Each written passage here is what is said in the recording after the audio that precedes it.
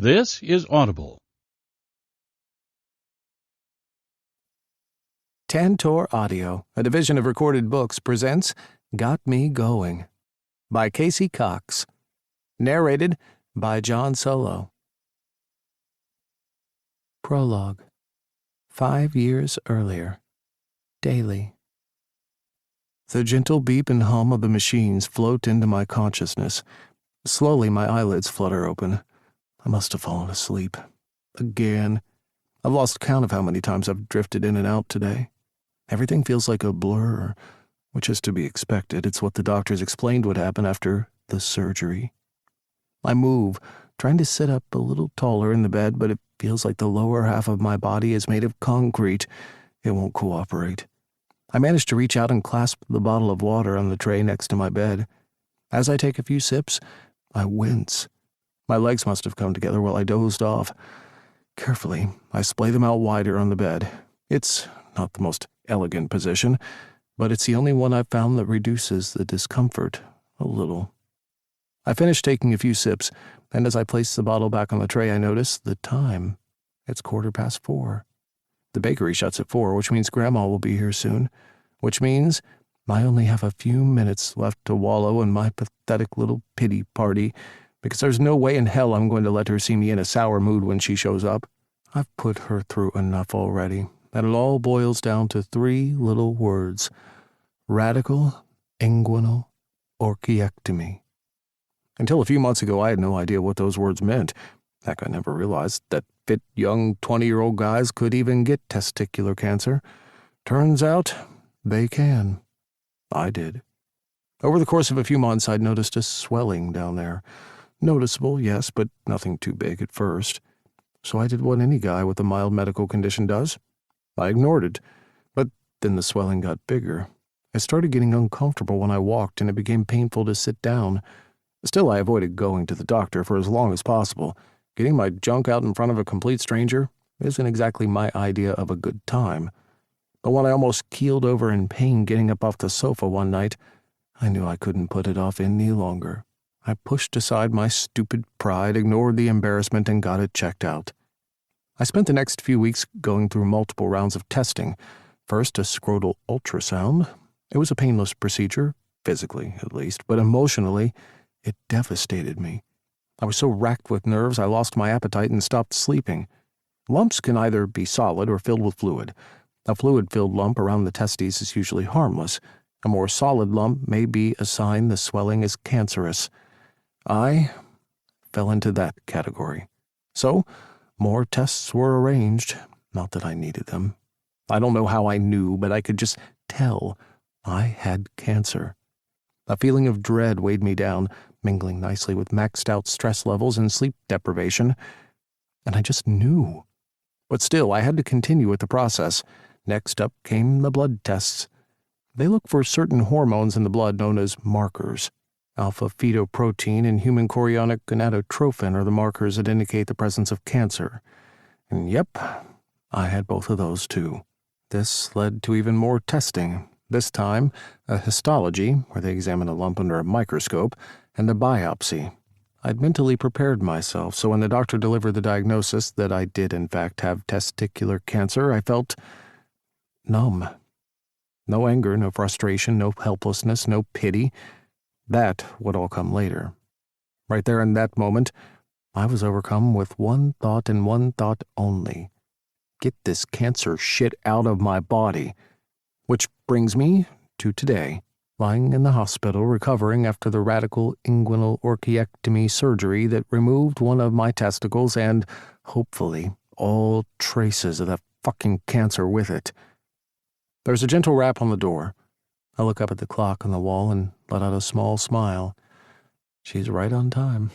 Grandma wanted to close her bakery today, but I insisted she didn't.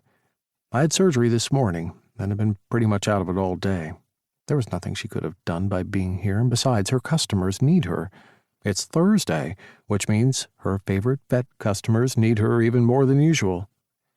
"Come in," I call out, fixing a smile on my face. I'm not in any severe pain, but there's a dull ache throbbing in my body. Apparently that's to be expected. The doctor informed me it can last up to 3 months post-op. I try not to think about that as the door swings open. I'm greeted by a familiar sight. Gray hair tied back neatly, and the friendly face and kind blue eyes of the one woman who's been there for me my whole life. The woman who took me in when my own parents kicked me out of home when I came out at 15. The woman I love more than anyone else in the world. The same woman who was walking toward me carrying a mini version of my favorite cake, pineapple, which she would have baked herself this morning, and singing softly, "Happy birthday to you. Happy birthday to you. Happy birthday, dear Daly. Happy birthday to you." She sneaks closer toward the bed, one hand protecting the single candle in the middle of the cake. "Now be quick, darling. I'm pretty sure bringing fire into a hospital room isn't allowed." I chuckle, then grimace as a jolt of pain stabs me in the groin. "You really shouldn't have, Grandma." She brings the cake right up to me. "Make a wish," she says with a warm smile. My first thought is a selfish one. I wish I was spending my 21st birthday literally anywhere else in the world but in a hospital bed. But no, that's not what I want this day to be about. Cancer may have marred this day, but I'm determined not to let it ruin my life. Instead, I close my eyes and make a wish for the one and only thing that really matters: being healthy. A few months ago, when Grandma asked me what I wanted for my birthday, I mentioned an Xbox game and a new pair of Nikes. Now all that shit seems stupid. I glance up at her. "Can I make 2 wishes?" "Of course, darling." So I do. On top of being healthy, I make a wish that one day I'm able to repay Grandma for everything she's done for me and, specifically, the medical costs she's covered. She might run one of the most successful bakeries in Brookhaven, but the medical bills I've incurred are no joke. I know they've taken a sizable chunk of her savings, and that's not fair. She's worked hard her whole life to earn that money and spend it as she pleases. I'm not going to let her have a shitty retirement just because I got cancer. I close my eyes and let out a determined breath. "That's the way," she congratulates once I blow the candle out. "Would you like a slice, darling?" She's already pre-cut the cake. As tempting as it looks, I haven't been able to hold anything down today. "I'd love to, but maybe a little later, if that's okay." "Of course." Grandma places a cake on the tray beside the bed and holds my hand. "How are you feeling?" "I'm okay." Her lips flatten and she raises an eyebrow. It's her signature look for when she wants me to open up to her. Works every single time. "It doesn't hurt, it's just uncomfortable," I explain. "That's why I'm lying like this." I motion down at my body. "You can lie however you like," she tells me, rubbing the top of my hand with her delicate fingers. "Now, is there anything I can do for you?" She smiles at me, I smile back. We stay like that for a few moments. It's a momentary reprieve from the shit show the past few months have been for both of us. I know this has really scared her, and I hate that she's so worried about me.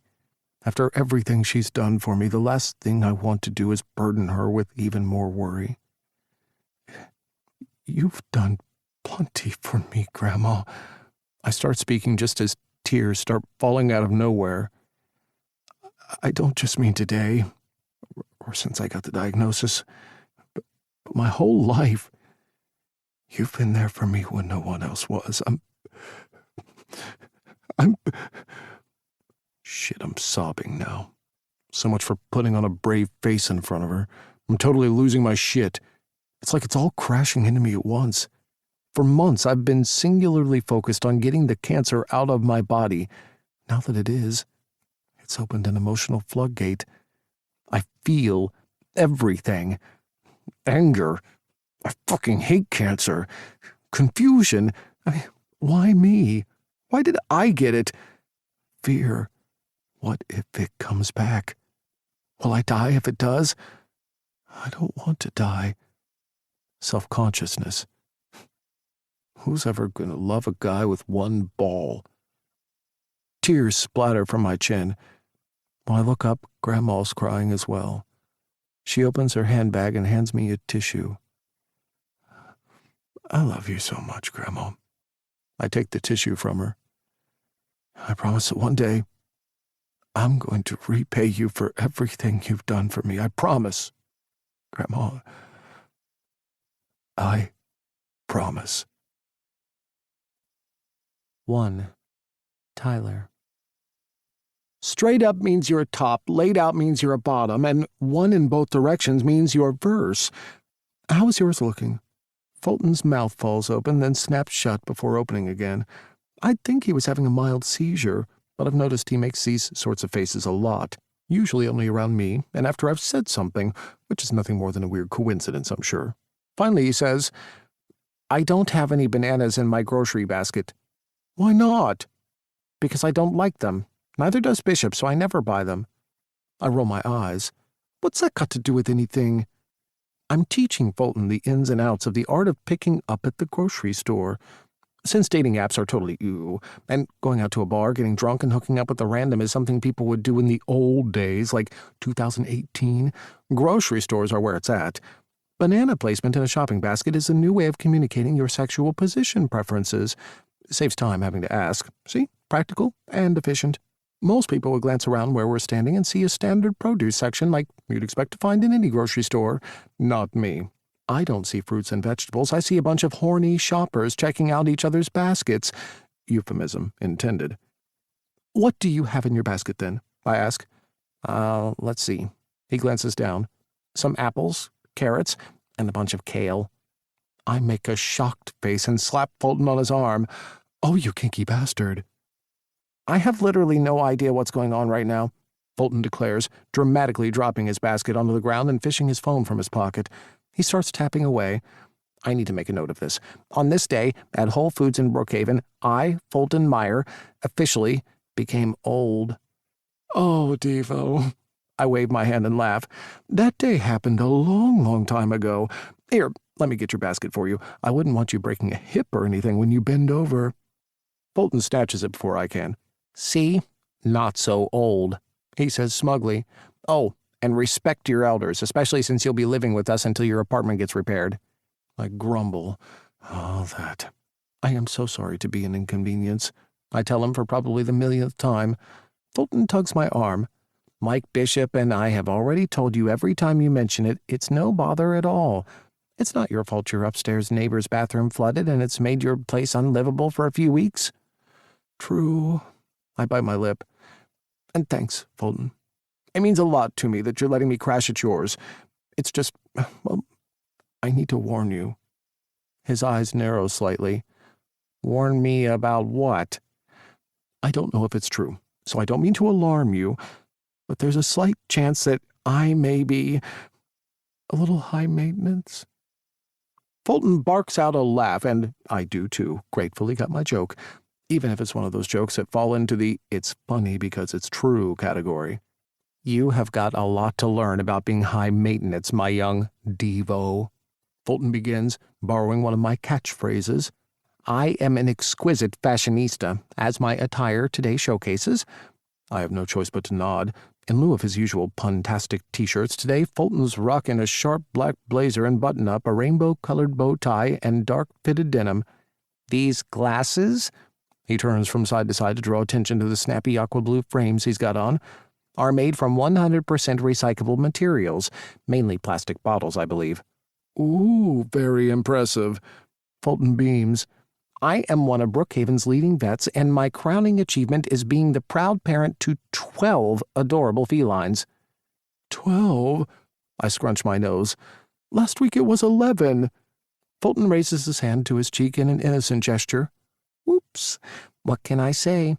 Our house is like kitty heaven, and Basil was so sick and so precious when she was dumped by some animal-abusing scumbag at Bishop's shelter.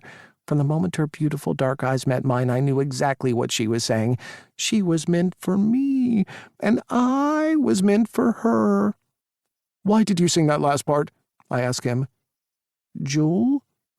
Are we playing a word association game? Geez, these Gen Xers, man, they're so hard to keep up with. Diamonds? I offer. What? What? He shakes his head. Forget it. What I'm trying to say is embrace who you are, Tyler. I've gotten to know you pretty well at work, and Bishop and I are looking forward to hanging out with you some more while you stay with us. And I'll repeat again, in case you need to hear it, that you are welcome to stay for as long as you need to. So just be yourself, because we love you for it. Now, see, most people would be touched by what Fulton just said. It was really lovely and sweet. There's no way he could possibly know the fireworks of emotions those words have set off inside me. I gotta grab Bishop some juice. Meet you back here? I smile as sincerely as I can manage as Fulton dashes away. Because, see, the truth is, being me, this extra version of me, is a lot of work. And honestly, despite my incredible, what some might even call jaw-dropping appearance, underneath it all, I'm really struggling.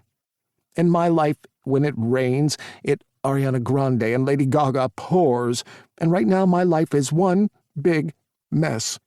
They say that bad luck comes in threes, and my apartment getting flooded when Mr. Granger fell asleep in his bathtub upstairs was number 3 on my bad luck shit list. In some ways, it's also the most minor of my problems since I have such great friends ready to offer me a place to stay. A much bigger issue is despite loving animals so much, I'm not coping with being a vet. At all. Even though I lucked out and scored a job with the best vet clinic in Virginia, possibly the U.S., frankly, straight out of vet school just over a year ago, the job is so much harder than I ever anticipated. I can't even begin to describe how much I love animals. I've been obsessed with them since I was a kid, for all their faults. That's one trait I'm happy to have gotten from my parents. Our house was always filled with animals, and since my older brother and sister weren't as enthusiastic about our pets as I was, I gladly stepped up and took care of them. I've known since forever that when I grew up I wanted to be a vet, and while there are some aspects of the job that I really love, no amount of training can ever prepare you for the feelings of helplessness and despair you face when you lose an animal on the operating table. Even though the logical part of me knows that it's a fact of life and part of the job, the emotional side of me drowns in waves of guilt and sadness. And when it happens over and over, it leaves me battered. I'm on the brink of not being able to recover from it anymore. But where does that leave me? What else can I do with my life? I can't imagine not working with animals, but I also don't know if my mental health can hack me staying and doing what I'm doing now. It's impossible. And then there's the biggest cherry on top of the shit show sundae that is my life, a secret so embarrassing I've only ever shared it with one other person, Chase. Despite being 3 months shy of 25, I, Tyler Morris, am a virgin. That's the part of the story I told Chase. I didn't tell him the reason why I'm still a virgin. I couldn't bring myself to do it. I've only ever told one other person. He was my best friend at the time. His reaction was horrible. It made the whole thing even worse. That's why he's now my ex-best friend. I guess that's why I go around acting a little extra confident, extra sassy, and extra boastful, so that no one suspects. I lace everything I say and do with a layer of humor, keeping the real me hidden underneath. It's partly an act, a mask I put on to keep people off the scent, like my virginity is a weakness that can be sniffed out. That's what it feels like it is to me. A deficiency, a sign that something's wrong with me. And it is, because what normal, almost 25-year-old still hasn't had sex, or had a boyfriend, or even managed to string together a couple of dates with the same guy? And it can all be traced to that one night when I was back in vet school. Damn it, why can't I move on from that? Why can't I leave the past in the past and just get laid like any normal red-blooded gay dude? With the huff. That's exactly what I decide to do. I need to move on. I can't keep wallowing in the past. I'm so fucking over it. I don't need to take my phone out to make a note, but on this day, in the produce section at Whole Foods, I, Tyler Morris, officially declare that I will lose my virginity sometime in the next 3 months. Because the only thing worse than being a 24-year-old virgin is being one at 25. What you thinking? Fulton asks when he returns. Oh, nothing. I lie. Really? Fulton looks like he doesn't believe me. Because it looked like you were deep in thought. Nope, just thinking about what to make for dinner tonight. That's the reason we're here, right? For us to get stuff so I can make you and Bishop dinner as thanks for letting me crash at yours. Fulton smiles. That's very nice of you, and we both appreciate it. Don't mention it. It's the least I can do. I glance around the store. Now tell me, where's the microwave aisle? The smile slides right off Fulton's face. The what now? The microwave aisle, I repeat. You know, where they have all the microwave dinners? You don't know how to cook? Devo, there are two things I use a microwave for, looking at the time and checking my reflection. I glance around the grocery store. And as for this place, I only ever get as far as the produce section. The rest of the store is a mystery to me. The type of shopping I normally like to do involves luxury labels like Prada and Gucci, not— I peer into his basket, scrunching my nose for dramatic effect when I utter the words, Florida's natural orange juice. So what do you eat at home, then? I get food delivered. But I really wanted to make you guys something homemade, something from the— I trail off as I circle my hand over my heart. That's so sweet of you? Huh. Funny how Fulton's words came out sounding like more of a question. I'm sure that wasn't intentional. I just need you to point me in the direction of the microwave aisle. Oh, and one more thing. When we get home, I'll have to get you to show me how to use the microwave. Fulton's eyes go so comically wide his glasses slip down his nose. He thumbs them back up as he slowly starts to say, You really don't know how to use it. You know what? Don't worry about it. Here's what we can do. Why don't I cook dinner and you grab dessert? Oh, okay, I say, secretly relieved I won't have to learn how to operate a microwave today. As long as you're sure. I am 100% positive, he replies cheekily with another one of my catchphrases. Pick whatever you like. Just remember, Bishop can't have gluten. Baked goods are right over there. Fulton points to the clearly marked baked goods section, but I barely notice, my thoughts immediately racing to a certain bakery near the clinic. More specifically, the sexy new owner of the bakery with a shaved head and piercing blue eyes that turn me into a stuttering pile of goo every Thursday when I walk in there with Gus. Are you okay? Fulton steps closer as if he's inspecting me. Yep, I'm fine. Fulton smirks. You're thinking about him again, aren't you? I feign ignorance. Thinking about who? A certain sexy shaved-head bakery owner, perhaps? So much for Gus keeping his mouth shut about my little crush, or whatever it is, on Daily. Oh, that guy. I didn't even realize he had a name. I drop my gaze to the floor, hiding behind humor like I always do whenever things get anywhere close to something real. Fulton immediately takes a step back, his tone doing a 180. Sorry, Tyler. I didn't mean to push your buttons like that. I was just messing around. No, you're fine. I mean, shit, I can't even speak about the guy when he's not around. Do you want to talk about it? Fulton probes gently. I'm still staring at the ground. I shake my head. No. It comes out quiet and about as weak as I'm feeling right now. The truth is, I don't know how I feel about Daly. All I know is that Thursday is my new favorite day of the week, and even though I can barely manage to choke out a few words around the guy, I'm drawn to him like a magnet. Pathetic, right? Fulton rubs my back. I'll grab supplies to make dinner. How about you find us a nice gluten-free cake? I appreciate him not dwelling on this, especially since I feel so stupid and embarrassed right now. Yeah, cool. I can do that. I look up. He throws me a friendly smile, and as I trudge to get some cake, I feel every bit like the 24-year-old disaster that I am. My mood is way improved the following morning. Why? Because I'm doing the thing I love most. Consults. For most vets, this part of the job is routine, kind of boring even, and sure, it can be both of those things, but I absolutely love it. I get to look after animals, administer shots, deal with minor ailments, do checkups, and there's very little risk of anything going wrong. unlike the operating theater where things can, and do, go horribly wrong sometimes. And unlike a lot of vets, I actually enjoy interacting with animal owners. Sure, sometimes they come in and can be a little rude or short with us, but that's usually because they're stressed out about what's wrong with their beloved pets. I can totally understand that. My job is as much to reassure them as it is to provide the highest level of care to their animal. Guess I'm a people person as much as I am an animal lover. First up, there's Hammy the mouse.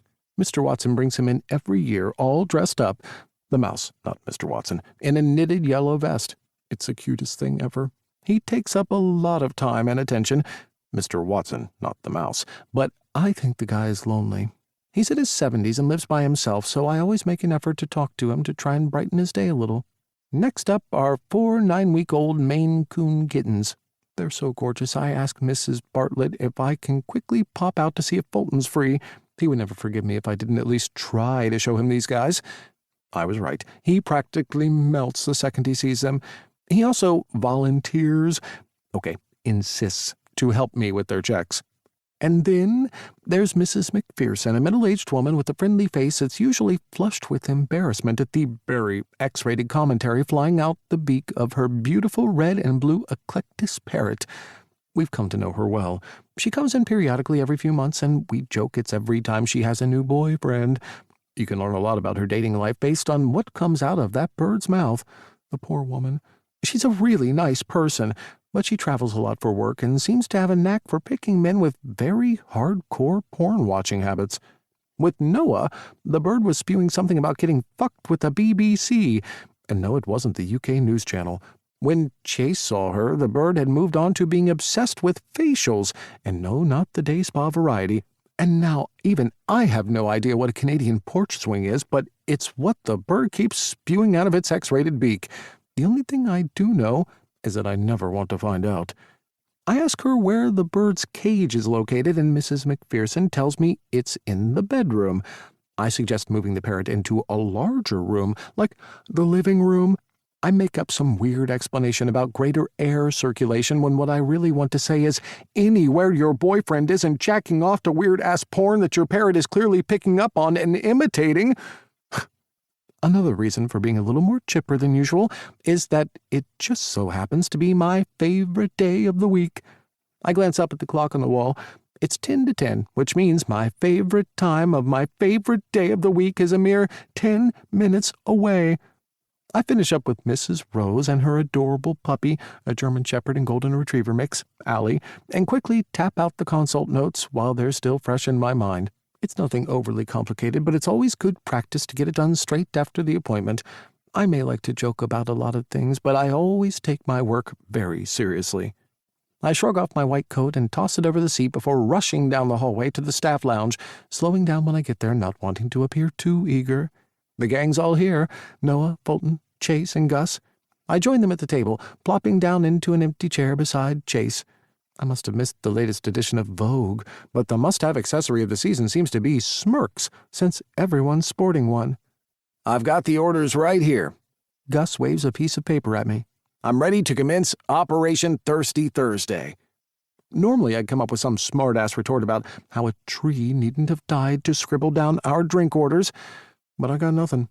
My brain is blank, my throat is dry, nerves itch under my skin, and I can feel a single bead of sweat roll down my back. I'm also excited as hell. Weird, huh?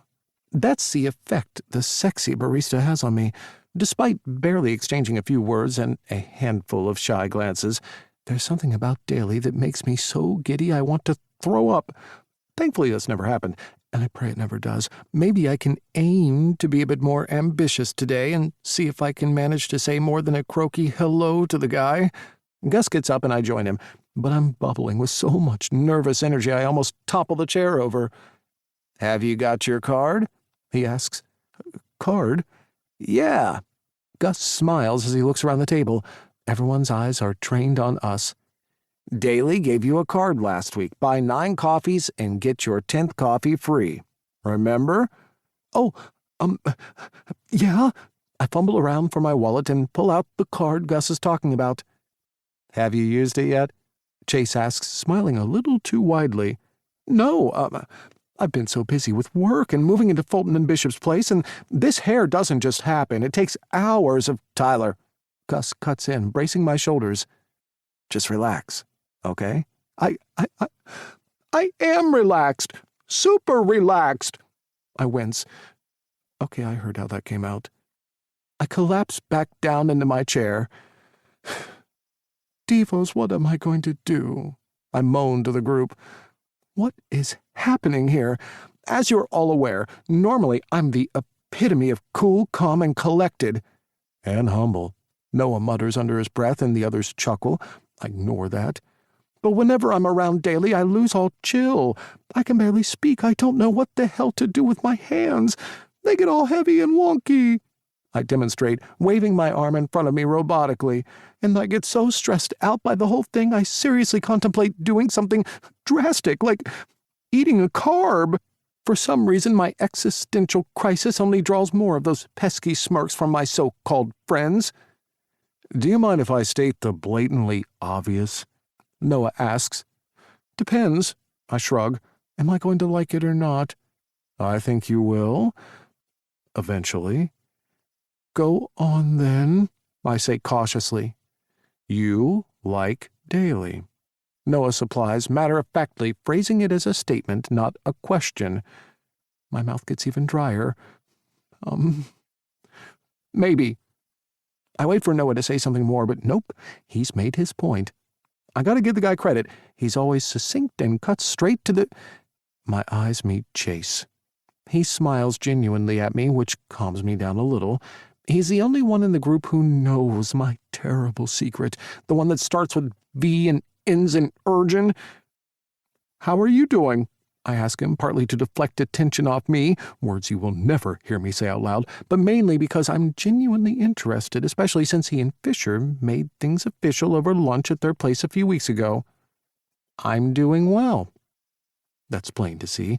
The guy is radiating joy, and I couldn't be happier for him. Chase has taken me under his wing these last few months. He's been there for me at my lowest lows, when work was getting too much. He's a steady presence in my life, and I feel really close to him.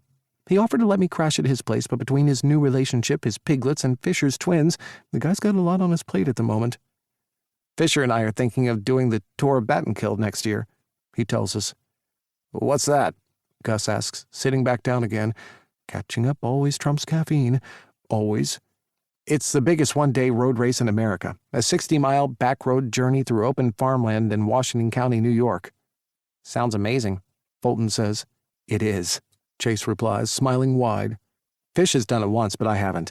I'm hoping we can kind of make it a thing. Our thing. Any chance for your new boyfriend to see you in Lycra, hey? I tease Chase, forcing myself to give the guys a serving of the sassiness they've come to expect from me. Chase shakes his head, smiling as he goes into more detail about the cycle.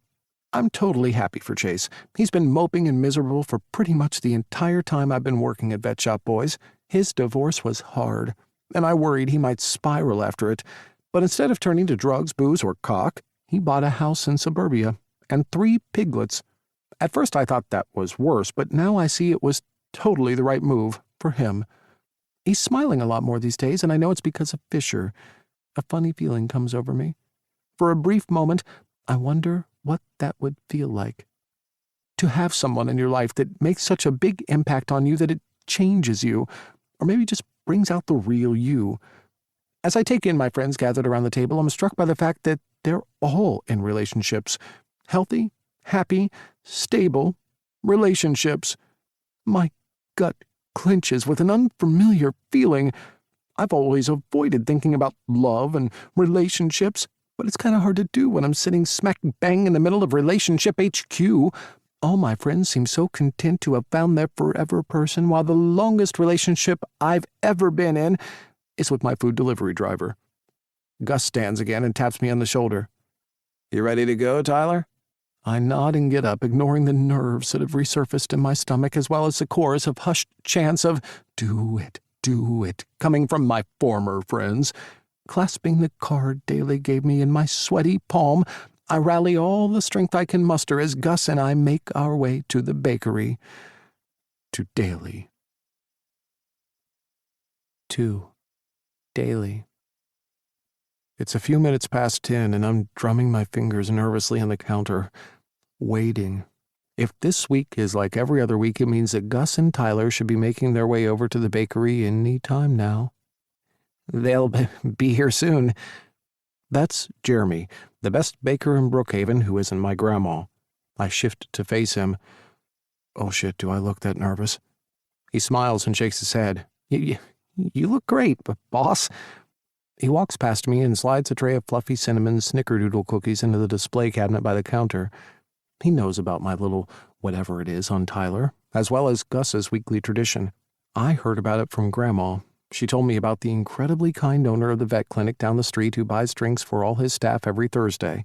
I chuckled when she called it Thirsty Thursday, but of course avoided answering her directly when she asked what was so funny. We may be close, but that's so not a conversation I wanted to have with her. I shuffle around anxiously, not really sure what to do with myself. All the display cabinets are filled with a variety of freshly made pastries Jeremy made at the crack of dawn today, and the morning rush, if you can call it that, is over. I took over the bakery from Grandma 6 months ago. I've been offering to do it for the last few years, ever since I finished college, but she was determined to work for as long as she could.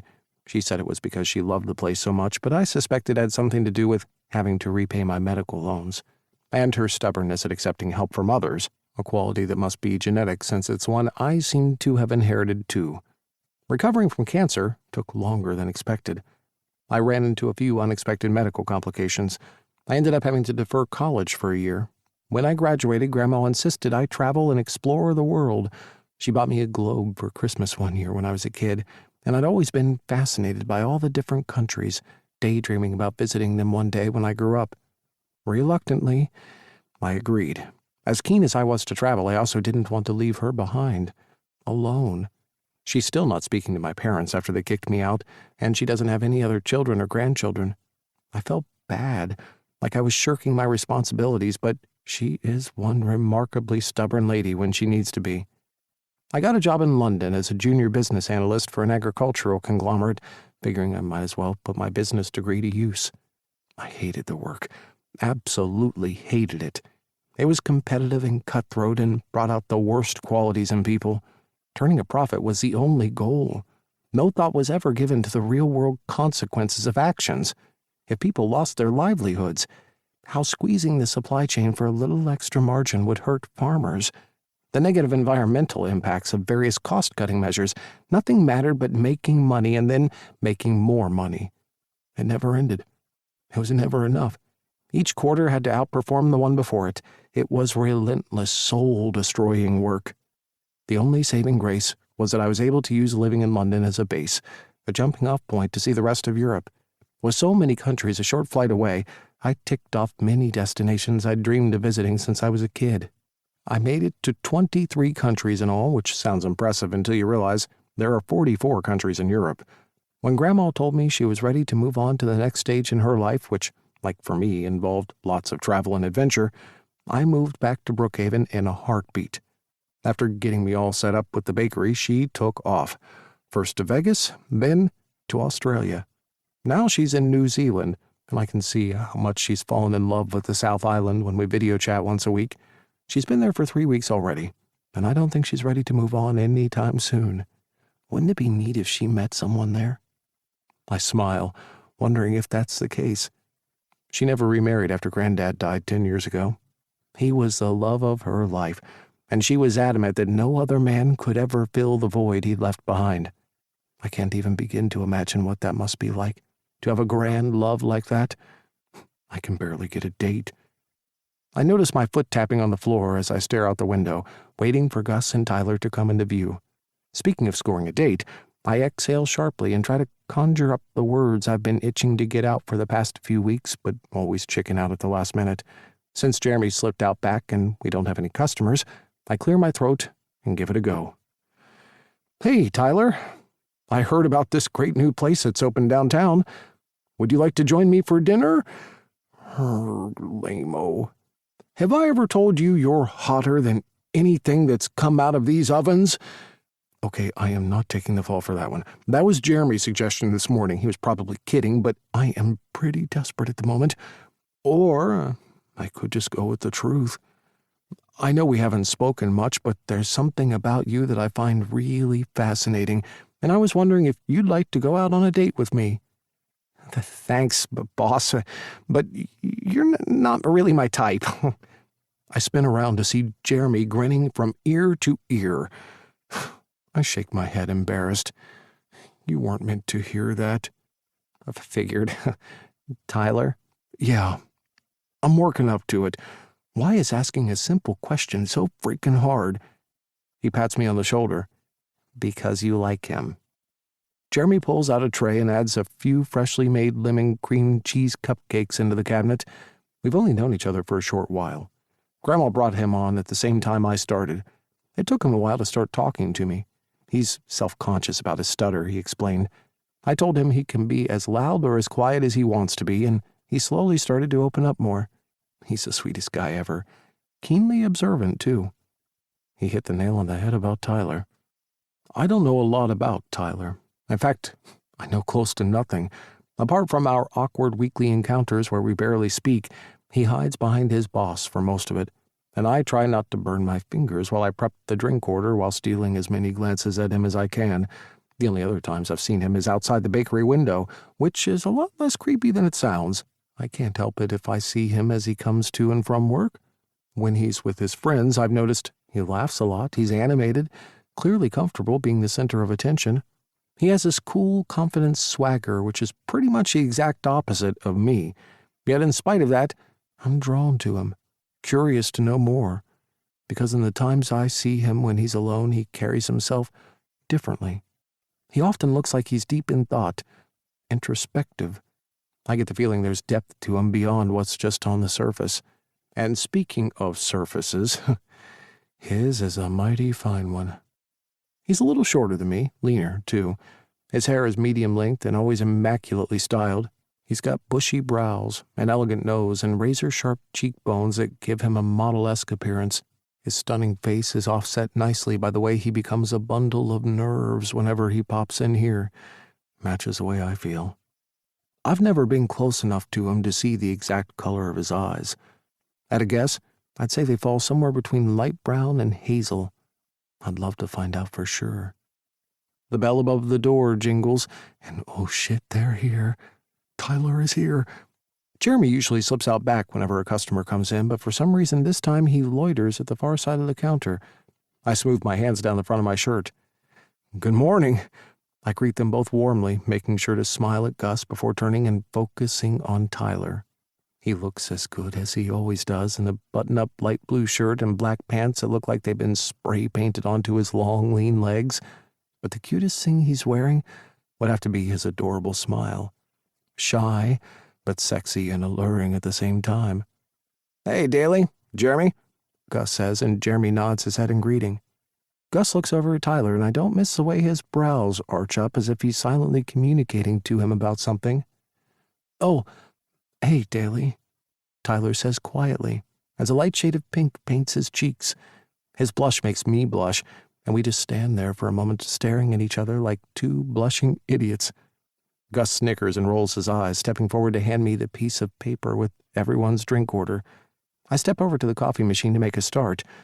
Jeremy busies himself cleaning the pristine countertop. Gus makes his usual friendly small talk while my eyes keep flicking over in Tyler's direction. I'm trying to listen to Gus, making all the polite, requisite listening sounds like uh-huh and mm-hmm, but really my mind's scrambling with how to take the big leap from awkwardly gawking at Tyler to working up the courage to ask him out on a date. He's so captivating, and I can't remember the last time I felt like such a bumbling idiot around someone. Truthfully, I haven't dated since the cancer. The only hookups I've had have been meaningless one-time things. Casual sex isn't really my thing, but I haven't had much choice in the matter. When cancer changes your body, it also changes the way people see you and respond to you. But there's something about Tyler that, I don't know, just hits differently. From the small glimpses I've caught of the guy, I'm intrigued. I want to learn more about him. "Really?" Gus asks, a surprised expression on his face. Shit, I wasn't paying attention. What was he saying? And what did I just respond with? Sounds great to... whatever it is. Jeremy stifles a laugh, covering his mouth behind his hand.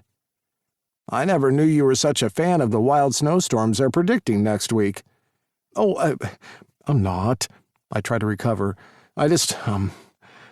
Great, how do I get myself out of this one? I drum my fingers along the counter. I like snow. Oh, God, I did not just say that, did I? Keep your mouth shut, Daly. Do not utter another single word. Although, is it even possible to make this any worse? It's really white. And that answers that question. Shit. The only saving grace is that while Gus is looking at me like I've lost my mind and Jeremy's practically choking in an attempt not to laugh out loud, Tyler's aiming the sweetest smile my way. And then he takes a deep, fortifying breath and steps closer to the counter. His eyes drift to mine. With the way the light hits him, I can see their two pools of hazel, a perfect swirl of green and light brown. Hey, he says. My throat constricts, but I manage to give a relatively normal-sounding, hey, back. He reaches into his pockets and pulls out a card. I recognize it immediately. It's the one I gave him last week in the hopes that it'd entice him back to the bakery and give me another chance to strike up the courage to ask him out. He hasn't been back, and I thought he might have thrown it away. I'm glad he hasn't. Tyler looks over at Gus, who for some reason has moved away from us and is staring at something out the window. Jeremy's averting his gaze, too. Tyler's eyes shift between the card and me. He does this a few times, stumbling over his words in the process. Finally, he gets them out. Well, he gets words out. I'm not sure if they're the ones he intended, though. I'm here to get my hole punched. His eyes widen in sheer horror as he realizes what he's just said. He clasps his hand over his mouth. Oh, holy mother of shit. Gus and Jeremy both spin around at the same time, their faces set to the same shocked expression mine is. I'm here to get my ass stamped. Tyler smacks the side of his face. Fuck! My pass. The card. This goddamn card. He smacks it onto the counter. I'm here to get this piece of paper thingy stamped. Okay. I don't even get the word out. Tyler turns on his heel and bolts out of the bakery like his ass is on fire. My brain snaps into gear. No, I am not letting him get away, not this time. Tyler, wait up! I follow him out, speeding past Gus and missing whatever he's saying about the milk boiling over or something equally unimportant. It's a cold mid-February morning, but I don't feel the cold air hitting my face. I reach Tyler and grab his shoulder. He turns around slowly, still looking as mortified as he did a few moments ago. I'm an idiot, he says at the same time as I open my mouth and blurt out, I think you're really cute. I shake my head. Sorry, I missed that. What did you say? Forget about it. He waves his hand between us. What you said sounded much more interesting. I chuckle, shoving my hands into my pockets and getting all stupidly shy again. Well, I just, If it's so damn cold out, why do my cheeks feel like they're burning? Finally, I decide to just get it out. I'll embarrass myself, look like the world's biggest idiot when he rejects me, and then I can slump my sorry ass back inside and pretend it never happened. Look, I'm just going to be honest here. I like you, Tyler. I look forward to seeing you when you come over with Gus for his Thirsty Thursday thing. It's kind of become the highlight of my week. I gave you that card because I hoped you'd come back to the bakery by yourself to get a coffee and to see me. I'm rambling. Great. I shuffle, adjusting my weight from foot to foot. So, I'm wondering if you'd like to go on a date with me? Or at least that's what I wanted to say, wished I did say, but as always, I chicken out at the very last second. The words die in the back of my throat, and what I actually say is much more pathetic. So, I'm wondering if you want to come by sometime for that coffee? My heart races in my chest, but I can't figure out whether it's because I'm frustrated with myself for not asking the question I meant to, or whether I'm anxious Tyler will knock me back. He fights back a smile as he replies, Coffee, eh? That sounds like it might be doable. Then he adds, So, my whole pretend to be tongue-tied, then make a complete fool out of myself routine back there worked. I grin. Oh, totally. But I think the build-up over the past few months where we barely exchanged more than a few words was the icing on the cake that really helped you pull it off. He throws his head back and laughs. It's a loud sound, one that draws the attention of the few people on the sidewalk, but Tyler seems to give zero fucks. This is it. This is the side of him I see when he's with his friends. It's the first time he's let his guard down around me, and I really like it. He still hasn't answered my coffee question, though. "Sure, I'd love to," he says, as if he's having the same realization as me. "I'm working heaps at the moment, so I'll be sure to drop by someday. Soon." My insides warm up even as I shiver in the cold. That sounds great. We stare at each other for a few moments, then I say, "I better go. I kind of ran out of there mid-order. I'll come back with you." Sweet. I hold the door open and let Tyler go in first. I take in the scent of his cologne. It's strong, bordering on overpowering, which normally I don't like, but there's something else to the sweet citrus fragrance which works well on him. We step inside to find Jeremy and Gus frazzled behind the counter, comically running around the coffee machine that's making all sorts of unhappy noises, steam billowing out of it like it's about to explode. I watch him for a second or two, Gus grumbling something under his breath while Jeremy scurries around the machine, desperately pressing buttons and turning down levers, but my eyes find their way back to Tyler. He's looking at me, too, and when he smiles, my heart melts into a puddle.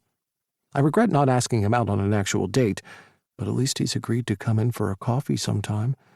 That's a partial victory. I've got a feeling Tyler's a really special person, and I'm building up to it. One day, I'll work up the courage to ask him out properly. 3. Tyler. He asked me to have coffee, and holy McMoley with a side of crispy fries, it was everything. Okay, I'm going to quit it with the one-word sentences now. I'm pretty sure it drove Fulton and Bishop mad last night when I spent the whole evening recounting every last detail of my encounter with Daly, often in one-word sentences. For a minute there, I thought Daly was going to ask me out on a date and not for coffee. Maybe he was, until I ruined everything with my hole punch faux pas, which I never want to think about again. Or maybe he's the type of guy who likes to take it slow. I really hope it's that, because I need to take it slow. I'm the reigning world champion of blowing first dates, and unfortunately, no, that's not an oral sex reference. The few dates I've been on have never gone well. Before the incident, I was kind of okay, but ever since I go way overboard. I almost don't blame the guys for never calling me back. I just can't find a way to settle into a groove, into who I am. It's bad. I become someone even I wouldn't date. But for some reason, a coffee invitation from Daly feels absolutely right. So did the way he ran after me when I bolted out of the bakery. I may not have a lot of experience with these sorts of things, but that was romantic as hell. Speaking of, I come to a stop outside the bakery's front window, watching as Daly carefully slides a tray of pastries onto the shelf. His tongue darts out between his lips, wedging itself in the top right corner of his mouth. It's a sweet contrast to his otherwise rugged handsomeness. He's taller than me, broader too, especially in the chest and shoulders, evidenced by the way the cotton of his white t-shirt is stretched to maximum capacity. He's got a good-shaped head, somewhere between round and squarish, so he can pull off the Vin Diesel shaved look. But it's his wide smile and blue eyes combo, especially the way his smile ignites his eyes, that really gets my heart racing, amongst other body parts. A wide grin lands on his lips when he notices me standing there gawking at him like an idiot. I give him a little wave. He motions for me to come in. "I'm late. Sorry," I mouth. He flashes me a smile. It's big and warm and makes his blue eyes sparkle like the ocean. "No problem," he mouths back. "Later?" I nod. Oh yeah, I'll definitely be back later. I hurry along because I actually am running late for work. Even though my first consult isn't for another 15 minutes, I like to take my time getting ready, as well as doing the social rounds to greet everyone and catch up on all the latest goss, of course. Outside of work, I don't actually have that many friends. I'm self-aware enough to understand how I come across. Most people don't get that most of the stuff that flies out of my mouth is laced with humor. I'm loud, proud, and give zero fucks about what anyone else thinks. That's a lot for people to handle, including my family. Growing up, they hated me. Still do, unfortunately. We're not close. Even though my parents aren't religious, they are what they themselves define as traditional, which means my behavior, my mannerisms, even the way I talked was labeled as too out there and not acceptable. My brother would taunt me, calling me a fag. My sister would join in, telling me she was the girl in the family, not me. My parents never stepped in. Maybe they thought a bit of bullying would help make me more traditional. When I was 14 and really started to express myself, usually through colorful and experimental fashion choices and by taking an interest in music, Dad gave me an ultimatum: tone it down or get thrown out of home. So I toned it down. He made a point of telling me that they didn't have a problem with me being gay. They just didn't want me being that type of gay. So until I was old enough to leave home, I suppressed who I was. I watched not only what I said, but how I said it. I controlled my behavior. I started wearing only black. I cut out listening to music entirely. Even stupid things like hand actions I kept at bay. Basically any gay stereotype you can imagine my family hated. Too bad for me that a lot of those stereotypes are baked into who I am. I do speak with my hands. I laugh loudly. I like taking time to style my hair and look after my appearance. I love music and dancing. And now that I'm an adult, standing on my own 2 feet, no one's going to tell me what I can or cannot do ever again. If that means I get rejected, then so be it. I know who I am. I fought hard to be true to myself. If someone has a problem with that, that's exactly what it is. Their problem. I've really never fit in anywhere, and it's taken me years to unrepress myself and get to where I am today. Truly, 100% unapologetically, me. I lucked out big time scoring my first job post-grad at Vet Shop Boys. From the moment I sat down for my interview with Gus, I immediately felt at ease. When he called to tell me I got the job, I may or may not have screamed so loudly it caused him to spill his drink all over himself. Luckily, it was water and not anything that could have scalded him. In the year and a bit that I've worked at the clinic, I can honestly say I feel like I've found my tribe. They're my people. They don't just get me, a super rare occurrence on its own, but they celebrate me too. All my quirks, my weird sense of humor, my sassiness. It feels incredible. It's everything I always wanted and never got from my own family.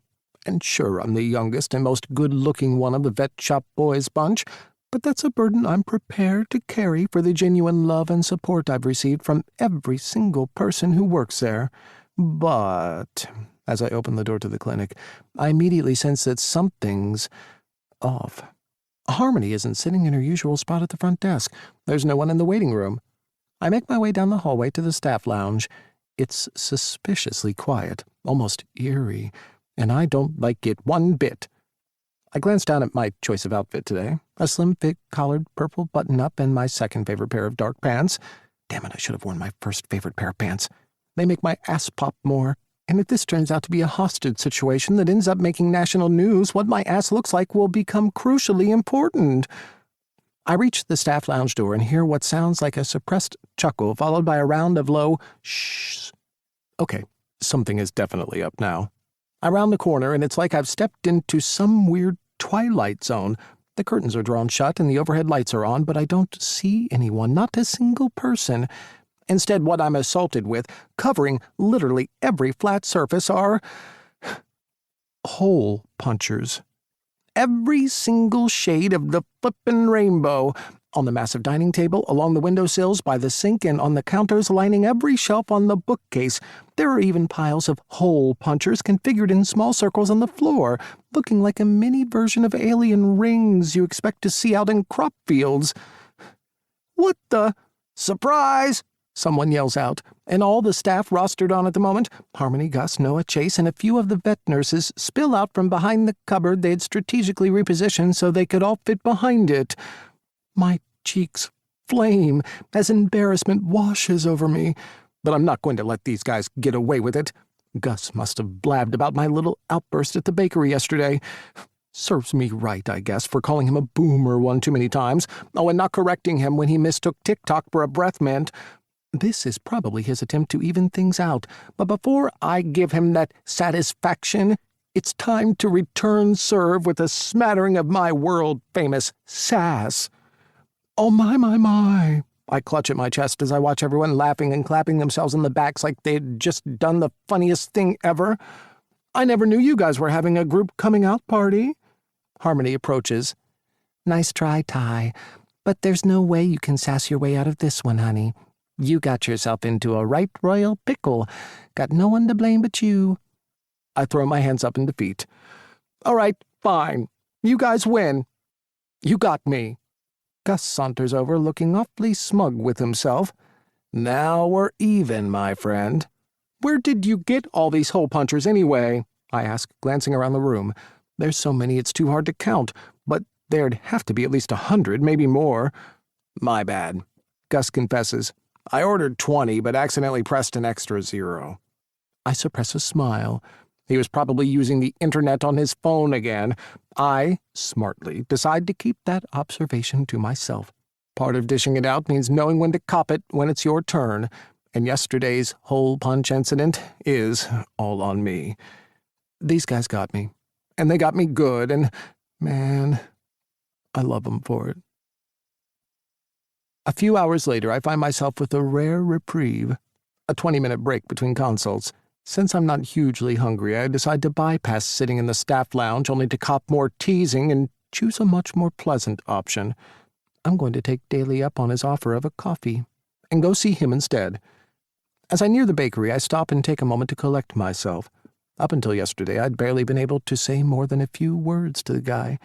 And then when I did open my mouth, it didn't exactly turn out that great for me, as I'm reminded everywhere I look in the clinic, because of course the gang found time to fill every single consult room with hole punchers.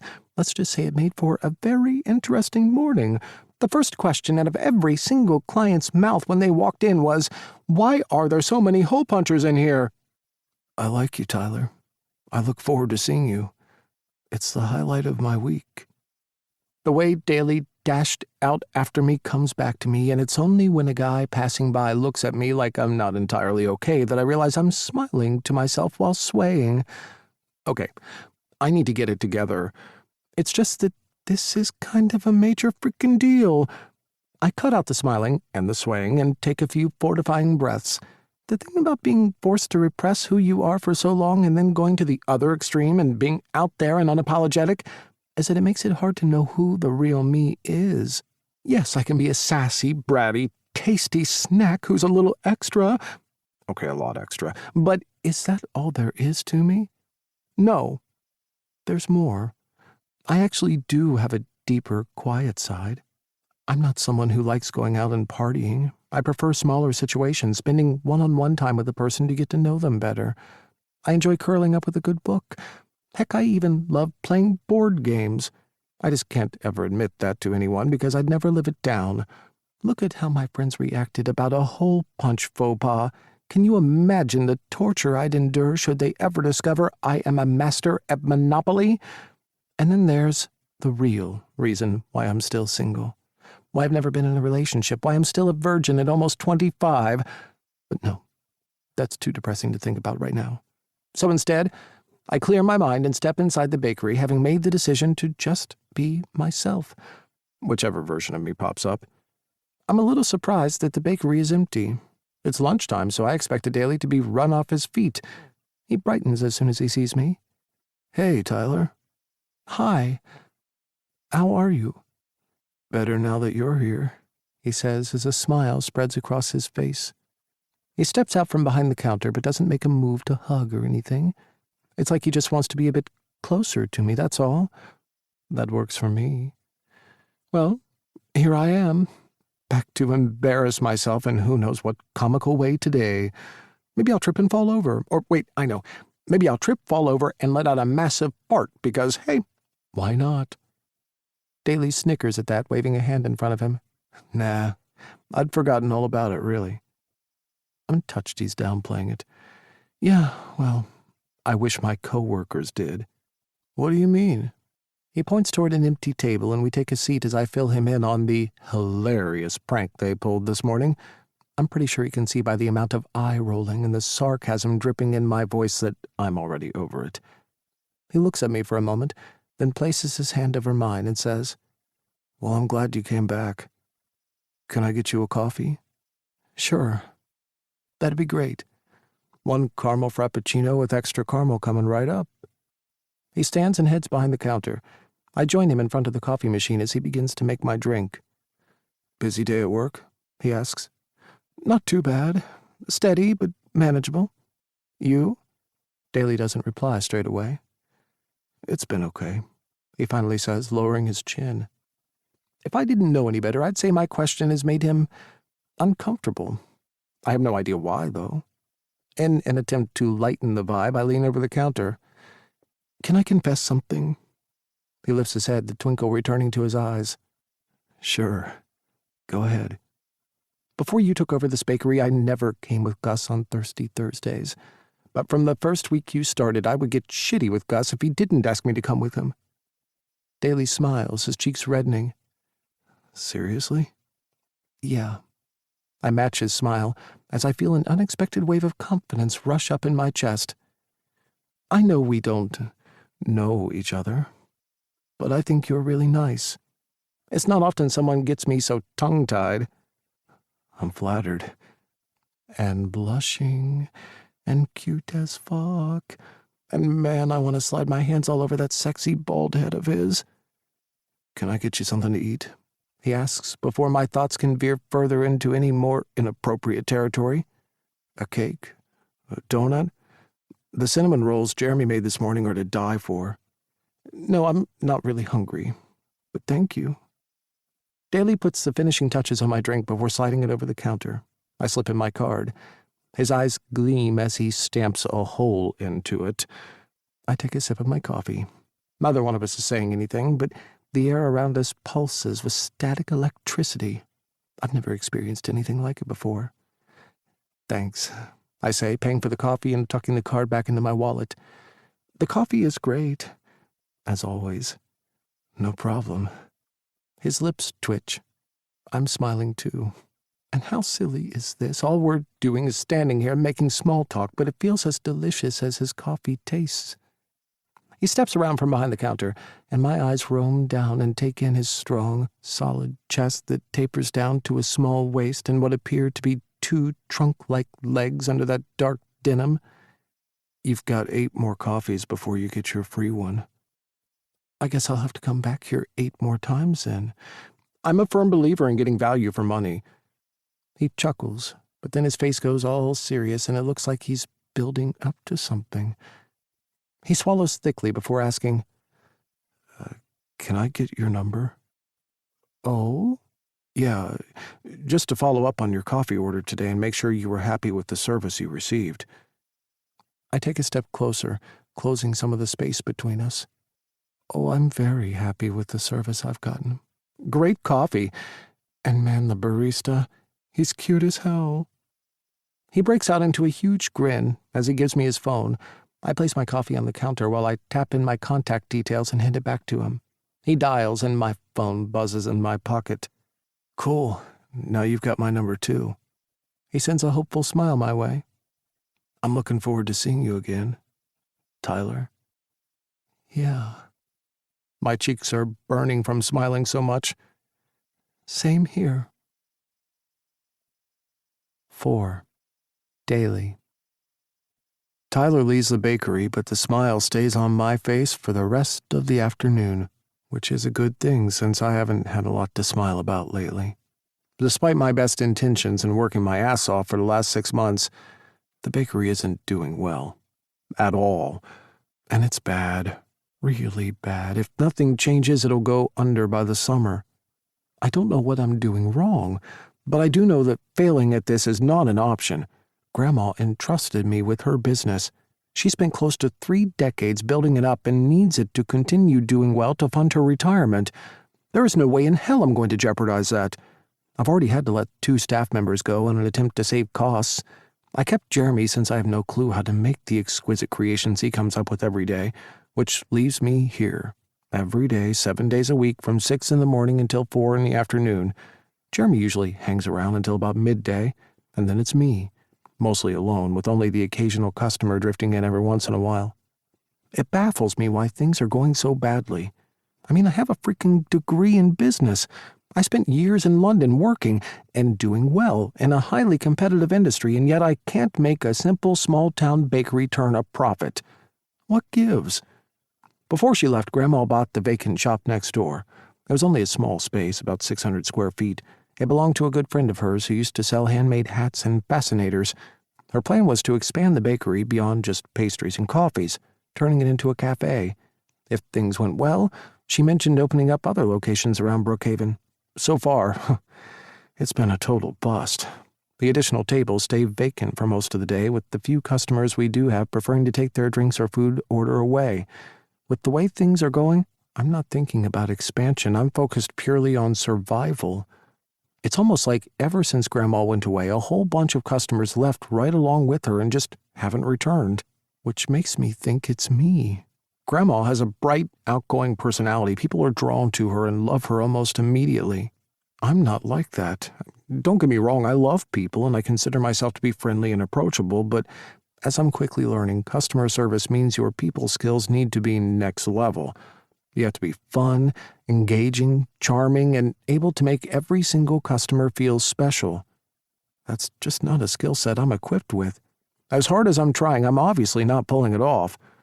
Trying to attract new customers isn't working either, despite my best efforts. I've updated the website.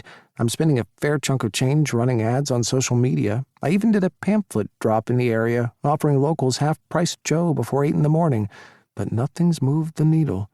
The business is losing money, and it can't keep going on like this. Tyler popping in at lunchtime was the lone bright spot in an otherwise quiet and anxiety-inducing day. I watched through the window as he walked by at the end of his shift at 3. He gave me another wave, smiling as he did it. It gave me a funny, swooping feeling low in my belly, like when you drive over a sharp hill too quickly. I'm sure it might seem silly to some, but I like how we're doing this, taking our time, one baby step after the other. It works for me, and I get the sense Tyler likes it too. Besides, I'm not ready to get into anything serious right now. I have a bakery I need to keep afloat.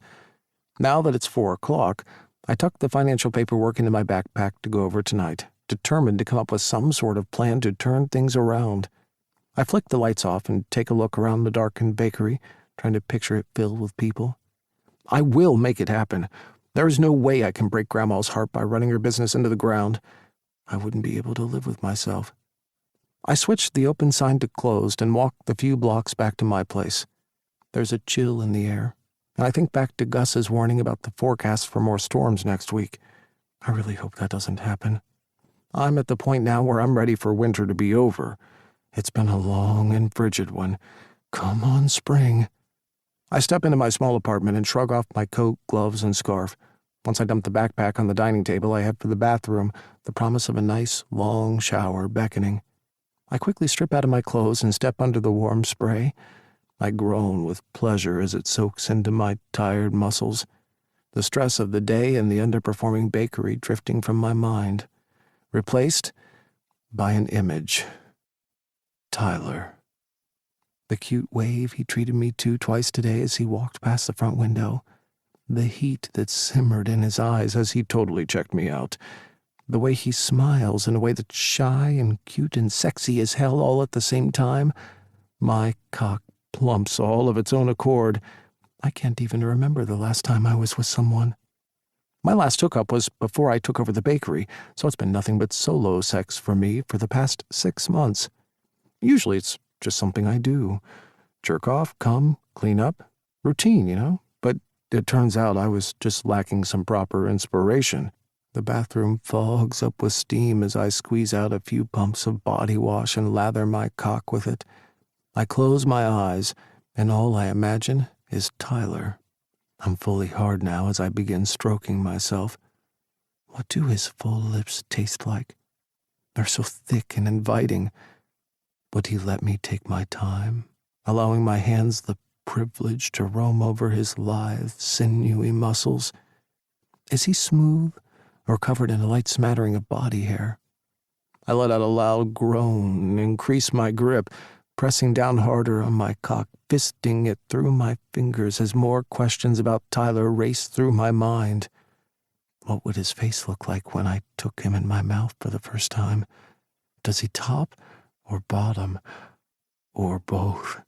Would he cry out in pleasure when I made him come, or would he tremble and moan out my name softly?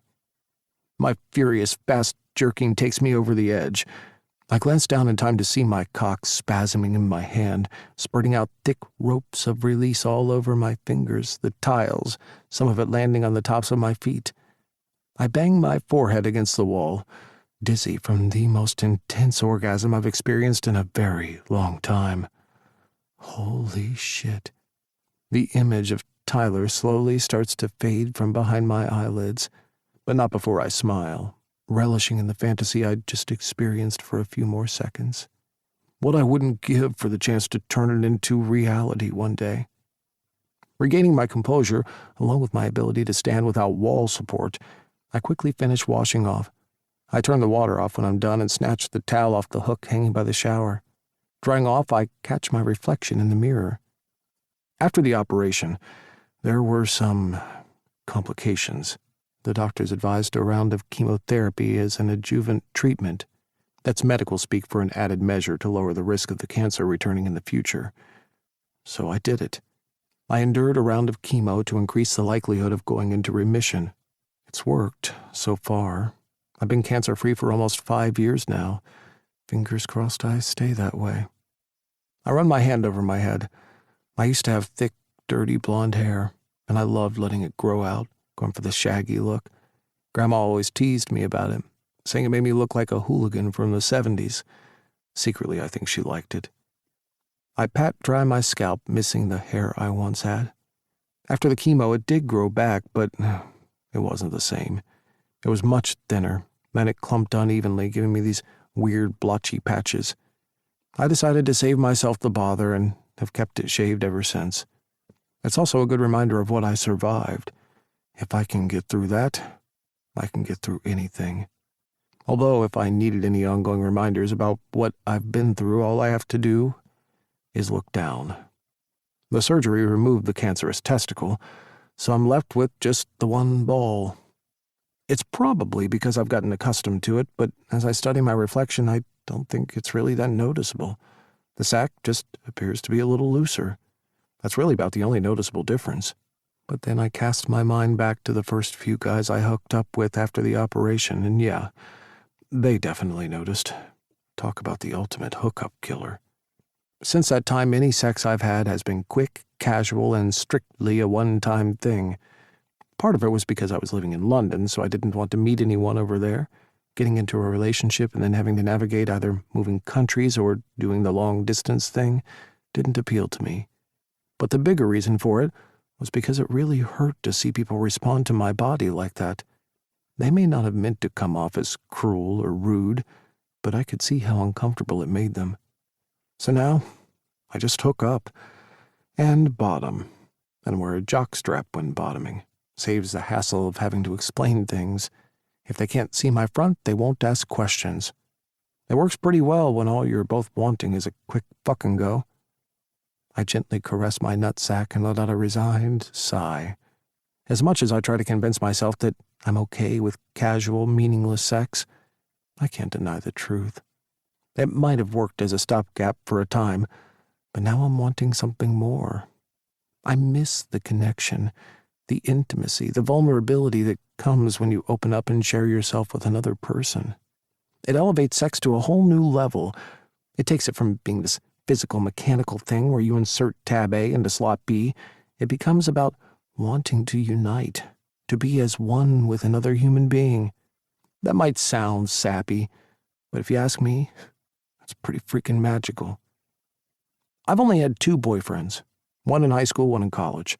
Even though both relationships fizzled out after a few months, at the time, when I thought I was in love with them, the sex was so much better.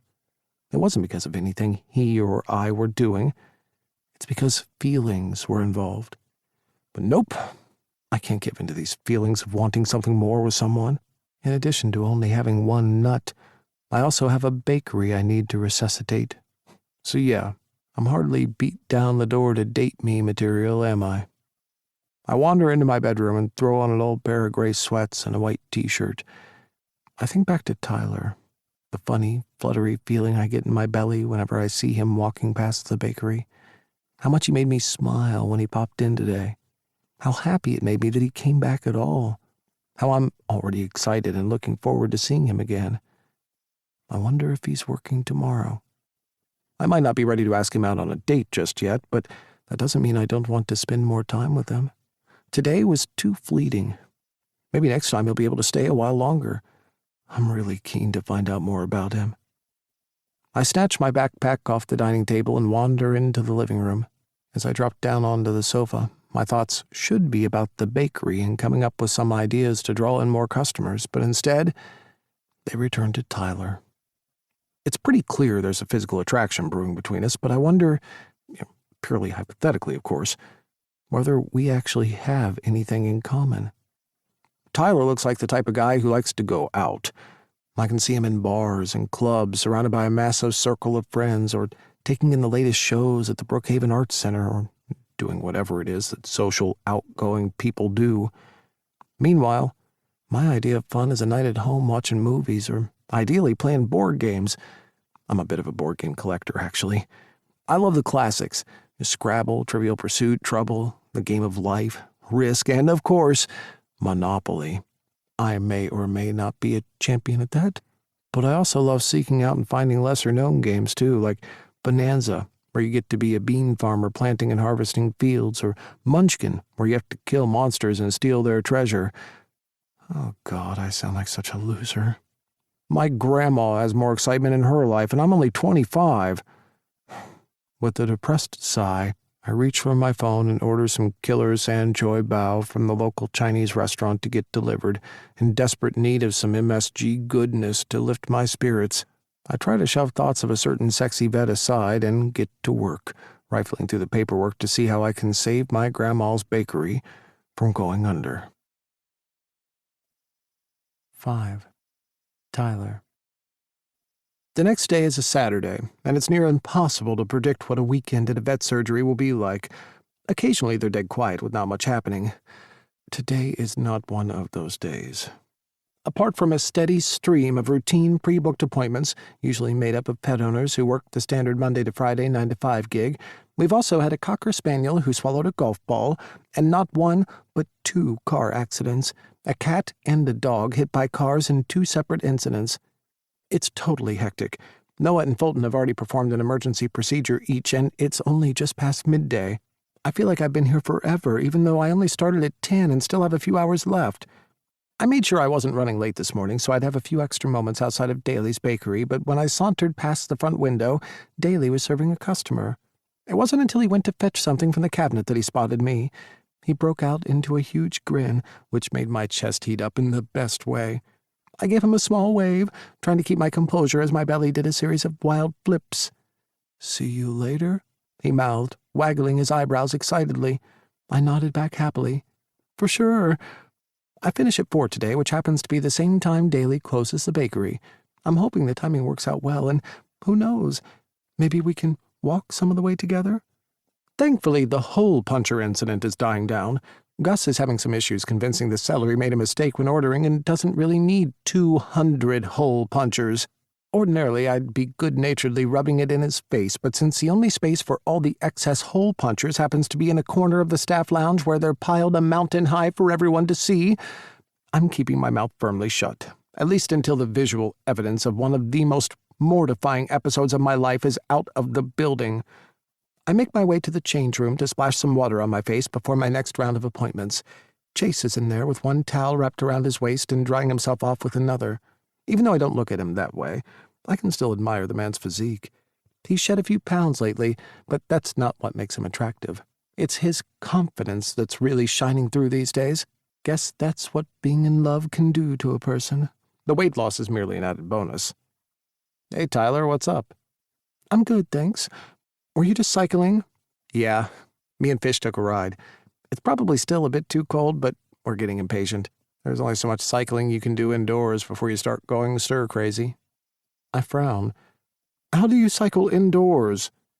"There are special bike stands you can buy. They lift the bike off the floor." "Ah, very cool." I walk over to the mirror and start adjusting my hair. It's on the cusp of getting too long. "And do you and Fish still wear Lycra when you cycle at home?" Chase laughs, leaning in closer to whisper into my ear even though there's no one else around. "Nah, we saved that for—" Okay. I wriggle out of his grip. Don't need that visual in my head, thank you very much. He moves over to his locker and starts getting dressed. How are things going with you and Daly? He asks over his shoulder. Have any holes been punched yet? I groan. I'm never going to live that down, am I? Yeah, you will, Chase responds. Just not until the end of the year. Next year. But seriously, Chase brings his socks and shoes over to the wooden bench in the middle of the room. Any progress? On which front? I sit down beside him. With Daly or with my virginity? Are they one and the same? I shake my head adamantly. Nope. With Daly, I like him, but we're taking it slow, which is actually kind of cool, especially since he's the one leading the way. I like that. But with my virginity, I am fast-tracking that shit. I made a promise to myself. A promise? Yep. Well, more like a pre-planned birthday wish, really. I cast my mind back to the produce section of Whole Foods. I turned 25 in less than 3 months. I am not going to be a 25-year-old virgin. I lower my voice for that last part, just in case someone chooses that precise moment to walk in. Okay, whatever you say. Chase finishes tying up his boots and gets up. What's that supposed to mean? You know, I recall having a conversation with someone about timing when I was considering dating Fisher. They even placed a call to God and made a big song and dance about it. I snicker, remembering the time Chase, Gus, and I went to the bar to talk things out. He sounds like a very good-looking guy. Chase shakes his head, laughing. He does happen to be a good-looking guy. But more importantly, he's a good-hearted guy. And if you're not ready for sex, you're not ready. And that's okay. There's no need to rush things. And if you are ready for a relationship, then go for it. And if the slow and steady approach works for you both, then that's awesome. Take as much time as you need. And... His voice trails off. I arch a brow. And what? Chase places all his stuff into a locker and starts putting on his white overcoat. And what if the guy you're enjoying getting to know slowly turns out to be the guy you end up being with intimately? Chase's words are like a slap to the face. As much as I've been crushing on Daly, I've always assumed I'd rid myself of my virginity before being with him. I never entertained the idea that he'd be the one I'd lose my virginity to. But now that I'm actually considering it, it feels good. That's crazy. I wave my hand at Chase. It's not going to happen. He shrugs. Why not?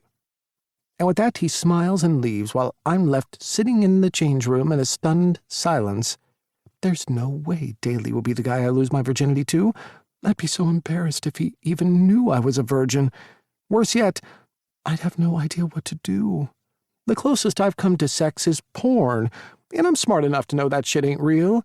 It's a fun fantasy, but it's no tutorial, no. I need to know what I'm doing before I do it with Daly, or do it to Daly, or get him to do it to me. See, I am totally unprepared for this. The next few hours fly by in a blur with a constant, steady stream of consults. I'm hanging out with Harmony at the front desk with an hour left of my shift when a frantic owner bursts through the door and cries out, "Help me, please! Fussy can't breathe! She's choking!" She practically throws her cat at me, and she's right. The poor thing is in a state of extreme dyspnea, which is the official term for difficult or labored breathing. I rush with the cat in my arms and the owner close behind me into the closest available consult room to try and establish what the cause is. As my mind scrambles, looking for an obvious cause, like an obstruction in the airways, I'm also freaking out because I know no one else is free. If Fuzzy needs an emergency operation, I'll be the one to have to do it. As it turns out, that's exactly what's needed. Harmony's called in a nurse to assist and prep the operating theater while she tries to calm the owner down, offering her a glass of water in the waiting room. Surgery is so full on. You literally have an animal's life in your hands. The pressure of that is enormous. One wrong decision, one seemingly minor slip, and an animal stops living. Because of me. That's a massive weight to bear. After the nurse and I both do our very best, the heart machine signal goes flat, the low buzzing beep sound stretching out, bleeding into my ear until it's the only thing I hear. I glance down at Fuzzy, lying lifeless on the table. Oh, God. I clench my eyes shut, but it only makes the sound of the machine ring louder. I can't breathe. I can't breathe. My head drops back, forcing my mouth open, and I suck in a few breaths of air. Sensing my rising panic, the vet nurse steps in and tells me she'll take over.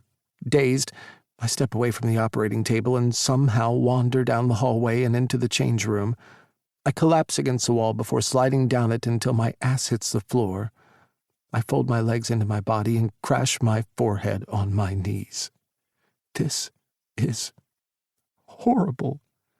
The pain and shock of the surgery sets off a tsunami of emotions. Tears cascade out of me.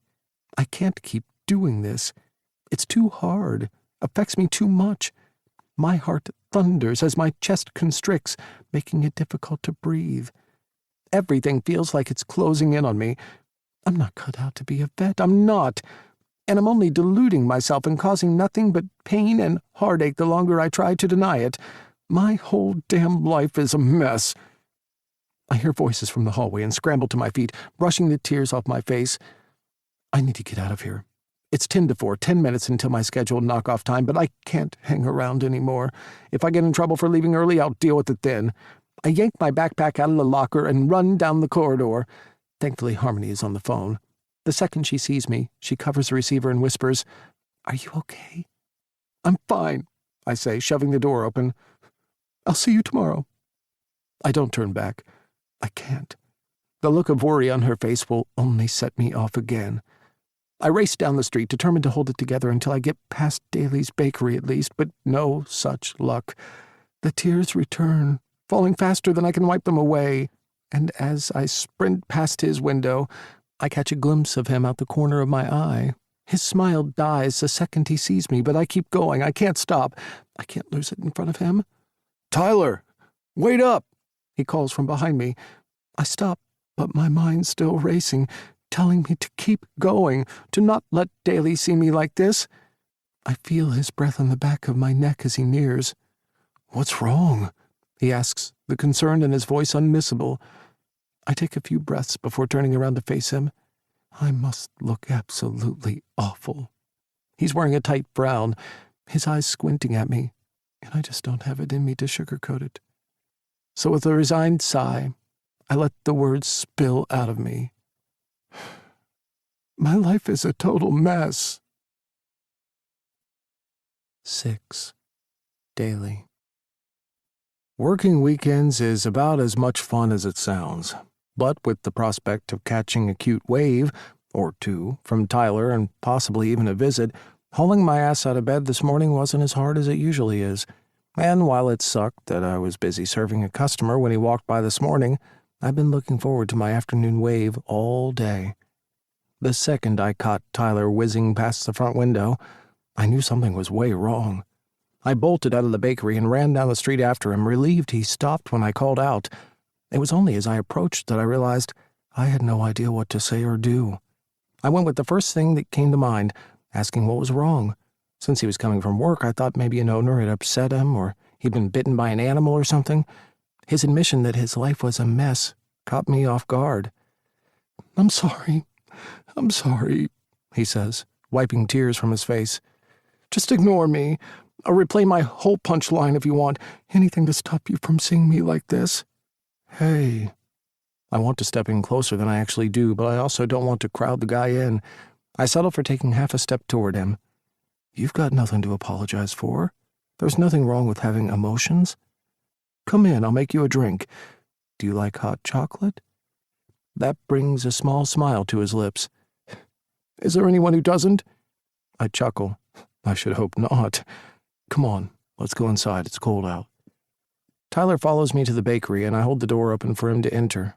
He takes a seat at the table nearest the counter as I slip around it to make him his drink. Quiet time? He asks, looking around the completely empty place. Yeah.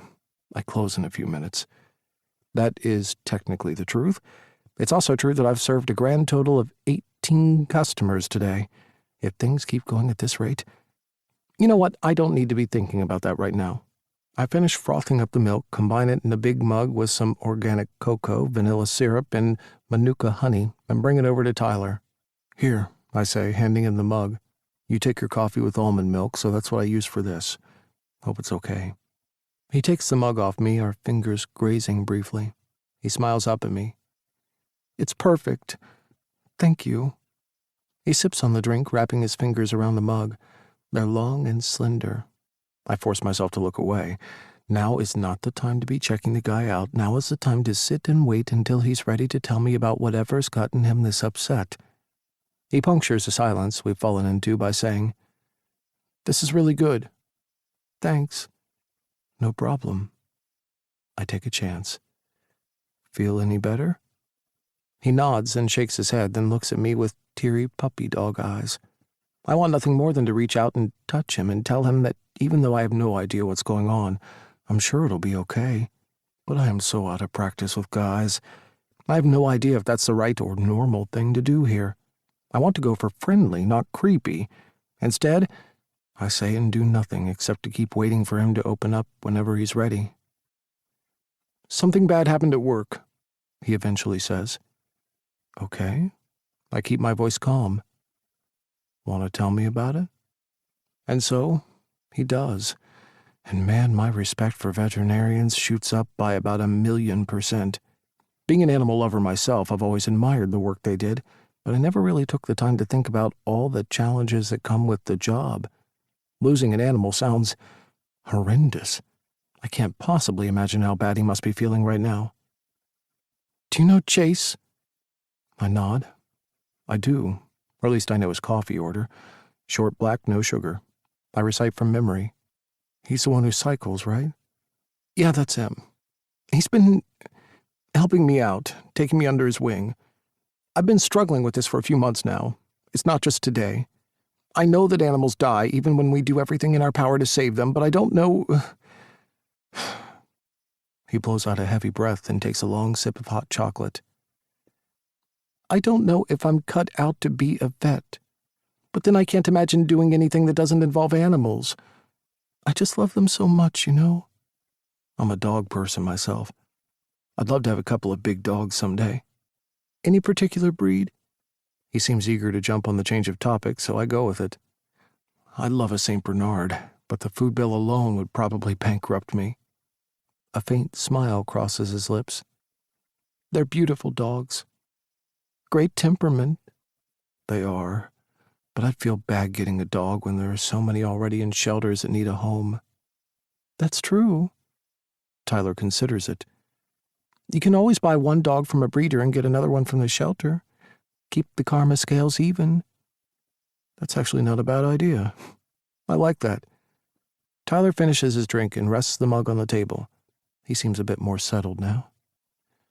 I have another idea if you're up for it. Sure. My chest brims with anticipation. Hit me. Do you want to have a drink? Oh, I wasn't expecting that. Not that I mind one bit. I'm just about to say I'd love to when he goes on. If you want to, that is. It's cool if you don't. I'd totally understand. So far, I've made hardcore BDSM sexual references in front of you. You've seen me crying and snotty and all puffy-faced, which is not a look even I can pull off. Seriously, maybe I should just get up and fall over now to complete the humiliation trifecta. Forget I said anything. Tyler. He looks me square in the eyes. There's so much emotion swirling behind his. The heaviness of the experience he's had today mixing with something that looks and feels like, dare I say it, desire? For me? I'd love to, I say. He lets out a relieved breath. Huh. Thank fuck, because it is way past tequila o'clock. I laugh, taking his mug as I get up. He stands too. Can I help you with anything? Nope, it's all good. I leave his mug behind the counter. It's been so quiet today that I've cleaned as I went, meaning there's not much more to do. Nothing that can't wait until tomorrow, at any rate. I grab my stuff, shrug on my coat and gloves, and flick the open sign to closed. Where would you like to go? I ask once we're walking down the sidewalk. Tyler's face lights up. I know a good place. A few minutes later, we're standing in a nice-looking bar not far from the bakery. As we're waiting for the bartender to come over, Tyler's telling me about how this used to be their regular hangout, until one by one all his vet friends have started pairing off. I don't know if I'm simply imagining it, but there's a hint of wistfulness in his voice when he says that last part. "Gentlemen, what'll you have?" the bartender asks. Tyler rests his hands on the bar. 6 coconut tequila shots, 2 of your finest locally brewed ales, and 2 sodas. Tyler turns to face me. "And what would you like?" It's only when I see the gleam in his eyes that I know he's joking. "This should definitely do for now, but if you're getting this, next round's on me." "Deal." With the tray of drinks, I follow Tyler to a booth in the corner behind a pool table. I'm already seeing a change in him. I only hope it's genuine and that he's not trying to put on a brave face for me. He's had a tough day, and if he wants to talk about it some more, I wouldn't mind one bit. Then again, maybe he's trying to forget about it. I won't bring it up again. I'll take my cues from him. We slide into a high-backed booth and down 2 shots each pretty much straight away. Coconut tequila is tricky. The intense burst of coconut flavor momentarily deceives you, and you think, hey, this isn't so bad, until the heavy burn of the tequila kicks in. Still, it produces the desired effect rather quickly. 2 shots in, and I'm feeling mighty relaxed. "So, tell me more about this hot vet who started to come in and get coffee from your bakery," Tyler says, a smirk curling the top corner of his mouth. I like his playfulness. Oh gosh, what can I say about the guy? He's super hot, funny, smart, and man does he look good in Lycra. Wait, what? His brows pull together. "I don't wear Lycra, that's Chase." "Hey, you told me to talk about a hot vet. You didn't specify which one." Seriously, the vet shop boys' crew are smoking hot. Jeremy says he always tries to pop out from the kitchen whenever one of them rocks up. Wouldn't it be great if his perfect guy was right under his nose? Speaking of right under noses, Tyler lifts the final shot glass at me. "Ready?" I take it from him. "Sure, let's go." We throw it back at the same time. He's silent for a while before asking, "So you think Chase is the hottest vet?" He blushes, and it's the sweetest thing I've ever seen. "Oh, well, see, that's a different question than the one you asked earlier. If we're talking about the hottest vet, that title belongs to someone else." Tyler's face goes an even darker shade of crimson. His hand is resting on the table not far from my own. Nerves burble in my gut, but I go for it. I hook my pinky around his. I hope this isn't too much.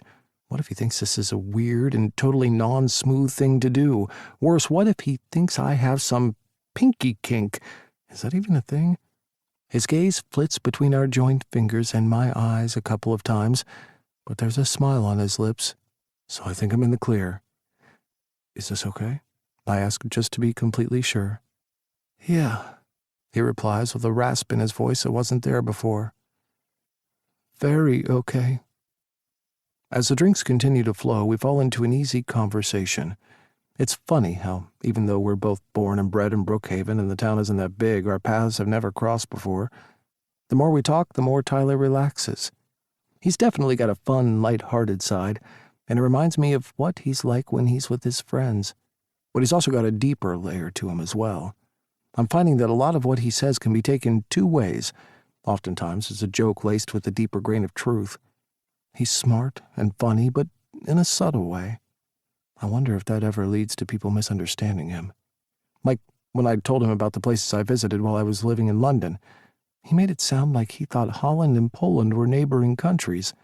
He even took out his phone to Google it, accidentally on purpose misspelling Holland as whole land and bringing up some pretty hilarious Google image results. He kept such a straight face for pretty much the entire time. I honestly thought he was being serious, until the whole land thing. Then I knew he was pulling my leg. Turns out he is bad at geography, but not that bad. See? Humor laced with truth. I really like that about him. And then there are also moments when he turns serious, like when he asked me about my childhood and family and instantly noticed the way my expression must have changed. "That's kind of a depressing story," I say. I don't want to bring the mood down. "I completely understand." He reaches across the table and hooks our pinkies back together. My childhood was shitty too, so believe me, I get it. Let's save this shitty childhood conversation for another time, I suggest. Deal. We clink glasses and drain our maybe sixth beer for the night? I stopped counting once our shot count hit double digits. Tyler smartly pours us each some water out of the pitcher we've left untouched so far.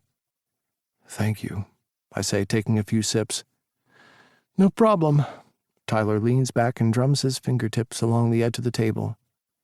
You're thinking, I observe. That scares me. You're a smart guy, he laughs. I'm going to ask you something, and you have to answer, and you have to be honest. Oh, geez, now I really am scared. I try not to sound it as I say, Sure, why not? Tyler sits up a little taller and squints like he's concentrating really hard. His body is rocking slightly, so yeah, he's looking about as buzzy as I feel. It's not a bad thing. I haven't had this much fun in ages. What's something embarrassing about you that not many people know? I tap my chin. That's a tricky one to answer. I rack my brain trying to come up with something that's embarrassing enough without being too embarrassing, but not so unembarrassing that it looks like I'm hiding something way more embarrassing. God, I just repeated embarrassing an embarrassingly large number of times. Okay, I am definitely a little more than tipsy. Oh, I know, I announce. Tyler's eyes light up and he shuffles closer to me. But you can't tell anyone, okay? Scout's honor. He throws in a mock salute. I chuckle to myself. I'll just come right out and say it. I like board games. Tyler's eyes widen and he clutches dramatically at his chest. Bullshit, you do not. Yeah, I'm pretty sure I do. Why are you so surprised? It takes him a moment to compose himself. His eyes stay on me the whole time. Because I like them too. It's my turn to be surprised. Really? No way. Yes, really. What sorts of games do you like? I ask. He prattles off the usual suspects. Clue, Scrabble, Sorry. Then he stops. His eyes meet mine and they're shining so brightly when he adds, But I really, really, really love Monopoly. Could play it for days on end. I don't mean to toot my own horn or anything, but I'm the world champion of the universe. Unofficially, of course. I chuckle. Of course. Sure, it's a relatively small thing in the scheme of things, a shared love of board games, but it feels nice. Okay, your turn. I clasp my hands together. My turn what? It's your turn to tell me something embarrassing about yourself. I'm going to need more drinks. My round. He gets up and zooms toward the bar before I can say anything. I gulp down some more water while I wait for him to return, hoping it sobers me up a little. When Tyler comes back, he's thankfully not nursing another tray full of shots. He opted for 2 steaming glasses of mulled wine instead. Great choice, I tell him as he slides into the booth. He ends up sitting a lot closer to me than he was before, and I can't say I mind that one bit. So, I say after taking a sip, I believe it's your turn to tell me something embarrassing about yourself. Tyler groans, scrubbing a hand over his face. I just downed an extra shot at the bar in the hopes we wouldn't be having this conversation. Nice try, mister, but I had to tell you my thing. It's only fair you tell me yours. But your thing was kind of cool. My thing is, horrifying. Ah, I snap my fingers. So you do have something you can tell me. He turns so he's facing me, his hazel eyes swimming in something deep. Yes. A whisper-soft breath falls from his lips. I crane forward to hear him, suddenly feeling like we're about to stumble into more serious terrain. I want to catch what he says so that he doesn't have to repeat himself. I'm a virgin. The second the words are out of his mouth, he lunges at his wine, which is cooled enough to the point where he drains it in one go. He peers over at me, then at my glass on the table, a desperate pleading in his eyes. I nod my head. Go for it. He reaches over, grabs the glass, and proceeds to down it as well. In all, it only buys me a few precious seconds to get over my initial surprise because it was so out of the blue, not because I have any issue with it at all, and formulate an appropriate response to his confession. And that's what it sounded like. A confession, like it's something he's ashamed of, which he shouldn't be. I actually think it's kind of cool. So that's what I decided to tell him. I admire you. He shoots me a skeptical look. What? For being a virgin? I notice he's inches away from me, his fingers gripping the edge of the table so tightly his knuckles have turned ghost white. Yeah, actually. I feel like there's so much pressure to have sex, and you haven't succumbed to that. That's a really cool and rare thing. I genuinely admire that. You don't think it's pathetic? Not at all. I do, he says solemnly. I'm almost 25, and I think it's super weird that I've never had sex with another person. He's coiled up so tight, and I want nothing more than to alleviate some of the pressure he's putting himself under. I respect your feelings, I tell him. I may see things differently, but ultimately when someone shares what they're going through, the other person's only real job is to listen, support, and encourage, even though inside I'm itching to do more, say more. Even though my birthday is still a few months away, I've already made a birthday wish, he goes on. Oh yeah? He nods. Yeah. I'm gonna lose my V card before I turn 25. Oh. It suddenly feels like someone's scratching my chest from the inside. With who? Tyler shrugs. Don't know. He reaches for a glass of water. He takes a few sips. I sit back and look at him, wearing a forlorn expression, shoulders stooped. It does something to me, fires me up inside, whether it's after his hard day at work or this. I don't like seeing Tyler upset. I might not have been able to do much about his work situation, but there is something I can do about this. Tyler, I begin. I'll make you a deal. He doesn't move, save to say. What sort of deal? Your first time shouldn't be with some random stranger off a hookup app. There's nothing wrong with that, I quickly clarify. It's just that your first time should be special. With someone you know, someone you like at least a little, someone who plays board games. Tyler's head snaps to me so fast I'm surprised he doesn't get whiplash. What are you saying, Daly? Here's my deal. My breath speeds up and tension twists in my gut, but I keep going. Let's spend some time getting to know each other. If after 3 months we're still cool, the night before your birthday, we'll have sex. His pupils blow wide. Are you serious? I can't tell by his tone whether that's a good "are you serious" or a bad one, so I just nod and hope I'm not making a huge dick out of myself. No feelings, no relationship, just friends. I glance down my body. With a benefit. Without skipping a beat, Tyler teases, Is that a nickname for your little one down there? Tyler reaches for the glass of water, and I can see that despite his cool exterior, his fingers are trembling. I lean forward. Who says he's little? Tyler spits out the water, spraying the whole table with it, and it's the cutest, gross thing I've ever seen. Once he's recovered, he shifts his body so he's facing me straight on. His eyes flare with desire. Are you being serious right now? I am. Deal. Tyler reaches for my hand, squeezing his fingers tightly around mine. Are you sure? I begin, but get cut off. Deal, deal, deal, deal, deal. He throws his arms around me, the warmth of his body the only thing I feel as I squeeze my eyes shut, enjoying the moment. After a while, Tyler pulls back a little so that we're looking at each other. Deal, he repeats one more time, with the biggest smile on his face. 7. Tyler.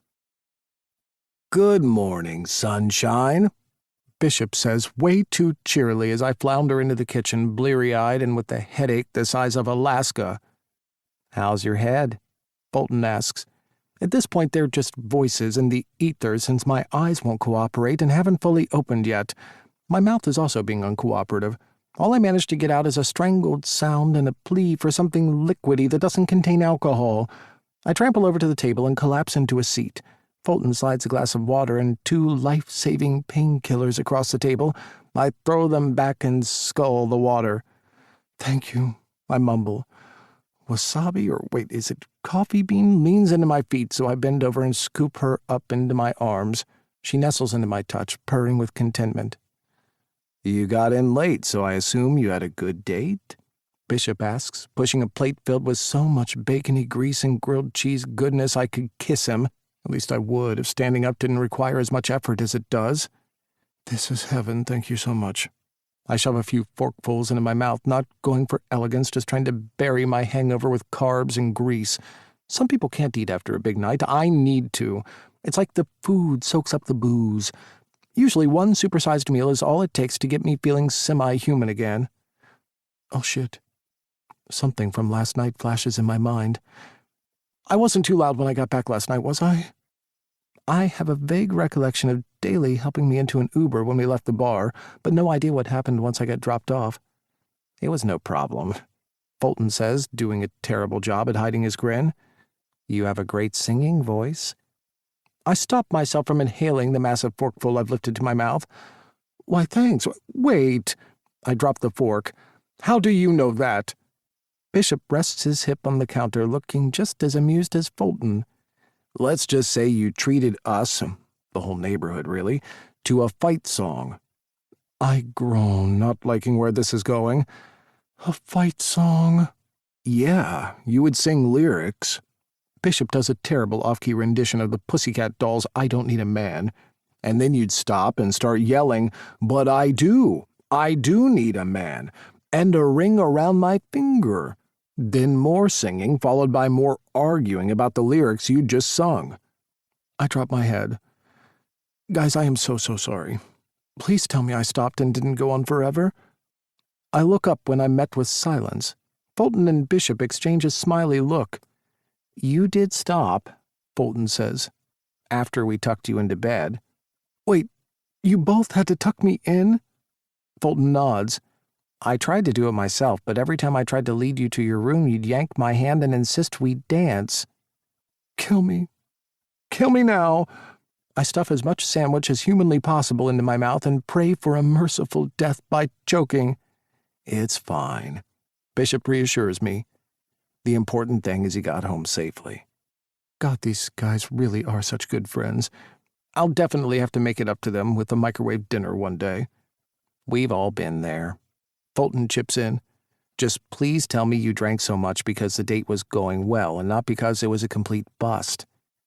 It's the second time they've assumed I was out on a date, and I feel literally zero need to correct them, because even though it wasn't a date, it kind of feels like it was.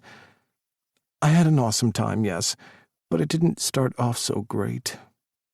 I do a recap for the guys, starting at the beginning with me running out of the clinic in tears. I tell them about the way Daly made me a hot chocolate and listened as I told him about losing Fuzzy, how I then suggested we have a drink, how we went to what used to be our regular after-work bar, and then how we started talking and drinking, and how great it felt, how the conversation flowed easily all night, how he's smart and funny and likes some of the same things I do. I don't mention that one of those things is board games, since it feels like kind of a private thing between Daly and me. How he has so much love for his grandmother and is working his ass off to make the bakery a success. I recount pretty much everything for the guys except for the last thing we talked about, because I have no intention of outing myself as a virgin to them. "So, how did the evening end?" Bishop asks. He and Fulton are sitting on the table, carbon copies of each other with their chins resting in their hands as they listen to me. "Yeah, did you kiss? Was there any tongue action?" "You guys." I push to my feet and clear my plate off the table. "A Devo never kisses and tells. I need a shower." "Oh, come on." Fulton throws his head back. "You gotta give us some details. We're old and boring and can only live vicariously through the adventures of a Gen Zer." "Please." I rest a hand on my hip. "You guys are not boring. The walls in this house aren't as thick as maybe you think they are. I hear what you guys get up to every night." They both look at each other in shock, until I burst out laughing. "Gotcha." Hilarious. Fulton deadpans. Now back to you. Give us one piece of something juicy, please. Fine, I sighed dramatically. There was no kiss, but we did something better instead. Their two confused faces are the last thing I see as I sashay out of the kitchen. It might have been cryptic to them, but I know exactly what I'm talking about. My birthday wish. Daly's deal. They're one and the same, really, since they both lead to us having sex the night before my birthday. I have a late start today, and thankfully no surgeries booked, just consults. So after I've showered and watched Fulton and Bishop head off to work, I spend the morning pontooned on the couch, draped in cats, replaying the events from last night over and over in my head. As the hours pass, my happiness turns to something else, something that feels a lot like worry. Daly's deal came at the end of the night after we'd consumed more than our fair share of coconut tequila and beer and mulled wine, which I stupidly decided to end the evening on. What if he didn't really mean it? Or what if he meant it at the time, but in the harsh light of a new day he changes his mind? He's totally entitled to do that, but I need to know. Feeling a bit better than when I woke up, I get up, get dressed, and get moving. I have some time before I need to be at work, and there's a pit stop I need to make before I get there. An hour and 45 minutes later, because seriously, this hair doesn't just happen, I'm standing a few feet away from the bakery's front window, shifting my weight from one foot to the other. I'm nervous. I really hope Daly doesn't backtrack and rescind his offer. It's not even about the sex. Well, it's not just about the sex. When I was getting ready earlier, I realized what else it meant. That in order for us to have sex the night before my birthday, we'd have to hang out before then. That was part of the deal. No feelings, no relationship, just friends. That's the part that's got me all worked up and excited. I want to spend more time with him. I really do.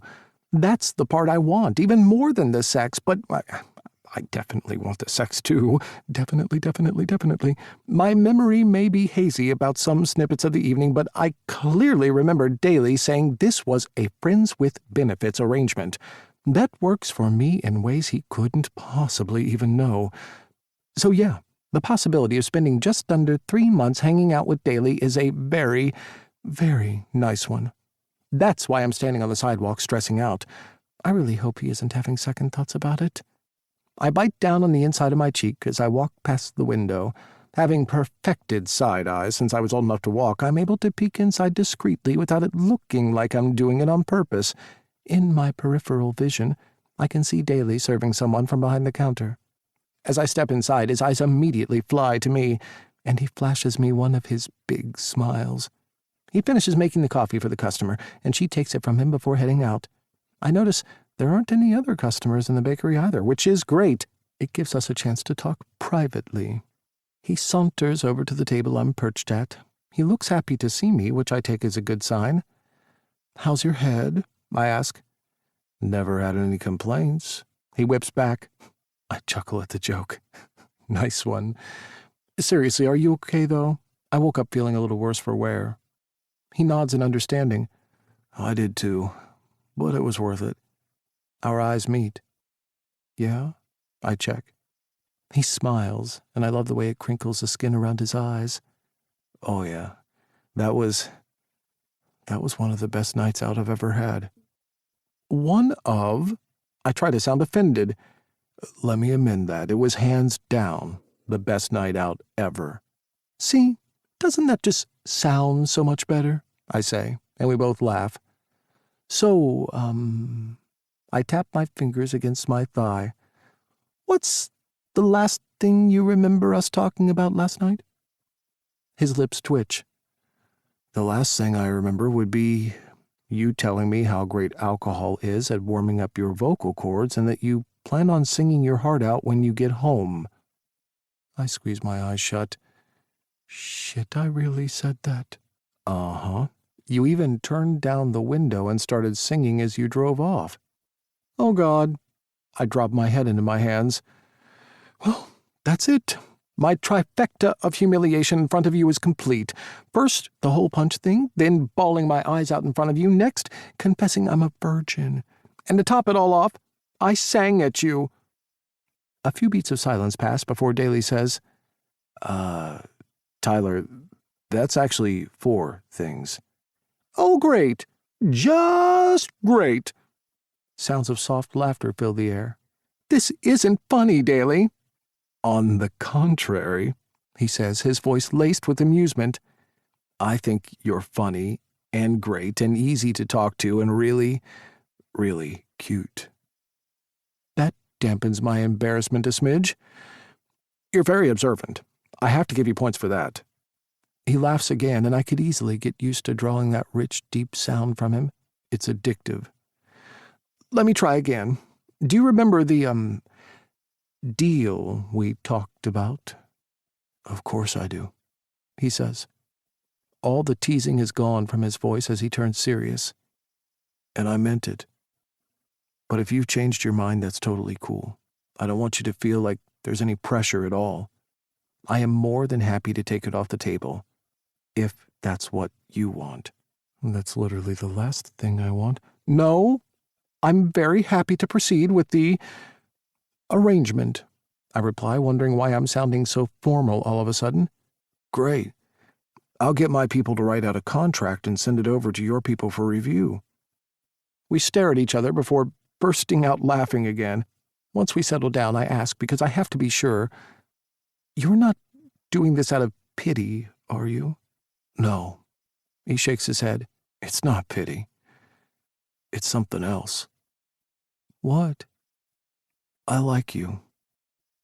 And I'd be honored to help make your first time something truly unforgettable. My mouth falls open.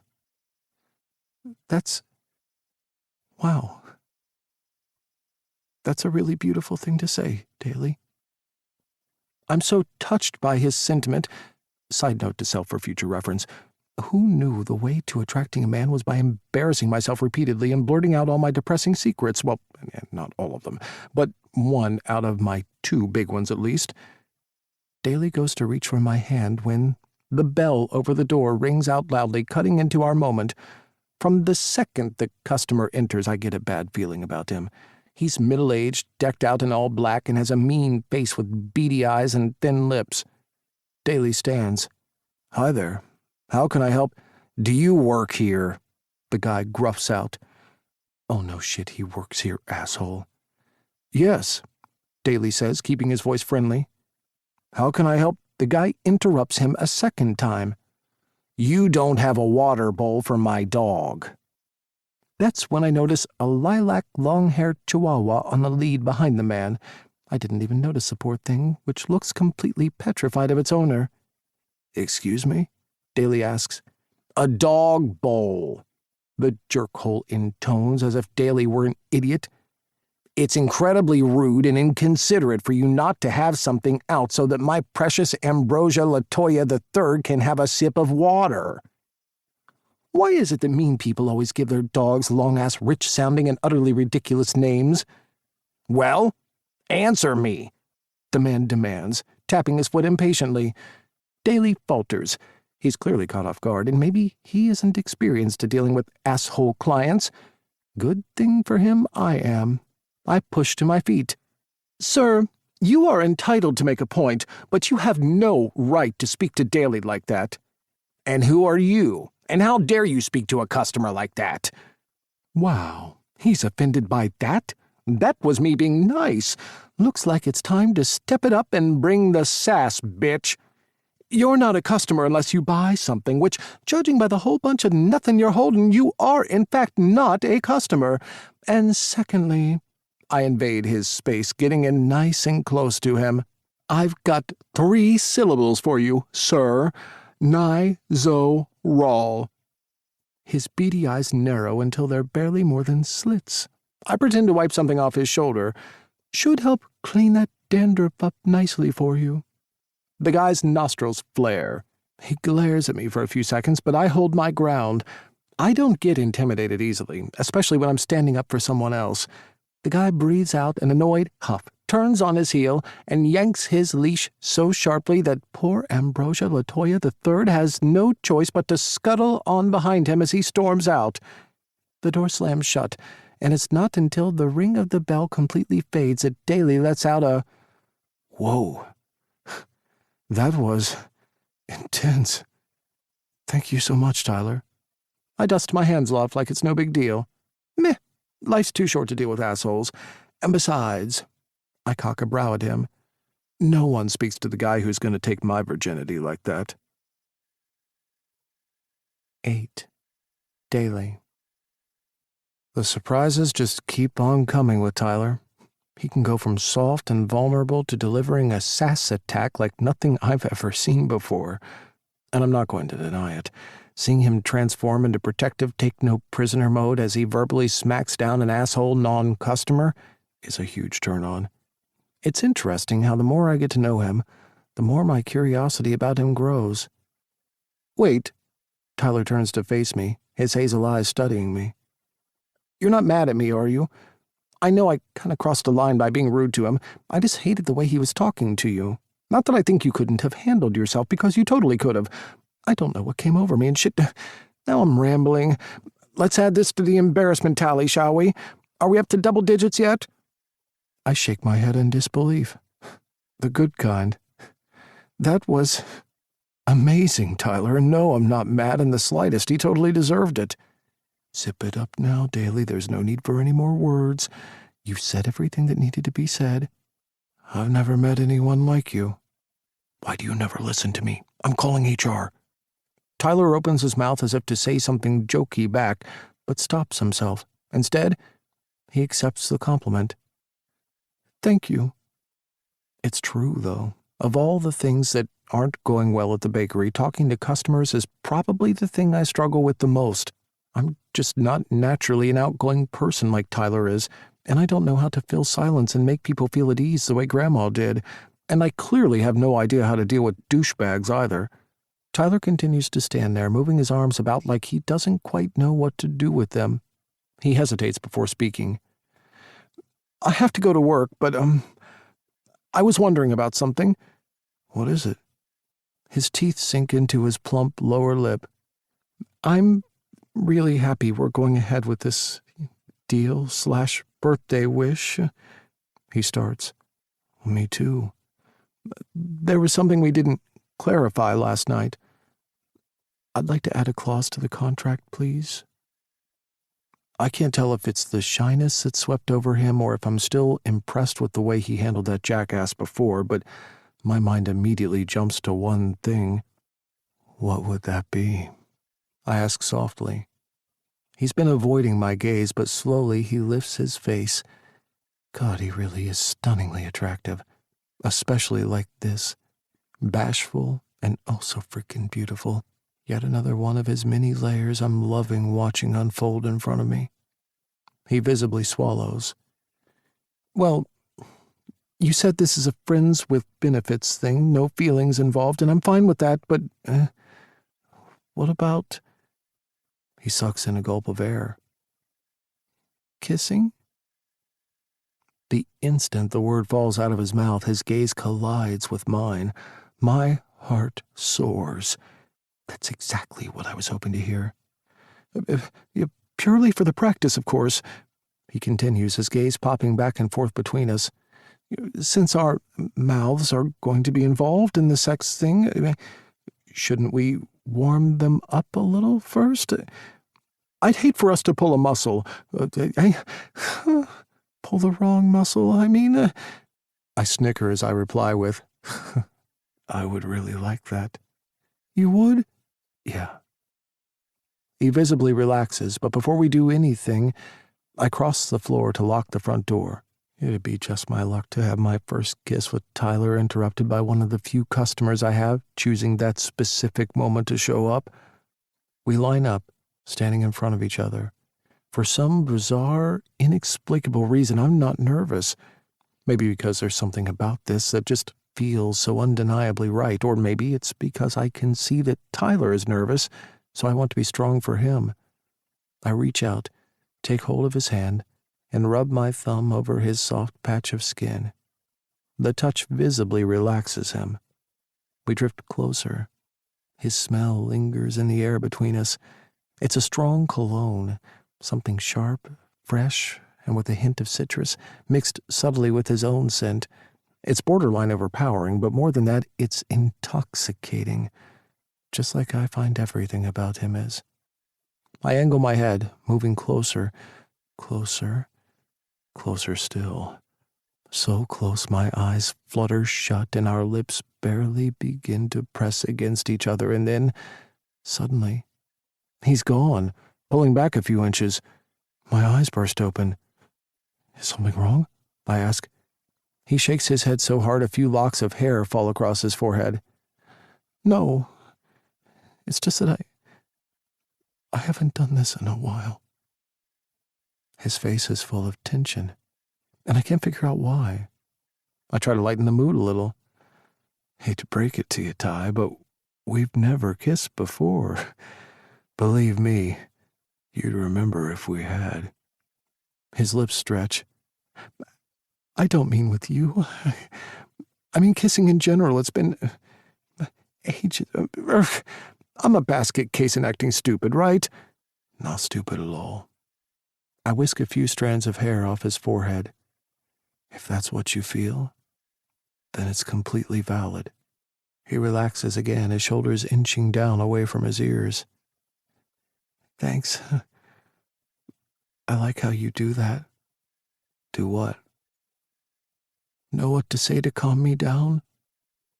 No problem. I play it cool, but inside my stomach is doing backflips. Is there anything else I can do to ease your nerves? You could tell me a joke. Oh, I wasn't expecting that. Is he serious? Judging by the way he's staring at me expectantly, I'd say yes. Yes, he is. Talk about being unprepared. Well, here goes nothing. Knock, knock, I say, already regretting that this is the first joke that pops into my head. It's beyond stupid and definitely not funny, but I'm in it now. There's no way out of this. Who's there? Boo. Boo, what? Oh, ha, ha, ha. Very funny, mister. Not even a little bit. I quip, relieved to see him half smiling at my half-assed attempt at humor. Feel better? Much. Do you still want to? The press of lip on lip cuts me off mid-question. The touch is soft, tentative, barely there. A soft moan spills out of Tyler, and I part my lips, a gentle invitation. I've already decided I'm going to let Tyler take the lead on this. I'm picking up he's more inexperienced than I'd previously assumed, so I think it'll make him more comfortable to be the one setting the pace on our first kiss. He runs his tongue over the seam of my lips. The cautious hesitation is still there, almost palpable. Fine by me. As far as I'm concerned, we've got all the time in the world. I sure as heck am in no rush, enjoying the sweet taste of his full lips on mine. Once he's ready, his tongue slides past my lips into my mouth, then stops. Tyler takes a moment to catch up to himself, and then I feel his hand cup the back of my neck as his tongue probes deeper inside my mouth. I give him free rein until I can't stand it, until the need for our tongues to tangle, touch, and dance together rises up and overwhelms me. My insides flare with heat as we build up a swirling rhythm in our mouths, tongues clashing, breaths gasping, escaping between the small slivers of space between our lips. My hands find his waist, and I draw his body into mine as the kiss deepens, blossoms, blooms into something fiery and passionate. I rub my hands up and down his muscular back while the pressure he's applying to the back of my neck intensifies as the kiss crescendos into a hungry, urgent, wet, and needy thing that locks us into each other, stops time, stops everything from happening that isn't this moment between him and me. Until finally, Tyler leans back, shifts slightly away from me. I swallow thickly. The air between us mingled with our combined taste and smell. Our faces pull apart, but the invisible strings between us make it feel like we're still connected. Holy shit. I just kissed Tyler, and it was hands down the best first kiss I've ever had. Scratch that. It was the single best kiss I've had in my whole life. Tyler peers at me through hooded eyes, blinking slowly, his eyes full of wonder. I propose our contract should include an addendum, he murmurs. I'm listening. I think regular, ongoing practice of the kissing variety needs to be clearly stipulated. My face explodes in a smile. I couldn't agree with you more. We stand like that in a post-first kiss haze for I don't know how long. Eventually, Tyler repeats, I have to get to work. I really don't want to, though. No, go. It's all good. He gives me a quick peck on the cheek, followed by his signature small wave, and then heads out the door. I wait until the jangle of the bell above the door dies down completely before I move a muscle. I start humming to myself as I make my way to behind the counter, completely overwhelmed by how happy I feel right now, when a heavy hand lands on my shoulder. Forget I was here, boss? Oh, shit. Jeremy. I turn to face him. Sorry, dude. Yeah, I totally forgot you were baking out back. Yeah, no shit. He snickers. I was spying until things got a little... He smushes his index fingers together in the universal gesture used by 7-year-olds all over the world for kissy-kissy. Good man, I say, appreciating him for giving me some privacy. What does this mean? He tips his head toward the door. Is he your boyfriend? No, I say firmly. We're just friends. Jeremy makes a big show of backing away from me in exaggerated slow motion. Don't worry. I don't kiss all my friends like that. We both laugh. He smiles warmly as he passes me and heads back into the kitchen.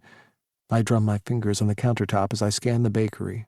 The silence and the emptiness hits me hard in the chest.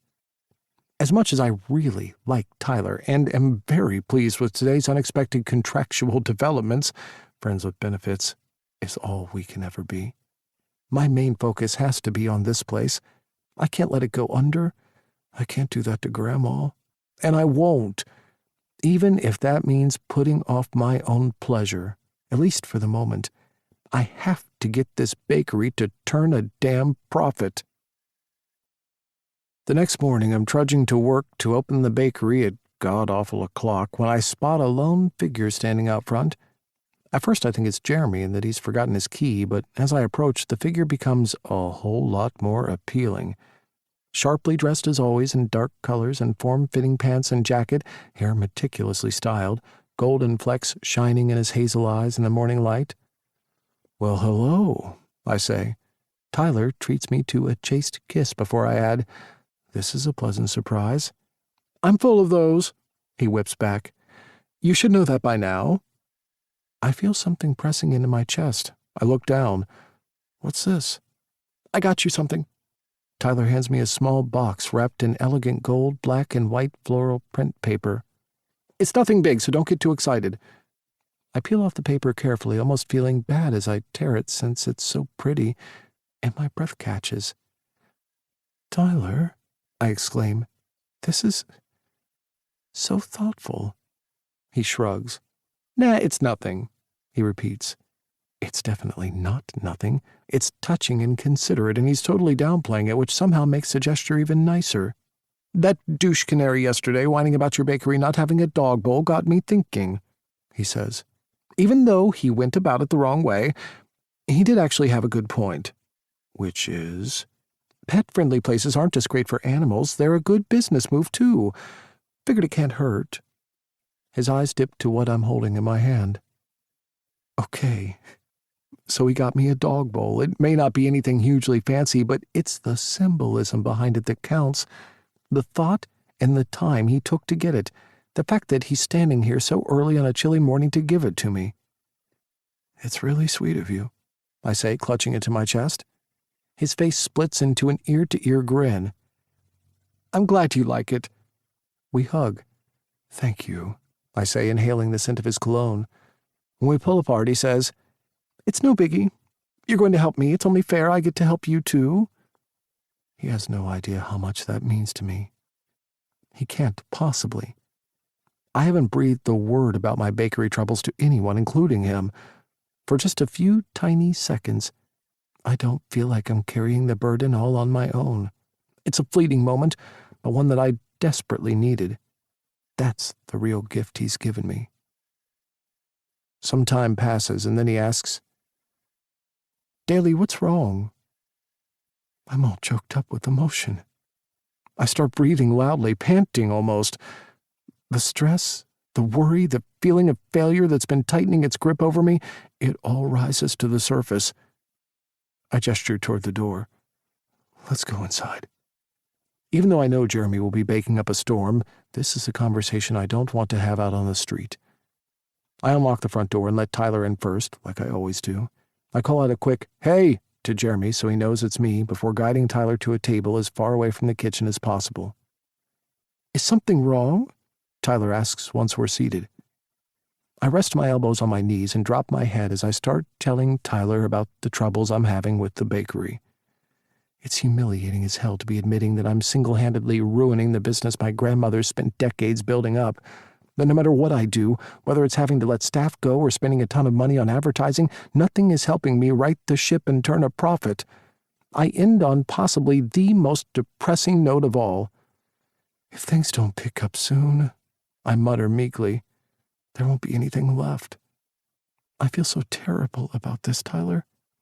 I can't believe I'm about to say this, but there's actually a very high probability that I'm going to run Grandma's bakery into the ground. Sadness sweeps over me. It's one thing to have these thoughts and fears, it's another thing to hear them spoken out loud to another person, a person who is remaining remarkably silent. I take a few breaths, summoning the strength to look up at Tyler. What will I see? Well, he'll be disappointed with me, that's for sure, but he'll also probably be polite about it, hiding his disdain and all his other judgments about me and the mess I'm in behind a smile, maybe even a friendly backslap before he mentions that he needs to get going, only to never return. Can't say I blame him. Who'd want to be with a loser who can't even run a small bakery? Instead, I'm met with two bright, steely-edged eyes and an expression that can only be described as resolute. "3 things," he says, lifting 3 fingers. 1, you are a wonderful, hard-working, caring person. 2, this bakery will not go under. 3, I'm going to be here right by your side to make sure that it doesn't. The bravado leaves his face the second he utters those words. I mean, if that's okay with you, that came out way more serious sounding than I'd intended. Tyler. Thank you, but I can't ask you to help me. This is my crap show to deal with. You haven't asked me to do anything, he points out. I'm offering. I want to help you. I want to do this, but it's your call. I won't be offended at all if you say no, but if you say yes, I'll get my people to update the contract with this new provision before sending it back to your people to sign. I smile at that, but inside the war rages. I hate asking for help. I'm already regretting blurting out all my troubles to him. This isn't how I normally operate. I can handle things. I'm strong. I'm just as stubborn as Grandma is. Shit.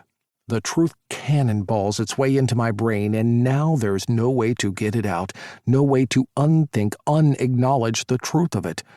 All this time, I've been saying I'd do anything to turn this bakery around. Now I have a chance to do just that. Someone is offering to help me, and what, my ego is going to stop me from accepting? That's kind of stupid now that I think about it like that. Yes. The word trembles out of my mouth. I could really use the help. Please. I hate asking for help, or needing it in this case, since Tyler's the one who suggested it, but I can't deny that I do need it. Everything I've done on my own hasn't worked. Maybe Tyler has some ideas that could be useful. He's already proven how well he can handle asshole customers. At the very least, I'll have a shoulder to cry on if and when everything goes up in flames. I swallow the last of my remaining pride and say 3 little words I never thought I'd hear myself say. I need help. 9. Tyler. I need ideas, I muttered to myself. I'm lying on Fulton's couch with a laptop resting on my chest and 3 cats sleeping either on me or pressing against my body, reminding me of their presence. I really love living with Fulton and Bishop. It's been a few weeks since I arrived, and they're both so easy to live with. They're really looking after me, cooking me dinner every night or leaving it in the refrigerator for me to reheat if I happen to be working late. And it's so nice to have people to talk to. Even though I haven't minded living alone, I definitely prefer company. Not to mention this place is like Cat Disneyland, on steroids. Elaborate multicolored tunnels, platforms, perches, ramps, and cross pieces run under the ceilings, above windows, and along all the walls and all the main spaces. There are cutouts in the corners of the rooms so that the cats can walk between them, painted to resemble the open mouths of various animals. I love the constant movement and noises the 12 cats make as they move around the house. It brings it to life even more. I've been Googling bakery business ideas in my spare time for the past few days, ever since Daly told me about his troubles, but nothing I've come across really jumps out at me. I lift the laptop off me and place it on the coffee table, moving gently so as to not disturb the cats that have been treating me as their bed. One thing I have learned is that running a business is so much harder than I ever thought it would be. From what I've been reading online, there's so much to consider. Customer service, marketing, finances, staffing, and all of that sits on top of offering a great product or service to begin with. I'm amazed that Daly's been able to manage on his own for as long as he has, especially considering he works 7 days a week. The guy doesn't even have a single day off. I can't get the image of him telling me about how the bakery isn't doing well out of my head. I could feel the sadness and shame rolling off him. He's taking it extra hard because of what it means for his grandma. I couldn't just sit there and do nothing as he poured his heart out to me. That wouldn't be right. It took a lot for Daly to open up to me like that. I get the impression it's not something he enjoys doing or something that he does with many people, but he did it with me, which is special to me. Offering to help him out was the least I could do. I may know less than nothing about business, but I am determined and hard-working, not to mention cute as hell. I drag my fingers through my hair, trying to pinpoint what the potential problems with the business could be. The bakery is in a good part of town, surrounded by incredibly reputable businesses, such as a certain vet clinic. It gets good foot and vehicle traffic, the signage is clear, road parking is plentiful, the coffee is great, and from what Daly says, Jeremy's baking is almost on par with his grandma's, although he made sure to add that if she ever asks, I'm to say it's nowhere near as good as hers. So, it has a lot going for it. It's just that every time I've been in there, I don't know, the place just feels, well, it doesn't feel like much of anything. There's no real vibe or cool atmosphere. It's kind of meh. Even after the bakery expanded and added more tables, it hasn't livened the space up. Whenever I'm in there, the place is nearly empty, and what few customers do come in usually take their orders to go. There's no compelling reason for them to stay, I guess. "Dinner's ready," Fulton calls out from the kitchen. "Thanks, Dad," I yell back, getting up. I'm greeted with an unimpressed look when I enter the kitchen. "I am nowhere near old enough to be your father." Fulton points a wooden spoon menacingly in my direction. Bishop swoops up behind him, resting his head on Fulton's shoulder. "No, you're not, but you could always be my daddy." Ew, okay. No more dad jokes from me, and no more of that. I flap my hand in their general direction. I grab cutlery out of the top drawer, and I'm sure I hear Fulton whisper to Bishop something that sounds an awful lot like, "Told you it would work." Have I just been played by a couple of Gen Xers? We start eating, talking about our days and general stuff when I decide to bring it up. "Can I ask you guys, what do you think of the bakery?" They exchange a silent, yet I'm sure filled with meaning, glance between themselves. I love how couples can do that. Say something without saying anything at all. "In all honesty, I've only been there once or twice," Bishop says, looking relieved he's found a diplomatic way out. I turn so I'm facing Fulton. "You've been there, haven't you? What do you think of it?" There. He's got no way out. He's going to have to answer the question. Yeah, well, look. He thumbs his glasses up his nose, pushes food around his plate a little, takes an overly long sip of water. The place is nice. I'm pretty sure he didn't mean for it to come out weak, like a question, but it has. And Bishop's avoidance and Fulton's measured response only confirm my own thoughts about the bakery. I also know why they're being so diplomatic. They don't want to upset me since I'm getting close with Daly. Guys, it's okay, I tell them. I know the bakery is ripe for improvement. That earns me a couple of curious glances. I don't want to reveal too much about Daly's struggles since it's not my place to share that information, so I go with, I'm bringing my style, finesse, and exquisite taste to help Daly elevate the bakery to the next level. More raised eyebrows. I know it probably seems weird to them, but since I haven't told them about my V status or Daly's offer to help me address that issue and the subsequent contract that we're working out the nuts and bolts to, I can't exactly explain why I'm choosing to help him in return. Even though my offer to help out with the bakery isn't just for tit-for-tat, I didn't suggest it out of a sense of obligation because he's helping me out with something. I was genuinely moved when Daly told me about the hard time he's been having. I saw firsthand how close he was to his grandma when she was still around, training him to take over the business. I didn't miss the love he had in his eyes whenever he looked at her. It must be awful thinking he's playing a role in potentially ruining her business. I can't just stand by and watch that happen. It wouldn't be right.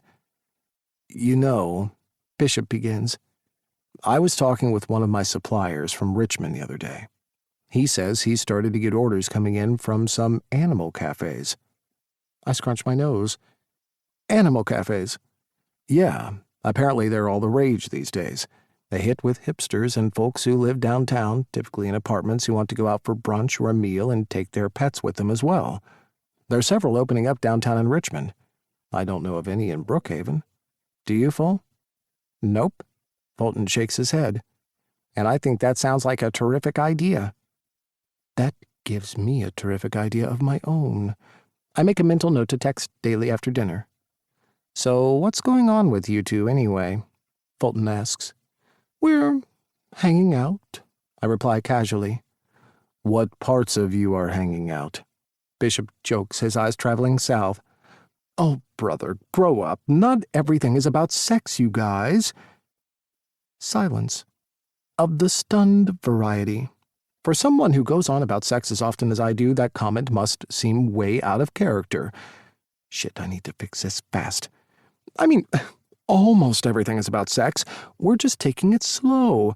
The 1800s are so in right now. Yesterday, my fingers gently grazed the back of Daly's wrist, and it was like the hottest thing ever.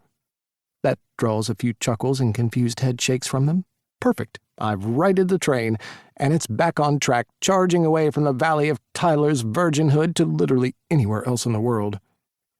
Feel free to invite him over if you like, Fulton mentions. We'd love to meet him. Really? Are you sure? They both nod. Okay, great. Thanks. I take another bite before adding, oh, hey, I heard from my building supervisor today. They've run into some unexpected problems. The fix-up might take a little more time than they originally thought. Bishop smiles. So I guess that means our favorite son is going to be staying with us a little longer? I let out a laugh. Yeah, if that's okay. More than okay. Fulton replies, reaching across the table and clasping his hand over mine. You're welcome to stay for as long as you need to. We were just saying last night how much we're enjoying having you here. Even though I haven't cooked you dinner yet? Especially because of that, Bishop says, and for some reason I can't fathom, they both seem to be amused by that. Well, thanks, guys. I really appreciate this.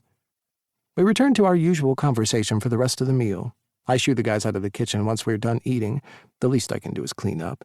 After I pile the dishes into the dishwasher and wipe down all the surfaces, I leave the stove hood light on and make my way past Bishop and Fulton, who are snuggling on the couch watching a documentary about cats. Warmth pulses in my chest at the sight. Those two are so in love. Bishop's got his arm around Fulton, who's curled into him all feline-like. Every once in a while, one of them will murmur something which draws a comment or chuckle from the other one. It's so sweet and tender. And for the first time in a really long time, it draws out a feeling of want in me. I pictured Daly and me bundled up on the couch like that. We're sitting cross-legged at the coffee table with me whooping his ass at Monopoly, or us sitting and talking and just being together. Which is silly, I know. During all of our contract negotiations, neither one of us has brought up making a change to the Friends with Benefit clause or addressing the fact that Daly clearly spelled out this wasn't a relationship, that this deal is purely a physical thing only. He's going to help me upgrade my V-card status. I'm going to work with him to transform his bakery into the hottest place to get baked goods in town. It's a simple no mess, no fuss thing we've got going, transactional, no feelings involved. And then, once we've fulfilled our contractual obligations, we'll...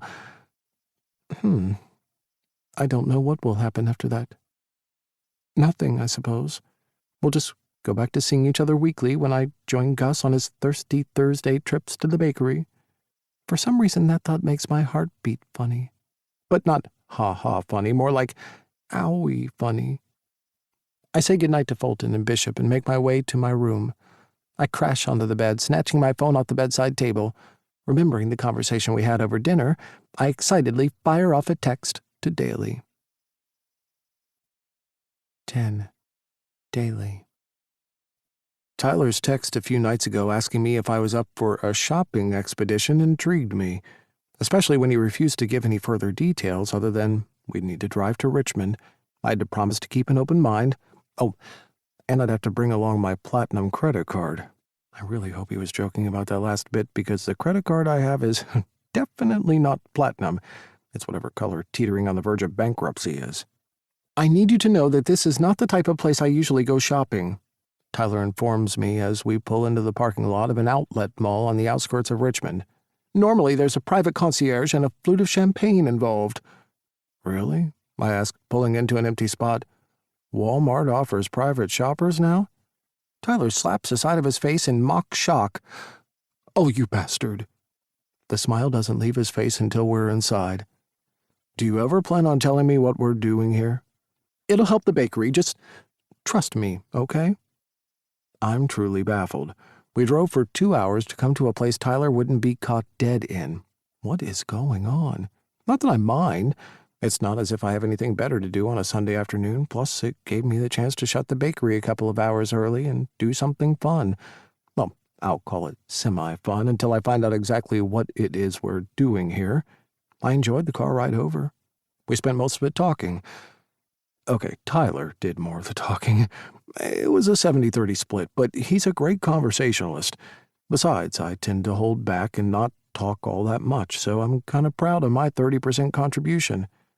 Tyler somehow manages to make talking feel, well, easy, which is not something I thought was possible. He can flip between boasting about his Monopoly mastery to sharing the deep love for animals he's had ever since he was a kid. He also asks questions in a way that doesn't feel invasive or too probing, which I really like.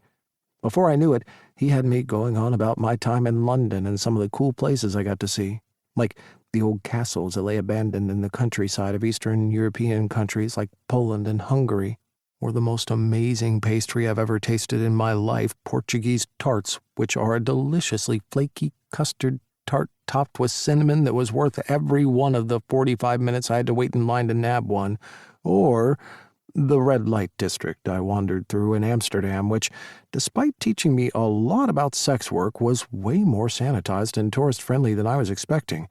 And he listened intently to all of it, asking more questions and humming along happily as I rambled. He made it feel like I opened up to him all of my own accord. That's not something I've ever done with anyone. Remember how I told you to keep an open mind?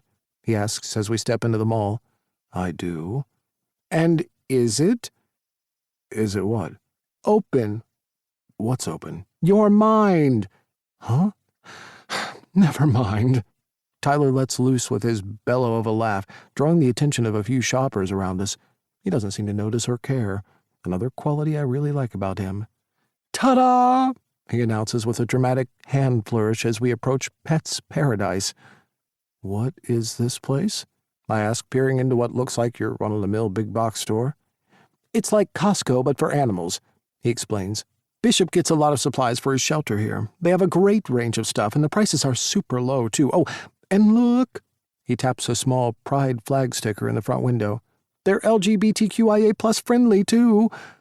Well, that's all fantastic, but we're here because we're going to transform your bakery into Brookhaven's first barkery. I shake my head. We're doing what now? Come on, I'll show you. Tyler's eyes sparkle with mischief as he grabs me by the hand and leads me inside. He starts plucking things off the shelves and handing them to me.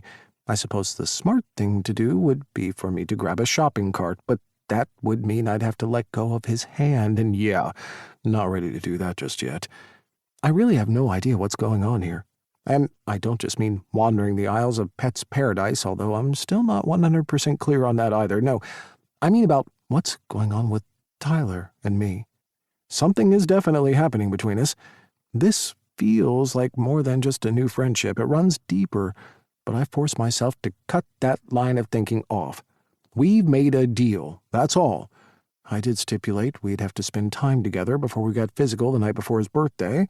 Tyler's just fulfilling that obligation. He's also obviously a great guy who's taking pity on me and helping me get my business back on track. Nothing more and nothing less. Still, a feeling lingers.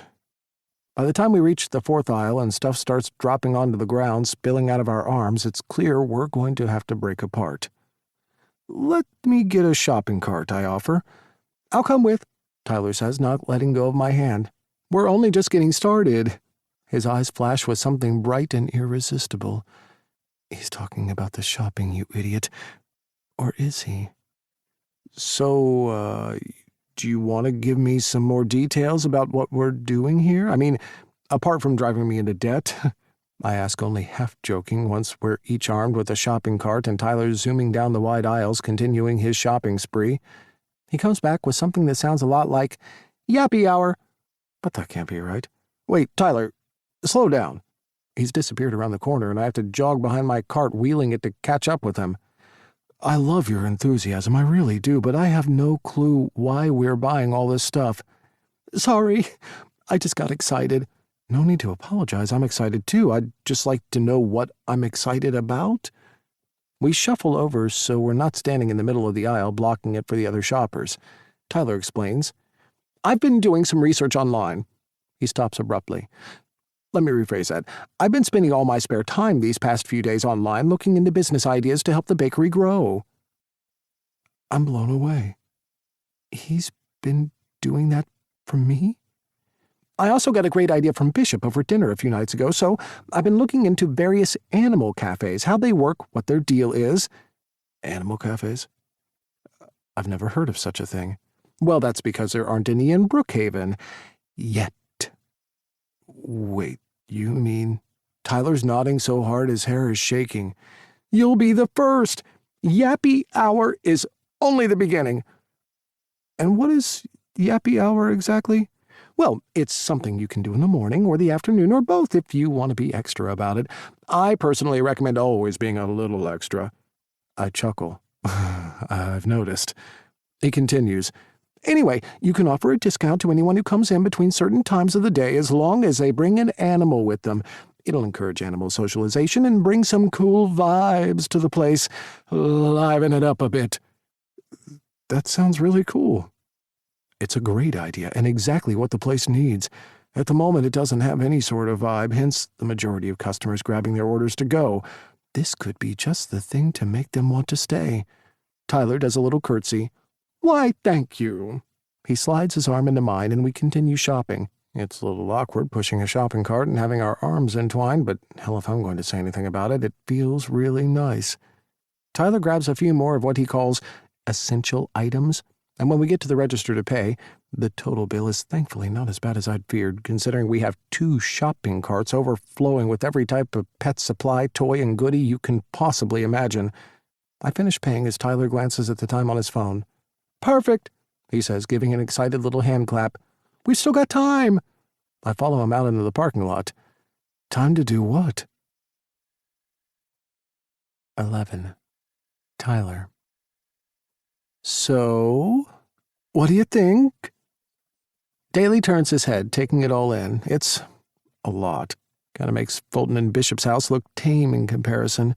The Pet-Restaurant is the biggest and Also most colorful, most popular, and busiest animal cafe in downtown Richmond.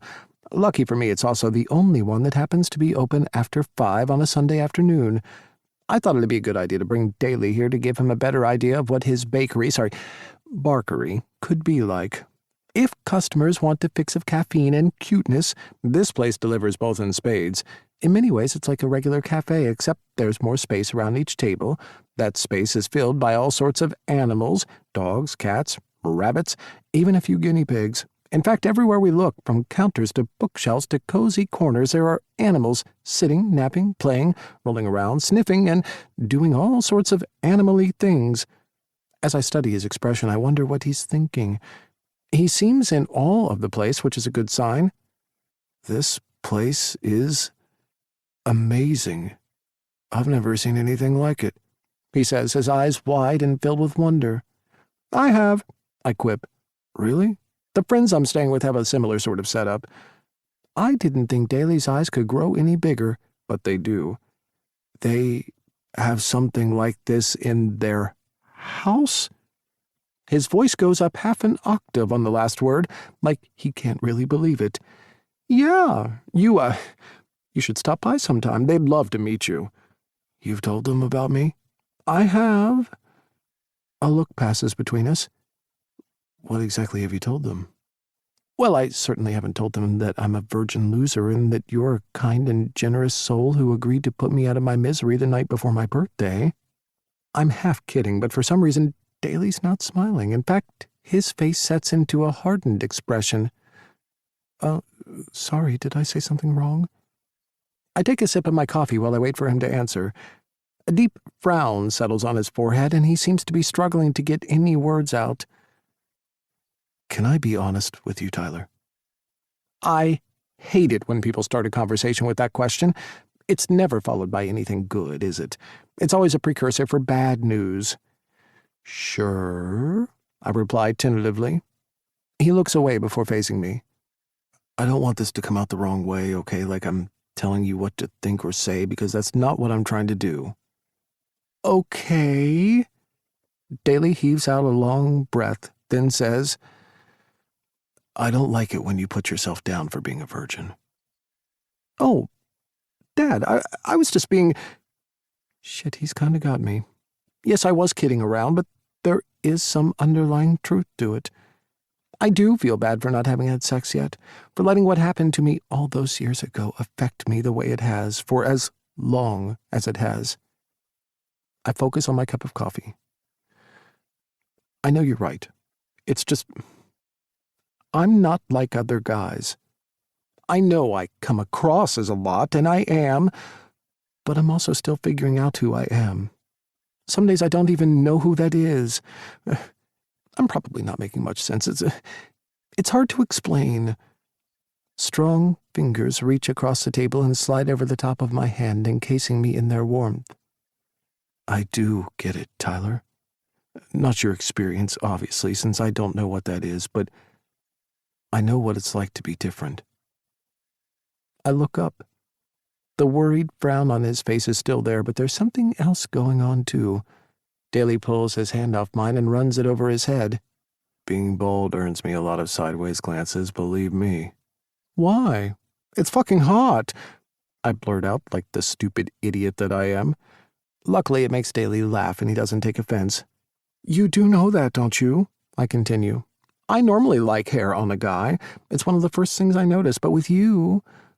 One eyebrow arches. With me what? He links his fingers with mine again, and it's like that little bit of physical contact gives me the courage I need to be honest with him. With you it was your eyes. That's the first thing I noticed. Then your smile.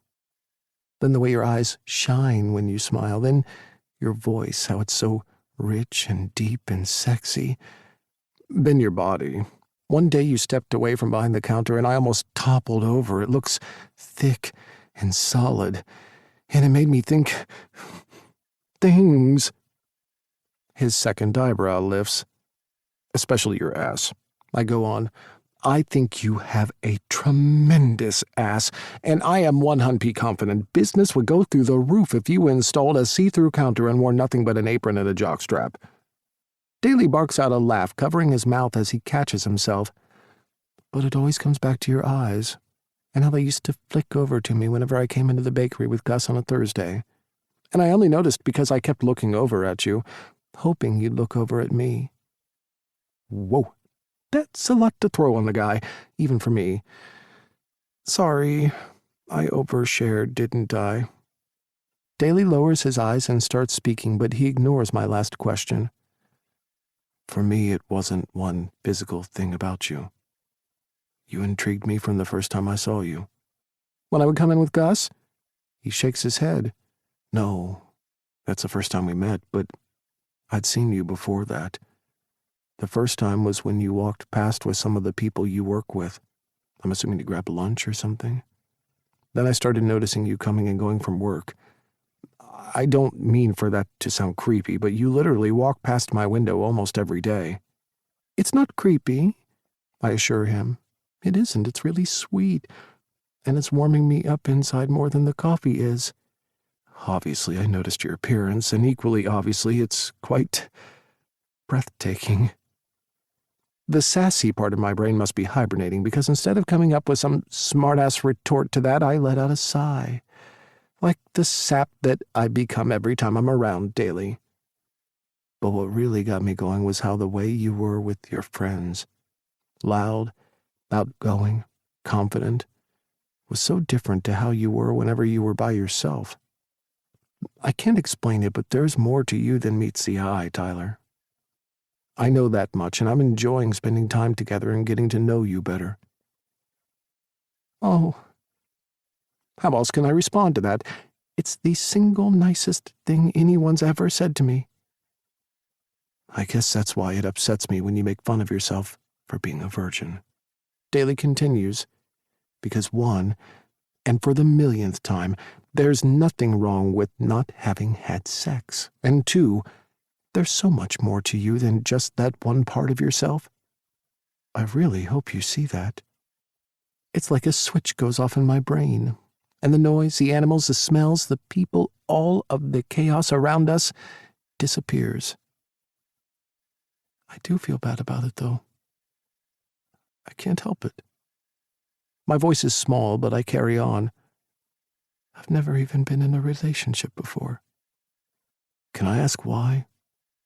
When Daly sees my face, he adds, You don't have to tell me, of course. But if you want to, I'm here. I let his words wash over me. Even though we've only hung out a handful of times, I feel safe with him, like I can trust him. But I'm not ready to share that part of myself with him. Not yet. But maybe I can let him in on something else. I take a sip of coffee. This isn't a direct answer to your question, but I think it's related. I had a tough time growing up. It was clear early on I was a little different to other boys. My parents used the word flamboyant. I prefer fierce. I smiled to try and mask some of the pain curdling its way up my chest. But I need to stop that, stop deflecting, and just be real. No more hiding behind jokes and extraness. Even if it is painful, I can't explain why, but I want to share the brutally honest truth with Daly. When I was 14, Dad gave me an ultimatum. If I didn't cut it out with all the faggy stuff, his word, not mine, he'd kick me out of home. At first I thought he was kidding, or at least exaggerating, but no, he was deadly serious. Oh, Tyler, I'm so sorry you had to go through that. What about your mom? Mom did nothing. She agreed with him. My brother and sister did too. They were embarrassed by me and low-key homophobic. They liked to tell themselves they weren't because they liked the occasional out-gay or lesbian celebrity or sports player, but they were. They never let me express myself, which is why now I do. I can truly be who I am, and even though I'm still working out a lot of that stuff, At least I'm free to experiment and make mistakes and grow and learn. And that's what life is all about, Tyler. I admire the hell out of you. You are who you are, even if that isn't perfect or doesn't fit someone else's ideals. I wish I could be more like that sometimes. More free, more open. Hey, you're plenty open. You're just wired differently. Some of us are loud, I gesture at myself, and others express themselves in different ways like you do. You're thoughtful, quiet and considerate, strong without having to advertise it. I like those things about you. Thank you. What about your family? I know you're close with your grandmother, but what about parents, siblings? Daly squeezes my hand tightly. I don't have any siblings. I'm an only child, and as far as parents go... His voice trails off, his eyes growing glassy. My folks kicked me out of their home when I was 15. Oh my God, Daly, I'm so sorry. That's horrible. I feel bad complaining about my childhood when it sounds like you had it so much tougher. He nods, the pain showing on his face. Yeah, maybe it was, but it's not a competition, and it doesn't lessen what you went through. Those words hit me hard in the chest. They fly in the face of everything my former best friend told me when I'd opened up to them about the worst thing that had ever happened to me. The real reason why I've never had a romantic relationship, the thing I want to share with Daly, but am afraid to. Worried he'll have the same response my now ex-best friend did. But I shove all those fears aside. My only concern now is aimed straight at the guy sitting right in front of me. What happened? If you don't mind me asking. I don't.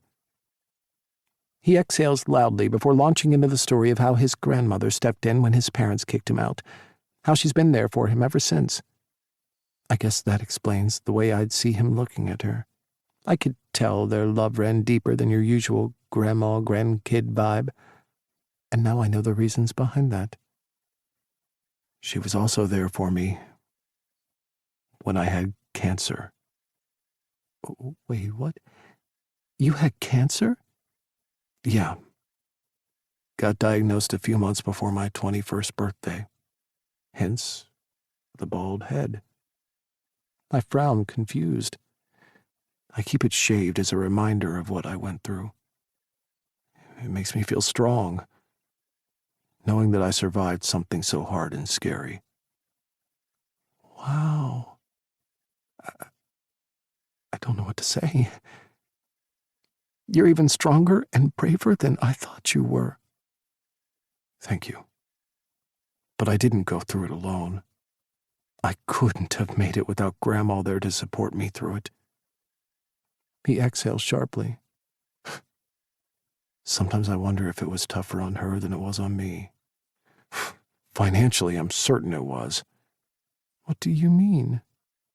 I've never noticed the tick in Daly's jaw, but there's no way I can miss the beat of it now. I've hit a raw nerve. Just as I'm about to take the question back, he says, She covered my medical expenses. My parents didn't just kick me out of their home, they booted me off our family's health insurance plan. I wasn't covered, and cancer treatment is crazy expensive. Yeah, I'm sure it is. That's why I can't fail, Tyler. I can't let the bakery go under. There's a tenacious rasp to his tone. I have to succeed because I need to pay her back every last penny. She needs that money to fund her retirement. I am not going to deprive the woman I love most in the world of that. I just can't. I wouldn't be able to live with myself. A silence washes over us, but it's more than offset by all the happy animal noises around us. I'm processing everything he's just told me. About his parents, getting kicked out of his home, his grandma stepping in to raise him, getting cancer so young. I've never known anyone with cancer, much less someone my age. It feels so alien. A few moments pass, and my mind wanders back to a snippet of a conversation Daly and I once had. And I snicker to myself. He notices. What is it? We did it, I say. Did what? Remember the night we went out and had all those tequila shots? He groans. Don't remind me. Then quickly follows up with, I meant about the shots, not about you, of course. I chuckle. I know what you meant. I think I've developed an allergy to coconuts, but anyway, remember how we agreed to take a rain check on dredging up our childhoods? A look of recognition crosses his face. Oh, yeah. And hey, now we can add my cancer to the list of shitty things we talked about as well. That is true. Well done, us. He smiles broadly, stroking the top of my hand. I really like you, Tyler. I find it really easy to talk to you. I don't normally open up to people like this. I really like you too, Daly, I say. I want to tell him that I feel the same way, that while I can be loud and talkative, it's not easy for me to open up either, to talk on a deeper level like this with someone, that the reason I don't open up to people is because, when I have in the past, all they've done is hurt me. My family, who was never there for me in the ways I needed, and my ex-best friend who took what I said and totally twisted it into something it wasn't. I wonder if I took a chance and told Daly everything, if I told him the real reason why I'm single and still a virgin, would he hurt me too? For just a flicker of a moment, I allow myself to believe he wouldn't. 12. Daly. This is me, Tyler says as I pull up in front of a cute cream bungalow with a low-pitched gray roof that extends over a large front porch. Cool. I cut the engine. I'm not expecting an invite inside, but I am hoping to maybe snag another kiss. We turn to each other and both speak at the same time. Today was... Tyler lets out a loud laugh. You go after you. More laughter. Then, silence. I'm smiling from ear to ear, but I'm determined to let Tyler speak first. But he's holding out too. Finally, he unbuckles his seatbelt and pushes toward me. His lips brush over mine as I stroke the side of his hair. I like kissing you. His warm breath fans over my face. Technically, you're not kissing me yet, I point out. Next thing I know, Tyler snares my lips in a red-hot kiss. I can feel the heat radiating from him as I open my mouth to let him in. He wastes no time, his frenzied tongue spearing across every part of me. His hunger spurs me on, and I find myself clawing at Tyler's chest, his back, his ass. And holy hell, what a firm mass of tight muscle it is. I feel my cock pushing against my zipper, my entire groin on fire. After kissing ourselves senseless for a few minutes, Tyler finally breaks away, bouncing as he lands back in his seat. He looks over at me and smiles with his sexy, just-been-kissed lips. You're really good at that, he says hoarsely, adding, technically. I waver for a second. I could go with something like, thanks, or you're not so bad yourself, but those responses seem kind of, dull. I may not be the world's most adventurous guy, but I don't want to advertise that fact. More importantly, I don't want Tyler to see me that way. So, I throw up a silent prayer to the deities of flirting and respond with, "You ain't seen nothing yet. That's just a warm-up, Ty." Okay, so not the smoothest line in history, on par with my knock-knock joke probably, but it has the desired effect. Tyler's cheeks flame, almost matching the red around his lips. I look forward to, experiencing it, he stammers adorably. With one more kiss, a gentler one this time, he murmurs goodbye and then heads inside. I turn the engine on, but wait until he reaches the front door. Before going in, he turns around and gives me one of his waves. God, what is it about a simple wave that I love so much? I wave back. The stupid grin stays on my face the entire drive home. By the time I finish lugging all the boxes of gear into my apartment from our shopping expedition, I am sorely in need of a shower. And yeah, Maybe some solo time, too, just to take the edge off. Hanging out with Tyler does that to me. It ignites a part of me I thought I'd laid to rest. I don't mean sex, since I've had the occasional anonymous hookup here and there after my surgery, no. I'm talking about a desire to have sex with someone I know, someone I like, someone I'm developing feelings for. Because that's what's happening. I can feel it. Despite specifically stating our deal wouldn't include a relationship, I can't help it. My feelings for Tyler have moved out of the friendship zone and are well on their way to romance territory via a much-needed detour through Fantasy Lane. I strip off as I head down the hallway to my bedroom. I pull out my trusty dildo and lube, lying down on the bed as I lather it up, getting it nice and wet. I get into my favorite comfortable position, on my back, legs splayed wide apart, and position the wet tip of the dildo so it teases my entrance. I close my eyes, succumbing to the fantasy invading my mind. For the next little while, I'm no longer some damaged dude who scares people off with his body. Instead, I'm wrapped up in Tyler's arms. He's on top of me, his body flush against mine. He runs his hands over my skin, telling me how beautiful I am. I sink into his touch, into the beauty of his words. "I want you, Daly," he whispers into my ear as he lines himself up against me. It's him I feel pressing against my clenched hole. "I really, really want you." My lips part. A gentle moan escapes out of me as he fills me up. His eyes stay on me the entire time as his presence expands inside of me. Inch by inch, I take every bit of him until he bottoms out. "God, you feel so good," he tells me, and I believe him. I want someone to make love to me like this, someone who sees all of me and desires me anyway, who can make me feel good with their body, with their words, and with their actions. Kindness isn't a kink, but it damn well should be. Tyler's one of the kindest, most considerate people I've ever met, and that thought alone hurries my hand actions as I start sliding the dildo faster inside of me. "I'm ready for more," I tell Fantasy Tyler. He cranks up the speed, his hips snapping as he breaks out into an effortless rhythm. I miss this feeling, the exhilaration and connection that only comes with being with someone you care about. I bring my other hand to my cock, start stroking myself with it. I imagine the fingers belong to Tyler. They're long and smooth, and they slide up and down my aching, pulsing cock with the perfect amount of pressure. I keep going. The dual action of the dildo and jacking myself off while fantasizing about Tyler pushes me to the edge until I crash right over, falling into a body-rocking abyss as my orgasm shoots through me.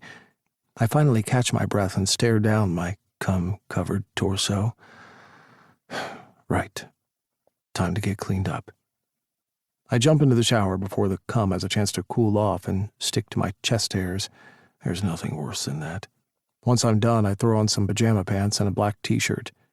My weekly Sunday night call with Grandma isn't for another few minutes, so I open a packet of chips, since I'm not all that hungry, and flop onto the couch. I try to distract myself, absently scrolling through my social media feeds, but nothing really captures my attention for too long.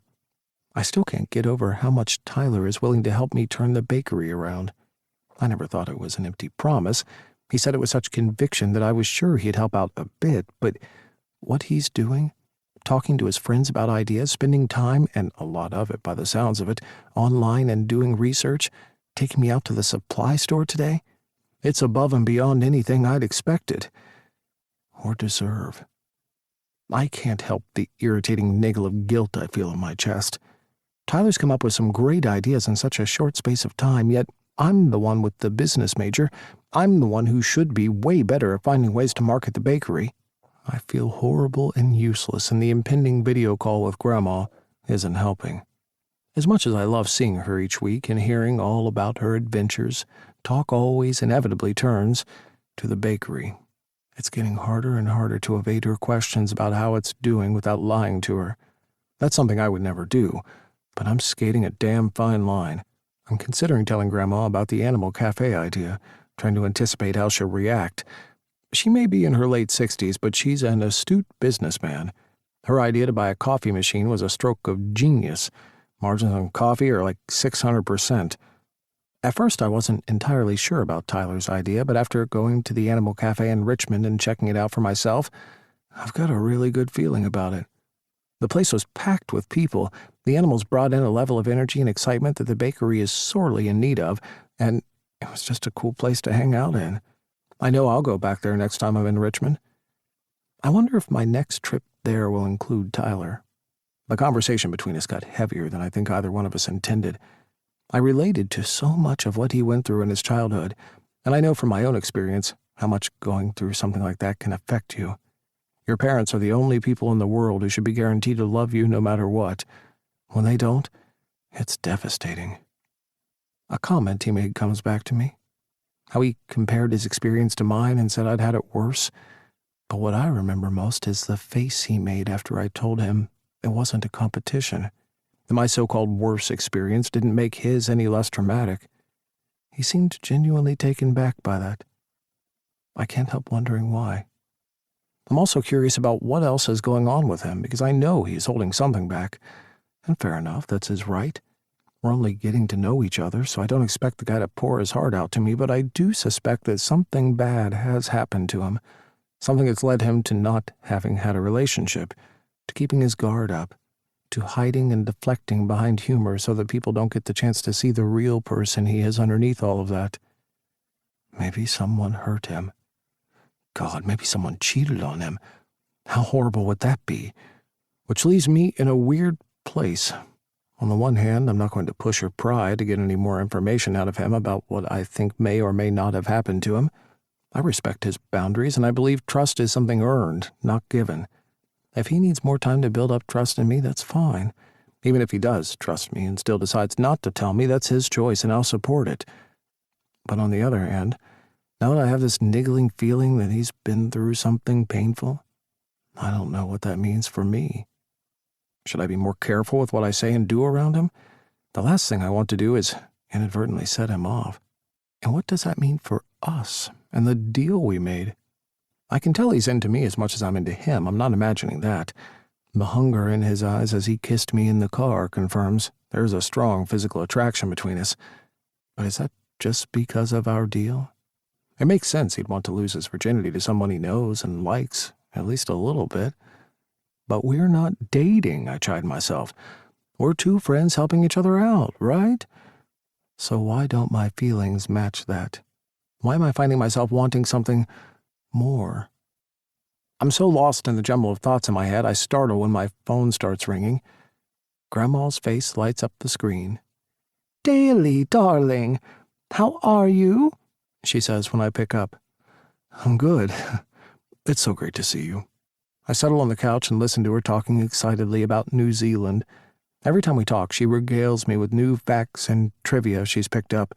This week she starts with the fact that there are 9 sheep for every person, which I already knew but pretended I didn't. That New Zealand was the first country in the world to give women the right to vote in 1893. Embarrassingly, I didn't know that. And then she excuses herself to get something, coming back with... I squint closer to my phone screen. She's holding up a photo of herself in front of...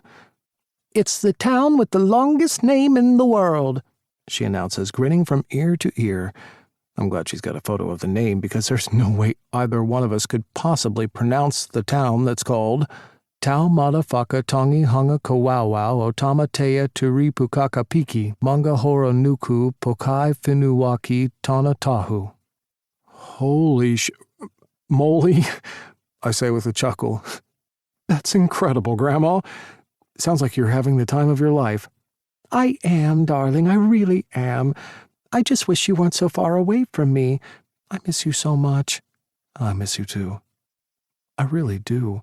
She took me in when I was 15, so we lived together for a decade. I saw her every day through thick and thin, big moments and small. She was both my parents and grandparents rolled into one. She did an incredible job and is the strongest, kindest person I know. She asks me how I'm doing, softly teasing to gauge whether I'm seeing anyone the way she always does. She doesn't hide the fact she'd love for me to find someone to be happy with. I don't mention Tyler. It's too early, and besides, nothing is meant to be happening between us. We're just two guys who made a deal or helping each other out and becoming friends. After a while, talk turns to the bakery. I'm not sure how much I want to tell her yet. I've deliberately not told her about the problems I've been having because that's what they are, my problems. I want her to enjoy her travels and not be worried about what's happening back home. Can I ask you something? Of course, Daly, anything. What do you think of the idea of expanding the bakery into more of a cafe, making it a place where people can grab some slightly more substantial food? Her eyes light up. I love it. I always wanted to do something like that, but it was too big of a job for me. Besides, I'm not as in touch with what customers like anymore. I think growing the bakery would be fantastic, and I know you'll do a wonderful job with it, darling. I smile. Grandma's always been my biggest supporter. All the more reason why I can't disappoint her. I will not let her down. I will not fail. 13. Tyler. 2 days after my shopping excursion with Daly, I'm sitting in Gus's office with him and Chase. We have a monthly meeting where they check in with me to see how I'm doing. It's the first time we've had a chance to properly speak since I operated, unsuccessfully, on Fuzzy. I had the day off yesterday, and I spent most of it on my computer coming up with flyers advertising Yappy Hour at the bakery. I won't win any graphic design contests anytime soon, but it's amazing what you can do with some pre-made templates, photos of shirtless guys, and super-duper cute animal pics. When I wasn't on the computer, I was on the phone, madly texting with Daly to show him what I was coming up with. He seems genuinely excited. We both are. I think this idea will really work. He also talked about expanding the food offering, turning the bakery into something more like a cafe. He said that's the direction his grandma had started by getting the coffee machine, and now he's thinking of adding things like sandwiches and brunch fare to the menu, too. Shit, speaking of work, both Gus and Chase are looking at me earnestly. It feels like someone's just finished asking me a question. Only problem is, I have no idea who or what it is. Come again? I offer. Gus smiles. I was asking you if you'd had a chance to read the latest edition of Pet Vet magazine. But it's pretty clear your mind is, elsewhere. And by elsewhere, Gus means a few doors down at a certain bakery. Chase throws in, looking way too smug with himself. The guys chuckle at my expense, but I don't mind. They caught me. Sorry, I say. It's just, well, yeah, I am thinking about Daly. Would you like us to leave the room? Chase adds. Oh, ha, ha, ha. I'm glad some of my sass is rubbing off on you. I aim at my friend. I assume that's not the only rubbing off you're doing at the moment. Gus throws in. We all laugh, and there goes our serious conversation. Honestly, I'm glad we're not talking about my work here at the clinic. I've been avoiding thinking about it as much as possible. It's too painful. And besides, I'm so excited about this animal cafe/barkery idea that I'm preferring to focus my attention on that. I know I can't put my work crisis off forever, and I'll have to deal with it at some point, but later, much later, if possible. I filled the guys in on our plans for the bakery, how we're going to introduce 2 Yappy Hours each day where people who bring their pets in get a discount on their drinks, and how the menu will expand to more breakfast and lunch-style meals, again with the hopes of encouraging more people to eat in. Even as I'm speaking, I'm noticing I'm saying a lot of we's and hours, but it feels strangely good, normal even. When I'm done talking, Gus gets called away, leaving me alone with Chase. So, what do you think of the barkery idea? I think it sounds really good. Chase stops himself, but then decides to follow up with, and it's good to see you like this. I quirk a brow at him. Like what? Enthusiastic. I don't mean this in a bad way, but since losing Fuzzy, in fact even before then, I've noticed you've been dragging your feet a little, which, don't get me wrong, is totally understandable. Chase's observation about how I've been at work these past few months brings up an uncomfortable truth I can't hold back any longer. I don't like being a vet anymore, I say sadly. But at the same time, there's nothing else I want to do. He grows silent for a moment. But you like spending time with Daly? I do.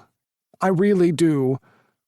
Well, if it feels good and cheers you up, just keep doing that. You'll figure everything else out in due time. You really think that? Chase nods. Worked for me. After the divorce with Julie, I bought a house in suburbia and some piglets. I did me for the first time in my life, and it felt good. As I started feeling better, things started happening, and before I knew it, a new chapter of my life had opened. One that involves Lycra, I tease. Exactly. Chase chuckles in agreement. I'm not suggesting you avoid your problems forever. I'm saying get in a good headspace by doing something you enjoy, and then you'll be better placed to make the right decision when the time comes. Shit, I mutter. When did you get so smart? Chase throws his head back and laughs. Thanks. I let out a small breath. I really needed to hear that. No problem. That's what friends are for. I really do like Chase. He's one of my closest friends. I feel safe with him and I trust him. That's why I decide to say, there's something else going on between Daly and me. Thought there might be, he replies with a grin. It's not what you think. We made a deal. He leans forward, his interest piqued. What sort of a deal? Since Chase is the only person who knows about my V status, apart from Daly, I decide to tell him the whole truth. Daly's offered to help me lose my virginity the night before I turn 25. It's not a relationship and we're not dating, I clarify. Just a one-time friends with benefits arrangement. So, what do you think about that? I ask. Chase considers it. Someone once told me I shouldn't have to change who I am to make other people happy. He mentions, and I smile, recalling a conversation a few months ago when I said those very same words to him when he was going through a tough time with his divorce. Whoever said that sounds like he's very smart and ridiculously attractive. Chase chuckles. He's also oh so very humble. But seriously, I think the deal you have going with Daly is great. As long as you don't feel like there's any pressure, okay? Trust your feelings. And if you want to go ahead and have sex with him, or anyone else, go for it. But if you don't, that's okay too. The only right thing in these sorts of situations is whatever's in your heart. Yeah, thanks. I know. I'm actually feeling really good about this. I like Daly. A lot. I noticed. He's a good guy. No, he's the best, I correct, and Chase bites down on his lower lip to keep from smiling. That's the good thing about love, he says, tapping me on the shoulder as he gets up to leave. There's a best person out there for all of us. Girl, before you say anything, let me tell you that skirt is everything. The cute curly-haired woman standing before me preens. You really like it? I shake my head dramatically. No, I don't like it. A slight pause for effect. I love it. Thank you. Her face lights up, and she even does a little spin on the spot for me so I can appreciate the patchwork, multi-layer, bohemian-style maxi dress she's got on over a pair of black leggings while she maintains a tight grip on her adorable Pomeranian, Pretzel. It's Sapita, right? I ask her. That's right. Cool name, I say as I ring up her order on the cash register. I recognize her, just like I've started to recognize more and more of the regulars who stop by the Barkery to take advantage of Yappy Hour in the morning these past few weeks. I'm thrilled the idea has taken off like it has, but I'm even happier with the effect it's had on Daly. I can literally see the difference in him. While he's always had a friendly, personable demeanor, there's definitely an added bounce in his step now. I glance over at him, working away furiously behind the coffee machine to keep up with the steady stream of orders I keep bringing up. He catches me looking at him, and he flashes me one of those big, wide smiles of his that always makes my heart jump. It's a sight I'll never get bored of, no matter how many times I get to witness it. Luckily for me, that's been happening almost daily. Guess you could say we've fallen into a routine of sorts. Jeremy continues to whip up the most delicious pastries and treats I've ever had the pleasure of sampling. Daly's a maestro on the coffee machine. Since it looks way more complicated than a microwave, I steer clear of it, which leaves me to handle the customers. If I'm not working at the clinic, I'm here at the Barkery helping him and Jeremy out. It's tiring, and I'm flat out busy, but I wouldn't have it any other way. I've kind of been avoiding my actual job lately. I lost another animal 2 weeks ago, and that one hit me the hardest. I called in sick to the clinic the day after that. I've also started pulling out of more and more shifts at the clinic, which makes me feel like shit, but I just can't handle it. Gus assures me it's okay and to take all the time I need, but I can't help feeling like I'm letting the team down. But the thought of going back there fills my stomach with dread. Being at the cafe and spending time with Daly are the only bright spots in my life right now. Chase's advice plays on my mind. Do what makes me feel good, and then the answers will come. I'm not entirely convinced, but I'm prepared to follow it and see what happens. There's bad news on the apartment front, too. It still isn't safe for me to move back. Something about the leak damage affecting the walls of the building.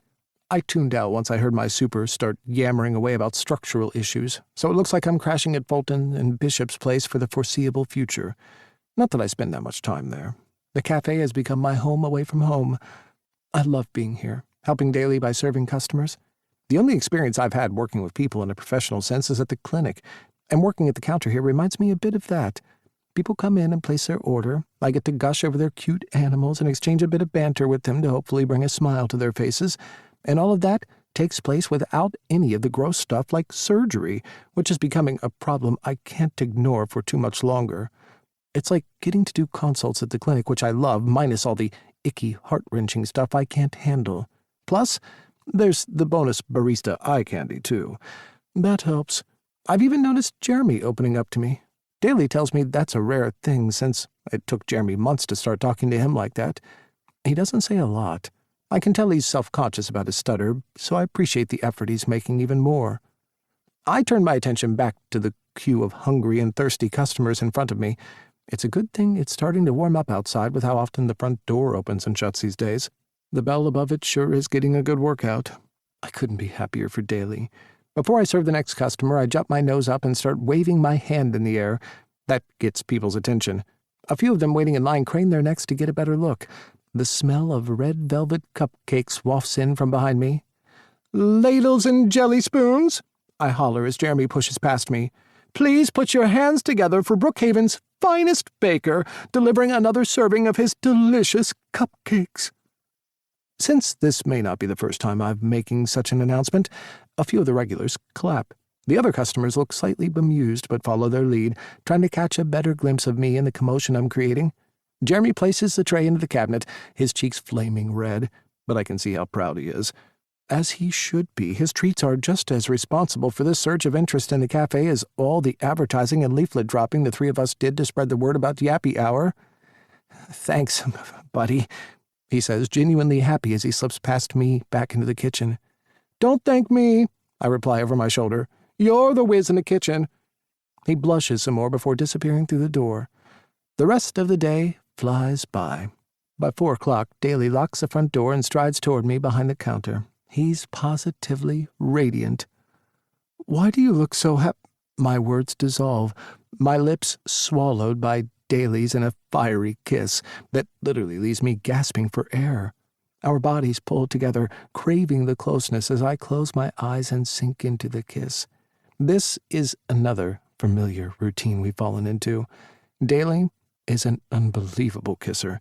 I never knew there were so many different types of kisses. When it's really busy, we have to keep things short and chaste, but whenever there's a lull, one of us will always reach out for the other, pulling them into kisses that can range from sweet to downright steamy, leaving my legs quivering and my body aching for more. He finally shifts away from me. I keep my eyes closed for a few more seconds, savoring the taste of him on my lips for as long as I can. If that's what his mouth can do to my lips, I can't wait for him to work the rest of my body over. We finish cleaning up before collapsing into a couple of chairs.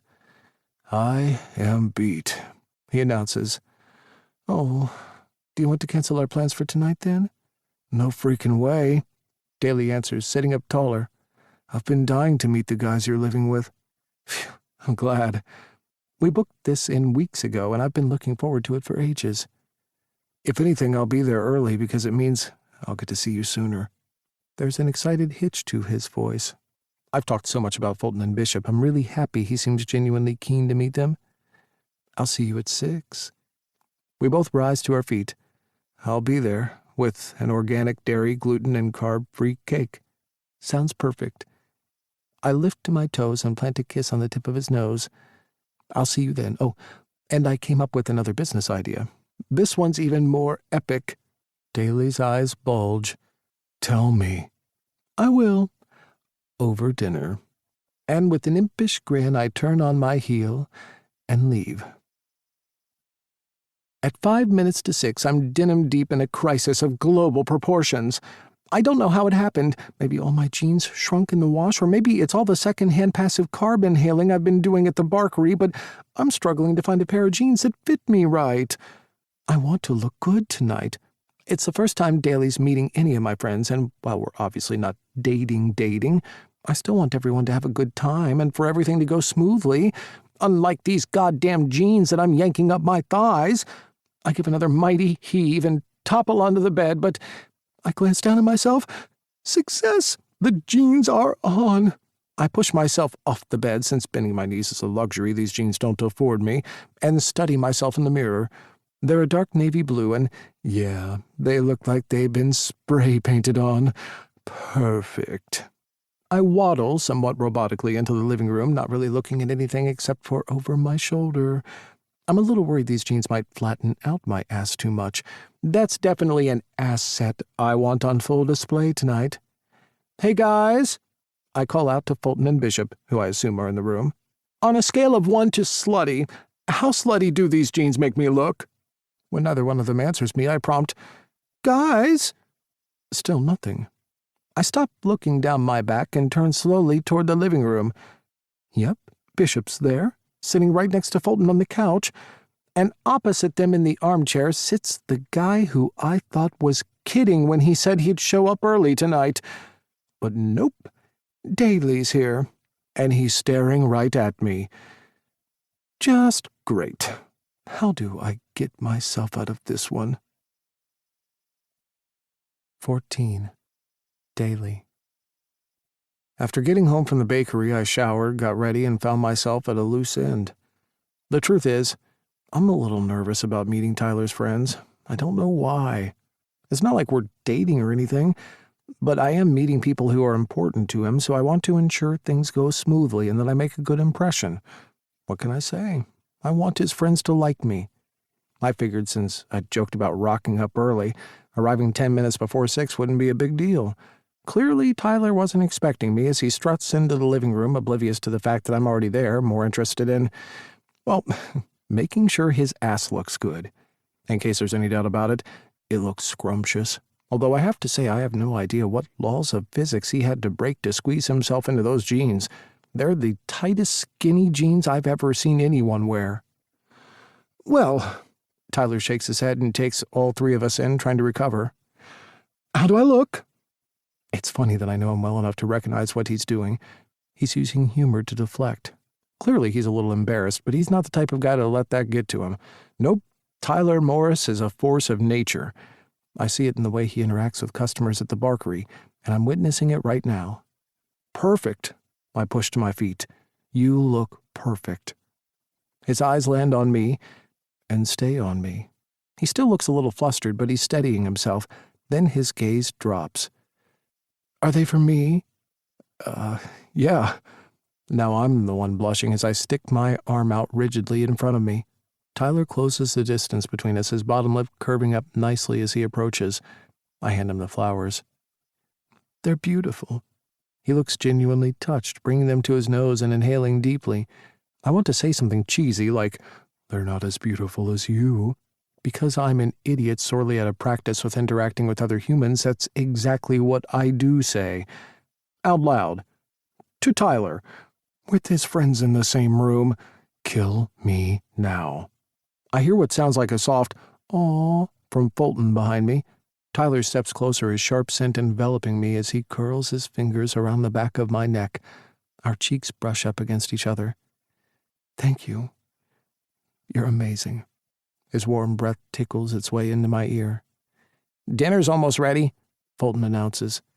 I turn to see him and Bishop carrying the cake and bottle of non-alcoholic wine I brought over, heading out of the room.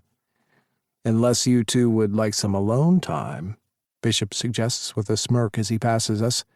Tyler's eyes gleam, and even though I've seen him practically every day for the last few weeks, both at the cafe and then hanging out at my place most nights, the thought of more time with him sounds like heaven. Maybe later, Tyler quips. He holds out his hand and I take it as we follow the guys into their kitchen. I have to say, your house is extraordinary. I continue the conversation Fulton Bishop and I had started when I arrived, as Fulton gestures toward the table in the corner of the impressively large kitchen. I just love cats, Fulton explains. It really is that simple. I love rescuing them, and then I love pampering them. They deserve to live their best lives, especially after having gone through trauma and abuse. I totally agree, I say as Tyler and I sit down at the table next to each other. You've done an amazing job with the place. Oh, and I love your shirt, too. Fulton glances down at his shirt that sports a sassy-looking cat wearing shades and reads, "Like puns? No, they're clawful." He beams. Thank you. I nudge Tyler with my elbow. This place kind of makes the animal cafe we went to in Richmond pale in comparison. I told you, he agrees. But you, should use it as inspiration for what your cafe can be someday. For sure. I pretend I missed his slip of the tongue, but I didn't. Tyler has been instrumental in turning the bakery around, but the financial aspect isn't even the best bit. It's him. It's how he's brought the place to life. He's a natural with customers, chatting away with everyone who comes in with such effortlessness and genuine affection that it puts him at ease and entices them to return again. And his love for animals shines through, too. I always knew he liked animals. The guy's a vet, after all. But seeing the way he interacts with them, with my own eyes, is something else. He's so caring, so loving, that it moves me every time I pretend not to be gawking at him from behind the coffee machine. Fulton and Bishop bring 2 plates over to the table. This smells amazing, I say, eyeing the vegetarian casserole filled with peppers, zucchinis, lentils, smoked paprika, and thyme. Thanks. Fulton sits down while Bishop dashes off to grab the salt and pepper. Once he's back, Fulton raises a glass of non-alcoholic wine. Well, it's great to finally meet you, Daly, even if it means we never get to see Tyler anymore. We smile and bring our glasses together. So, Tyler tells us the Barkery is doing really well, Bishop says as we dig in. It is. I peer over at Tyler, and it's all because of him. He seems genuinely surprised at that, freezing with his fork suspended in midair. He turns to me. No, it's because of us. And Jeremy. He's Daly's incredible baker. I may be a divo, but I am not going to get all Destiny's Child-era Beyoncé about this. What we're doing is a team effort. More smiles all round. I tell the guys a bit about how much better the business is doing, keeping it general and not revealing the true extent of Tyler's impact, that I've gone from being a few weeks away from having to turn the lights out for good to being on track to post my first monthly profit. I agree with Tyler that he, Jeremy, and I all play our roles, but in my eyes, he is the Beyoncé. He single-handedly transformed the place from somewhere you'd pop in to get a takeaway cup of joe to somewhere friends meet up for a lazy brunch on the weekend, or somewhere patrons want to come down for yappy hour so that their animals can socialize with others. He's brightened the cafe up and turned it into a space people actually want to spend time in. Word is spreading like wildfire, and we're busier than we've ever been. I don't know if I'll ever be able to thank him for that. In addition to the delicious food, dinner with Bishop and Fulton is fun. We fall into an easy conversation. Bishop tells me more about his animal shelter and their summer plans for a holiday in Florida. Fulton spends a good chunk of the conversation regaling us with some of the adventures his cats get up to, including Donut, who's formed a bad habit of getting under his and Bishop's feet and tripping him up. They've had a few close calls, and they're worried someone's going to get hurt. Judging by his love for cats, I'd say Fulton is more worried about injuring Donut than he is himself. But one of my favorite things about dinner has to be the way Bishop and Fulton look at each other. I may have only just met them tonight, and even though they said their 2-year anniversary is coming up, they have this honeymoon glow about them. Whether it's the way Bishop's hand keeps reaching out and brushing against Fulton's, or the small smile that forms on Fulton's face whenever he listens to Bishop speak, it sparks something within me. How nice would it be to find someone to share such seemingly little moments with? Wouldn't it make life that much better? Dinner turns into dessert, and I have to say, my boy Jeremy came through. His gluten-free carrot cake, made with freshly grated carrots, juicy pineapple, shredded coconut, raisins, and walnuts, and topped with tangy dairy-free cream cheese frosting and more chopped nuts, is super moist and tastes exquisite. Tyler lets out a filthy-sounding moan as he takes his first bite. "Holy Halle Berry Catwoman, this is good," he gushes. The others agree. "So," I say to Tyler, "you mentioned before you left the cafe you had another great business idea? Care to share?" Tyler stops eating. "What, me? Having all eyes on me, basking in the spotlight? I don't know about that." We all laugh. Tyler, too, and man, I love that he can be in on the joke. I mean, I like it as a friend. It's a good quality to have in a friend. He clears his throat and starts talking. "Well, this idea I've come up with is a bit like me." Bishop tilts his head. "How so?" "Well, it's fabulous, obviously, but it might seem a little out there at first." I chuckle. I've never met anyone like him. He really is something else, isn't he? Tyler continues. "The Barkery is doing well during the day, but at night it's empty." "Right," I say, having no clue where this is heading. "And a new season of the best show in the world, RuPaul's Drag Race, starts next month, so I was thinking why not combine a viewing party of the show with an animal-themed dress-up fashion show and call it RuPaul's Drag Race." My first reaction is the one I go with. I freaking love it.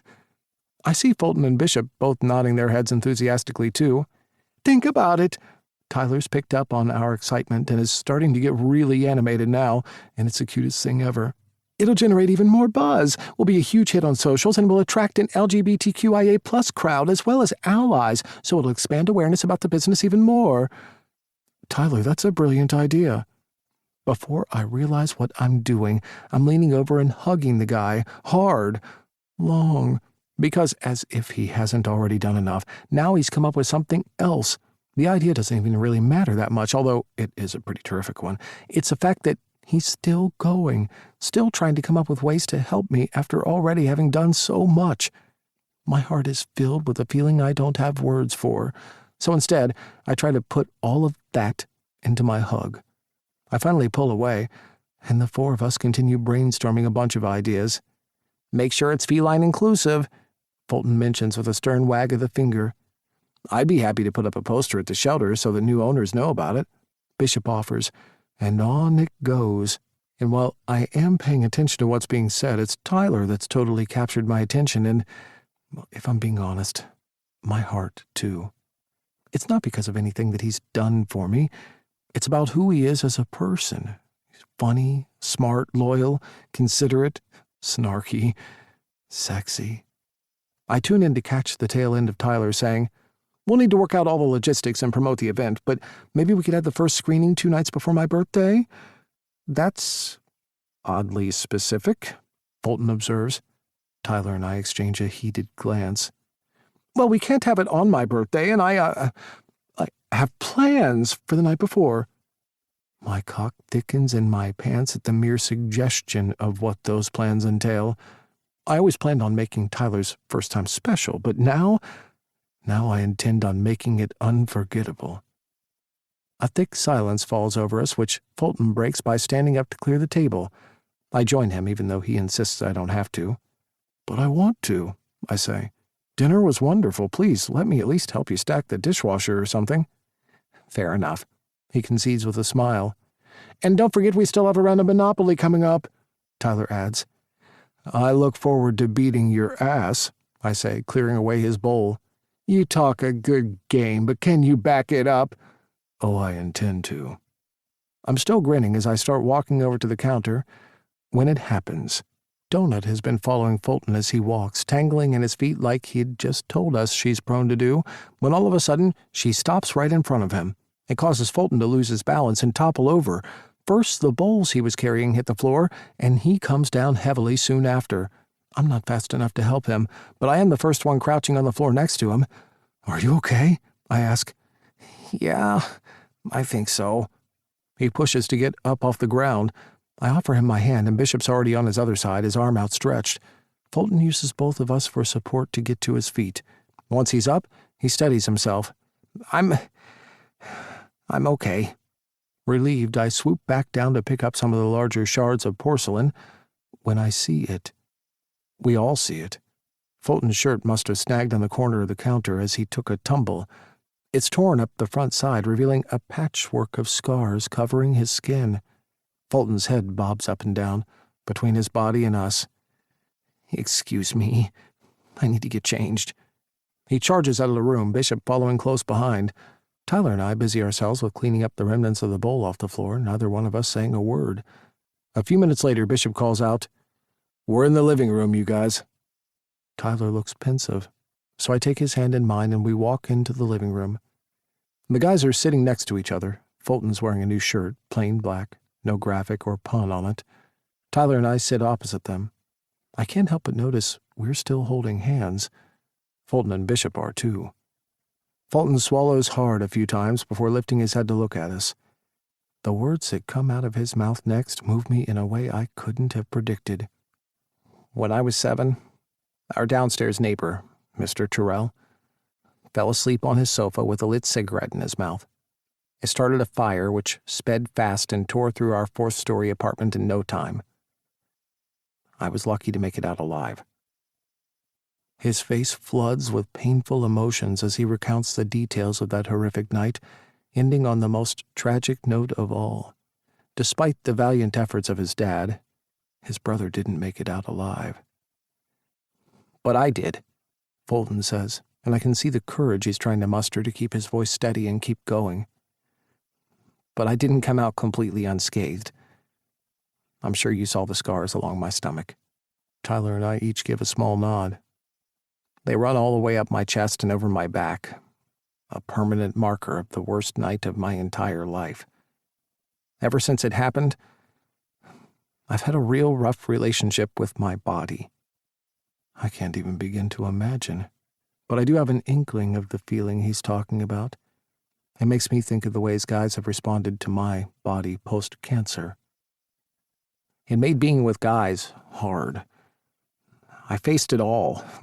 The look of horror and disgust on people's faces, the way they'd outright reject me. Sometimes during a hookup, they'd just get up and leave." Tyler covers his mouth in shock. "It killed my self-esteem big time. I suffered in silence for so many years. And then I met the most amazing man." He turns to Bishop, and for the first time since getting changed, Fulton smiles. It reaches all the way up to his watery eyes. "It took me some time, and I sure as heck didn't make it easy for him. But I learned to let him in, to show him all of me. And he loved me just as I am." "I sure do, baby." They kiss, and it's one of the most special, romantic moments I've ever had the privilege of witnessing in my life. This right here is what unconditional love looks like. Fulton's story moves me, but it's not until Tyler gently nudges my arm and asks, "What's wrong, Daly?" that I realize I've started crying. 15. Tyler. Fulton's story was making all of us a little misty-eyed. I had no idea what my friend had gone through, and all I could think about, as he was talking, was how it makes him an even more fantastic person than I already thought he was. I even made a mental note to be sure I told him that, because people don't say nice stuff enough to each other. My heart breaks for the loss and trauma Fulton's gone through, not to mention the strength he has to live his life the way he does. But it's when I glanced over at Daly and saw big, fat tears rolling down his cheeks that I knew something else was going on with him. He wasn't just sympathizing with Fulton. For some reason, it had triggered him on a personal level as well. Fulton and Bishop noticed, too. Sensing the heaviness, they quietly excused themselves for the room to give us some privacy. The last thing I'm sure Daly wants is an audience. "What's wrong?" I ask him for a second time once they're gone. He wipes his tears away. Bishop slips back into the room with a glass of water and a box of tissues before leaving us alone once more. I hand Daly the water, and he takes a few sips, collecting himself. "Fulton's story, it's brought up..." He's struggling, but I don't know what to say to make it better. Don't know if there is anything to say. So, I just place my hand softly on his knee and wait for him to continue whenever he's ready. He takes a few breaths, then begins. Remember how I told you about my cancer? I nod. Well, I left something out. I didn't want to get into specifics about it with you, but hearing Fulton's story, I can relate to so much of what he went through. I nod again, but he's lost me. It occurs to me that Daly never even told me what type of cancer he had, as well as the fact that I didn't ask. I feel bad about that now, but I was in shock at the news. I'd never known someone so young to have cancer before. I really regret not following up on that now. Hey, I say gently, taking the glass he's still holding and placing it on the coffee table. You don't have to say anything you're not comfortable with, okay? If it's too painful to get into, we don't have to talk about it. Daly tries to smile. Thanks. But I do have something to tell you. It's kind of important. Before I do, though, I'd like to remind you of the location of your nearest exits. I recognize what he's trying to do because it's my default mode. Try and lighten a heavy situation by inserting a half-joke into the mix. I know this tactic well. I force my lips into something I hope resembles a smile to show him my support. He takes a noisy breath and says, I had testicular cancer. Luckily, it was detected early, but I needed surgery to remove the cancer and... His voice trails off, but he lifts his head to look me straight in the eyes when he says, I lost a testicle. I only have one ball, Tyler. My heart feels like it's being put through an emotional wringer. I'm in shock and in pain for him, and then, just to top it off, Daly, the nicest guy I've ever known, tacks on, I'm sorry I didn't tell you earlier. No. I correct him on that last point, tears welling in my eyes. I'm the one who should be sorry for not asking you about it. I don't want you to think it's because I don't care, because I do. I've just never known someone our age who's had cancer. It was such a surprise when you told me, and I know that's such a pathetic excuse. It just caught me so off guard. I didn't know what to say or whether I should even ask. I really am so sorry. You have nothing to apologize for, Daly says. The same goes for you. That's not entirely true. He counters. I frown, so he explains. Our deal. He shuffles in his seat. If this new information changes things, then we don't have to go through with the sex thing. I completely understand if you decide not to. This is a big thing, and I should have been upfront with you about this from the start. Tears threaten to fall, but I blink them away.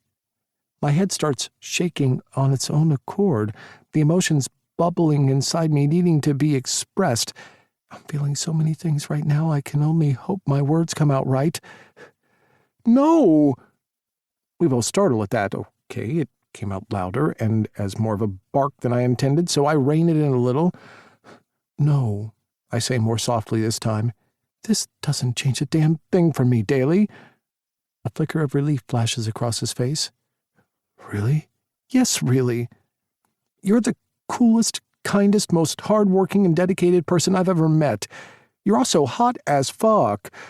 Everything about you is sexy, and I want to do sex things all over your body. Huh? I shrug, and we both burst out laughing. I have no idea what I just said. I sputter.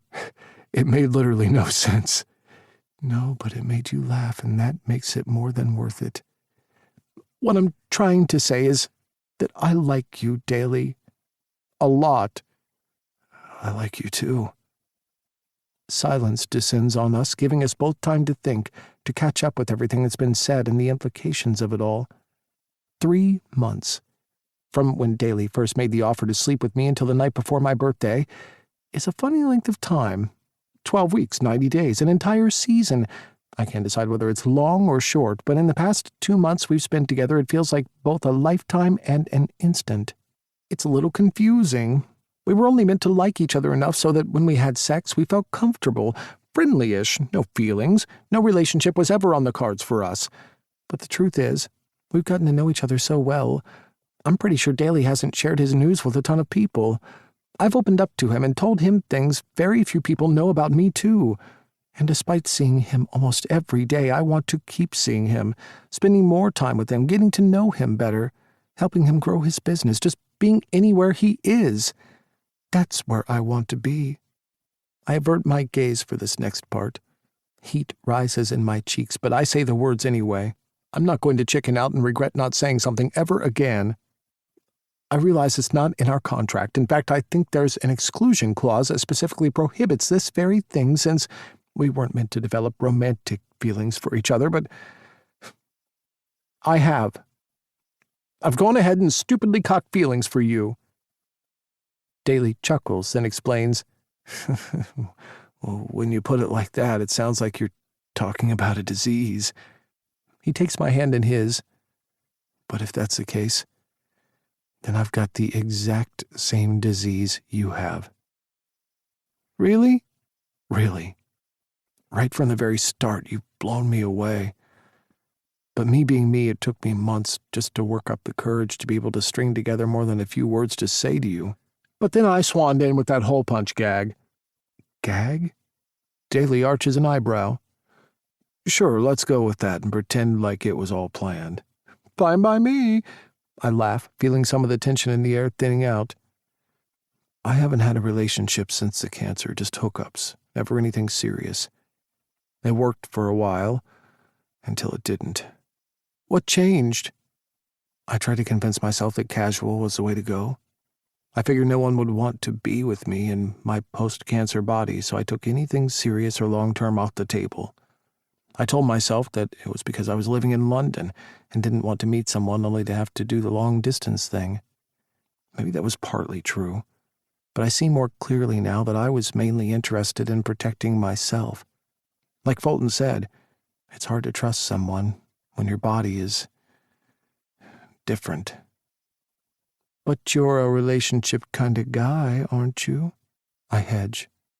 I know what his answer will be before he says it. Yeah, I am. All the feelings I've got for him get amplified by the honesty and vulnerability he's displaying right now. I close the space between us and cradle him in my arms. Thank you for telling me. Everything. I'm sure it wasn't easy for you. I work my hand up and down his back. It means a lot to me that you trust me. I can hear him breathing, sensing his mind working overtime.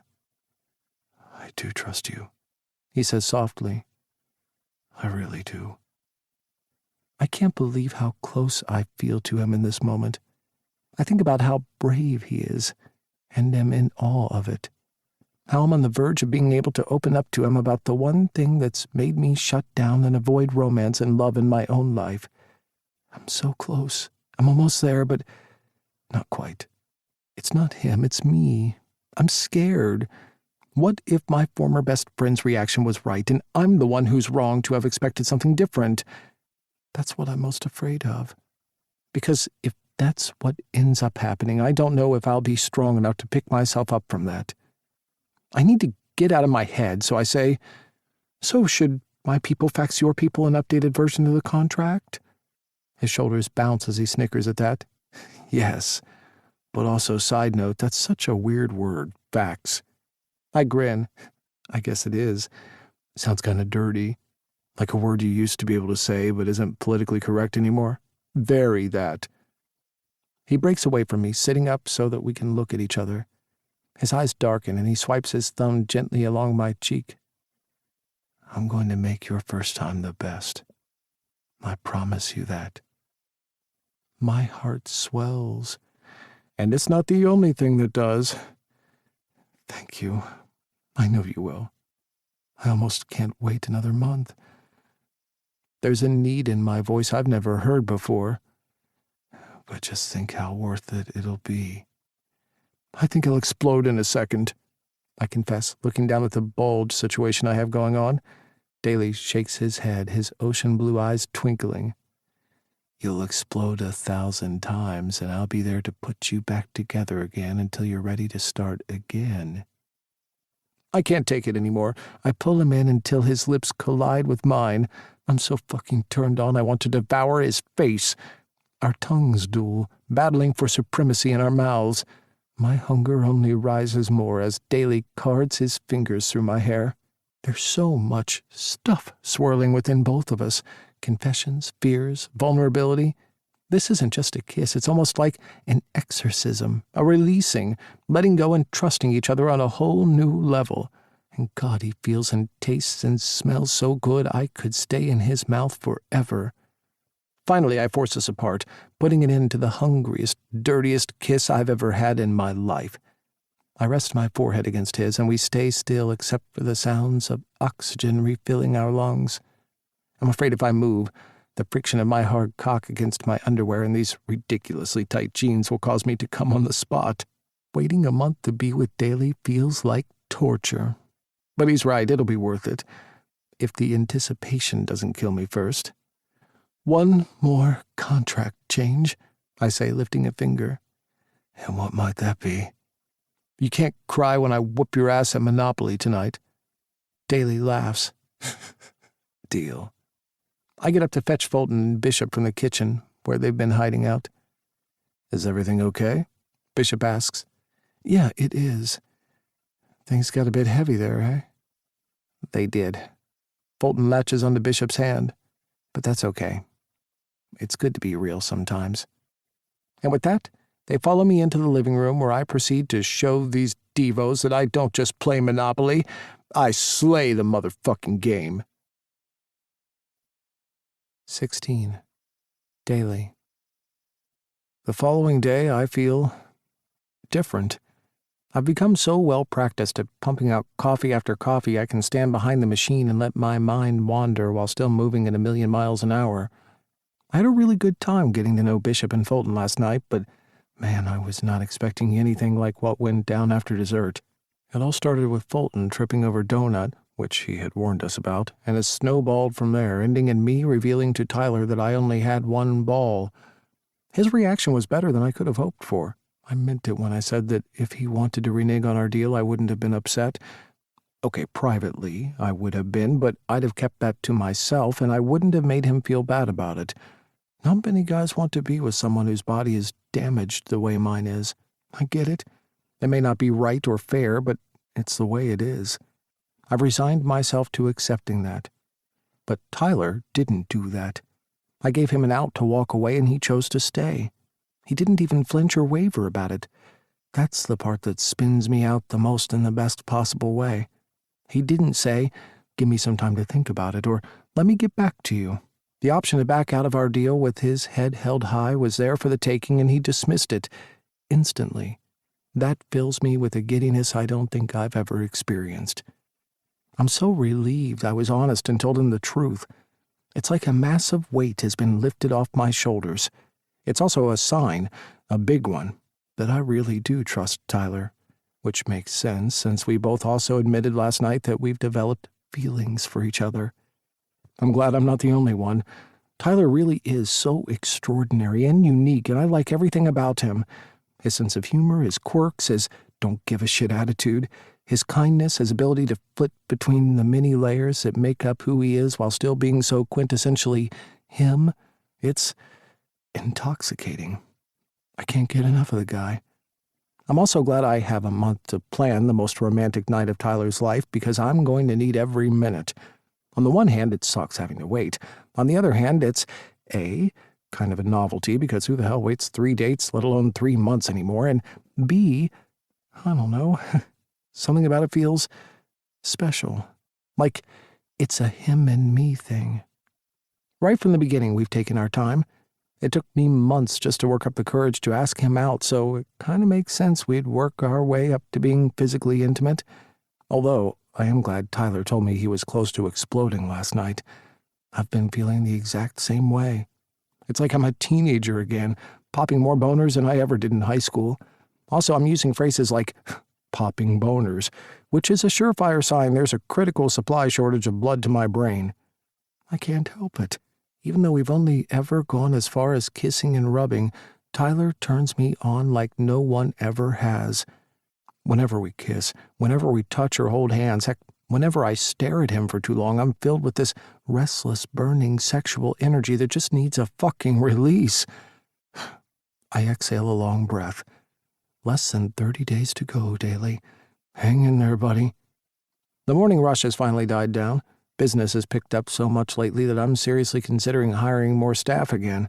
I'm making a coffee for Della, one of our many new regulars, who always comes in wearing a mishmash outfit of clashing colors and patterns that she somehow manages to make look good. She's scrolling through her phone while I'm preparing her order. Careful there, boss. I look down just as the milk I'm frothing is about to boil over the top of the mixing cup. Jeremy flashes me a cheeky smirk. There's a joke in that. Very funny, I shoot back with a smile. Can I help it if my thoughts keep drifting back toward a certain sassy, beyond incredible vet who never ceases to amaze and surprise me the more sides of him I get to witness? I finish making the drink and hand it over to Della, and she thanks me before heading out. The morning yappy hour rush is over, but the best news is that Tyler should be walking by any moment now on his way to work. Hey, Jer, can I run something past you? I say before he disappears out back again. Sure. Tyler's come up with something. I think it's a really good idea. Jeremy leans against the counter, listening as I tell him about RuPaul's Drag Race. When I'm done, I ask, So, what do you think? But there's really no need to. The huge smile on his face says it all. I think your boyfriend has come up with another great idea. Yeah, I think so too. Wait a minute. Boyfriend? Jeremy can't hide the amused grin on his face. Doesn't seem to be trying too hard either. I clear my throat. Nothing's official. Jeremy pushes off the counter, smiling knowingly. Yet. Ignoring the heat creeping up my neck, I say to him, I'm trying to play it cool here. He makes his way over to the kitchen when he stops and turns around. Can I say something? Sure, what's up? I want to help out some more around here, too. You already do. You help out heaps, I point out, touched by his thoughtfulness. This bakery wouldn't have survived without you. I wouldn't have survived without you. It's true. Prior to Tyler jumping on board, it was Jeremy and me versus the world, and it was a struggle I was losing. Maybe I haven't done a good enough job of letting him know that, though. Can I try a new cookie idea? That sounds amazing. Of course you can. He smiles and ducks through the door to the kitchen. How did I get so lucky? I've got the best employee I could hope for in Jeremy, and as I cast my eyes out the window, I'm treated to the most beautiful sight in the world. Tyler Morris, standing outside my front window, waving demurely like he always does. He hurries away, and a few seconds later the bell over the front door chimes. Hey, he says, scampering toward me. I am super late, so I can't stay. I just needed to tell you something really important. I frown. Is everything okay? Tyler's mouth crashes into mine, and man, having his tongue spear into me, swirling around in my mouth with a rapacious desire, makes me feel wanted in a way I've never felt wanted before. There. Tyler shifts back, smoothing his palms down my chest. Message delivered. I really do need to go now if I don't want Gus to kill me. It's only when he reaches the door that I'm able to breathe again.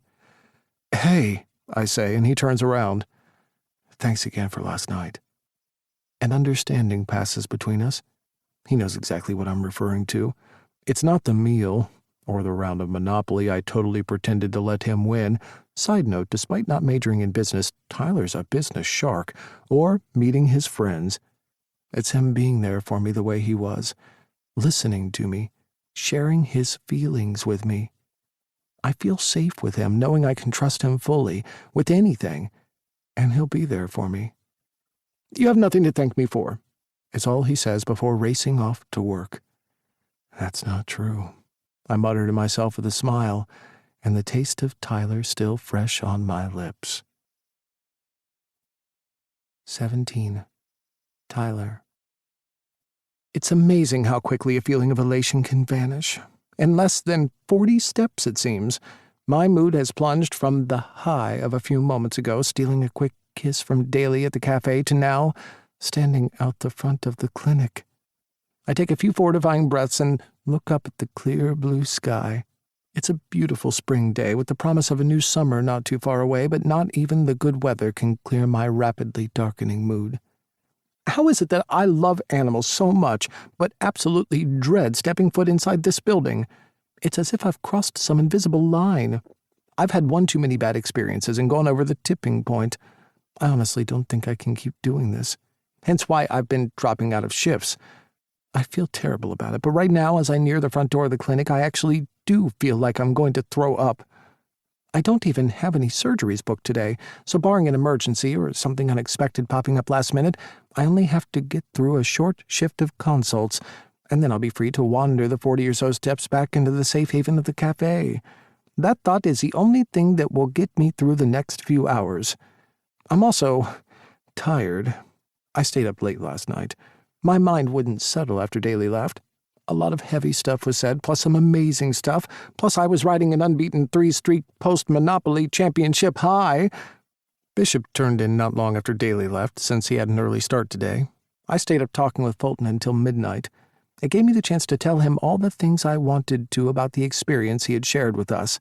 I told him how he was so strong and brave for surviving what he's been through, and how much I admired him for that. He thanked me, but he's got no way of knowing just how much he really has inspired me. I'm getting closer to being able to tell Daly my deepest, darkest secret. I can feel it. Something is shifting in me, and I'm on the brink of bringing myself to do it. Not because I have to, and certainly not because Daly would ever pressure me into it, but because for the first time since it happened, I actually want to. Fulton mentioned that he and Bishop are going away to an all-male resort this summer. Fulton plans to take his shirt off and sunbathe by the pool. When I didn't understand the significance of that, he clarified that he's never done that before. Something as simple as being able to slip off a shirt at the pool or at the beach is, understandably, a huge deal for him. If Fulton can do that, I know I have it in me to be honest with Daly. I muster up my best game face and head inside, hoping Gus doesn't realize I'm arriving a few minutes late. He's usually pretty good about this sort of thing, considering there are plenty of times when we stay back after our shift ends. No vet would ever be a stickler for leaving at their scheduled end time if there's an animal in need of care. Still, I haven't exactly been the best employee lately, and I feel guilty about that too. Thankfully, it's a quiet morning with no unexpected emergencies. I drift by Harmony, drop my stuff into an empty locker, and decide to stick my head into the staff lounge to see who's around. Noah's sitting in the corner lounge with a few of the vet nurses, so I saunter over to them and sit down. They're talking about some leading-edge new technology for animal surgery that helps animals recover faster. I'm only half listening. I keep replaying last night over in my head. In addition to building up the courage to return Daly's honesty by sharing my secret with him, the other thing I keep coming back to is how. How do I best handle what he told me about the way cancer has changed his body? After Fulton went to bed, I stayed awake until 3 a.m. working on a couple of mock-up designs for RuPaul's Drag Race, with that question of how swirling in my head. How does Daly having one testicle change things? From a physical standpoint, it doesn't change anything for me. My desire and attraction to him runs as hot as it ever has. He is, hands down, the sexiest guy I've ever met, and trust me, I've spent a lot of time with my hands down there. I've jerked off more these past few months than I ever have in my whole life. Daly turns me on in a way I didn't think was even possible. Even that brief kiss earlier set me on fire. I am counting down the days, minutes, hours until I get to be with Daly. The weird thing is, my need for him is going beyond just the physical. I don't just want Daly inside of me. I want to fuse with him, melt our two bodies until we become one, which, yes, I know makes me sound like I'm president of SAP Central, and I'm okay with that. And when I wonder about things changing, I mean it more like whether I need to do stuff differently. Not only am I a virgin and already anxious about stuffing up my first time, I've imposed a ban on all internet forums and the first-time horrors they describe in way too vivid detail. Now there's an even bigger chance I'll do something wrong. If I humiliate myself, that's fine. I can live with that, as my current tally of embarrassing faux pas with Daly attests to. That's not what I'm worried about. What if I accidentally hurt him? What if I look at him in a way that makes him feel bad or self-conscious? What if I do something wrong? There's a good chance that Daly is going to do everything in his power to make my first time, well, our first time, special. I really don't want to be the one to mess things up. I snap out of my thoughts the second I see Chase walk into the room. Instantly, I know something's wrong. Noah looks over at me, and we both get to our feet and walk over to him. Chase is resting his hands on the kitchen counter, head dropped, shoulders slumped. Chase? You okay there? Noah asks cautiously. No, but I will be. Chase mutters back. I look over at Noah, and he shrugs back at me. Has something happened? I ask. Chase straightens and turns around to face us. I had to put Mrs. Parker's German Shepherd down. I'm so sorry to hear that. Noah steps in, resting his hand on Chase's shoulder. The cancer treatment didn't work? No. The poor thing was in so much pain. This was the last remaining humane option. Chase manages a half smile. I might grab some lunch and then go for a walk in the park. It's a nice day out. Do you want some company? I offer. No, I'm okay. Thanks. I'll walk it out, get some sunshine, and then I should be fine. Chase sets off, and as I get ready for my next consult, I wonder how he's able to do that. How all the vets who work here can deal with the death of an animal. Sure, it hits them. They're affected by it because they love animals, so of course it hits them. But they take a walk, or they talk it out. They can move on from it. So why can't I? What's so wrong with me that I end up wallowing in guilt and sadness and this hopelessness that feels like someone is literally strangling me? Why does it hurt me so much in a way that I just can't get past? I get through my round of appointments, but before I leave for the day, I search for Chase and find him typing up some notes. I tap on the door. Hey. He looks up from the computer. Hey, Tyler. You busy? No, come on in. He motions toward the empty chair. I walk in and sit down, waiting for him to finish up. I hate being interrupted when I'm in the middle of something, and I know he won't be too long. Once he's done, he slides over on his chair. What's up? Not much. I just wanted to check in on you, actually. A warm smile engulfs his face. Thanks, buddy. That's real nice of you. I appreciate it. I'm okay, really. I'm glad and jealous he's able to process a hard but inevitable aspect of our job, but I don't say that. Instead, I move on to something else I want to talk to him about. I've been thinking a lot about what you said last time we spoke, about how to do what feels good, and I take a moment to think about it, wanting to make sure I find the right words to match what I'm feeling. I'm really liking spending time with Daly. We're developing feelings for each other. That's great. I'm so happy for you. Yeah, it is great. I sense a but. I nod. But I haven't told him something big, something I haven't told anyone else. Chase's expression turned serious. When I told him I was a virgin, I didn't tell him why I was still a virgin. He asked without pressing, but I just wasn't ready. He's probably remembering that now. Don't feel pressured into saying or doing anything you're not ready for, Tyler. The thing is, I think I am ready. But I'm also scared. Of? I think about it. I guess I'm scared of Daly leaving me. Chase tilts his head. Do you really think he would? No, I'm pretty sure he wouldn't. I acknowledge, my voice dropping low. I know the point he's driving at. While it is a slight possibility, the more likely reality is that Daly will probably be able to handle my news. The hard part, the thing I'm struggling to get over, lives inside of me. It's my shame, my secret, my stuff. I drop my head back. Adulting sucks. It can, Chase responds. But it can also be worth it. I know it's hard to push past your own stuff. Believe me, I do. I had a whole lifetime of suppressing who I was, trying to please everyone else. Then I lost sight of who I was. But when I did, man... A smile ignites Chase's face. It was the best thing in the world. That feeling of freedom that comes when you're living honestly and authentically. There's nothing like it in the world. Not even the sight of you in Lycra? Chase chuckles. Not even that. A few minutes after wrapping up with Chase, with his words fresh in my mind, it's hard, but it's worth it. I head over to the cafe. I know it's going to be hard to tell Daly about what happened to me, but I can't put it off forever. I also can't act like my fear is about him leaving me. He wouldn't do that. He's not that type of guy. It's all me. Hard, but worth it. Hard, but worth it. It will be worth it, damn it. It will be worth it because maybe telling Daly about it will finally free it from the hold it's had over my life. It's kept me stuck in this weird place. It's made it impossible for me to date, hence I never have.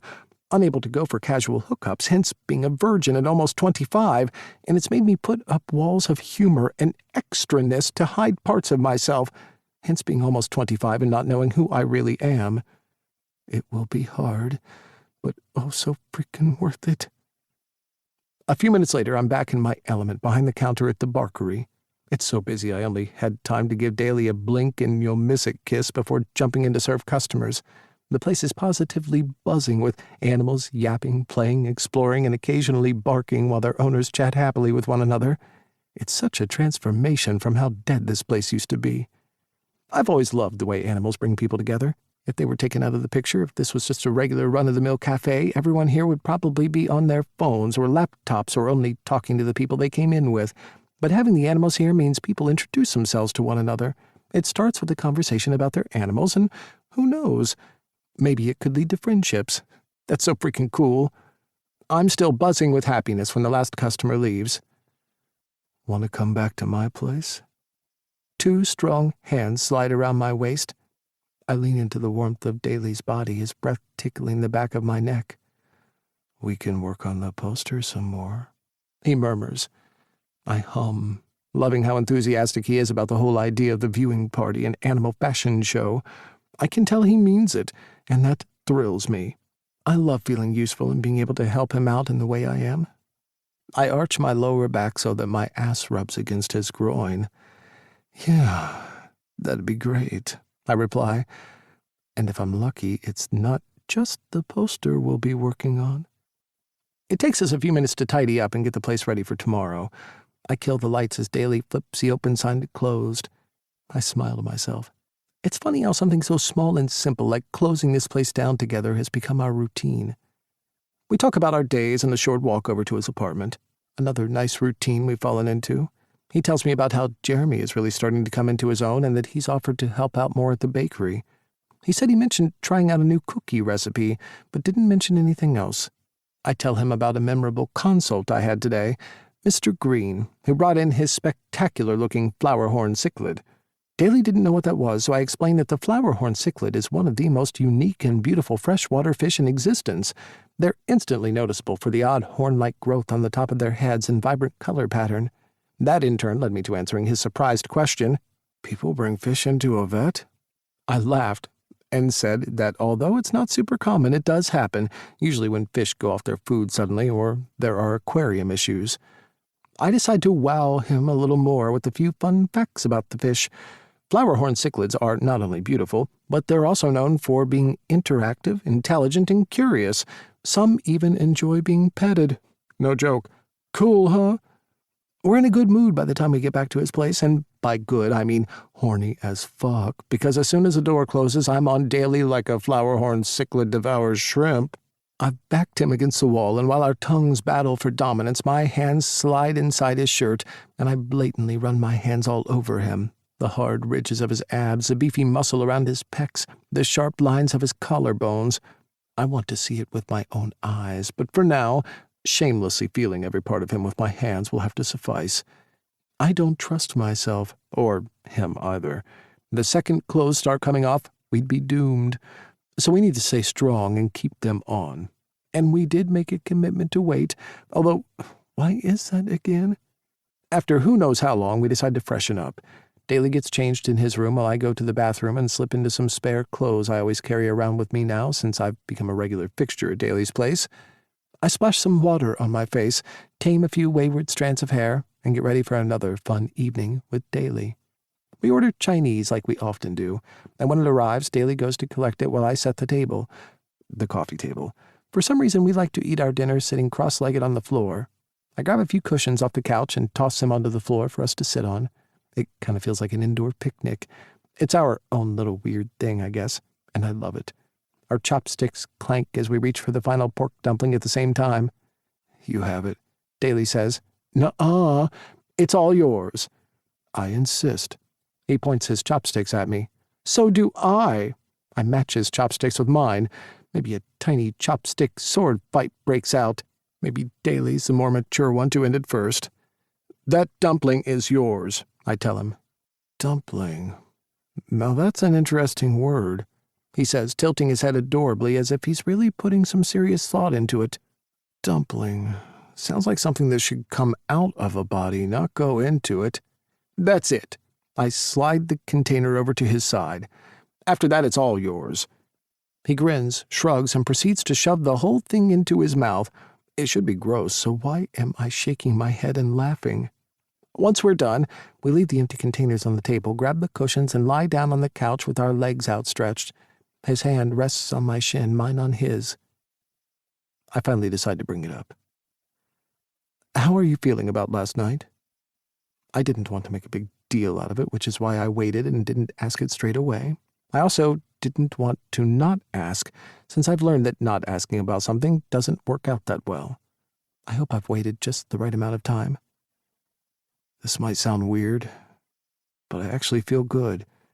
Better, now that I told you, and it's all out in the open.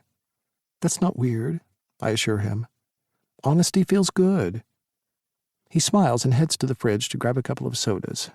Meanwhile, I let the words I said wash over me. Honesty feels good. Yeah, maybe I should stop being such a hypocrite and take some of my own advice, but I don't. I use humor to deflect. Again.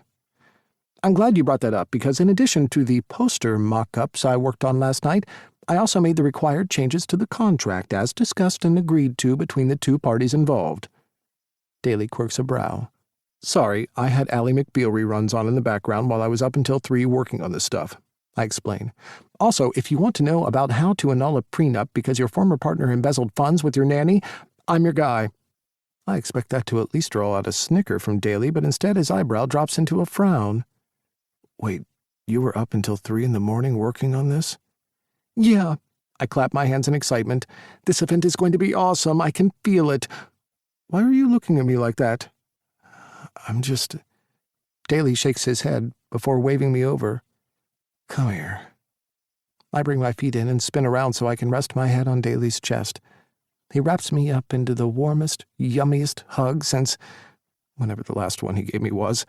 He runs his fingers through my hair and whispers softly, You're incredible, you know that?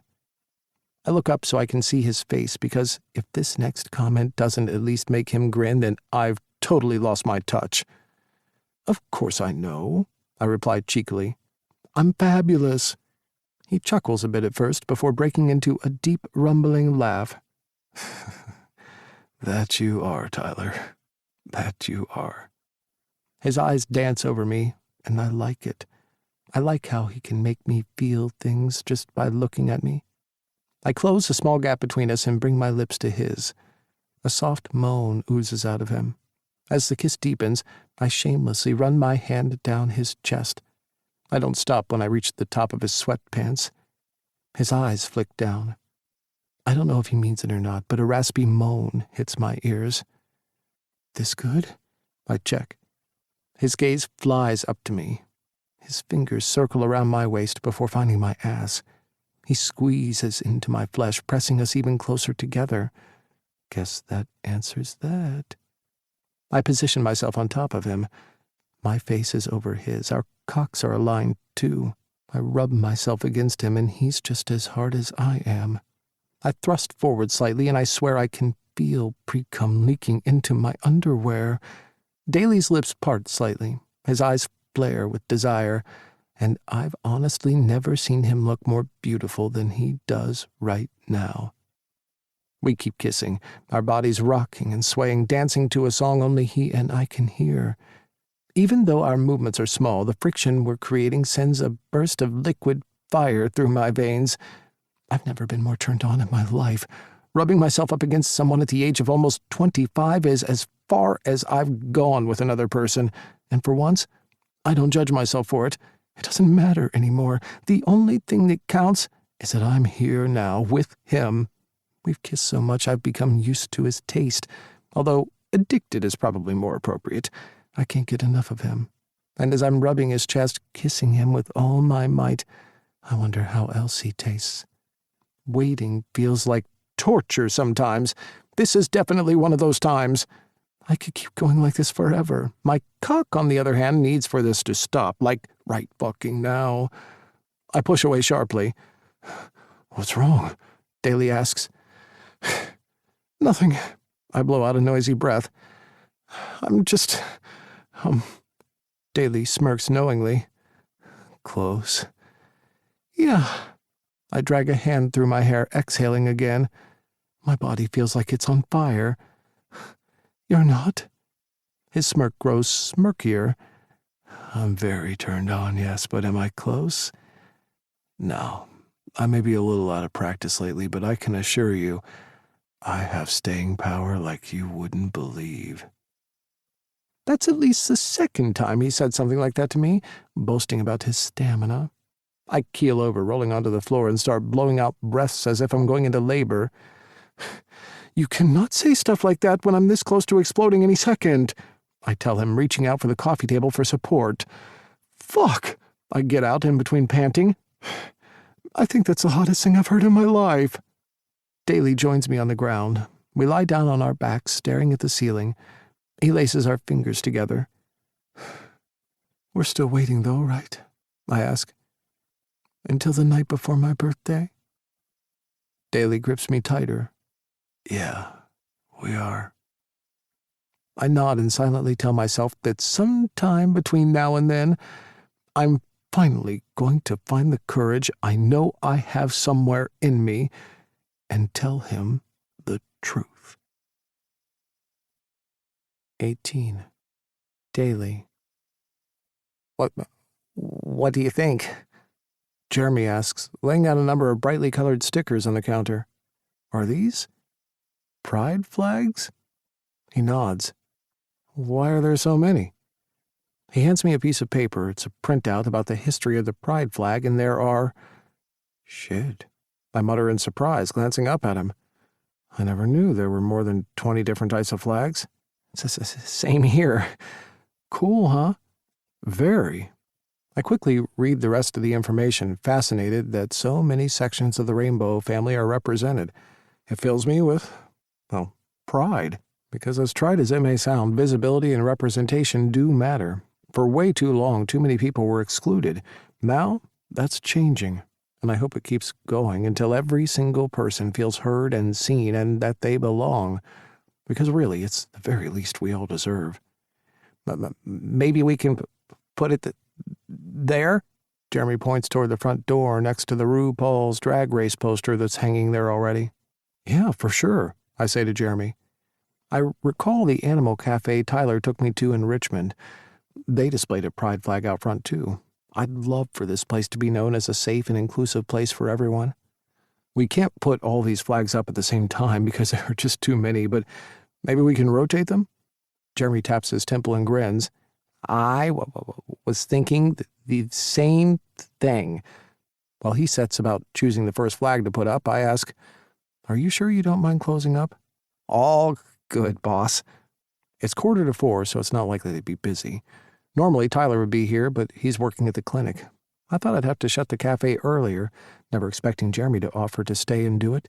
He's never been here on his own, and I get it. He's always limited his interactions with customers because he's self-conscious about his stutter. But these past few weeks, I've seen him come out of his shell more. As we've gotten busier, customers will ask him about something in the display cabinets, and he'll reply. It's something so simple, yet for him I know it's a huge step forward. Tyler's played a big role in that. For starters, he's always treated Jeremy like he treats anyone else. Jeremy took to him straight away, and Tyler always makes a big song and dance whenever Jeremy slides new treats into the cabinet.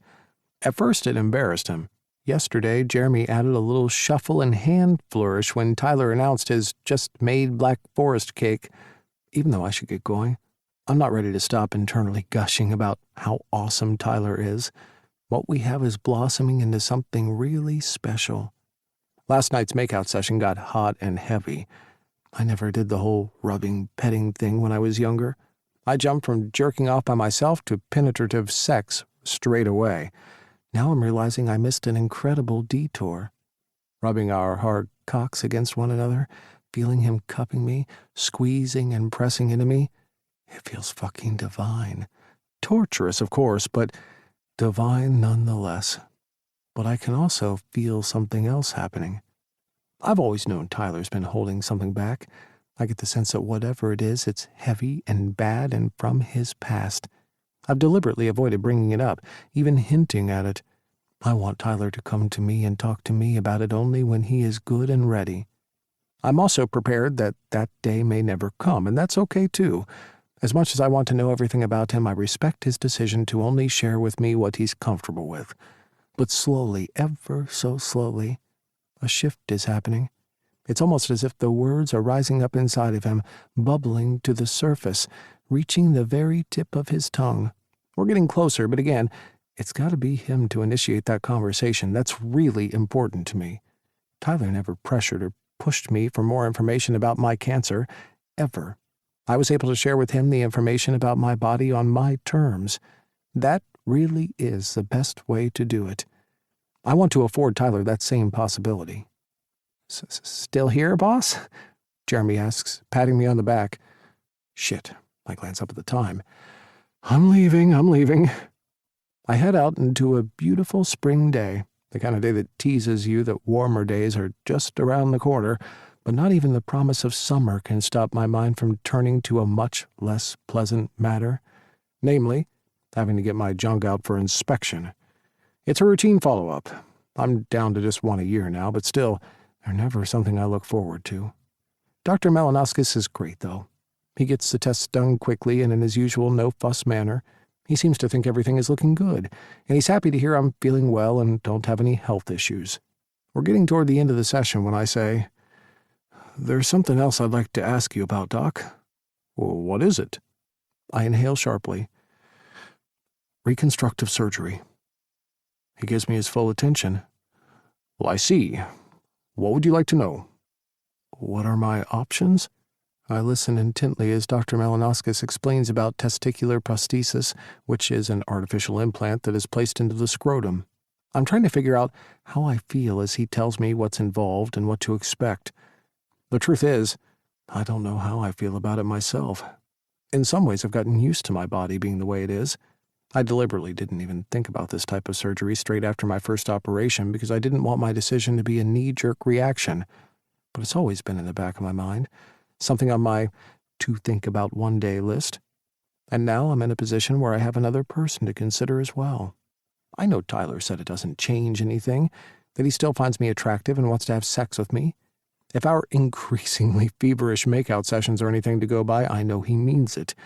But even though he might not say it, I wonder if there is a part of him that would prefer to be with a guy who's, God, what's even the right word to use here? Normal? Complete? No, none of those words feel quite right. "Okay, thank you," I say to Dr. Malinauskas as I leave, armed with more information and a pamphlet, but still no clue what I'm going to do.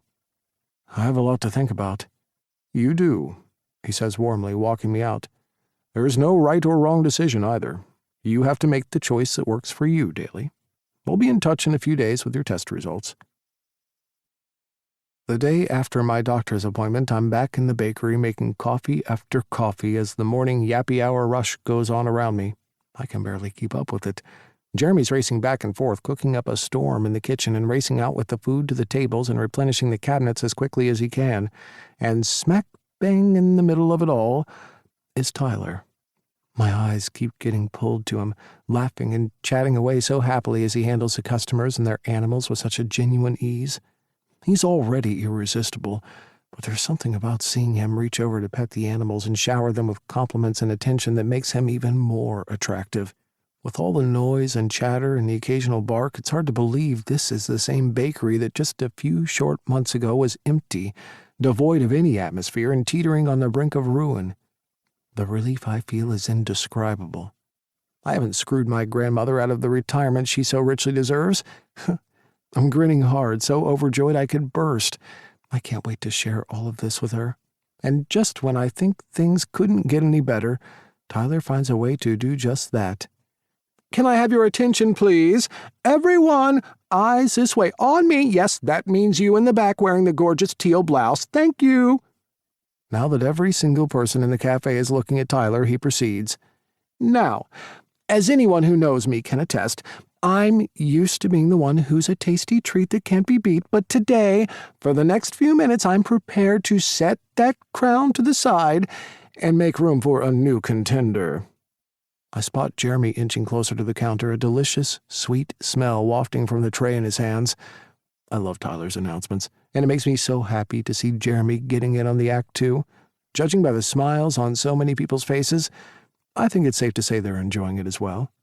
Today's extra special treat that really can't be beat, courtesy of the incredible Mr. Jeremy Shields, is...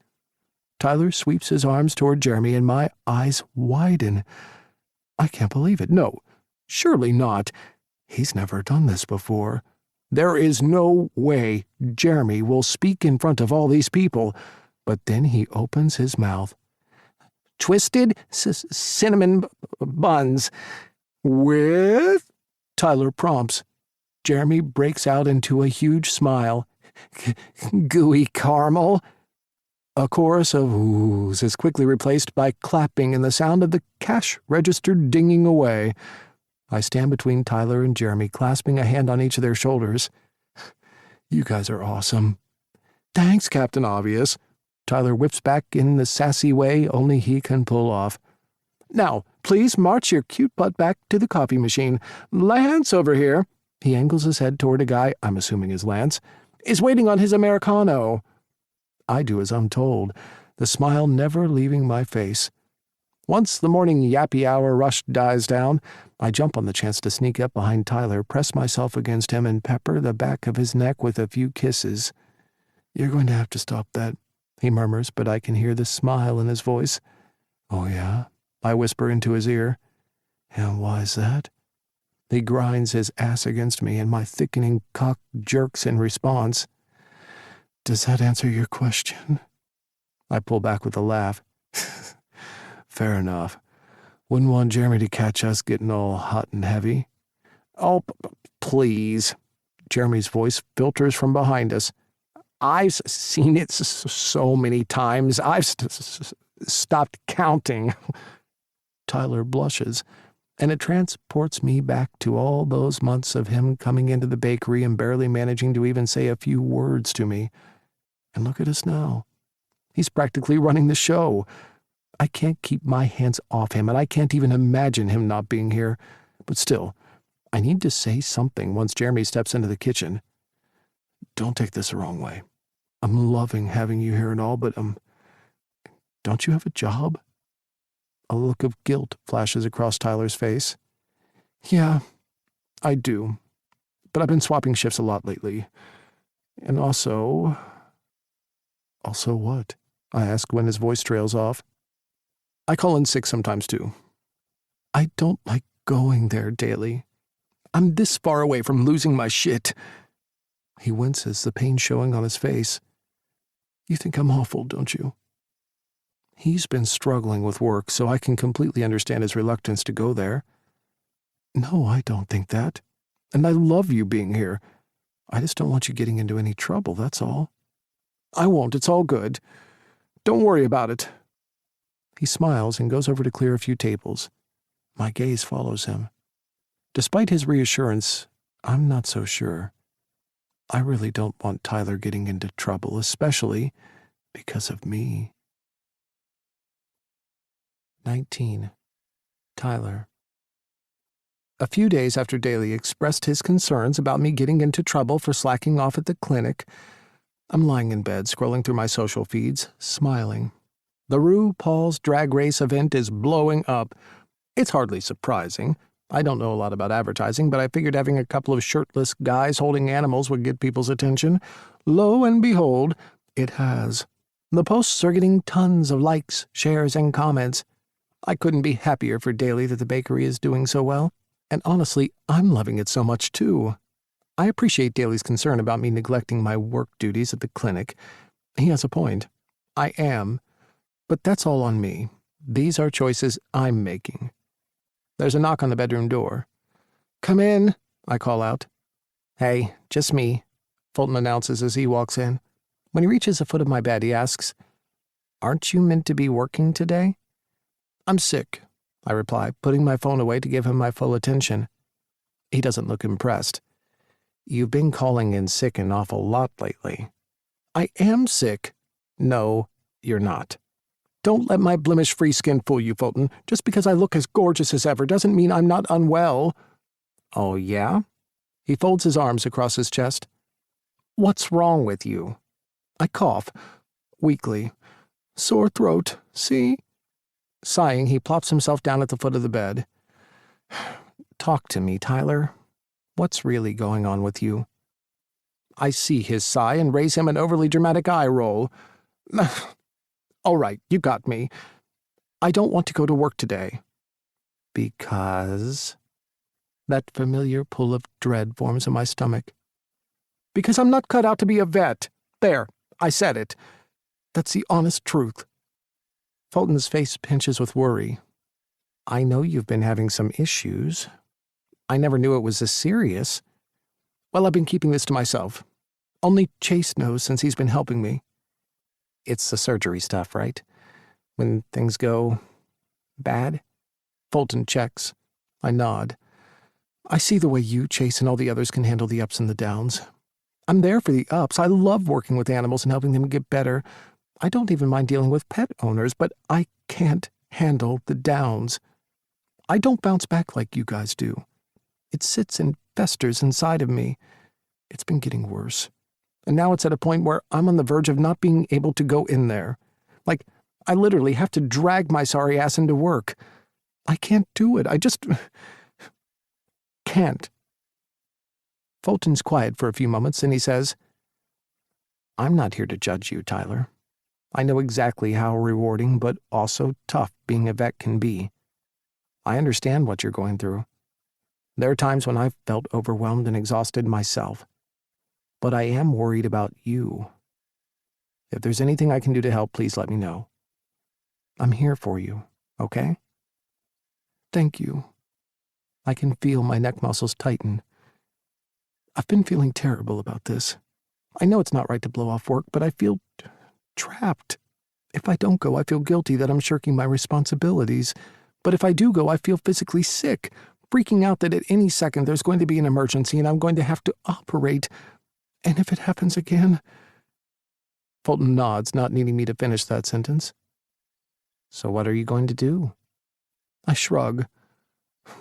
"What I'm doing now, I guess. Chase gave me some good advice."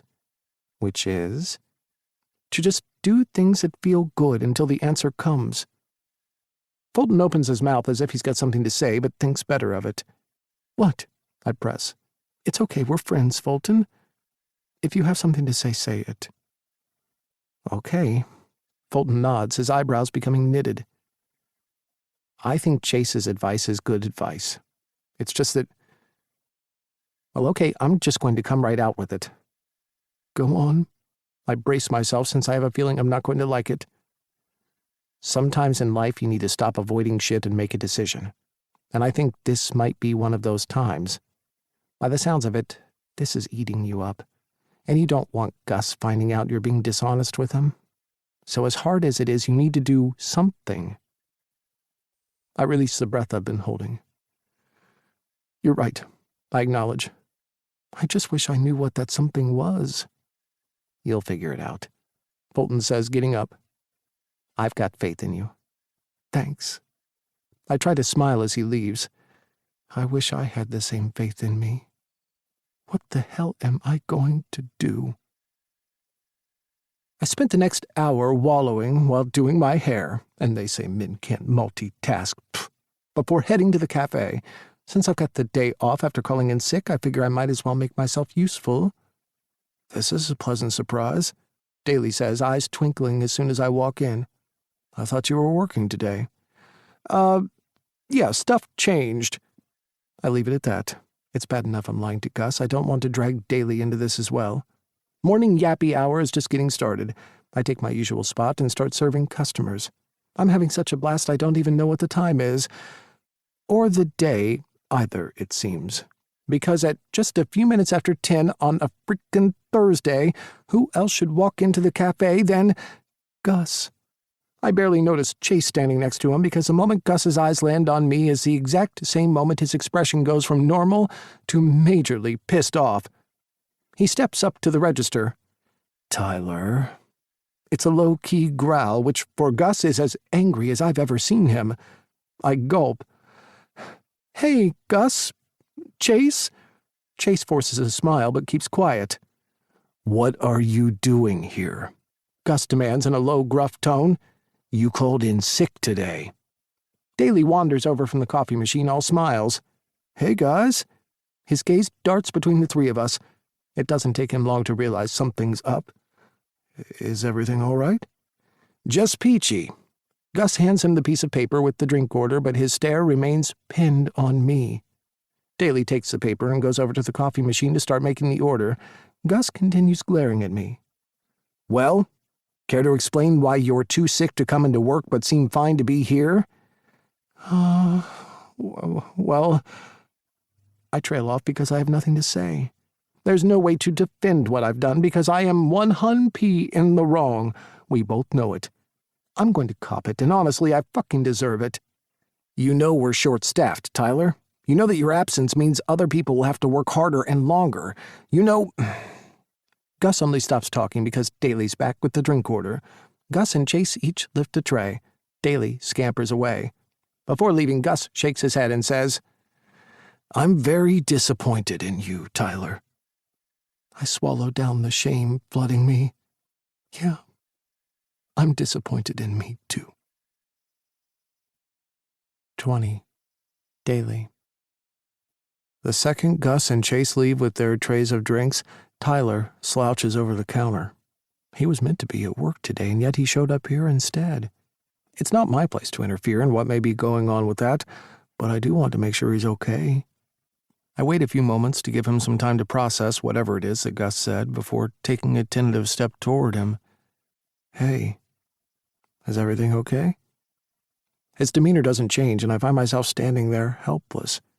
I have no idea what the right thing to do here is. "I just need a minute," he tells me when he notices me there. "Of course." I sidestep past him and head into the kitchen, figuring I can help Jeremy out with something in there while giving Tyler the space he asked for. "Oh, what's wrong, boss?" Jeremy asks as soon as he looks up from the counter he's making something at. He quickly covers up whatever he was working on, and if I wasn't so distracted with worry about Tyler, I'd say it looks like he doesn't want me to see what he's up to. "Nothing," I lie. "Wanted to make sure you're all right in here. Can I help with anything?" "No, all good." I cock my head. Something about his tone and the way he subtly shifted as if to obscure my view of whatever he's making gives me the impression that I'm not the only one who's lying. But since he's not pressing me, I won't press him either. After a few moments pass, I excuse myself and go out front again. Tyler's just finished clearing a table and is wiping it down. "Oh, hey," he says when he spots me. "I'm just going to finish cleaning up, and since the morning rush is over, I thought I might head off soon, if that's okay with you." If I didn't know him better, I'd say he appears fine, but I do, so the math ain't mathin'. He's shaken up by whatever went down between him and Gus.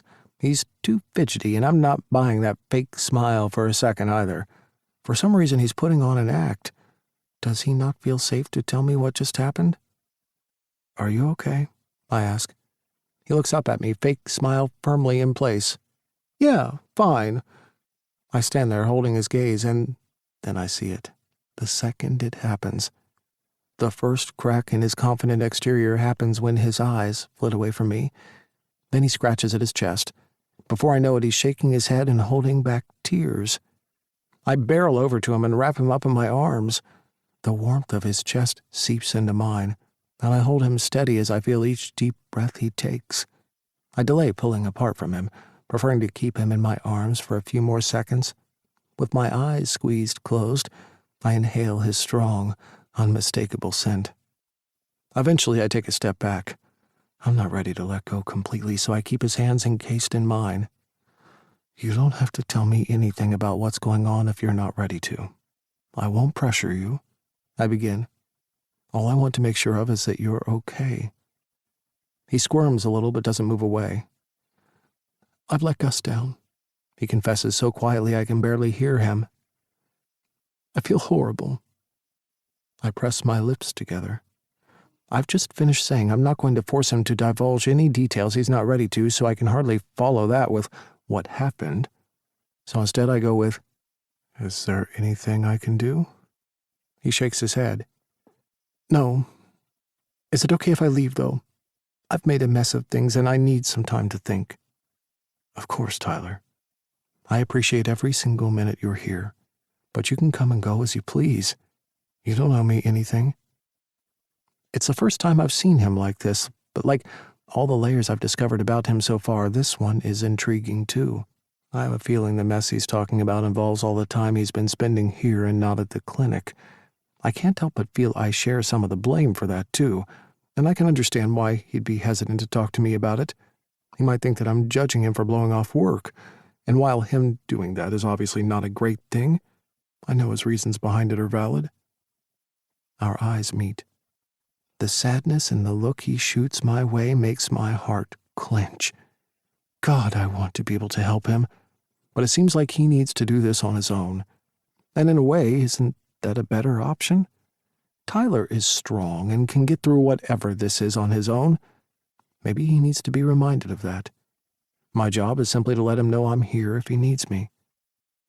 Tyler slips out of the cafe a few minutes later after insisting he help clear a few more tables, even though I told him he didn't need to. Jeremy offers to stay back, and thank God he does, because he and I get our asses whooped with afternoon yappy hour.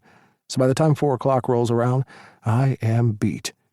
The whole day my mind's been on Tyler. Once we're done for the day and I turn the open sign to closed, Jeremy goes one way and I head back the other to my place. Except I don't feel like going home. The nervous, unsettled energy that's been rattling through me all day compels me to get into my car instead. I turn the engine and check my phone for the gazillionth time. Still no message from Tyler. But I did get another message. It's from Grandma, and she's got good news. I quickly tap back an excited reply, and even though I am happy, I'll defer actually feeling happy until later, until I know for sure that Tyler is okay. A short while later, I pull up out front of Fulton and Bishop's place. My palms have gone clammy for some reason, but I just want to make sure Tyler's okay. Sending a text or even calling felt too impersonal. Besides, I want to see him face to face, even briefly, so that I can see how he's really doing. It's too easy to hide behind an emoji or a few hastily tapped out words. I don't intend to stay for long. Just a quick hello, make sure he's good, and then I'll be on my way. Fulton's the one to answer the front door. Daly, hi. This is a pleasant surprise. Hey, Fulton, I just came by to check on Tyler. Is he here? He's gone out for a walk. Is he okay? He should be back soon. You can ask him yourself then. He opens the door wider. Come on in. Oh no, I don't want to impose. You're not. In fact, your timing is kind of impeccable. I could use a hand. Oh, okay. Sure. What are you doing? Cleaning out kitty litters. Want to help? That sounds horrible, I laugh. I'd love to. I come inside and basically follow Fulton around for 10 minutes with a huge industrial-strength garbage bag. He tips, I hold. It's a good system, and we make light work of it. Think you need a drink after that, he says with a smile once we're done. We don't have anything alcoholic, but I can offer you juice, lemonade, or water. Lemonade would be great, thanks. I take a seat on a stool at the kitchen counter as Fulton grabs the drinks. It's the first time I've seen him since the more eventful-than-expected dinner, and there's a question I've been hoping to get the chance to ask him. This seems like the perfect time. Here you go, he says, sitting down next to me. Thanks. I take a sip. Do you mind if I ask you something? Sure. It's kind of personal. Fulton nods a couple of times. You're free to ask whatever you like. I'm free to answer. Or not. Sounds fair. I swish a bit of lemonade around in my mouth before just coming right out with it. Can I ask how you got confident enough to share your body with someone? Oh, okay. Left field? I clear my throat. Let me explain. We may have only met once before, but after what Fulton shared that night I came over, I feel comfortable telling him this. I got diagnosed with testicular cancer when I was 20. I had surgery and they had to remove one of my balls. It's made things challenging when it comes to being with a guy. Fulton gives an empathetic nod. I'm so sorry you had to go through that. And believe me, I know what that's like when it comes to guys dealing with a body that's beautiful in a different way. I smile, liking the way he phrased that. I figured you would, which is why I'm curious to know what was different about Bishop. What made you feel like you could open up to him? Fulton thinks about it before answering. For a long time, I would have answered that question by saying it was Bishop, that he was the right guy for me to share myself, all of myself, with. And that remains true. He is my forever person and the kindest, most understanding and compassionate man I've ever had the fortune of meeting. He played a huge role in me being able to get ready to show myself to him. But there's another aspect to it as well. Which is? Fulton smiles, and it makes his eyes glow warmly. Me. I finally reached a point where I didn't want to hide who I was anymore. I was ready to share myself exactly as I am. I've gone through so many surgeries and skin grafts, and this is as good as it's gonna get.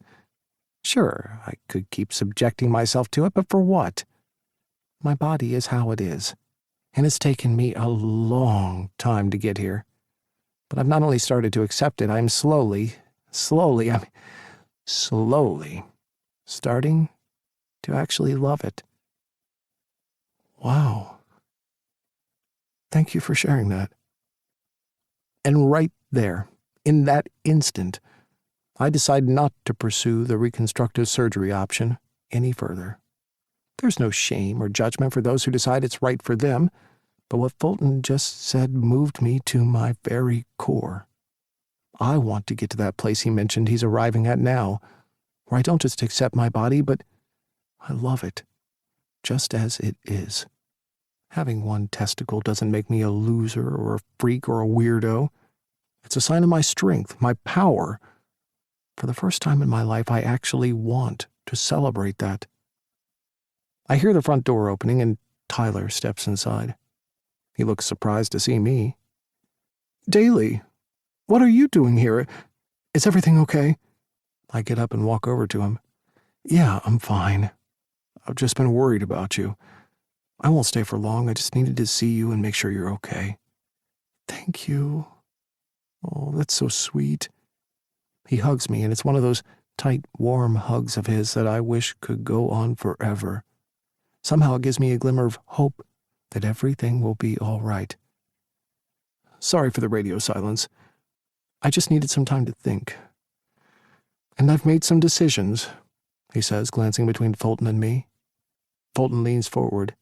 And are you planning on telling us? Huh? Tyler barks out, returning to his more light-hearted self. Where's the fun and drama and emotional investment in that? But don't worry. I'll tell you soon enough. Fulton excuses himself to give Tyler and me some alone time. We sit down on the couch, side by side, but not touching. The light-hearted version of Tyler is gone, replaced by something more serious. Tyler inhales, and then lets loose with, I lied to Gus and said I was sick. That's why I wasn't at work today. So he's totally right in being pissed at me. And I didn't want to make it worse by telling you what I'd done because it's bad enough I'd disappointed Gus. I didn't want to let you down as well. Now you probably hate me. I shake my head. That's the last thing I feel, Tyler. Do you mean it? Or are you just saying that because, despite coming back from a walk, my hair is looking flawless? I chuckle. You are right about the hair, but no, I'm not just saying it, I mean it. You have legitimate reasons for avoiding work. Sure, maybe the way you went about it wasn't ideal, but I know how important your boss and your colleagues are to you, so you probably already feel shitty enough about that without me piling on. Relief washes over him. Thank you. I don't think I could feel any worse than I already do. But if you'd been mad at me, then, yeah, I would have sunk even lower. I'm not here to drag you down, Tyler. I want to lift you up the way you supported and helped me. With the bakery, after what I told you about my body, you've never once made me feel bad or incompetent or like I was a freak or a loser. I'll never be able to express how much that means to me. But I can say thank you. Say thank you? His lips slide into a wicked smirk. Oh, I think you can do better than just saying that. It takes me a moment to realize what he means. Well, how about this, then? I grab the back of his neck and bring my mouth to his. I inhale his scent and enjoy the soft touch of his lips, and then I kiss him, properly, hungrily, with all the passion and desire that's swimming inside of me. I lean back. Better? His eyelids flutter open. Yeah, he croaks. Much better. I actually have some news. Oh, yeah? Grandma texted me before, I say. She's coming back for a short visit next week, 2 nights before your birthday. Ooh! Tyler claps his hands together. Perfect timing. She arrives in time for the RuPaul's Drag Race extravaganza. Exactly. How great is that? I'm looking forward to it. Heat flares behind Tyler's hazel eyes. Is there, anything else you're looking forward to next week? I tap my chin. Well, let's see. There's Grandma coming. There's RuPaul's happening. Jeremy might finally reveal to me what cookie he's been working on in such secrecy I'm starting to get worried. I have to pick up some dry clean. Ow! I rubbed my arm where Tyler swatted me. Oh, and yeah, how could I forget? It's your birthday. He falls back into the sofa, letting out a dramatic, ugh. I drop down next to him and softly rake my fingers through his perfectly styled hair. Oh, and I do believe we have a little something planned the night before. He turns his head, biting his lip as if he can't decide whether to continue pretending to be mad at me or to drop the act and talk about our special night. He goes with the latter. I can't wait, Daly. There's something about the tenderness in his voice and the way he's looking at me that hits me right in the chest. I can't wait either, baby. We kiss again. This time it's slow and tender and so buttery soft. There's been such a long and big build-up to next week. We're both so keen for it, like kids waiting impatiently for Christmas Day so we can tear into the presents we've been eyeing under the Christmas tree. But this gentle kiss we're sharing reminds me just how fragile we both are, too. In a good way. We've seen each other through some pretty heavy shit, and there's still some drama swirling around each of us in our lives, but all of that outside stuff fades away when it's just me and Tyler. And that's what matters. Just him and me, being together, escaping into the bliss of this sweet kiss, blocking everything and everyone out. But I can't avoid the inevitable much longer. Want to stay? Tyler suggests once we eventually stop kissing. You can join us for dinner, and then I can beat your ass at Monopoly again. I snicker. That sounds great. And as much as I'd love to let you win at Monopoly again, hey, he cries out, smiling. I've got a few errands to run. The doctor's office called. My test results are in. I go to shake Fulton's hand to say goodbye, but he pulls me in for a big, long hug. I hug him back just as hard. He helped me out so much before, and I'm so thankful for his honesty and openness. We make plans to catch up again soon. Tyler walks me out onto the porch. We may or may not make out for 5 minutes like 2 horny teenagers before I really have to go. He does his usual small wave as I drive off. I watch him in the rearview mirror. He doesn't move until I turn the corner. I drum my fingers nervously against the steering wheel as I drive, trying to keep my emotions in check. I'm sure everything is fine. There's no need to panic. I've been cancer-free for almost 5 years. I'm young. I'm healthy. This is just a routine checkup. It will all be good. I find a spot in the parking lot, throw up a silent prayer that the results will give me the all clear, and head into the clinic to learn whether the cancer has returned or not. 21. Tyler. Turns out Gus busting me working at the cafe when I called in sick to the clinic was just the thing I needed to light a fire under my ass. I spent a lot of time yesterday thinking, putting the pieces of my life together. I was dealing with two main problems: being unable to cope with my work as a vet and the awful secret I've been harboring since that night in vet school that's been holding me back all these years, preventing me from having a boyfriend, a sex life. None of the thoughts that swirled around in my mind yesterday were anything new. On the work front, I've been playing ignorant and desperately trying to avoid having to deal with the truth. Even when I opened up to both Chase and Fulton about my feelings, about how I didn't think I could continue as a vet, I hadn't been ready to take that next step. Action, actually doing something about my problems and facing them head on. Chase's advice about doing what felt good and trusting in life to show me the way had served me well, for a time. But that time ended the second Gus entered the bakery yesterday morning and saw me standing behind the counter. It was now time to move into the next phase, and that was acting on Fulton's advice to me. A decision has to be made. Action needs to be taken. I've reached that stage. Heck, I probably reached that stage a while ago, but I've been a coward, afraid to make a choice, but I can't delay it anymore. Today is the day where I do two big things. I'm going to tell Gus what I plan to do with my career, and I'm going to sit down and share with Daly the real reason why I'm still a virgin. That's way overdue, too.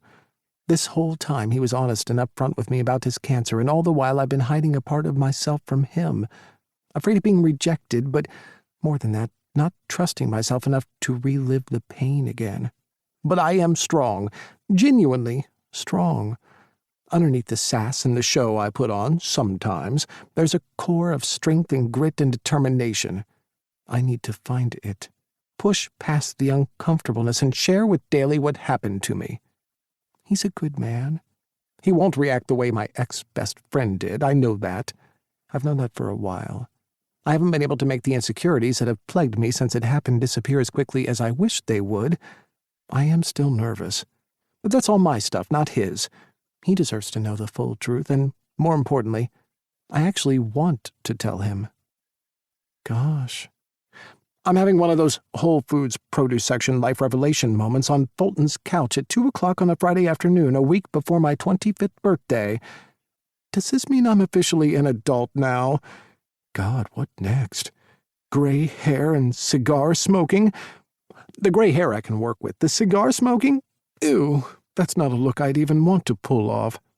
I peel cheesecake and muffin off me as gently as I can. Cheesecake is cool with me repositioning him against the arm of the sofa. He nuzzles in and gets himself all comfortable again. Meanwhile, Muffin shoots me a pointed glare and marches off, tail high in the air. Oh well, win some, lose some. After making sure my apology look is on point, I went with dark chinos and a somber navy blue button-up with the sleeves rolled up. I make my way to the clinic. Luck is on my side because the gang's all there hanging out in the staff lounge. I approach Noah, Fulton, and Chase. "Tyler, what are you doing here?" Chase asks. "Isn't today your day off?" "It is," I say, sitting down to join them. "I'm here to see Gus. We have some stuff to talk about." Uncharacteristically for me, I leave it at that. A few looks get exchanged around me. Finally, Chase breaks the silence with, "Okay, and are you going to tell us, or are you hoping we die of suspense?" That earns a few chuckles. That part. I manage a smile, but I'm coaxing myself, building up to the thing I want to say to my friends. "Hey, you guys, listen. Before I talk to Gus, there's something I need to say to you." I want to drop my gaze as I say this next bit, but that would be cowardly. And I'm done with that shit. Today is the day I adult up and look my friends square in the eye as I say, I owe you all an apology. "What for?" Noah places the vet magazine he was browsing through on his lap, Chase and Fulton leaning closer too. "For letting you down. It's no secret I've been struggling with my job for a while now, but that's no excuse for the way I've been behaving. I've been skipping work, swapping shifts, calling in sick when I really wasn't. God, this is so hard. Looking at my friends while recalling this shitty way I've acted is not fun at all, but necessary. I remind myself of that and go on.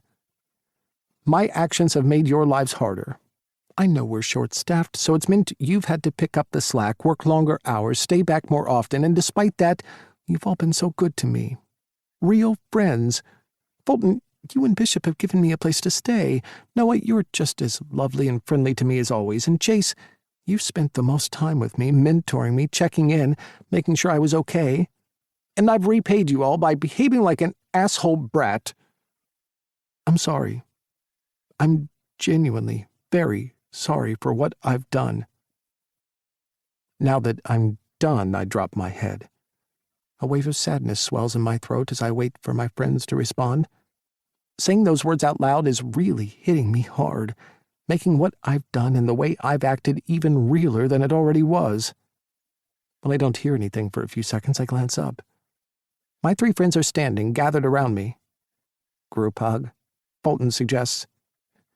Yeah, I blink back tears. I stand and look at the 3 guys, at the friendly expressions on their faces, and I'm hit by so many emotions. I really got lucky with these guys. We forgive you, Tyler, Noah says on their behalf. Yeah, it takes a brave person to own their shit and apologize for mistakes they've made, Chase says. It's not easy, and we're proud of you for what you just did.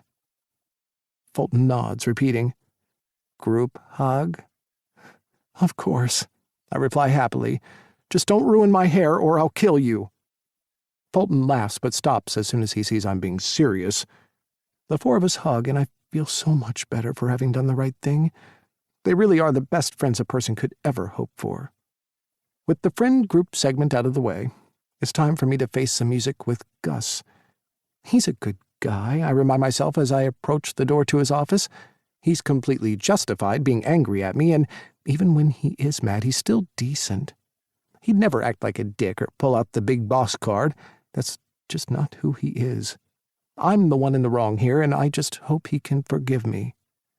Come in, he says after I knock on the door. Okay, I heave out a breath. This is it. I step into his office, and surprisingly, he smiles at me. Hey, Tyler. Wait, isn't today your day off? It is. I approach his desk. I've come in because I need to talk to you. He gestures for me to take a seat, and so I do. Firstly, I owe you a massive apology. I begin recounting a similar explanation I gave to the guys. I know that none of this is news to Gus. He's been nothing short of amazing, trying to help me navigate through my difficulties at work. He was proactive in getting Chase to take me under his wing. He's always been understanding whenever I had a surgery go bad.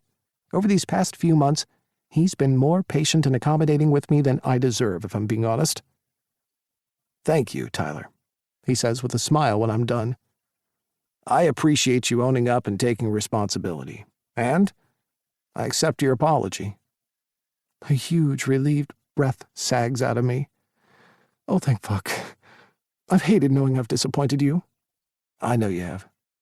You're a good kid. You've just been going through a rough patch. I'm sure things will get better for you. I can work with the others to organize some more supervision with you, or we can look at— Actually, Gus, I interject. That won't be necessary. Oh? I clear my throat. I've made a decision about work. He looks at me expectantly. God, I never thought I'd ever be saying these words. I've loved animals my whole life. I studied so hard at vet school, put in hundreds of unpaid hours interning at various veterinarian clinics in Brookhaven. I've given it my all, and still come up short. I'm going to quit. His eyes widen as he takes in the information. Oh, okay. Are you sure? I mean, I'll support you whatever you decide. I'm just in a little bit of shock. I want to make sure you're clear on this. I am. I nod my head resolutely. I've thought long and hard about it. What are you going to do? No idea, I reply truthfully. I've been saving money for no reason in particular, so I have enough to get by on for a while. Plus my landlord said she'll throw in 3 months of free rent to make up for all the hassle with my apartment. I'm hoping 6 months is enough time to figure out my next steps." "I see. So, your decision is final?" There's an unmissable note of sadness in his voice which makes me feel shitty. "Yeah, it is. I don't want to leave you in the lurch, though, Gus. You're short-staffed as it is. I can stay on for as long as you need me, but just on consulting duties, if that's okay. It's not ideal, but it's a stopgap measure. We're a small clinic, so all staff need to be able to perform all duties, but it might alleviate the immediate headache of finding my replacement a little." "That would be very helpful. Thank you." Before I leave, he gives me a hug, too. Great friends and a great boss. I'm reminded again just how fortunate I really am. With my first big thing of the day out of the way, I hurry over to the cafe. I enter just as afternoon yappy hour is in full flight. I scamper into my usual position behind the register, giving Daly a super quick peck on the cheek as I whiz past him before proceeding to put some serve into customer service. I notice Daly's moving a little slower than usual, and there's something, I don't know, heavy about him, like he's got something on his mind. We seemed fine when he left Fulton and Bishop's place yesterday, so I wonder what it could be. The rest of the afternoon goes by quickly, and by the time we close up, we're both looking exhausted. But still, I'm not going to use that as an excuse to delay telling him the truth. It's way overdue as it is. We get back to his place, get changed, and place an order for some Chinese. "You feeling okay?" I ask once we're settled on the sofa. "You seem a little quiet." "I'm tired," he says, but for a moment something dark flashes behind his eyes. Normally I'd ask. I can tell something is on his mind, but since I have something important to tell him, I leave it for the moment and focus on that instead. "I have something to tell you." I start, feeling my chest tightening with each word. "It's important." If anything was playing on Daly's mind, he brushes it away, scooching down to me and resting his hand on my knee. "What is it?" I close my eyes and drop my head back. The memory's already invading me. "I've told you I'm a virgin, but I haven't told you why. Something happened when I was in vet school." He rubs his palm over the top of my head in a sign of silent support. "I've only ever told one person, and their reaction was horrible, which made the whole thing even worse." "Hey." His voice is soft, affable. "You don't have to tell me anything, Tyler. There's no pressure or expectation from me. I want you to know that." "Thanks. I do, but I want to tell you. Not just because you've been so honest with me about stuff, but because I feel like if I tell you, it might free me up somehow, too. Does that make sense?" Our eyes meet. It makes perfect sense.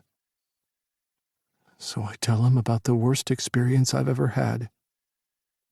I was at a party with some friends.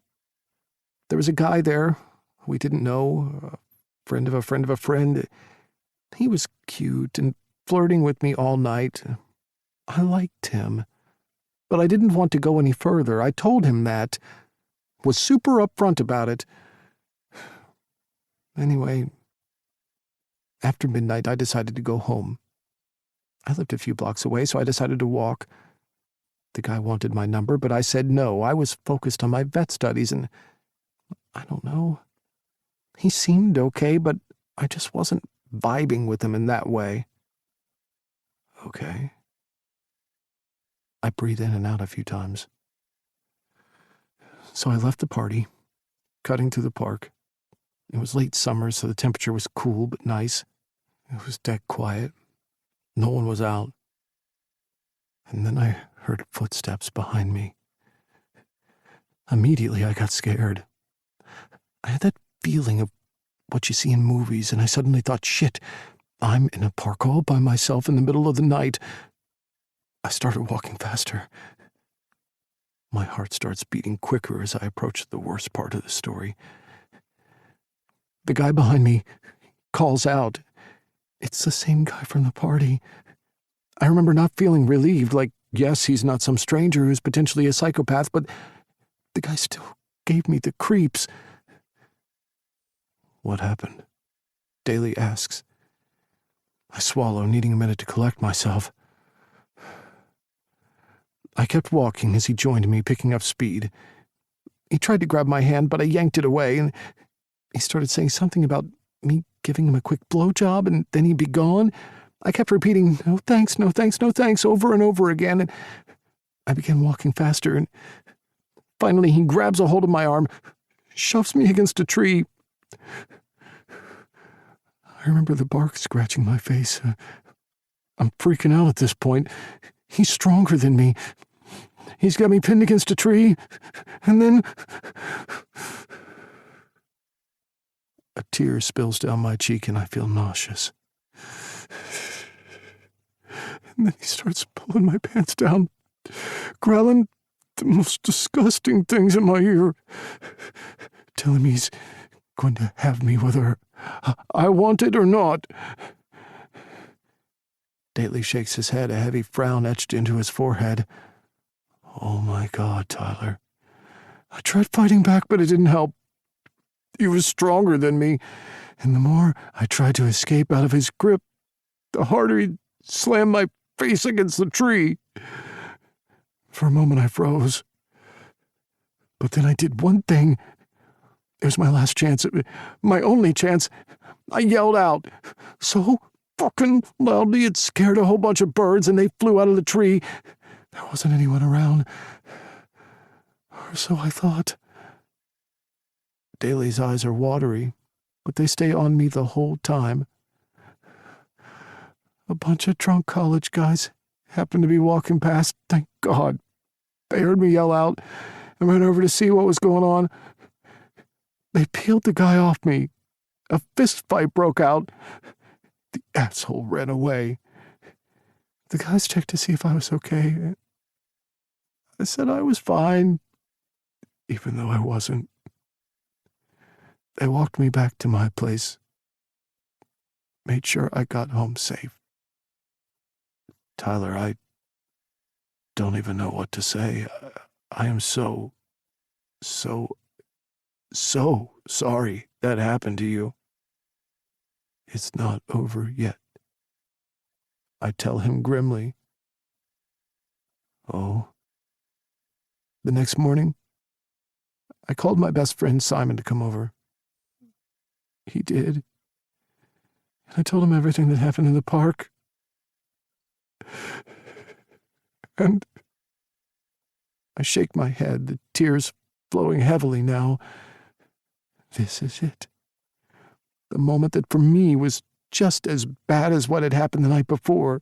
The moment that shocked me to the very core of who I am and froze me in time. The moment that for so long, too long, I haven't been able to get past and move on from. Until now. I just revealed to my best friend the scariest, most awful thing that had ever happened to me. And he just shrugged his shoulders.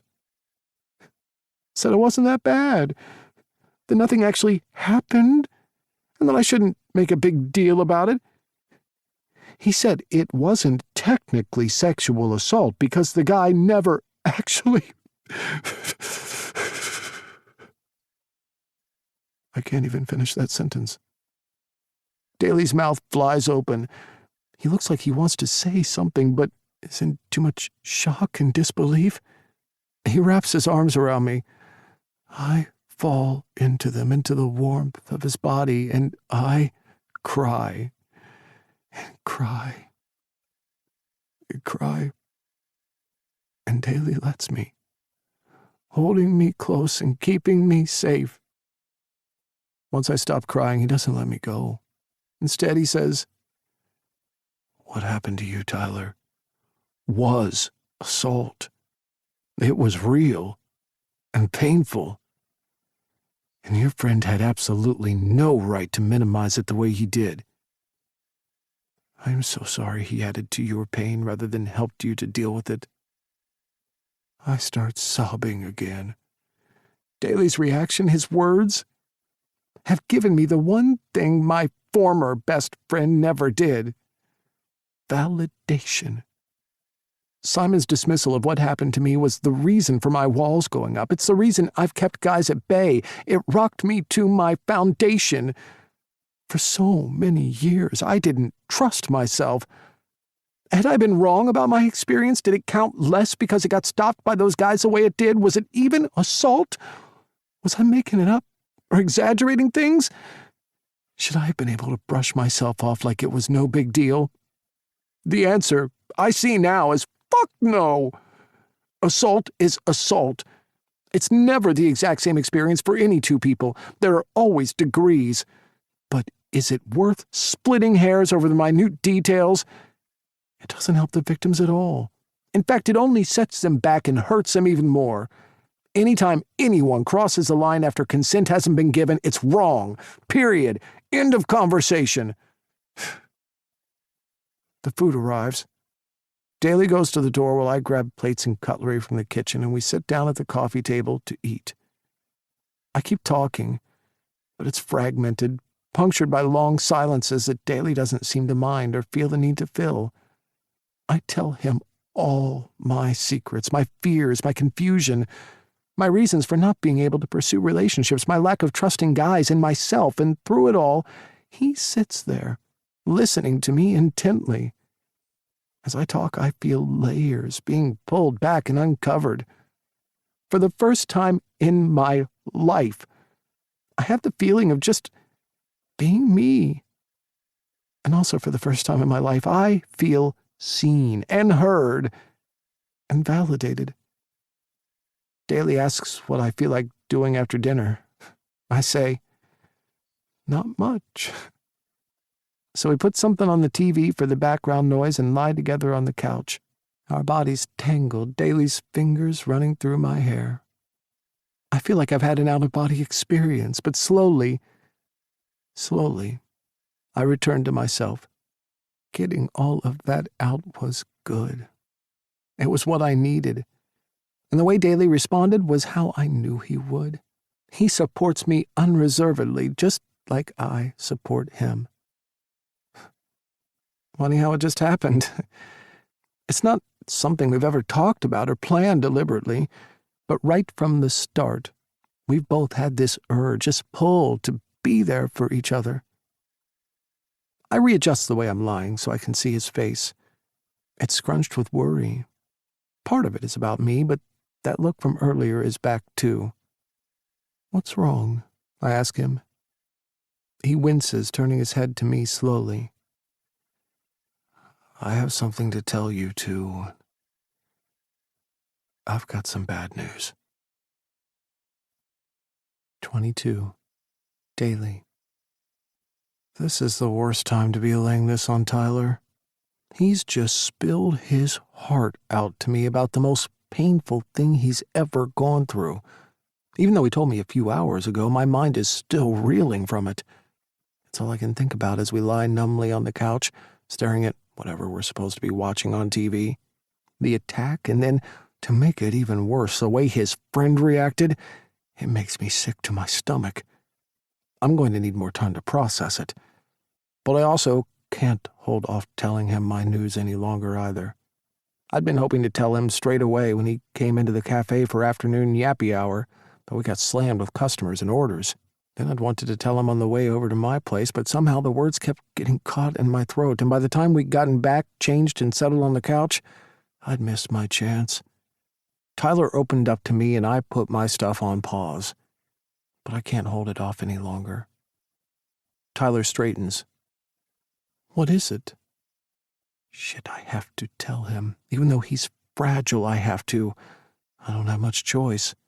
I can't really hide it from him for much longer.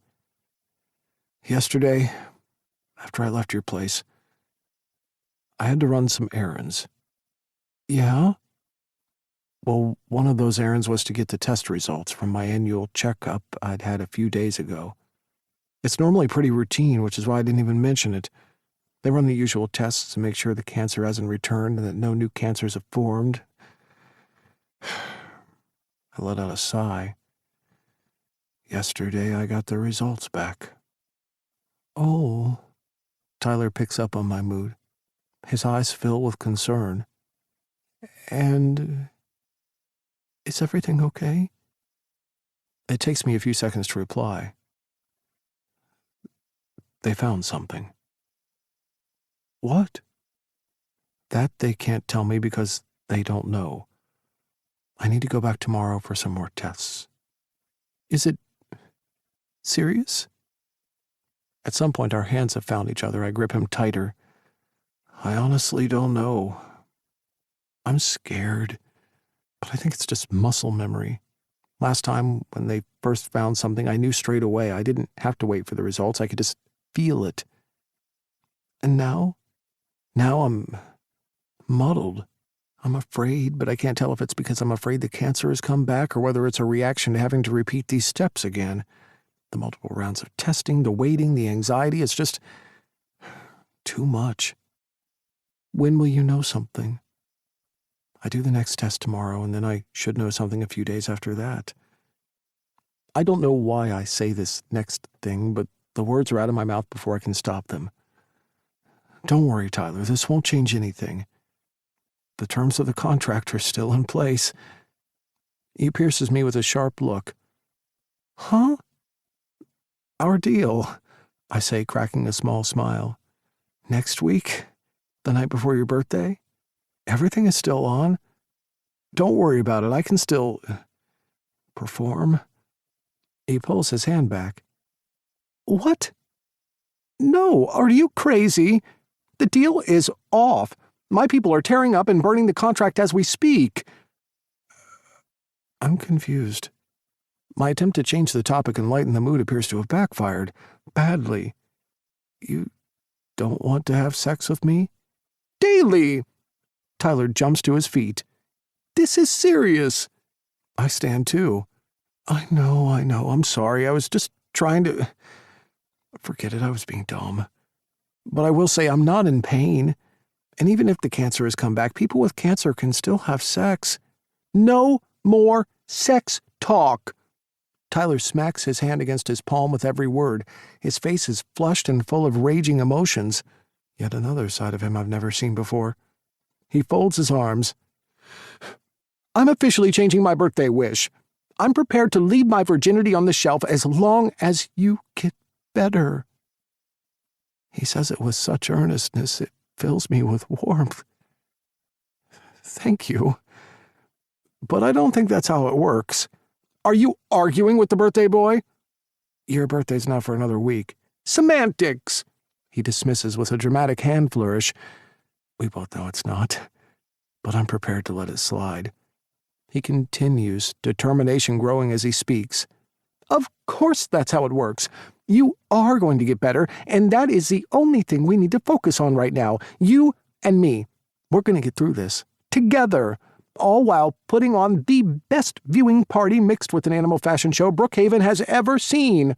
I'm pretty sure it's also the first viewing party mixed with an animal fashion show in Brookhaven.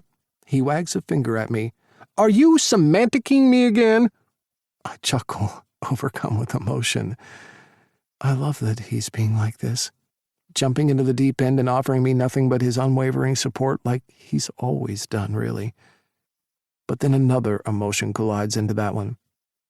I remind myself I've been through this hell show once before. This is Tyler's first time. I drop down onto the couch, crumpling my head into my hands. I'm so sorry for dragging you into this. Cancer is terrible for the person who has it, but it's also really hard on their loved ones as well. In fact, it's brutal on them. Close family and friends and caregivers especially are so often forgotten about, yet they're the silent heroes in all of this. I can't drag Tyler into this mess with me. That wouldn't be fair on him. I'm met with silence, and then a warm hand rubs up and down my back. The touch soothes me, bringing with it a relief I hadn't realized I was craving. You are not dragging me into anything. His voice is pitched low, resembling a toned-down version of his "don't fuck with me" attitude. I scrub a hand over my face. My life could get very hard very quickly, Tyler. It's a lot to ask of someone.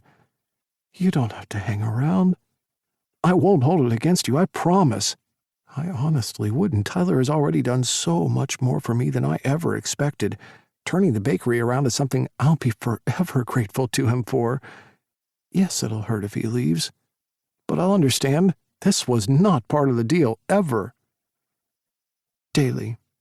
He hooks his finger under my chin, lifting it so that our eyes meet. I've never seen his flaring like they are right now. I am not going anywhere. There's a stabby edge to every word he spits out. I've just had it confirmed by my people that our contract doesn't include an exclusion clause, meaning you are stuck with me. The good people of Brookhaven expect us to put on a spectacular event for them, and besides, I'm falling in love with you, so there's no way I'm going to abandon you to face this on your own. My mouth flies open. What did you just say? I said we have an animal fashion show. We have to deliver, not that part, the thing after that. Tyler blinks heavily a few times, like the words he uttered are only just reaching his brain now. Oh, yeah, he scratches behind his neck. Sorry, but I'm kind of falling for you big time. Why are you sorry about that? At the same time my people were informing me of the no exclusion clause, they also pointed out that falling for you wasn't part of the terms and conditions either. They're looking for a loophole, but you know... His sweet voice trails off, and I'm so overwhelmed with love and joy and everything that's fucking good in this world I could kiss him. So I do. We've kissed in so many different ways. Gingerly at first, and hungrily at times, discreetly in the bakery.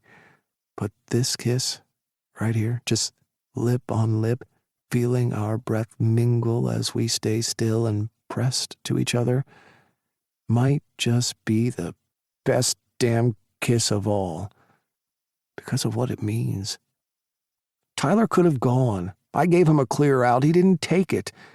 He didn't even seriously consider it. And that means more to me than any words can ever express. So I show him instead, tracing my tongue along the seam of his mouth. His lips part gently, and I reach in, slide my fingers through his smooth hair as my tongue moves into his mouth. The warm wetness feels so right. We've only known each other for a few months. We haven't even been physical yet, and now, who knows when that might happen. But somehow those things don't matter. Everything fades away into insignificance, because the only thing that counts is that Tyler's right here with me, ready to face what could be a very scary road ahead. Of all the things I've been loving learning about him, this quality blows me away the most. It's rare to find someone who commits like this, fully, unreservedly, immediately. Tyler's never hesitated to be there for me. And if I'm around after this next chapter, I'm going to spend the rest of my life showing him how much that means to me. The kiss ends, but his eyes remain closed, his lips and the skin around them bathed in a pretty shade of just been kissed pink. I realize there's something I've forgotten to say. Hey, Tyler. His eyes flutter open. He blinks a few times. Yeah? Fuck loopholes. I'm falling in love with you, too. 23. Tyler. Daly's knees bounce up and down nervously as we sit side by side, hand in hand in the doctor's waiting room, first thing the next morning. As he explained to me yesterday, the routine tests found a lump. Now they need to do further tests to determine whether that lump is cancerous or not. You okay? Stupid question, but what else is there to say? Daly tries to smile, but it barely makes it past his lips. I am, because you're here. I'm too nervous to let the beauty of those words fill me up with happiness like they would if the circumstances were different. I'm wound up so tight inside, doing my best to keep everything on the surface looking fine and normal.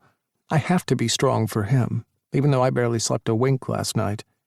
I kept tossing things over in my head. It's unfair for anyone to get cancer so young, much less twice. Even the threat of it hanging over him isn't something anyone should have to endure. Yesterday at Daly's place was such a mix of emotions.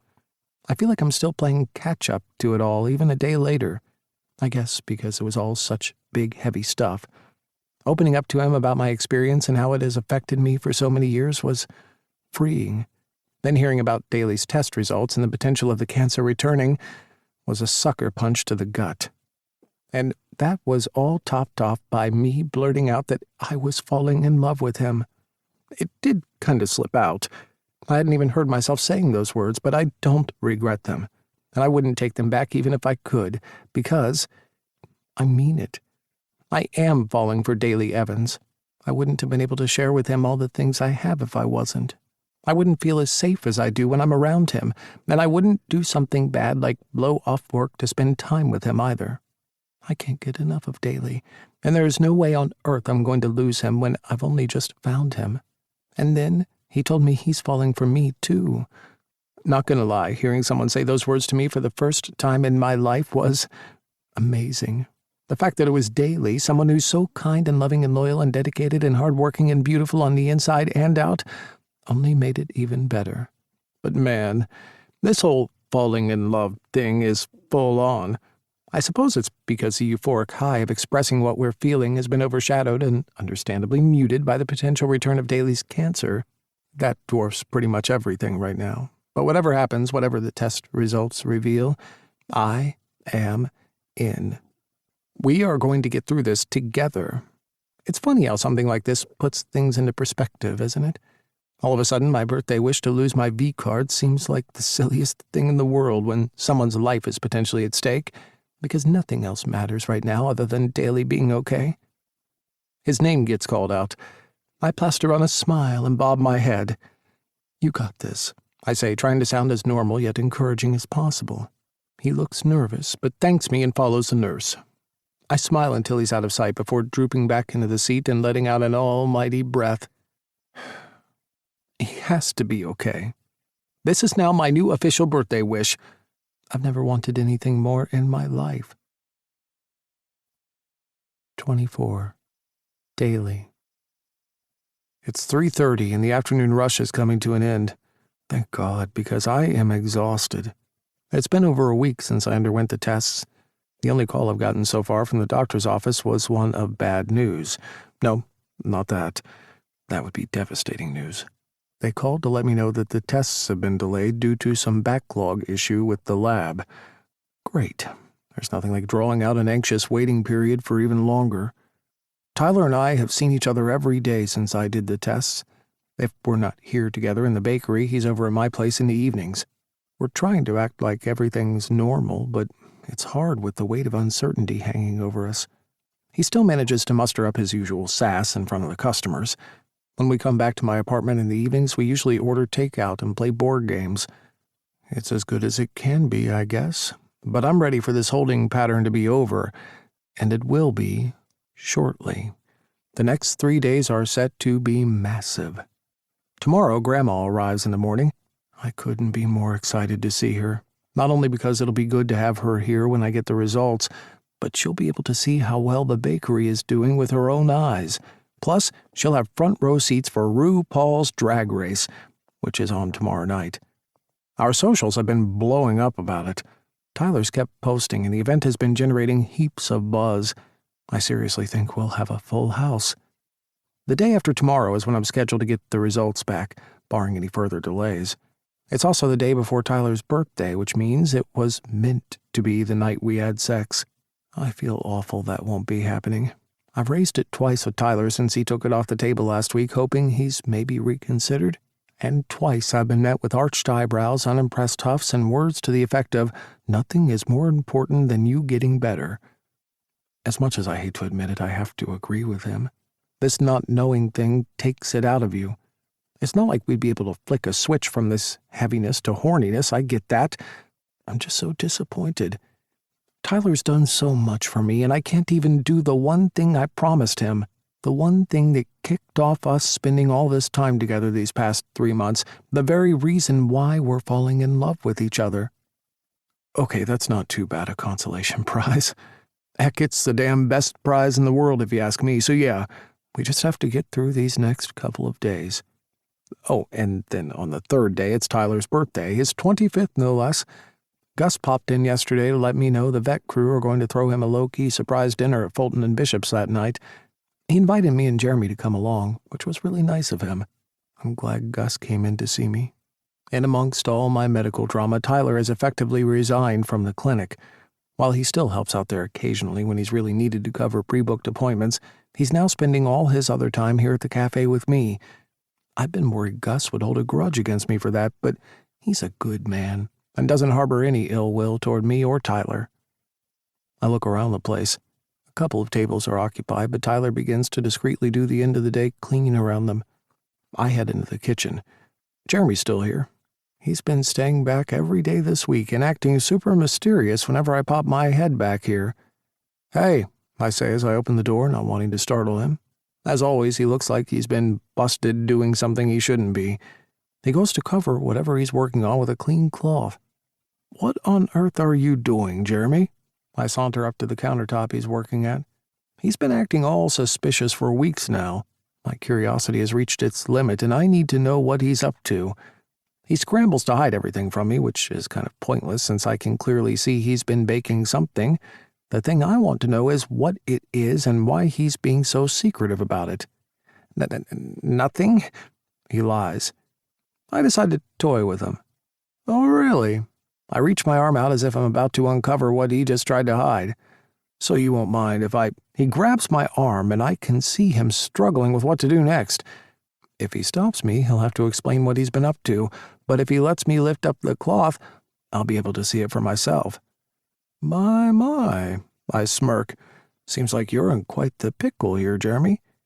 He narrows his eyes. "Fine," he relents. "You can have a look." "Really? I wasn't expecting you to cave so quickly." He flips me off, but he's smiling, so I know he's not too mad about it. I lift the cover and... What am I looking at here? I mean, I can see what I'm looking at. 4 trays of multicolored frosted cookies in the shape of bones and an assortment of animals, including dogs, cats, fish, elephants, and giraffes. What is all this? He stuffs his hands into his pockets like he's a teenager who's been busted doing something naughty. Animal treats? I thought we could sell them. His stutter getting bad lets me know he's nervous. I move to rectify that immediately. "This is amazing, Jeremy. What a fantastic idea. You're incredible." I congratulate him, meaning every word. But why all the secrecy? I don't understand. Jeremy strides over to the cupboard in the corner, kneels, and grabs his phone out of his messenger bag. He starts tapping away. He does this sometimes when it's easier for him to write out a message rather than say it. He hands me his phone. "I wanted to make organic treats. Most of the stuff you buy pre-made is filled with nasty chemicals and low-quality ingredients. Now I see why. Making organic stuff is harder than I thought. It's taken me longer than expected to produce something that animals will actually want to eat. I've been using your kitchen, but paying for all the ingredients myself and only working on it on my own time. I hope you don't mind." "Of course I don't mind." I pull him in for a quick hug. "Where have you been testing this?" "At the shelter." "The one on Fairview Drive?" Jeremy nods. "That's Bishop's shelter," I say. "Tyler's staying at his and Fulton's place." What a small world. Jeremy chuckles. "It is. These are ready for tomorrow." I am in the best kind of shock, Jeremy. This is fantastic. Thank you. I give him another hug, and that earns me a quizzical look. He's probably wondering why I'm getting so choked up about some organic animal treats. The truth is, I'm happy for any momentary reprieve I can get right now, but also, seriously, how great a guy is he to have been doing this? Working extra hours, using his own money to source ingredients, all to make the cafe an even bigger success? I'm sorry. I wave a hand in front of my face. I'm just a little emotional lately. I've noticed. He pins me under a thoughtful gaze. Everything okay? I blow out a breath. Yeah, it will be. I haven't told anyone other than Tyler about the tests I've been going through. I'll tell Grandma about it face to face because I didn't want to worry her when she's halfway across the planet, and I'll fill Jeremy in once the results are back. And all clear, hopefully. The last remaining customers have left by the time I join Tyler and help him clean up out front. Tyler flicks the lights off while I switch the sign from open to closed. We say goodbye to Jeremy, and then Tyler and I head back to my place. We don't even have to speak about it anymore. It's simply assumed he'll be coming back with me. I grab his hand and swing it between us as we walk. You seem happy, he observes. Actually, I am. I lift his hand and press my lips to the top of it. I'm grateful. He wasn't expecting that. For? Obviously, this is a really shitty situation, I say, but I have you, and you're the best. Jeremy's been great. Grandma is coming tomorrow. I have the thing that matters most in life. Good people who love me. I'm one of the lucky ones. We make it back to mine and slip into what's become our regular routine. We take turns showering. Tyler's left some clothes here, so he has something to get changed into. We order takeout. We clear the coffee table of the intense Monopoly game we're midway through to make room for the food. My good mood seems to have rubbed off on Tyler. He's humming softly to himself as he grabs the plates and utensils from the kitchen while I answer the door. Tyler's placing a few couch pillows around the coffee table as I'm bringing the steaming hot containers in. I lay them all out in front of us, and we dig in. The conversation remains light for the meal, which is a pleasant and much-needed change from the heaviness we've been under lately. Tyler tells me about his master plan to beat me at Monopoly, as well as suggesting a few movies we should go see once the madness of the next few days subsides. I fill him in on catching Jeremy making organic animal treats in secret as his way of making an even bigger contribution to the cafe. We both agree he's a great guy, and Tyler wonders if there's a single vet we can introduce him to. He mentions Gus is hiring new staff and that they should be starting soon. One vet is from the UK, while the other is meant to be arriving from Australia. Dinner gives way to clearing the coffee table to finish off our epic 4-day Monopoly game. Whatever strategy Tyler boasted about learning about before pays off for him, and he wins. We stopped keeping count, but he's won more times than I have. I don't like losing, but I like seeing how happy it makes him to win even more. Come here, I say, getting up and stretching my arms out. He slips his hands into mine, and I help him get up. We're standing face to face. You're amazing. You know that? Yeah, I do, he replies, not missing a beat. I chuckle, brushing my fingers along the ridge of his jawline. His hair's the longest I've ever seen, and he's left it a little messy after his shower. I like that. I like seeing him like this, relaxed and not perfectly put together, but still perfectly him. Ever since he told me about his experience, I've been picking up these subtle shifts in his demeanor. He's still sassy and snappy when he wants to be. I think a certain level of brattiness is baked into his DNA, which I love, but there's definitely been a shift in him, too. Little things, like not styling his hair to within an inch of its life, wearing sweatpants and a comfy shirt when we're just hanging out at my place, instead of the nicer clothes he used to bring over. I catch him glancing over at me occasionally, and it makes my breath catch. I love seeing these small signs of change in him. It's like he's starting to let some of his guard down and finding who he really is underneath it all. What are you thinking about? He asks. I slide my hands around his waist and we start to sway to a silent rhythm. About you, actually. His lips arch into a smile. Ooh, I like the sound of that. Tell me more. I've noticed a change in you, I tell him. I know we're dealing with some tough stuff at the moment while we wait for my results, but there are little things about you that are shifting. I assume it has something to do with you telling me about what happened. You've noticed? I nod, and his eyes grow a shade darker. I do feel different. Better different. he hastens to add. It is hard because waiting for these damn results sucks ass, and not in the good way. I grin. He continues. But yeah, opening up to you makes me feel like I can move on. That I want to move on, you know? Yeah, that makes sense. He hesitates. Thank you. For what? He pulls me in closer. For reacting so wonderfully when I told you. I want you to know that my hesitation to tell you about what happened wasn't because I was afraid you'd respond badly to it. You're not that kind of guy. It was me. I was afraid of dredging up stuff from my past. But I've realized that by holding it in, trying to suppress it, I was only hurting myself in the present and possibly into the future, too. Wow. That's a beautiful thing. I'm so happy you're moving through it. With you, Tyler adds, lowering his head and really looking into my eyes.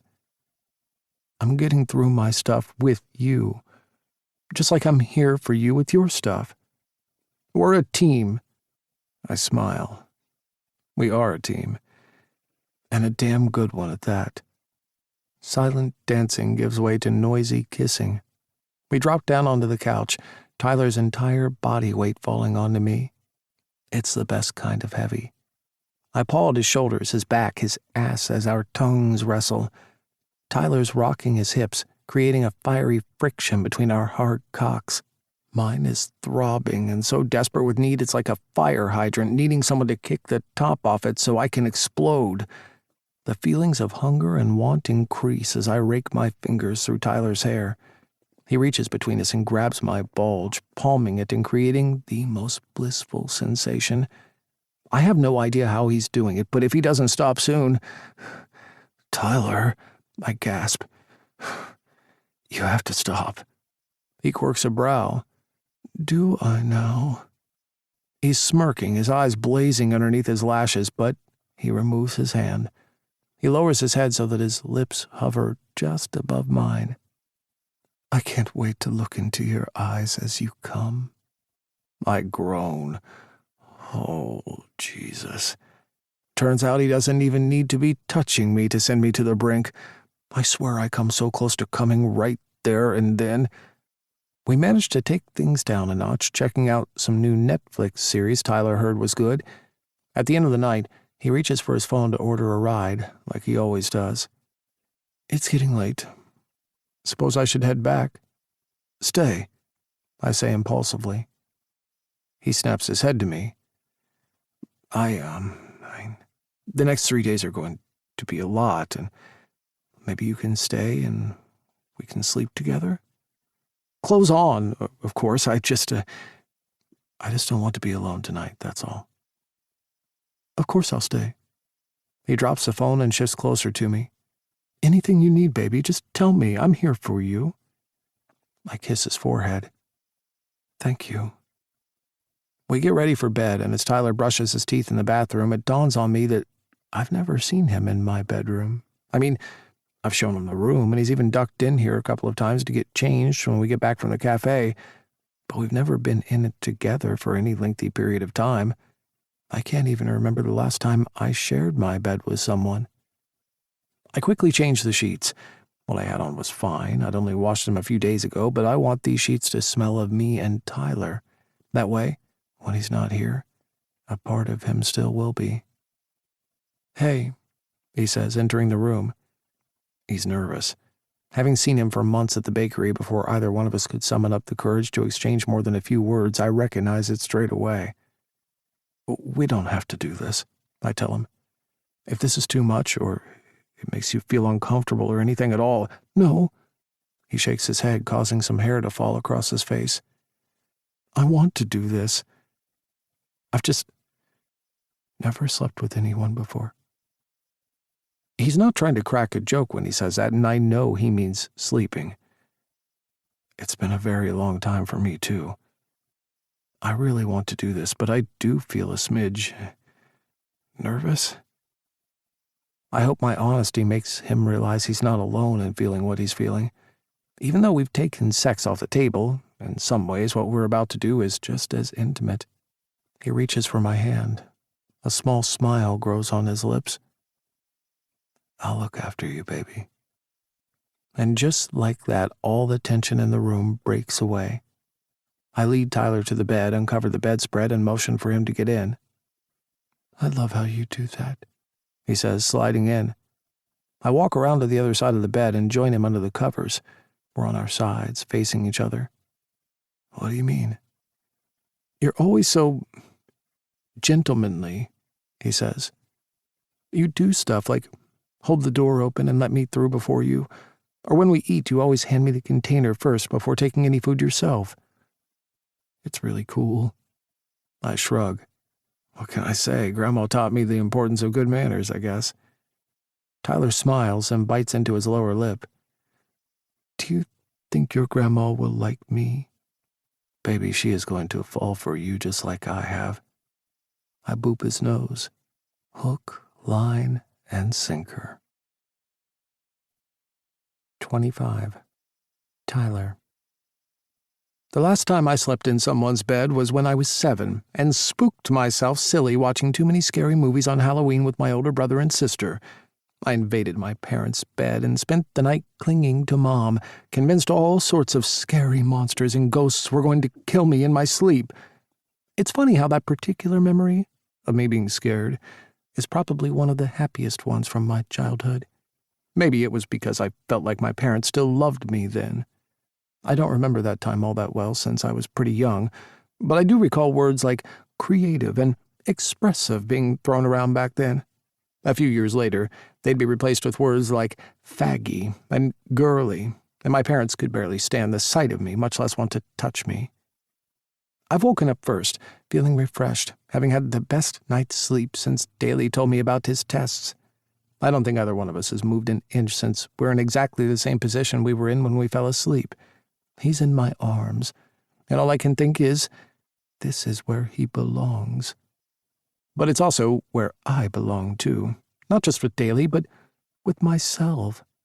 For the first time ever, I feel like the crazy pendulum of my life has stopped swinging so wildly, and I feel like I'm starting to come into my own, like I'm stepping into who I am meant to be.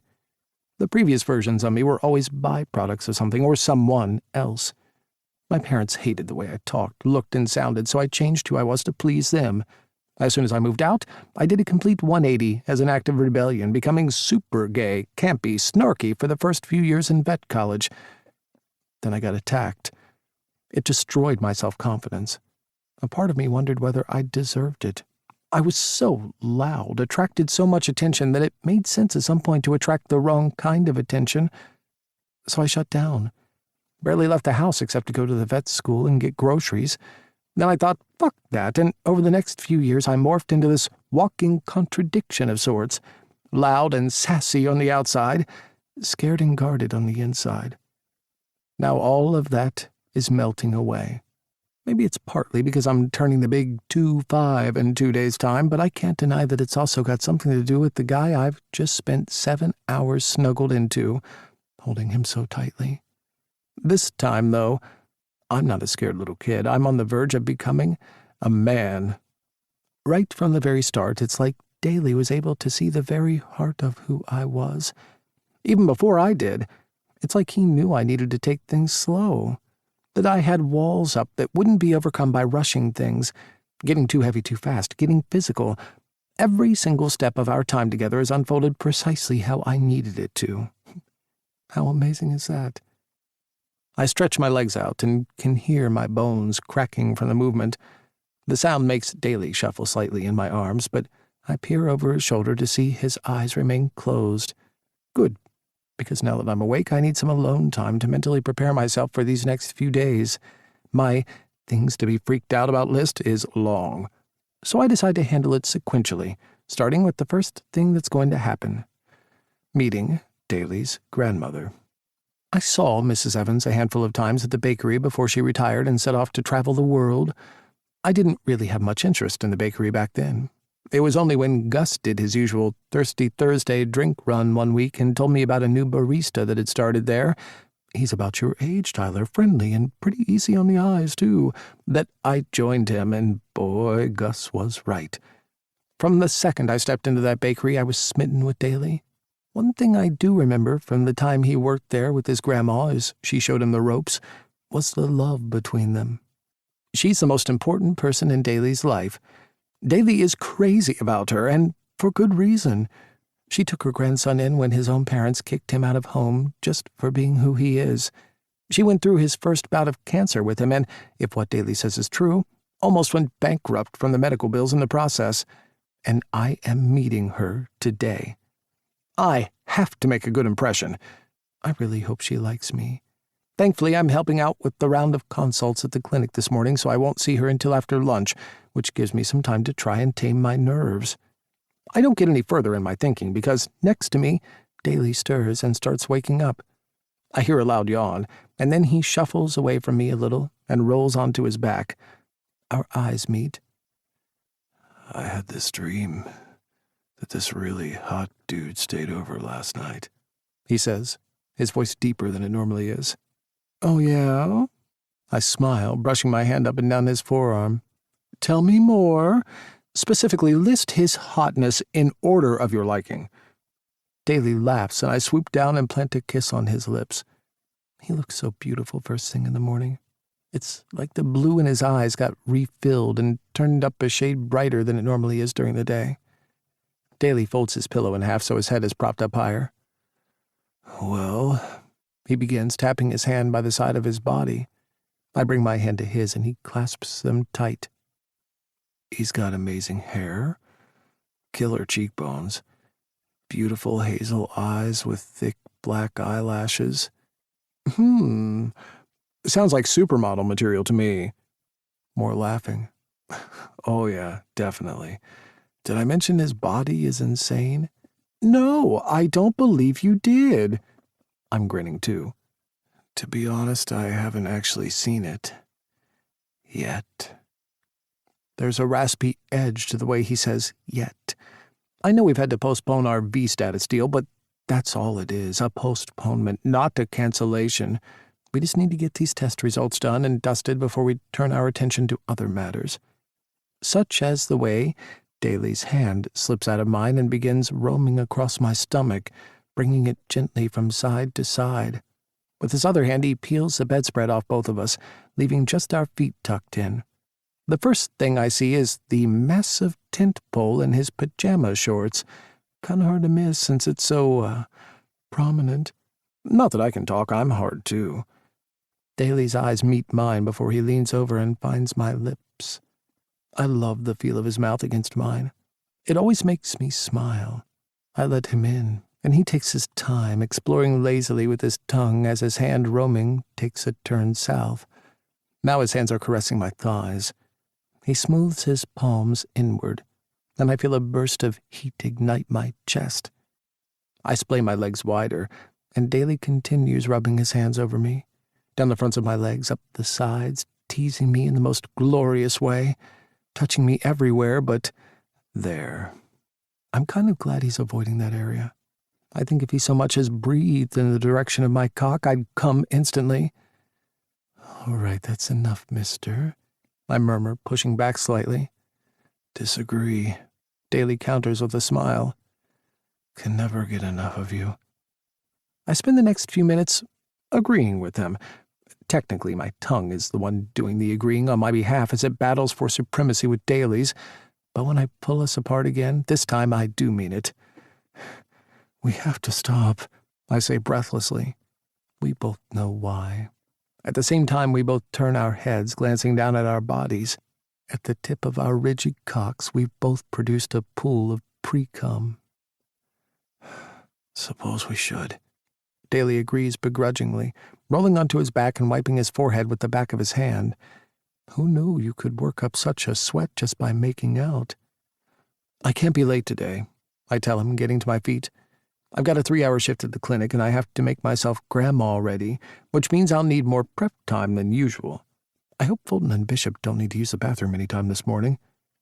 I hear Daly chuckle. He gets up off the bed and wraps me up in a from-behind hug. I sink into the blissful warmth of his body and close my eyes for a few moments. God, this feels so good. I really hope your grandma likes me. I say as he lets me go, and I start gathering up my things. And I also really, really hope I don't say or do anything to embarrass myself. I have a history of doing that. 26. Daily. We're at the tail end of the morning rush when the bell above the door jangles, and I know who it is without having to look. I quickly finish serving the customer I'm with before racing around the counter and practically launching myself at her. Grandma! I make sure to not actually topple her over, since that would be easy to do given the height difference between us. I do squeeze her tighter than normal, though, holding on to her and realizing just how much I really have missed her. My beautiful boy. She rubs her hands across my back. Let me have a proper look at you. We pull apart and she scans my face, my body in that grandmotherly way, as if she's got a special sense for picking up if anything's wrong with me. Thankfully, despite all the stress I've been under lately, I'm well rested after a great night's sleep and must look good enough to pass her initial visual inspection. You look healthy, Daly, she announces. Healthy. She only started using that word after I had cancer.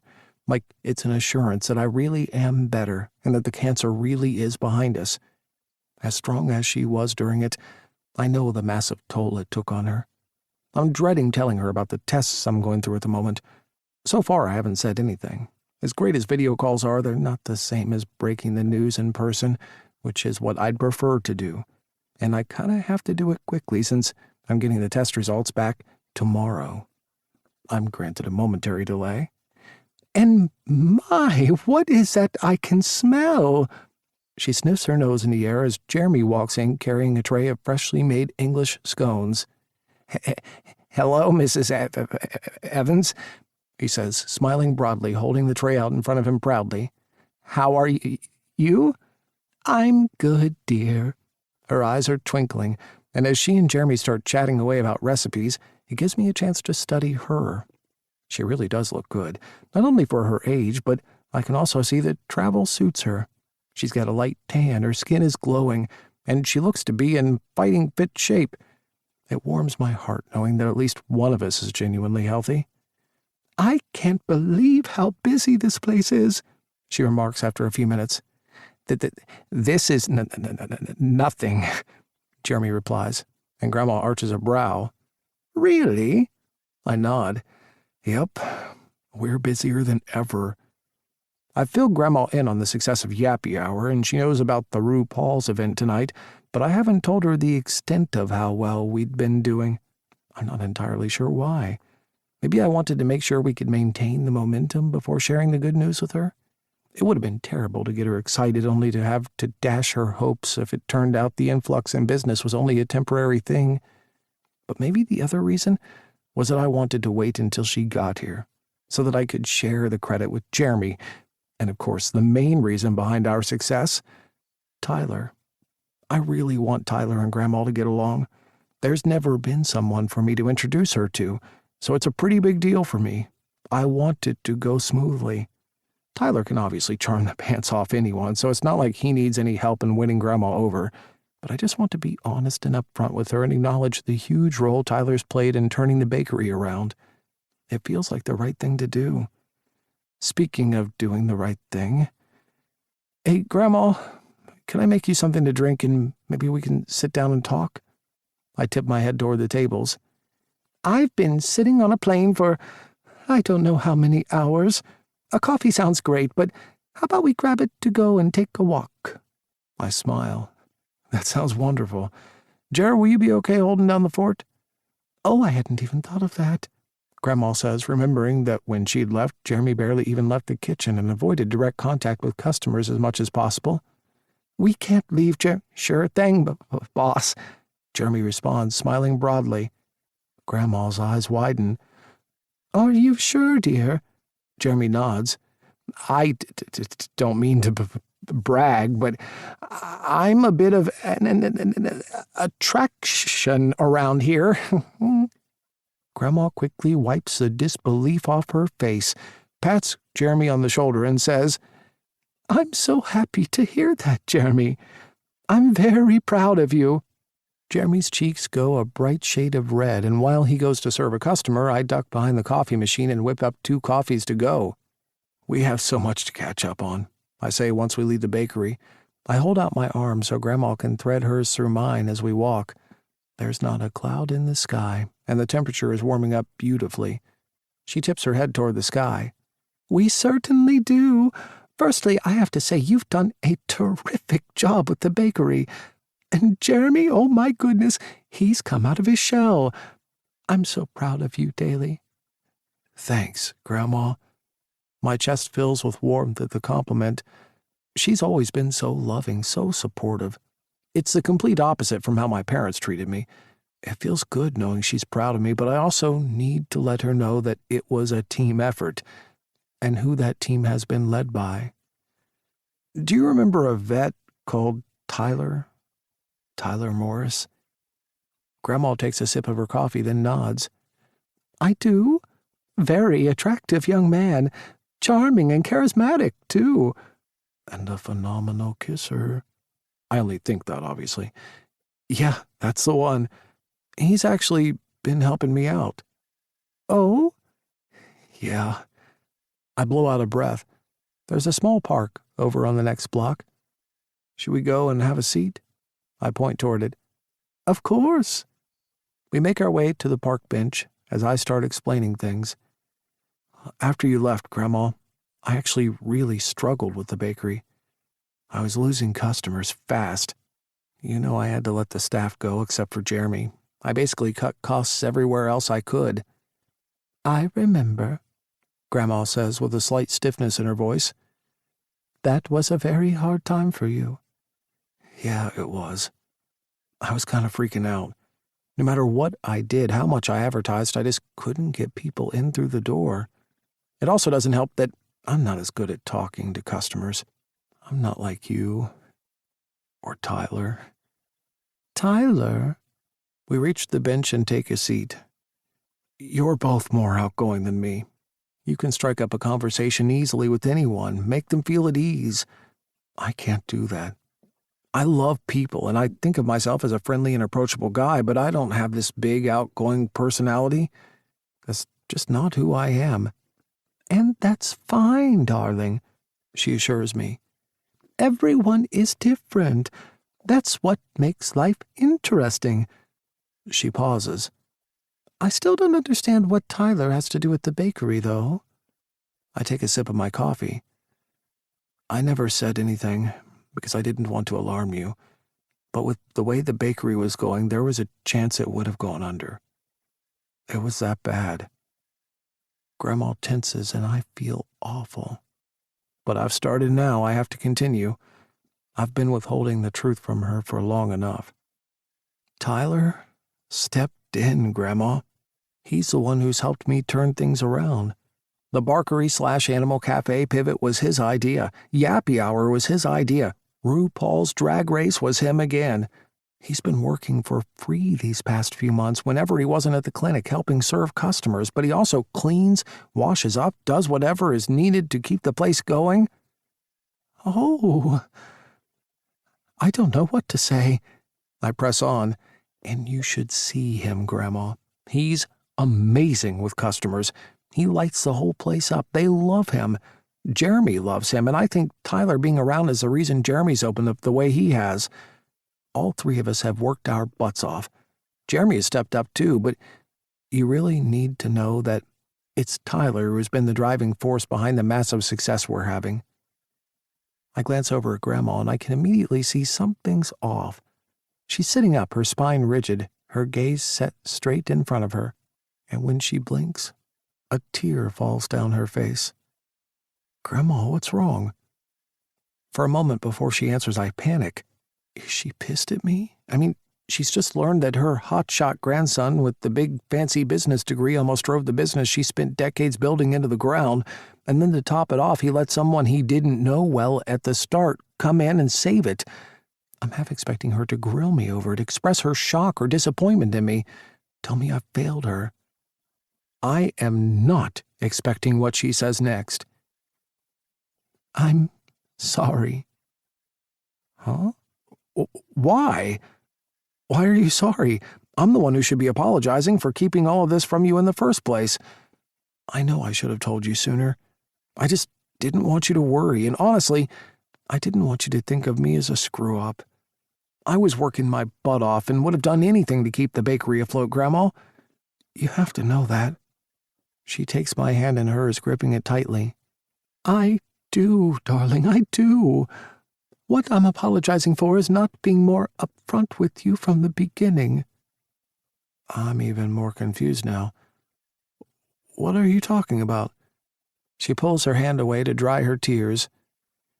When I handed the bakery over to you, it wasn't doing well. It hadn't been for a while. That's news to me. I never knew that. She smiles a sad smile. That's because I never told you. Because I never wanted you to think of me as a screw-up. I was embarrassed. Grandma, I would never think that. Then I stop. I'd just finished telling her I'd felt the same way. Seems that in addition to stubbornness, pride is another thing I've inherited from her. I knew why I felt ashamed of the bakery doing badly. I wonder what her reasons are. So, I ask, what were you embarrassed about? I realize it might sound silly to you, but I thought that business was on the slide because I was too old to be running it. I wasn't giving customers what they wanted. I was too out of touch with customers' taste and preferences. Never for 1 minute did I think you'd have the same problems, darling. I was certain you'd sweep in and make everything okay. I can now see the error of my thinking. I am so sorry, Daly. I never meant to pass my problem on to you. I feel terrible you had to go through that alone. I wasn't alone, I point out. I had Tyler and Jeremy. And I'm so very thankful to them both. She takes my hand again. I just wish you'd told me sooner. I squeeze her fingers gently. I could say the same to you, Grandma. She smiles, and it's a little happier this time. I guess we're both too stubborn and too proud for our own damn good sometimes. I'm not, but you are. I poke my tongue out, and this time she laughs. God, I've missed the sound. We spend a few minutes talking about her travels. I was not so subtly trying to figure out if she had met someone in New Zealand and if that was the reason why she liked it so much. Turns out, she hadn't. She just fell in love with the natural beauty of the country and the people, and the amazing produce, and the coffee. I sit there next to the woman I love most in the world, happy to hear her talk so excitedly, so animatedly. After she tells me about her future travel plans, she turns to me with a mischievous smirk curling her lips. So, tell me more about this Tyler fellow. I've finished my coffee, but start fidgeting with the cup. Oh, well, what about him? Ah, she says knowingly. I knew it. You like him. I'm that obvious, am I? What can I say? I know you, darling. She nudges into me gently. Is it serious? Warmth floods my chest as I think about just how serious it's become. These past few months have gone by in a blur, and yet it also feels like it's been forever, like I've known Tyler forever. I guess that's because a lot has happened. I tell Grandma the whole story right from the start, where Tyler and I could barely manage to exchange a few words when he used to come in with Gus on Thirsty Thursdays, right up until now. I even say that I confided in him about my surgery and the after effects on my body. She clasps her fingers around my hand for that part. I do leave a few of the finer details out, though, like the whole virginity thing, and the deal I proposed, and the test results I'll be getting back tomorrow. Oh, shit, that! I've been so caught up in the conversation we've been having about the bakery and Tyler it totally slipped my mind. I think we should get back, I say, rising to my feet. I help Grandma get up, and on the stroll back to the bakery, I quietly tell her about the tests I've been undergoing recently, and the results I'm expecting to get back tomorrow. The news obviously comes as a shock to Grandma, but she's a trooper. I was honest with her when she asked me how I felt, recalling that last time I knew from the start I had cancer even before the tests confirmed it for sure. I said that this time I didn't have that same feeling, which is true. I don't feel that same level of certainty I did the first time, but I still don't feel great about things. I don't think anyone would in the same situation. Waiting and not knowing are a unique kind of torture all on their own. We get through the lunch rush with Grandma standing in Tyler's usual spot behind the counter. I smile to myself as I think that. Tyler's usual spot. He's only been here a few months. It feels like so much longer. He's such a big presence. I can't imagine him not being in my life. I glance over at her from behind the coffee machine from time to time and am filled with so much joy that she's back, even if it is only for a week. I feel lucky to have this time with her. But as the lunch rush fades, nerves start bubbling in my belly. Tyler will be finishing his shift soon and will be popping over for the official meet my grandma thing. Part of me knows they'll get along famously, and I have nothing to worry about. I just wish we could fast forward to that time right now. Jeremy comes out from the kitchen with a small tray of his dog biscuits. He hands them to a customer who gladly takes one and feeds it to her dog. He then stands beside Grandma, and I can hear him telling her about the organic animal treats he's come up with. I can tell by the huge smile on her face how proud she is of Jeremy, not just about coming up with treats, but for how well he's doing in general. He has all the reasons in the world to hide away, and yet he's being so brave by opening up like this. A few more minutes pass by, and when the bell above the door jangles, for the second time today I know who it is without looking. I stride over to him, and man does he look and smell good. All that extra prep time paid off. Tyler has even more of a glow to him than he usually does. His forest green shirt brings out the flecks of mossy green in his eyes, and man, how the hell did he even get into those pants? They sculpt to the long, lean muscles of his legs beautifully. I keep the kiss and my thoughts as chaste as I can since I can feel my grandmother's gaze boring into the back of my head. I brace my hands against his shoulders. Are you nervous? He's chewing his lower lip when he answers. Yeah, a little. Okay, a lot, like a whole lot. I haven't had anything to eat all day. I've been scattered during my consults. All my former friends at the clinic have been walking around saying how cute I am, but they don't mean it in the good way. They're being condescending. But I forgive them because that's my duty as the youngest and most beautiful one of the group. Tyler, relax. Breathe. He inhales and exhales a few times. He is worked up, which is really quite touching. It shows me this means as much to him as it does to me. I do my best to calm him down a little. You're doing great. You look fantastic, and Grandma is going to love you. I know this is kind of a big deal, so it's normal to feel however you're feeling. Just know I'm right here by your side the whole time. Okay? He relaxes a bit. Okay. Just steer clear of hole punch references and you'll be fine. He swats me across my chest. Not helping. It's at that moment that two things happen simultaneously. The first is that, in all his nervousness, and probably due to the fact he hasn't eaten anything all day, Tyler spots the organic animal treats Jeremy left on the counter. He reaches out for them and is just about to put one into his mouth right as Grandma and Jeremy step out from the kitchen. Jeremy notices Tyler about to eat the animal treat, so he starts flailing his arms around. Tyler frowns and gives him a small wave back before popping the cookie into his mouth. The world stops. All three of us are staring at Tyler in horror, watching as he takes one chew, then another, and another. His face starts scrunching up as the taste of the treat reaches his taste buds. I shove a dishcloth at him, and he turns away from us, spitting the animal treat out into it. What the hell did you put in that, Jared? That tastes awful. Grandma's trying to hide her smile, and Jeremy doesn't know what to make of it. I hand Tyler a glass of water. He takes it from me and gulps it down. Diced chicken, rice, some flour, parsley, and an egg. Tyler's mouth flies open, his eyes darting from Jeremy to me and then to Grandma. What is happening right now? You ate an animal cookie, dear. Grandma explains matter-of-factly as if she's telling him that the sky is blue. Tyler's face flushes a dark shade of crimson. I pat him on the shoulder. On the bright side, at least we'll never forget about the time you met Grandma. How is that a bright side? He mutters back. I bring my mouth close to his ear and whisper, could have been worse. At least no hole punchers were injured in the making of this joke. 27. Tyler. My mind's gone hazy.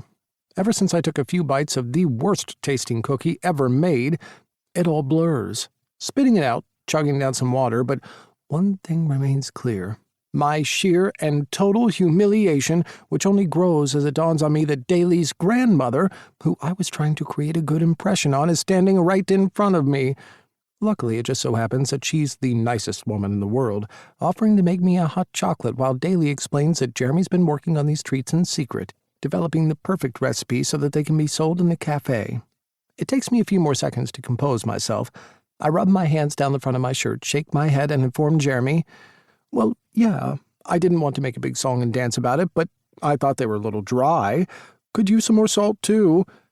They all laugh at my joke, and after I gratefully sip the hot chocolate Daly's grandma hands to me to help me get rid of the last remnants of the cookie treat out of my mouth, the four of us spend the rest of the afternoon and into the evening preparing the place for tonight's event.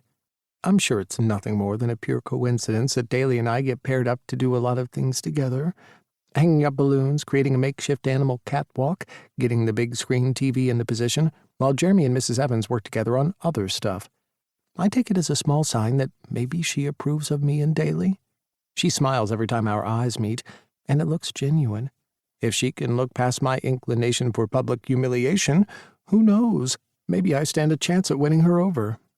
As the start time of 7 p.m. arrives, nerves start rolling around in my stomach. You okay? Daly asks, sidling up next to me and passing me a bottle of water. We both look around at the transformation we've created. We've cleared all the tables and chairs, putting the tables out back and lining the chairs against the walls to make room for the catwalk that splits the space in two. I turn to face him. Yeah, I just want tonight to go well. It will. He brushes his hand across my cheek. We've worked hard. You built up a huge buzz on social media. The place looks fantastic. And he glances over his shoulder to make sure Jeremy and his grandma are out of earshot. She loves you, by the way. Really? I lean in closer. How do you know that? Because she's told me like 1,000,000 times. Every time I walk past her, she smiles, getting this gleam in her eye, and says, I like that boy. So whatever you're doing, keep at it, because it's working. I'm relieved. I'm glad to hear that. And as long as she doesn't expect me to eat any more animal treats, I'll do whatever it takes. We kiss quickly before Daly claps his hands. Mrs. Evans and Jeremy look over. Are we ready to do this? Daly calls out. We all nod. All right. He walks over to the front door. Let the madness begin. Madness is an entirely appropriate word for what ensues over the next few hours. From the moment Daly opened the front doors and people and animals streamed in, it was mayhem, of the fun variety. Pretty much every single animal was dressed up, which was awesome to see. We had French bulldogs and pretty pink tutus, cavoodles draped in bright bow collars and neckerchiefs, a couple of adorable Sphinx cats in coats, and a pretty white rabbit in a red and yellow polka dot dress. Some of the owners even went to the extra effort of matching their outfits with their pets. I meander up to a row of seats occupied by some friendly faces. Noah and Hayes brought their golden retriever Buddy along. He's getting on a bit, and his eyesight is deteriorating, so he's happy resting at their feet. Fulton, being Fulton, insisted on bringing all 12 of his cats. I'd been texting with him about it earlier in the day, assuring him it was fine if he only came with 1 or 2. He countered that would make the other cats feel excluded, and well, there's no arguing with Fulton when it comes to his cats. They're all on leads, which he, Bishop, Gus, and Tate are keeping a careful eye on. Chase and Fisher are next to them. In addition to their adorable Frenchies, Ralphie and Lily, who everyone is cooing over in their tutus, they also brought the twins, Imogen and Ellie. Thanks for coming, I say. Having fun? We are. What a great turnout, Fisher says, grabbing Imogen before she has a chance to dash off after whatever's caught her eye. Well done, man, Chase adds, sending me a warm smile that lets me know just how proud of me he is. Thanks, guys. The animal fashion show flies by in a whir of barks, meows, cheers, hoots, and bunny hops. The viewing of RuPaul's Drag Race, the actual show, goes well, too. Daly insisted his grandma get off her feet and sit down, so she joins the vet crew while Jeremy, Daly, and I serve canapes, an assortment of cakes and cookies, all designed for human consumption. Don't worry, I double-checked. And make sure everyone's glasses stay full. By the time the show is over, and everyone except for a few dawdlers leave, Jeremy, Daly, and I are beat. The two of them have been here since 4, and it's approaching 10. We're sitting at the end of a row of seats, talking about how well the night went, when Mrs. Evans approaches us. "Can I have a private word with you, Tyler?" My eyes dart from Daly to her a few times. She doesn't look like she's just taken a hit out on me and needs me to just help her with something out in the back alleyway, but you never know. The silver-haired sweet-as-pie grandma routine could all just be a ruse to keep the cops off her trail. "Sure," I squeak out. I follow her into the kitchen. I don't know what to do with my arms. They've gone all heavy and gangly on me again. I'd normally stick them into my pockets, but my pants are so tight that's not an option, so I go with crossing them behind my back and hoping it doesn't make me look like too much of a loony. "Did you have a good time?" I ask with a smile. "I did. Thank you. It was an excellent event. I'd never watched that show before." "Oh, it's amazing," I tell her. "And there are so many seasons. They even have international versions. We could... My brain finally catches up to my mouth, and I manage to stop myself from blurting out an invitation to watch the show together. I mean, that would be weird, right? "Watch the show together sometime?" she supplies, as if reading my mind. "Yeah, I was just about to say that." She leans against the counter. "I'd really like that." She's smiling, and her eyes are soft and kind, so unless she's Meryl Streeping her sweetheart out, I think she might actually like me. "I wanted to have a private moment with you, Tyler, to say 2 things. Firstly, thank you for everything you've done around this place. Daly has filled me in, and I have to say, you have quite an acumen for business. And from what I've seen today, you're great with people, and their pets." "It's nothing." I wave my hand in the air. "I enjoyed it, really." She nods. "I'm glad to hear you like helping out, but it's not nothing, and I would like to acknowledge that. The second thing," she steps in toward me, "is about Daly." "Oh?" This is it.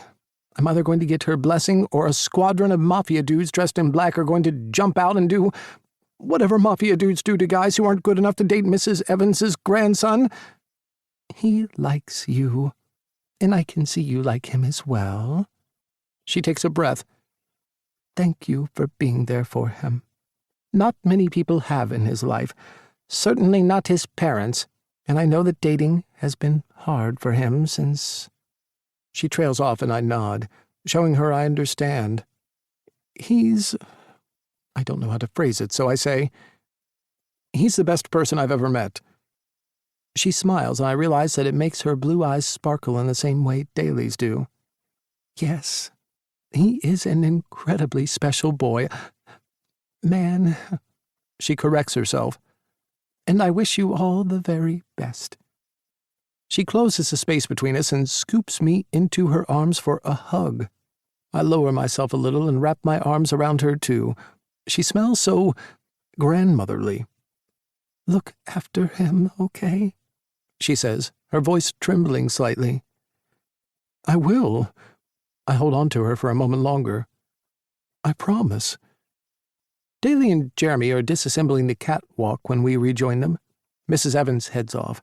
She's staying with a friend, so after another round of hugs, Daly walks her out and waits until her taxi arrives. Jeremy and I bring the tables back out to get the place ready for tomorrow. He apologizes at least 3 more times for the whole animal cookie debacle. He's been saying sorry all day. I tell him it's fine and that it was all a silly mix-up. I can't laugh about it yet, but I'm honestly not mad at the guy about it. Daly comes in, and the 3 of us work quickly to turn the place back into a cafe. Jeremy gives us both a hug before leaving. As happy and relieved as I am that meeting Daly's grandmother went well, accidental dog cookie eating aside, and that RuPaul's Drag Race has been a huge success, now As all that emotion flushes out of me, it leaves something heavy in its wake. Daly's appointment to get the test results back is first thing tomorrow morning. I approach him from behind, slide my hands around his waist, and kiss along the back of his neck. "Grandma, is that you?" He jokes. I laugh. "Ooh, Brookhaven isn't that small a town." He turns around so he's facing me, our chests close, our groins even closer. He swipes a strand of hair off my face. "Tonight was better than I ever imagined. Thank you, Tyler, for everything." Something dark flickers in his eyes, letting me know everything means more than just the event tonight. I press my palm against the ridge of his shoulder, then smooth it down his chest. "You're welcome for everything." An idea crosses my mind. "Hey," our eyes meet. "Can I stay with you again tonight?" "You really want to?" "Of course." We'd already discussed me going to the doctor with him tomorrow, and now, as I stand here with him, I get the feeling he'll need me tonight just as much, if not more, than he did last night. The truth is, I want to be with him, too. He shouldn't have to go through any single part of this awful process alone, and he won't. As long as he wants me, I'm here with him every step of the way. "I'd love that," he says. "Me too." And with that, we gather our things. I flick off the light switch as Daly turns the open sign around to closed, and hand in hand, we walk back to his place. We don't say much, the heaviness of tomorrow hanging over us. But the silence feels good. We don't need words. All we need is each other. 28. Daily. The next morning, Tyler and I are waiting in Dr. Malinoskis' office. I wipe my clammy hand down my pants before sliding it back into Tyler's. He shoots me a nervous smile. "Not long now," he says. I blow out a breath. "I know. Thank you again for being here."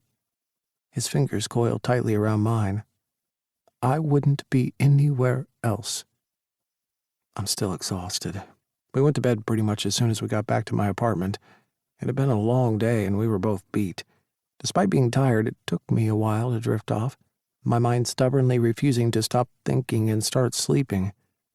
My thoughts flitted about all over the place, from how good it is to have Grandma back, to the hilarity of the way Tyler got properly introduced to her, still too early to laugh about it in front of him, I know, to the huge turnout we had last night at the event, to Tyler telling me about the chat he and Grandma had in the kitchen before she left.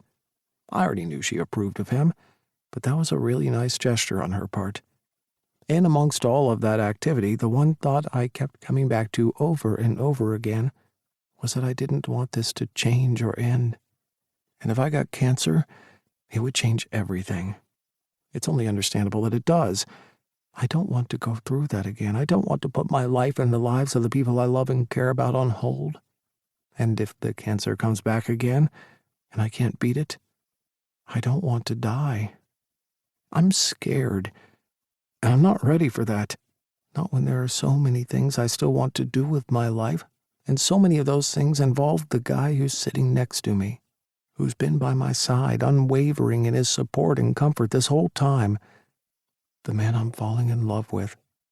Oh, who am I kidding? The man I've totally fallen in love with already. It's true. I love Tyler Morris with everything I have in me. And somehow, even in the midst of going through all this shit, that tiny fact makes things so much better. Dr. Malinoskis strides into the office. One of the things I like most about him, he gets straight to the point. After I introduce Tyler, he sits down and says, "I'll get straight to it." I close my eyes, remembering all too vividly the first time I underwent these tests. There are two types of lumps, solid ones or ones filled with fluid. I'm praying my lump is of the fluid variety, as they're usually harmless. It's the solid lumps that tend to be cancerous. Solid, fluid. Solid, fluid. One of these two words is about to change the course of my life. "It's good news," Dr. Malinoskis says as I look him straight in the eye. "The lump is fluid-filled." Tyler squints, then asks, "What does that mean?" "That's the good kind of lump," the doctor says. "As far as lumps go, that is." Tyler places his hands on the doctor's desk and leans in. So, just so I'm 100% clear on this, Daly doesn't have cancer? The doctor frowns a little, then smiles. That's correct. Tyler jumps to his feet, the chair falling to the floor behind him. He fist punches the air and lets out an almighty loud roar. The sheer volume of it startles both Dr. Malinauskas and me, but he doesn't seem to mind. I push to my feet, and it's only when I'm standing face to face with him that I see the cheers of happiness have given way to tears of joy streaming down Tyler's face. I hug him so tightly it pushes the air out of my lungs. I'm so relieved. I can't describe it, much like I can't describe how incredible Tyler's reaction is. I wasn't expecting him to be low-key if the result was good, since I don't think he even understands the meaning of those two words, but this, whooping and hollering and acting like he's just won first prize in $1 million lottery, is way more than I expected. It hits deep and hard. I realize at some point that I've started crying too, since Tyler gently thumbs a few of the tears away. The doctor stands and says, "I'll give you 2 minutes," before quietly slipping out of the room. Tyler shakes his head. "Shit, I'm sorry. I didn't mean to yell like that. Is the doctor mad?" I laugh through my tears. "He's fine, I'm sure. I'm just so happy. No, wait, more than happy. Ecstatic, elated. I feel I'm the luckiest fucking guy in the world." I can't hold back any longer. I kiss Tyler. And in some ways it's like so many of the kisses we've already shared. Warm, hungry, familiar. But in another way it feels brand new. It feels like the first kiss of the rest of our lives. I pull back, but our foreheads remain touching. "This isn't the most romantic place in the world," I begin. But if I don't say it now, I could burst and end up requiring a medical procedure. Tyler snorts, and I let the truth, the beauty, the sheer bigness of the words I'm about to say flow through me. I was hoping to wait until our first time together to say them to him, but I can't hold the words back any longer. I have to free them from me. I have to let Tyler know exactly how I feel. I hook my fingers under his chin, stare into his beautiful hazel eyes, and say, "I love you, Tyler." His eyes go watery again.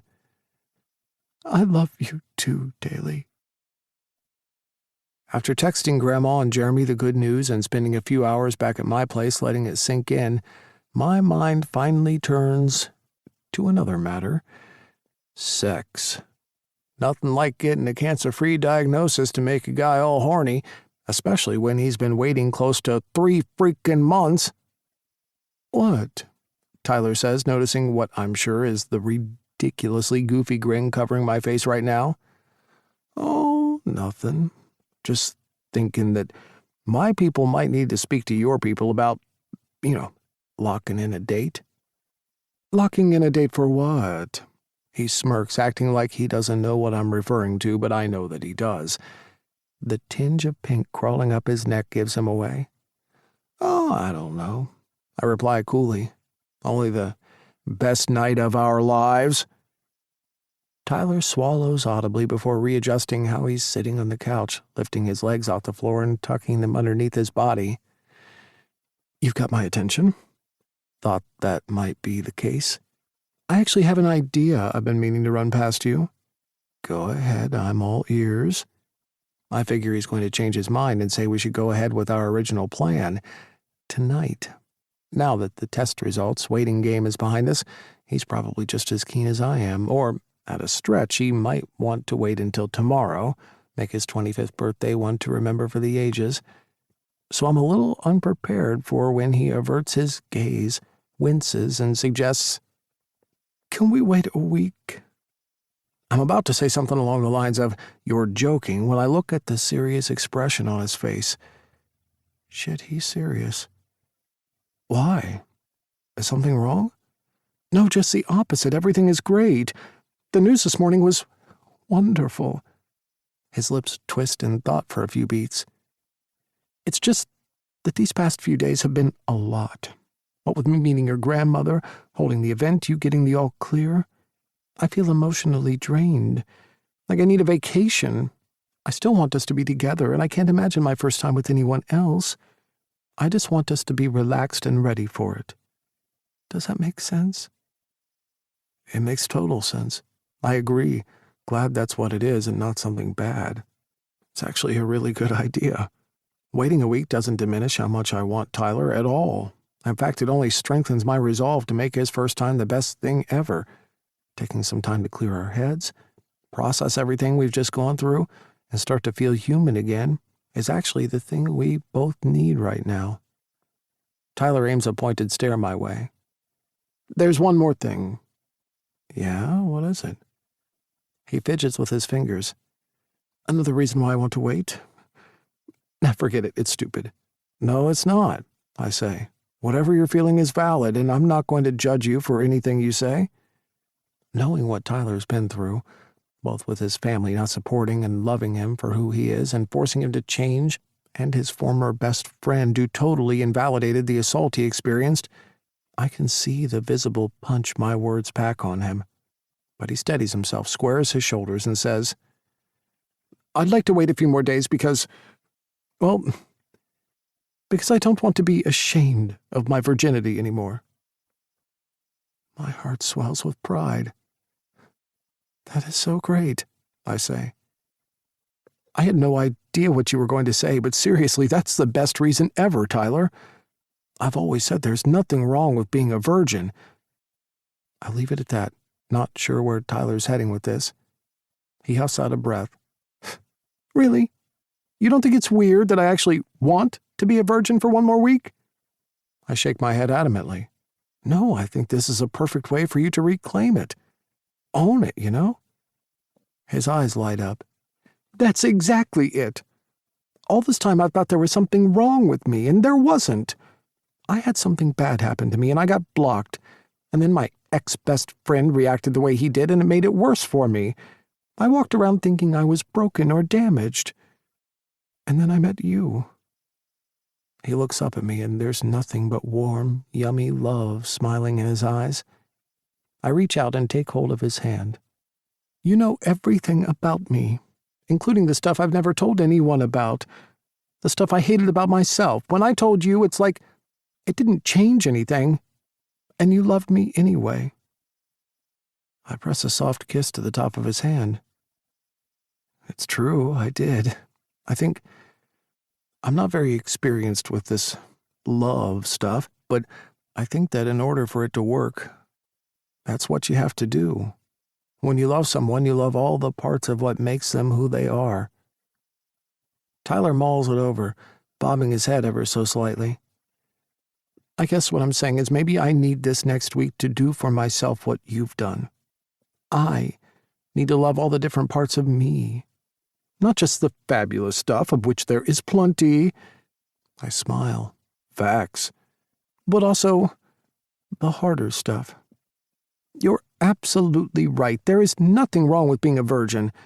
And for a week, I'm going to embrace that. I mean, I'm not going to post it on socials or anything like that, but in here, he taps at his heart. I want to walk around for a week and be good with it. Have I explained it better? You've explained it perfectly. Thank you. And for the record, I totally support you, even if it means I'm going to walk around for the next 7 days suffering from the worst case of blue ball. He looks at me, shock registering in his eyes at the joke I've made about myself. I burst out laughing. It's okay to laugh, Tyler, I assure him. He looks like he doesn't know what to do with that, so he smiles a little and then nuzzles into me.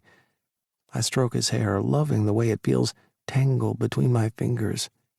I think about how much we both shared with each other, how comfortable we are in each other's presence. I sure as heck had never made a joke about having one ball before, and I probably won't do that again anytime soon, but the fact I feel safe enough to do it with Tyler speaks volumes. Tyler hums a happy sound. This contract of ours has been amended so many times, it's crazy, eh? I snicker. It sure has. Are you really okay about this delay? I feel kind of bad for depriving you of all of my goodness. You're worth the wait, baby. Thanks. He scooches in even closer. And so are you. We while away the rest of the day, but unfortunately we can't avoid reality forever. Tyler has a late shift and I have dinner with Grandma, which means that for the first night in 2 nights, I won't fall asleep cocooned in Tyler's arms. 29. Tyler. I wake up the next morning and am greeted with a kiss. What the hell? Who could possibly be kissing me? If it's donut, poppy seed, wasabi, or any other one of Fulton's dozen cats, I am going to be seriously peeved off. I peel off my ultra-hydrating, block-out luxury eye mask and it's Daly. Oh my God, what are you doing here? I practically squeal. I'm that excited to see him. He smiles and says nothing, instead producing something from behind his back. What is that? I ask. Well, it is your birthday today, and this is a present, so I'm going to go out on a limb here and say that it's your birthday present. Daly, you shouldn't have, I say, trying to sound all stern and whatnot, when really I'm super excited. With everything he's been going through, I hadn't even expected anything from him. And don't worry, I'm not being altruistic or anything. I would have made him make it up to me next year with something extra big. Of course I should have. He counters, the smile not fading on his face. I rest my hands carefully on top of the gift. My birthday wish came true yesterday. His fingers sift through my hair. I don't think you'll ever know how much it means to me to hear you say that, but stop delaying and open your gift. All right. I drop my gaze to it. I unpeel the wrapping paper, my belly flipping with anticipation. I tear all the paper away and... Oh my God, Daly! He eyes me cautiously. Yeah? This isn't a last edition published in Salem, Massachusetts version of Monopoly? My mouth flies open. There were only like 600 of these ever made, I tell him, even though he knows that as well as I do. These are so rare and expensive. You're worth every penny. Let me record you saying that for future reference, because I may only have been 25 for a few hours, but I can already feel my taste for expensive, shiny things growing by the minute. Noted. We both laugh, and I carefully unpack the board game. Thank you, Daly. This is such a thoughtful gift. You're so welcome. I'm really happy you like it. I do. Don't suppose you'd want to christen the game and come over tonight to play it with me? He runs his hand over his scalp. Okay, weird. That's not the reaction I was expecting. We hadn't made any concrete plans, but surely he can't be double-booked on my birthday night. And then it hits me. I point my finger at him. You're hiding something, I observe. Out with it, mister. And remember, I'm the birthday boy, so you can't lie to me. He shuffles awkwardly. You have some very strange beliefs about how birthdays work. First with the birthday wishes, and now this. I know what you're doing. Stop stalling and spill. Daly rolls his eyes and surrenders. Fine. Fulton and Bishop have organized a surprise birthday dinner for you. They have? Yeah, emphasis on the surprise. I'm so touched. After letting me stay here for so long and being such good friends, now they do this for me too? I really am the luckiest guy in the world.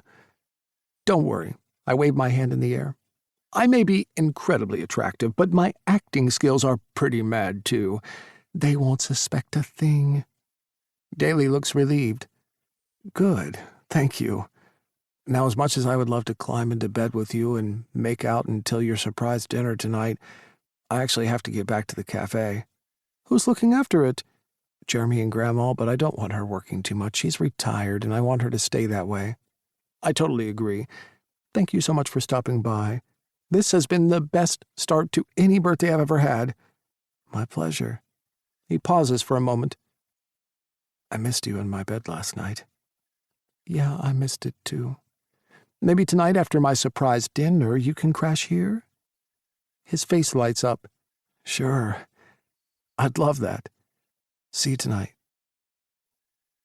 My birthday started great and stayed great for the rest of the day. After Daly left, I was treated to homemade pancakes, bacon, and maple syrup, all delivered in bed. Fulton passed me an envelope when he collected my breakfast tray. It was a birthday card from the Vet Shop Boys crew. and a 6-hour pamper package booking at one of Brookhaven's top day spas. I spent the day getting exfoliated, scrubbed, massaged, clipped, waxed, plucked, and cleansed until I walked out of there feeling like I was floating on a cloud. My skin glowed, my muscles felt supple and restored, and I felt better than I have in ages. I guess I hadn't realized the toll the stress Daly and I had been under has taken on me.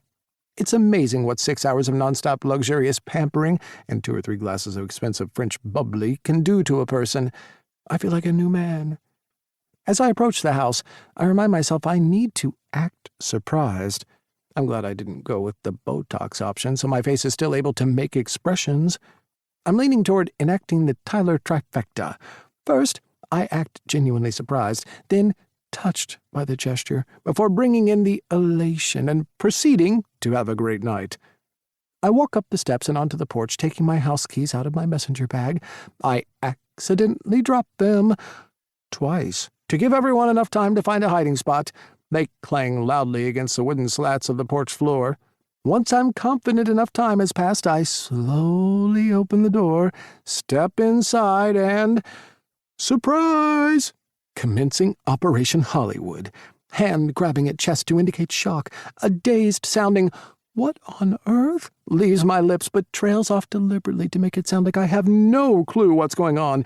Exuberant hugs for everyone who streams toward me, repeating, "I can't believe this. I really had no idea.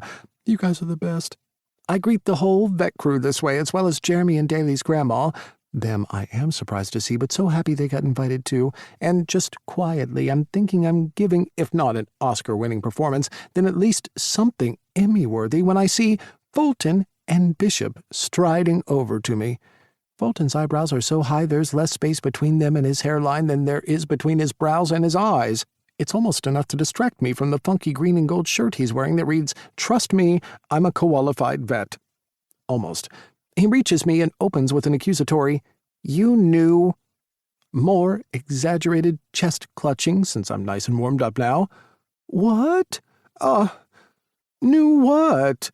I hear Bishop snickering as 2 strong hands smooth over my hips. "Entirely my fault," Daly says, sliding in behind me. Fulton cocks his head. "Oh?" Daly rests his chin on my shoulder. "He asked me to come over tonight, and I froze." After narrowing his eyes and staring between me and Daly for a few moments, Fulton relents with a smile. "It's all good.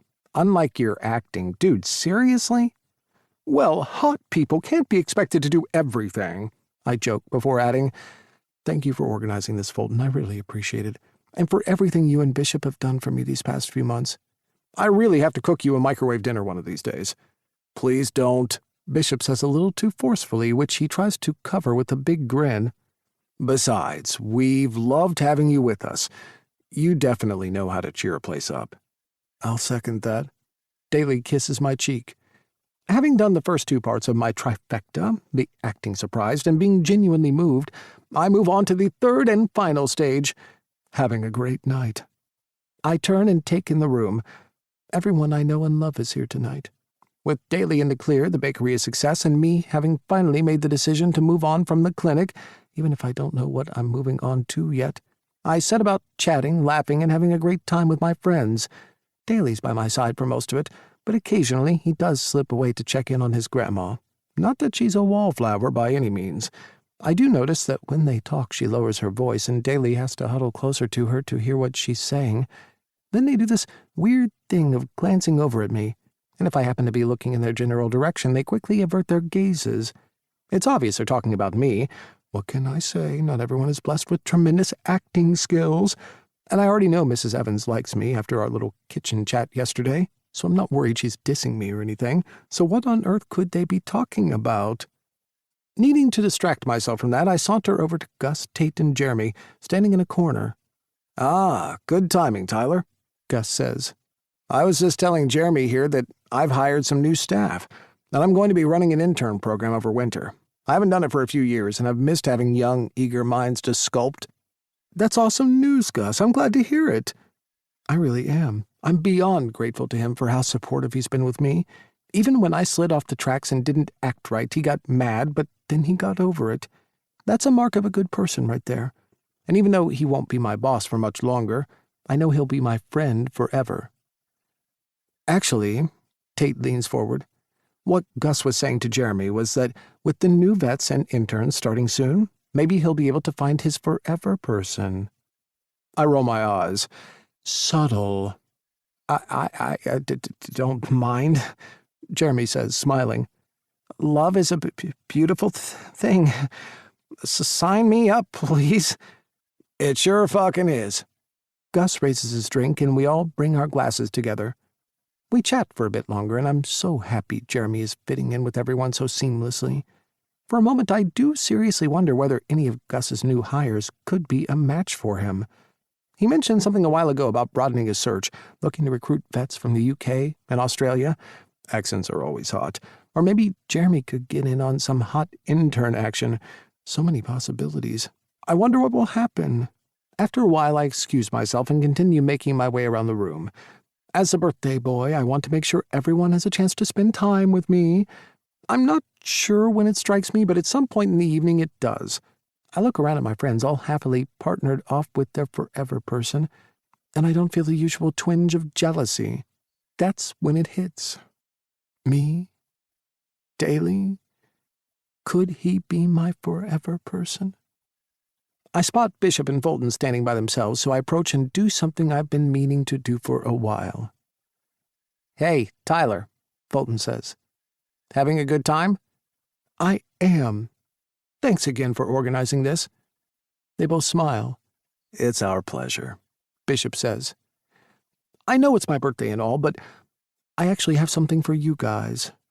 I produce a folded envelope from my back pocket and hand it to Bishop. He opens the envelope and pulls out the check. Tyler, you really don't have... I know I don't have to, I cut in, but I want to. It's what I would have paid in rent while I lived here, plus a few months extra as a bonus for putting up with my extraness. I'd like to donate it to your shelter. Fulton lets out a hushed, "Aw," while Bishop pulls me in for a hug.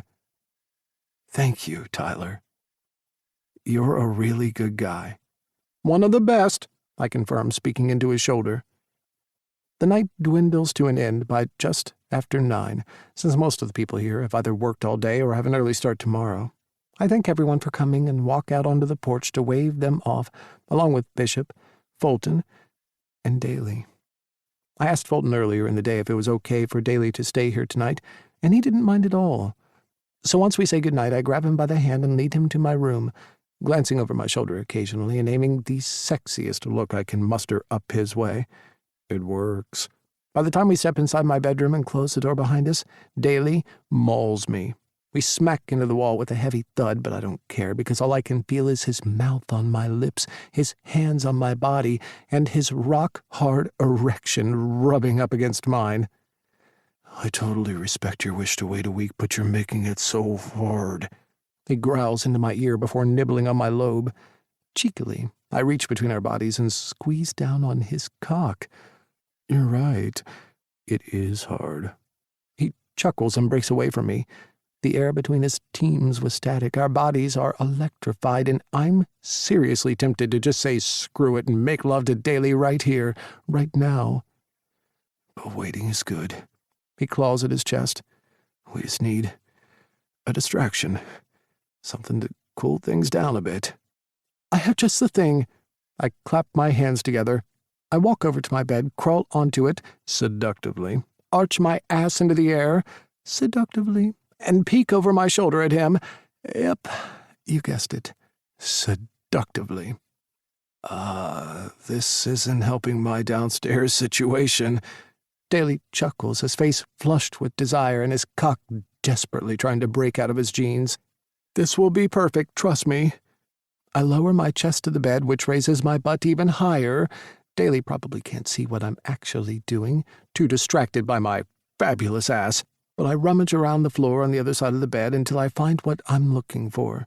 I spin around, painfully slowly and completely seductively, one final time for good measure, and Daly finally breaks his stare at my ass to notice what I retrieved. I clamber off the bed, holding it in front of me until I reach him. You know, you could have just walked around the bed to pick that up. I lift a shoulder. Where's the fun in that? Neither one of us breaks eye contact as I move closer still. I can't think of a better ending to a perfect birthday, I murmur. It really has been the best birthday I've ever had. This next thing we're going to do will simply be the icing on the cake. I can't wait to beat your ass in Monopoly. He grins, but the fire in his eyes continues blazing when he says, You can do whatever you like tonight, birthday boy, including beating me at Monopoly. But next week, he leans closer, his warm breath fanning across my face. Next week, your ass is mine. We don't end up playing Monopoly, but I end my birthday the same way I started it, with Daly in my bed and his mouth on my lips. 30. Daly. 1 week later. I thought I would create history the night of Tyler's birthday and be the first person to self-combust due to being so highly aroused. Seriously, if he had blown so much as a breath of air anywhere in the vicinity of my cock, I would have gone up in flames. Thankfully, I survived. But let's just say that visual of Tyler crawling over his bed slow-mo style was literally the only image I needed when I jerked off this week. It seared into my subconsciousness, and I honestly can't say I mind that one bit. And tonight I intend on adding a whole bunch more memories to sit right alongside it. Wow, Daly, this is beautiful, Tyler announces as he rushes over to the massive windows overlooking all of Brookhaven. I let out a soft chuckle, glad he's happy with my choice of hotel suite for our special night. I sweep up behind him, inhaling his scent as I wrap my arms around his chest. No, you're beautiful, I correct. This is just a penthouse. Can't argue with that. He leans back into my body, and we stay there for a few moments, admiring the twinkling lights that spread out in front of us. Brookhaven's a small town, but at night with everything lit up, the lights spread far and wide. He sighs. I really love living here. Same, I say, resting my chin on his shoulder. Wouldn't want to live anywhere else. This is home. Did your grandma get off okay? Yep, she's off to Egypt. Always wanted to see the pyramids. That's so cool. I'm so happy I got to meet her and spend time with her. My grip around Tyler's body tightens. She loves you. I know Tyler so well I can feel the smile forming on his face, practically hear the words building on his tongue. Can you blame her? I knew he'd say something like that. God, he makes me happy. I've never felt this connected to another person before. It's the best feeling in the world. Not one bit, baby. And speaking of Grandma, I give Tyler one more squeeze before pulling myself off him and walking over to my luggage. He faces me with a curious frown on his face. What are you doing? I pull out a folder from my suitcase and hold it up in my hand as we meet in the middle of the room. This was Grandma's idea. She came up with it at your birthday party. I knew you were talking about me. I kept looking over at you guys, and every time I did, you'd look away quickly, like you were up to something. I snicker. Well, we were up to something. What? Here, take a look for yourself. I gesture to sit down at the small dining table, and I pass the folder over to Tyler. He sits and takes it from me, his brow furrowing slightly as he reads it. This is a lot of words, he comments. I'm confused. What is this? At your birthday party, Grandma was going on about everything you've done for the bakery, how much you've helped when you really didn't need to. I mean, everything you've done has been out of the goodness of your heart. I'll keep saying this forever, but you'll never know how grateful I am to you. Tyler reaches across the table and holds my hand. Thank you for acknowledging that. But you're wrong. I do know how much it means to you. It's clear how much you love your grandmother. I knew you would do anything for her and to save the bakery, so... This might sound weird, but it didn't really feel like work for me. I really have enjoyed helping out. I know you have. I said the same thing to Grandma. At some point at your party, she spoke with Gus, and he told her you were leaving the clinic, but unsure what to do next, only that it has to be something with animals. Tyler lifts an eyebrow. Yeah? She came over to me after that, worried about you, how you'd get by. So I mentioned you had some savings, but weren't sure what to do with them, and that they'd tied you over for a few months until you figured stuff out. Now both brows are raised.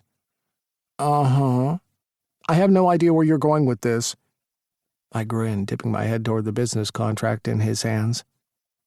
Grandma's offering you a stake in the cafe. It's her way of showing her appreciation for everything you've done. That bakery means the world to her, so the fact she's willing to let someone else in means she trusts you. A lot. And also what? It's always been her dream to expand. Beyond just one location, I mean.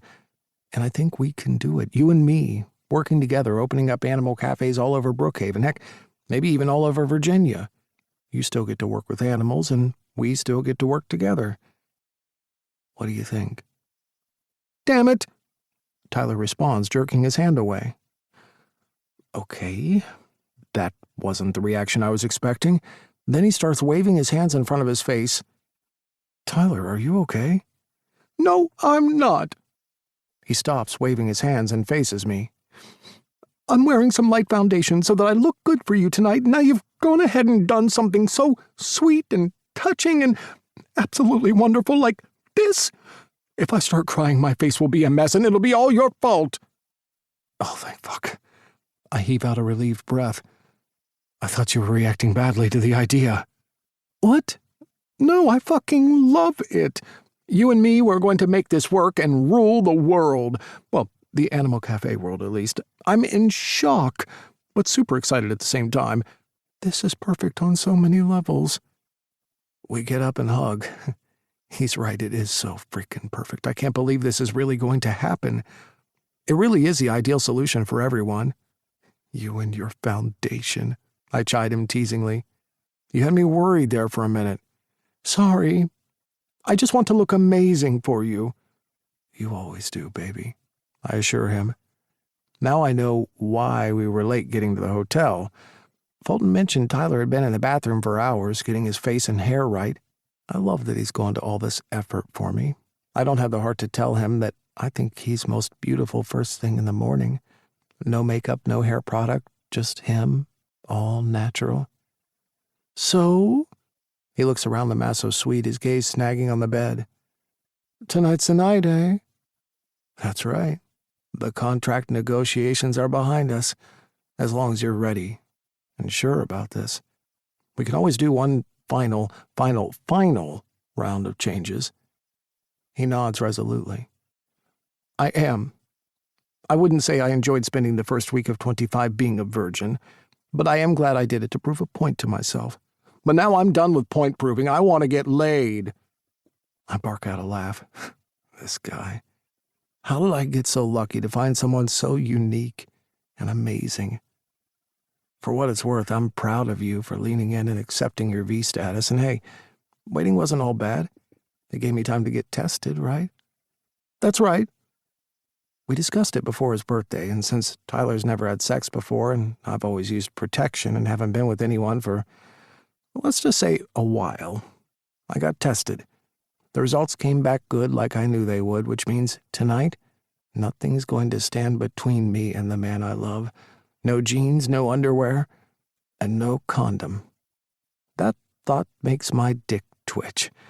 Right on cue, Tyler closes the space between us and plants a soft kiss on my lips. No more waiting, he says, smiling. This is it, I murmur against his lips. He pulls back slightly. Before we go there, I did review our contract one final time. I grin. Oh, yeah? For any particular reason? Yeah, I double-checked the stamina clause. I believe the wording implies that you're able to go all night, and something about me not being able to remember my name by the end of it.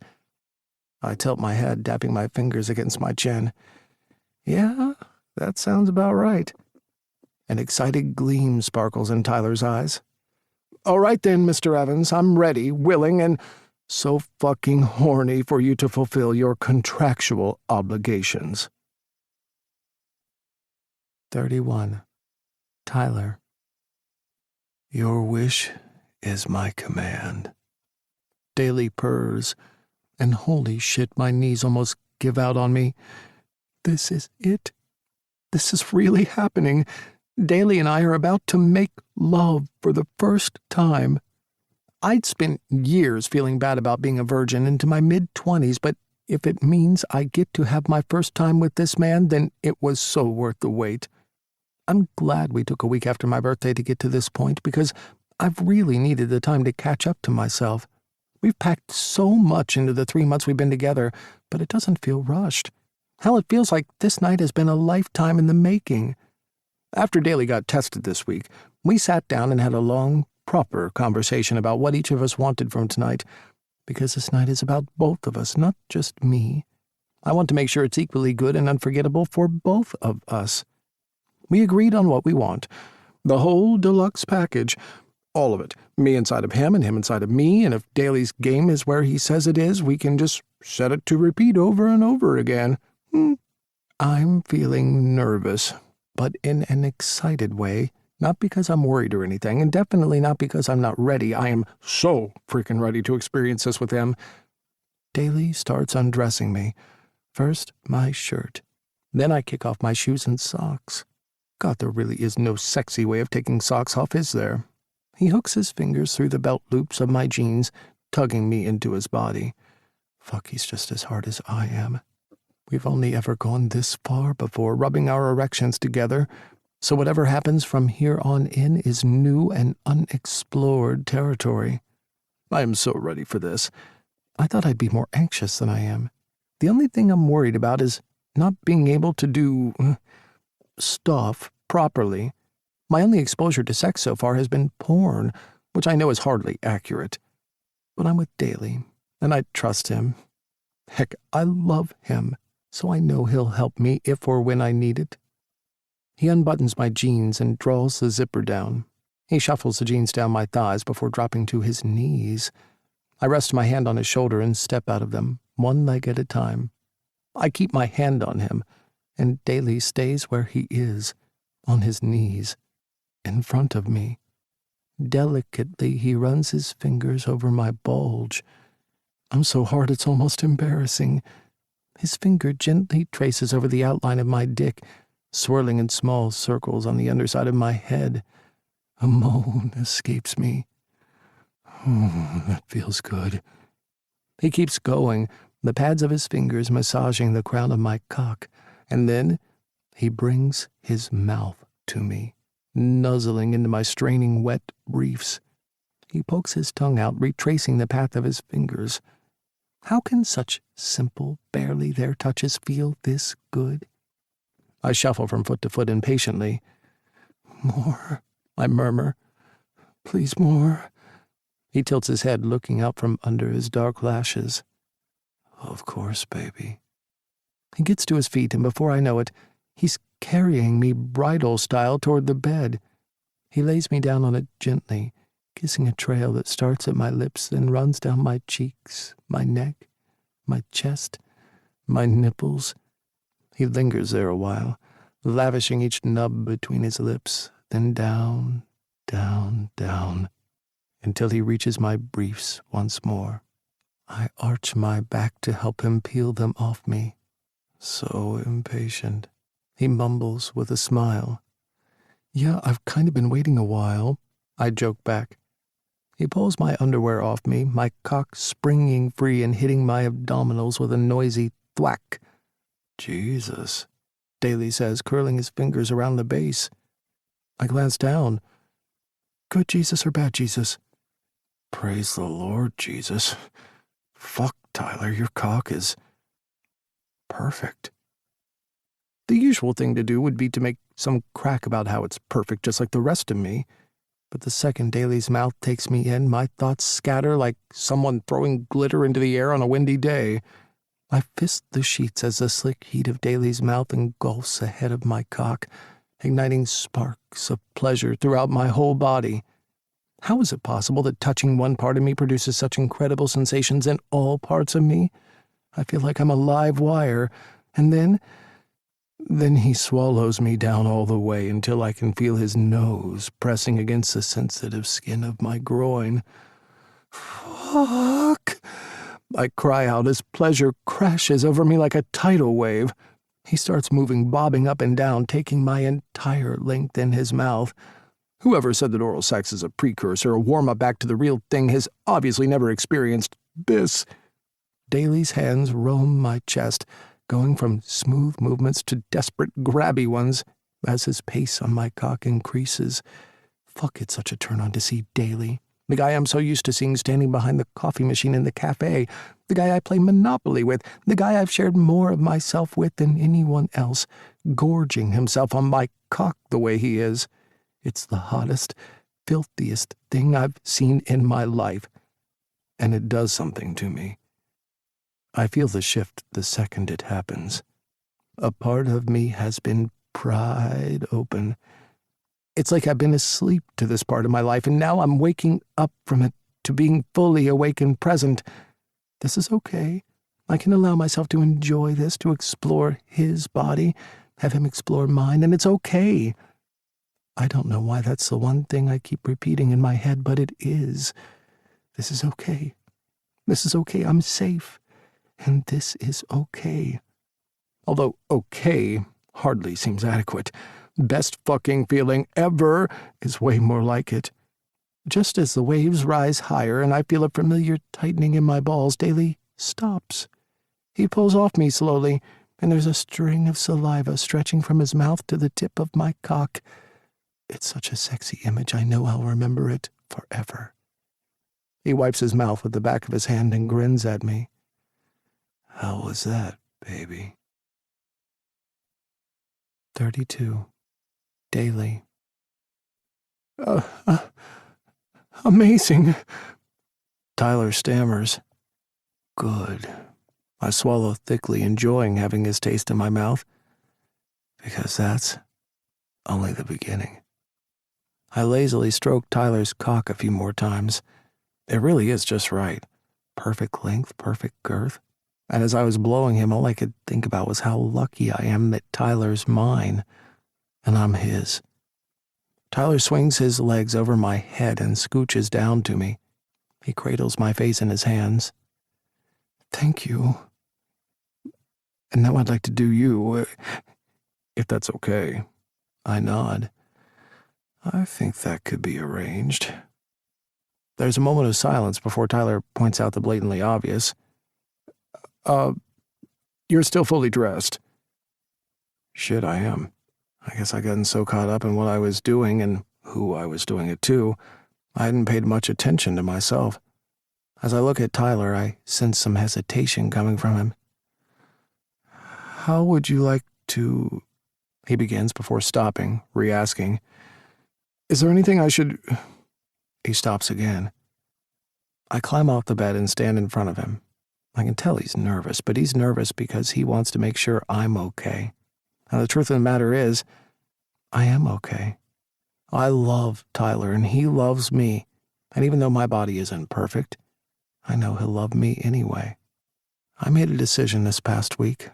I've been doing some reflecting, and it dawned on me that when I talk about my body, I'll often use the word damaged. I've done it so many times that it's become a habit. But I don't want to feel that way about myself. Yes, I've had cancer. Yes, I've survived cancer. And yes, it's left its mark on my body. But I'm not damaged. I'm different. It might not seem like a big deal replacing one word with another, but it's how it makes me feel that counts. There's nothing wrong with being different, and for the first time since the operation, I'm coming around to accepting that there's nothing wrong with me and my body. How about I just do this myself? I say, shrugging off my shirt, because the sooner I'm naked, the sooner I get to be on that bed with you. Tyler nods, his hesitation giving way to excitement. He repositions himself so he's propped up against the pillows, legs splayed out, cock standing rigid in the air. He starts stroking himself as I take my shoes, socks, and pants off, and it's such a turn-on. knowing he's enjoying this impromptu show I'm putting on for him. And then we get to the moment of truth. My hands reach the waistband of my underwear and I freeze. It hits me just how big this moment is. No one's ever really seen me like this. I've always kept the lights low, or worn a jock strap, or made sure the other person was focused on something else, but here I am, about to strip and stand completely naked in front of Tyler. It's a pretty big deal for me. My fingers start trembling as I get lost in my head about it, until I feel Tyler's hands cover mine. He's gotten up off the bed and is standing in front of me. I hang my head, but he gently nudges my chin up to meet his gaze, his warm, loving, accepting gaze. "I just want to say 2 things," he says, his voice soft and silky. 1, I'm already having the best night of my life, and 2, you are the most beautiful man I've ever laid eyes on. I'm pinching myself I get to do this with you daily. I nod, holding back the emotion that's suddenly risen within me. Thank you for saying that. I thought I was doing well. I just had a mini freak out there a moment ago. Perfectly understandable, Tyler says. Do you want to have a break? Fuck no. I don't mean for it to come out as loudly and forcefully as it did, but there's no way we're stopping now. Okay, Tyler nods. But it's okay to change your mind at any time. Please know that. Thank you, I say again. Tyler moves my hands off my briefs, replacing them with his own. May I have the honor? I suck in a breath. Yes. Tyler mirrors my movements from earlier, dropping to his knees and drawing my underwear down my legs. I rest my hand on his shoulder as I step out of them. My body tingles under the weight of this moment. Tyler is on his knees with a full view of my body, of that part of my body. I'm scared to look down. It would make it too real. I'm so exposed. I want to cross my legs, but that wouldn't really help cover anything. There's nothing I can do now but stand here and wait. He's inches away from the part of me that's... God, I was about to think the word damaged again. Nope, not damaged. Different. It might take a while for it to come naturally.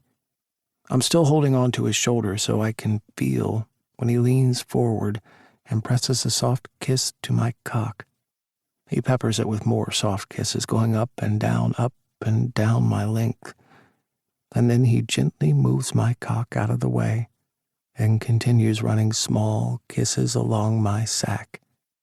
The pleasure he produces oozes like lava, spreading a fiery warmth from my cock into my belly, chest, all the way up my neck to my face. He replaces his lips with fingers, gently rolling my ball between them. It feels good as hell, but it's more than that. He's not avoiding the area. He's deliberately focusing on it, as if to tell me, not just with words, but by his actions too, that he really does accept all of me. There's no way he can know how special that is to me. Tyler stops and stands, so that we're face to face. You know how I said you're the most beautiful man I've ever laid eyes on before? Yeah? Well, I take that back. I had no idea what I was talking about. I hadn't seen all of you. He runs his hands over my chest and continues. But now I have. I've seen all of you, so I can say this with full certainty. Daly Evans, you are still the most beautiful, most perfect man I have ever laid eyes on. One big, fat, ugly tear spills down my cheek. Tyler smiles softly, brushing it away with his thumb. I mean it. I know you do. We don't say anything else. Tyler brings his lips to mine and we start kissing. But it's not just any kiss. It's like we're revisiting all the kisses I've ever been lucky enough to share with him. The little kiss catalog we've created together. From our first soft and cautious kiss that seemed to take a lifetime to unfold and deepen, The hungry, fiery kiss we had when I came over to meet his friends for the first time. All the quick kisses we exchanged in the bakery in between serving customers or whenever Tyler popped in, usually late, on his way to the clinic. Weeks of evening couch kisses, make-out sessions on porches that would have given any nosy neighbors quite an eyeful, to this kiss right here. Us, standing here naked, not just in the normal sense of us not wearing any clothes, but naked because we've shared all of ourselves with each other. Our secrets, our shames, our differences. I never knew there were so many ways to kiss, or the kisses could be this glorious gateway to get to know somebody. And now, Tyler's tongue twists in my mouth, and this kiss becomes a segue to something else, something new and exciting, something I've been wanting and looking forward to for weeks. I'm ready to make love to Tyler. Tyler reaches down and jerks my cock. Wordlessly, he drops back down to his knees. I see him hesitate for a fraction of a second before opening his mouth and taking me in. He only goes a few inches and pulls out. I thread my fingers in his hair and say, "Oh, that feels so good, baby." That encourages him to go even deeper this time, stretching his mouth wide and taking me in. The more I encourage him, the more he loosens up and gets the hang of it. Before I know it, he's slurping on my cock like it's the lolliest lollipop he's ever lollipopped. He's built up speed now, and the sight of him swallowing all of me until his nose hits my groin before pulling all the way out is the most erotic thing I've ever seen. He curls his fingers around my base, squeezing down while continuing to suck me in short, sharp, shallow bursts. The combined pressure of his hand and the slick heat of his mouth sends me tumbling toward the edge. "I'm getting close," I say, carting my fingers through his hair, lightly scraping along his scalp. He makes a noise of appreciation, but I gently ease him off me. I need to be sure. "I'm going to come?" "Yeah, I figured that." He doesn't give me the chance to chuckle at that, jerking my cock wet and shiny right in front of his face before peering up at me. With his lids half hooded, his desire is clear. "I want to taste you." He picks up where he left off, sucking, slurping, and taking all of me in his warm mouth. The pressure grows inside of me. I grab a fistful of his hair as waves of pleasure rise within me. "I'm getting close," I say again. That sets Tyler off, feeding on my cock like it's a feast. It's like he's in a frenzy, so desperate for it, and the realization that he's so into me is what sets me off. "I'm coming," I cry out as my head falls back and my release gushes into his mouth. 33. Tyler. My mouth pulses with gooey warmth as I do my best to capture all of Daly's release. I somehow manage to do it, tilting my head back to swallow the last of it. I finally know what he tastes like. A little salty, a hint of sweetness, and a whole lot of sexy. But as good as he tastes, that's not what I'm relishing the most at this moment. No, that honor would go to the bravery Daly displayed by letting me undress him. It was always going to be a big moment. He'd told me about how other guys reacted unfavorably, how he was forced to hide himself to avoid putting himself in that position. I knew I would do things differently. The number one thing was I wanted to make him comfortable. If he'd wanted to stop, he would have, instantly. But he was intent on keeping going. When I pulled down his underwear, I did what came naturally, kissing and tasting the most intimate part of him. I let my instinct guide me, since that's what felt right. Honestly, there wasn't all that much of a physical difference. It just looked like his nutsack was a little smaller and a little looser. That's it. But it wouldn't have mattered to me if there had been a huge difference. My mind was already made up. I was going to make Daly feel beautiful and loved and special, no matter what he looked like, because my feelings for him run more than skin deep. They go all the way to his soul. "God, that was good," Daly croaks out. I've watched enough trashy TV to know that men typically roll over and fall asleep after coming, so I'm very interested to see what Daly does next. Was his stamina talk just that? talk? I'm definitely not expecting him to lean down, scoop me into his arms, and carry me over onto the bed. He places me down gently on it, then asks me to roll over onto my stomach. Why? I ask, curious to know what he's got planned. Just trust me, okay? I roll over so I'm lying on my front. Now, I want you to pretend you're looking for Monopoly the way you did the night of your birthday. I glance over my shoulder. Huh? Daly mouths, lift your ass. And then it hits me. Oh, right. Sure, I can do that. I shuffle on my knees and elbows a bit, propping my ass into the air. And just when I get into position, I feel one of Daly's hands firmly pressing on each of my butt cheeks. He tugs them slightly apart, and then, heaven, pure fucking heaven, as he swipes his tongue along my taint. I have no clue what he's doing. All I hear is the rising sounds of slurping and munching as he devours me. It creates fireflies of pleasure that roll through me from my head to my curled toes. I know we talked about what we wanted to do tonight, but we never got into anything too specific other than we both wanted to take turns topping and bottoming. There was never any mention of rimming, but holy fucking shit, if I thought a blowjob was a big deal, this is fucking huge. I fist the bedsheets, sighing and moaning as Daly eats me out. He goes on for a long time, working that talented tongue in and out and around so many times I get dizzy from it. Wait, I say, my eyes fluttering open. There's something missing. Daly pulls off me. What? I flip over onto my back and instruct, stay on top of me but spin around. I want to eat your ass while you eat mine. Daly's eyes light up, and I've never seen him move so quickly. He scrambles into position over me. I grab a pillow and shove it under my head to give myself some additional height, and ta-da! I'm perched right at ass level. Perfect. I swing my knees up to give Daly access, and he swoops down and continues rimming me. I take a breath, stick my tongue out, and lean my head forward. When the tip of my tongue touches something warm and sweet, and I hear Daly growl, I know I've hit the right spot. I'm not entirely sure what to do, so again, I hand it over to instinct, to what feels right. I move my tongue in small circles, more groaning. I flatten my palms against Daly's ass and gently spread them wider, the way he's doing to me. I lean back a fraction, taking in his pink hole for the very first time.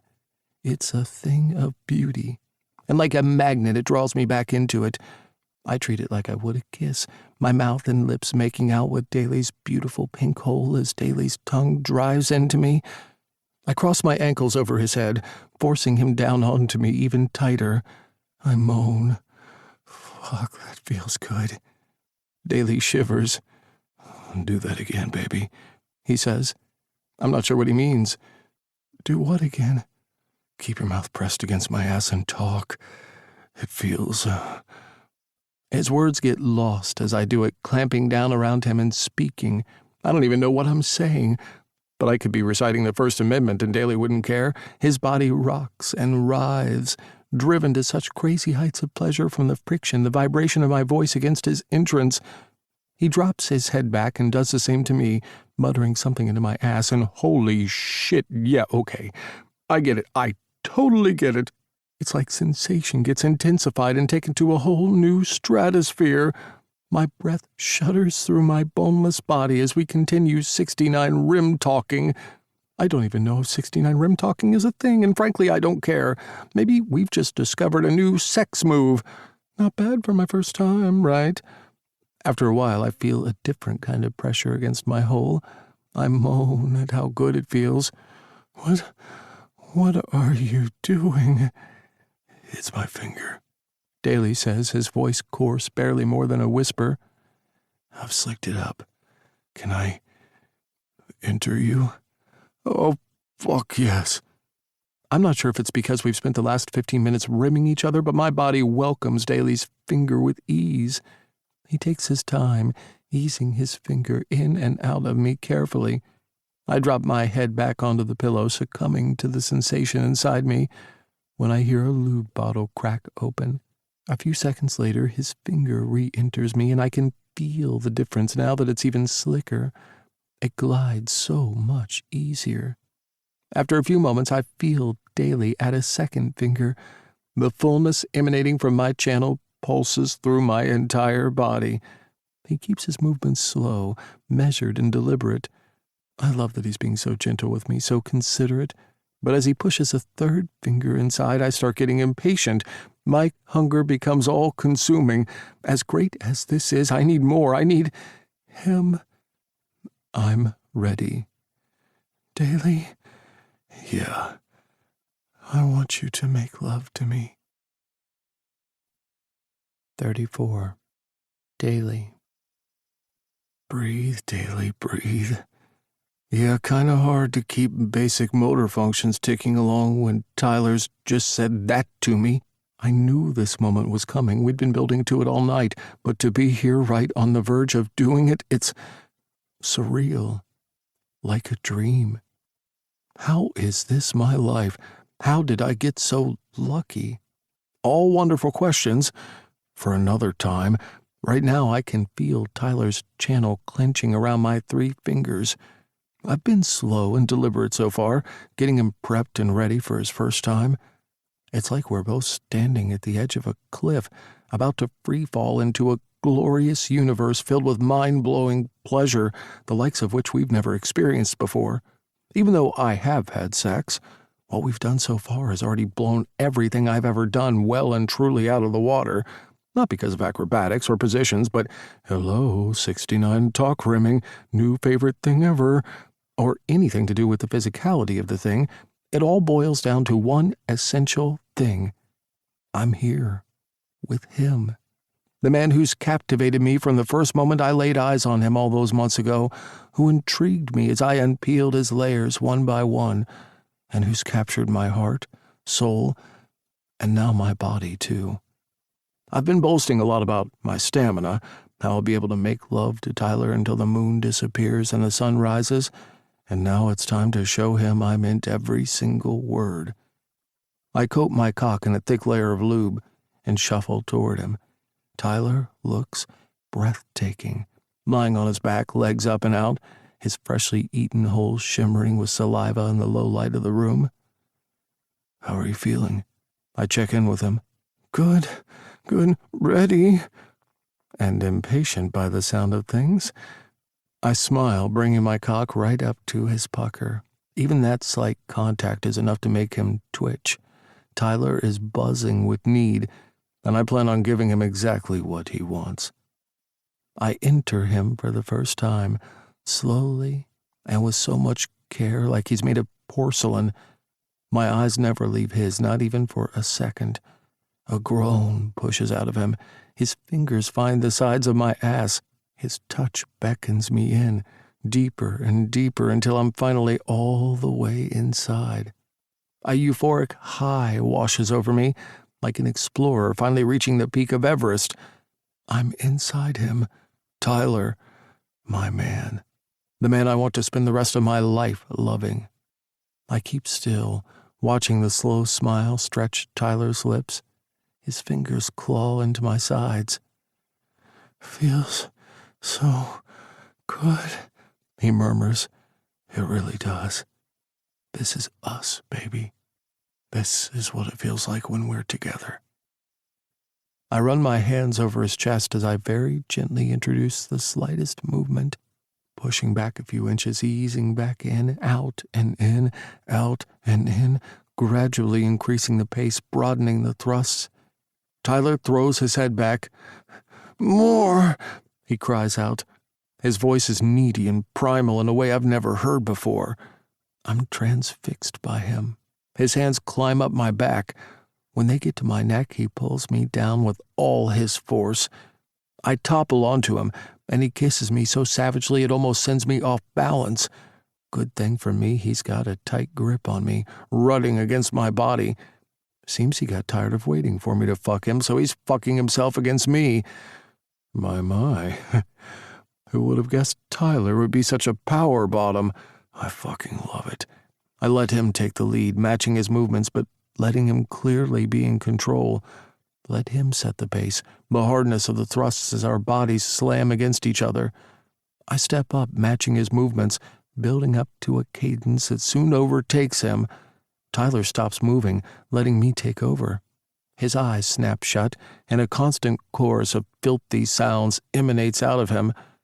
We make love on the bed, switching positions so that he's on top of me, riding me. After that, we move to the dining table. I bend him over it. He swipes the contract off the surface and lays his head flat against the glass surface. Then we go back to the bed. Then he suggests the bathroom. He props himself up on the vanity, and it's just a little too high for me. I try to make it work, but can't. We both laugh. He tugs my hand and leads me to the windows by the balcony overlooking the entire city. I really hope the windows aren't see-through. Otherwise, we just gave the good people of Brookhaven a masterclass in stand fucking. All the while, I keep checking in with Tyler to make sure he's okay, that his first time isn't too much, that we can stop and take a break whenever he needs to. But nope, pausing for anything more than a few seconds as we change positions is out of the question for him. If I've got top stamina, Tyler's a natural-born bottom, taking everything I'm throwing at him with ease. His body is completely open to me, even when I pound into him so hard my own vision starts to blur around the edges. He takes it all like a champion, encouraging me and crying out for more every step of the way. We've made love for hours. My sweat is all over him. There's still a few hours left until sunrise, and I don't know whether we'll make it. Just as I start to suspect he might finally be spent, Tyler turns his head over his shoulder, peers at me through half-hooded eyes, and says words that are music to my ears. My turn, Daly. Now I want to fuck you. 35. Tyler. I probably won't be able to walk straight for a week, but who the fuck cares? I've waited 25 years and 1 week to have sex, and boy, oh boy, has Daly delivered. He pulls out of me delicately after I make my request, taking my breath away with it. God, he's been inside of me for so long. Not having him there feels wrong. All right, where and how do you want me? I collect myself enough to reply, just here is good, on the bed, on your back, looking at me. A smile lights up his face. That sounds perfect, baby. He moves around me, drops onto his back, and spreads his legs out wide. I'm going to need a minute, I tell him, my eyes trying to absorb the image in front of me and burn it into my retinas. If my sight could have a screensaver like my phone does, this is what I want to see whenever I close my eyes from now on. Daly is a vision. Beautiful. Beyond beautiful. Because it's not just his incredible thick and muscular physique that I'm seeing, it's the man he is inside. It's his kindness, his gentleness, his power, his true self. He's made me feel incredible for the past few hours. I want nothing more than to make him feel the same way. I drizzle lube over my cock and stroke myself a few times. With the excess, I press my fingers to Daly's entrance and circle them. It's been a few hours since we fingered each other. I don't know whether I need to loosen him up again. It's okay. I'm ready. I hear him say as if he's reading my mind. Who knows, maybe he is. Maybe after fucking me senseless for hours, he's snatched the keys to my brain so he can grant himself access to my thoughts whenever he likes. I line myself up against him and push inside. Daly lets out a delicious moan of pleasure as I sink into his body. He's so hot, so tight, so damn good that I have no idea how I'm going to last 3 minutes, much less 3 hours.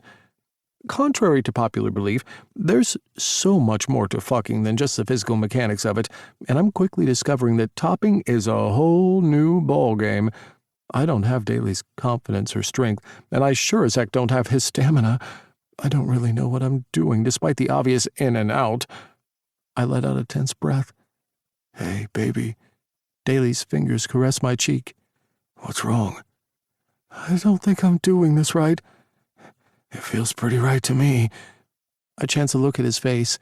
He's smiling, his eyes are shining, and I can feel the encouragement and warmth and love he has for me pouring off him. "Are you sure?" He nods. "I am. I wouldn't lie to you. But if you want to stop or go back to what we were doing before or play around a Monopoly..." I laugh, and immediately some of the tension in my body leaves. "Can we keep going?" "Of course." Daly hooks a finger under my chin, directing my gaze to meet his. "Keep focused here. Keep looking at me. We got this. We'll do this together, okay?" And he's 100% right. We do. I eventually find a good, steady pace. Staring into his eyes helps. I lower my head so we can kiss. That definitely helps. And before I know what's happening, we've broken out into this rhythmic, seamless movement. It's beautiful, like horses galloping along a beach. My lack of stamina makes its return. My balls tighten and the familiar pressure in the pit of my gut starts to build. I'm getting close. Daly finishes for me. "Yeah." "Good.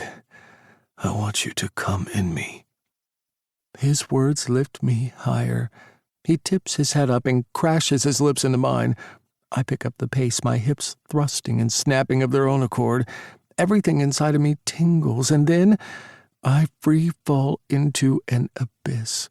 My cock spurting and pulsing in Daly's tight channel. The aftershocks ripple through my body, making me jolt and shiver, but I don't care how I look. I know I'm safe with Daly. I open my eyes to see him peering up at me. He grabs his cock and starts jacking off with me still inside of him. I can feel the tiny movements his body makes around my softening dick, and it feels surprisingly good. While Daly continues stroking himself, I reach down and gently cup his sack. The second I do, his eyes fly to mine. They're big and open. At first I read it as shock, but then I come to understand the true meaning of what he's feeling. I'm touching the most intimate part of him, a part he thought was damaged or broken, but it's not either one of those things. It's as perfect as the rest of him. What he's kept hidden and felt ashamed about, I'm holding with tenderness and adoration. And so much love, I feel like I'm about to explode. That feels so good. I can hear the tremble in his whisper. "Keep holding me, please." A tornado wouldn't be able to pry me off his body. "Of course. You're so beautiful, Daly." His breath hitches at my words, so I repeat them over and over as he comes. "You're beautiful. You're beautiful. You're beautiful." I've been inside him this whole time. Even though my cock deflated after I came, it must have thickened again because as Daly's channel clenches around me, it manages to draw out another orgasm from me, too. Fuck. I collapse on top of him, knocking my forehead into his. I didn't think guys could come like that. "Most guys can't," Daly says lovingly, wrapping a loose strand of hair behind my ear. "But you, my beautiful baby, are no ordinary guy. You are something so special and unique and thoroughly, thoroughly wonderful. I plan on treasuring you for a very long time." "Oh, that sounds so good," I whisper moan. "But before we get to that, how about a snuggle?" Daly plants a kiss on my lips. "That sounds perfect. Let me get us cleaned up here." 36. Daly. I help Tyler pull out of me. His face tightens as he takes the utmost care to ensure he doesn't withdraw too fast. Once he's out, I kiss him again because, seriously, I will never miss an opportunity to do that. Before getting out of the bed, feeling the dull ache that I know from experience will only increase over the coming days. I head to the bathroom and run some water over a few washcloths to dampen them. When I return to the room, my breath catches in my throat. Tyler, lying naked on the bed with a just-fucked glow about him. This could just be my favorite thing ever. I take my time in wiping him down. His ass is sure to be sore, so I treat him as if he were made of porcelain. Once he's nice and clean, I return to the bathroom, quickly freshen myself up too, and follow the lure of snuggles, joining Tyler under the sheet. He clings to my body, resting his head on my chest, his legs tangled around mine. I stroke my fingers through his hair. So, how was that? I ask. Tyler doesn't respond right away, but after a while I can feel his head shaking against my chest. I don't have words, he coos quietly.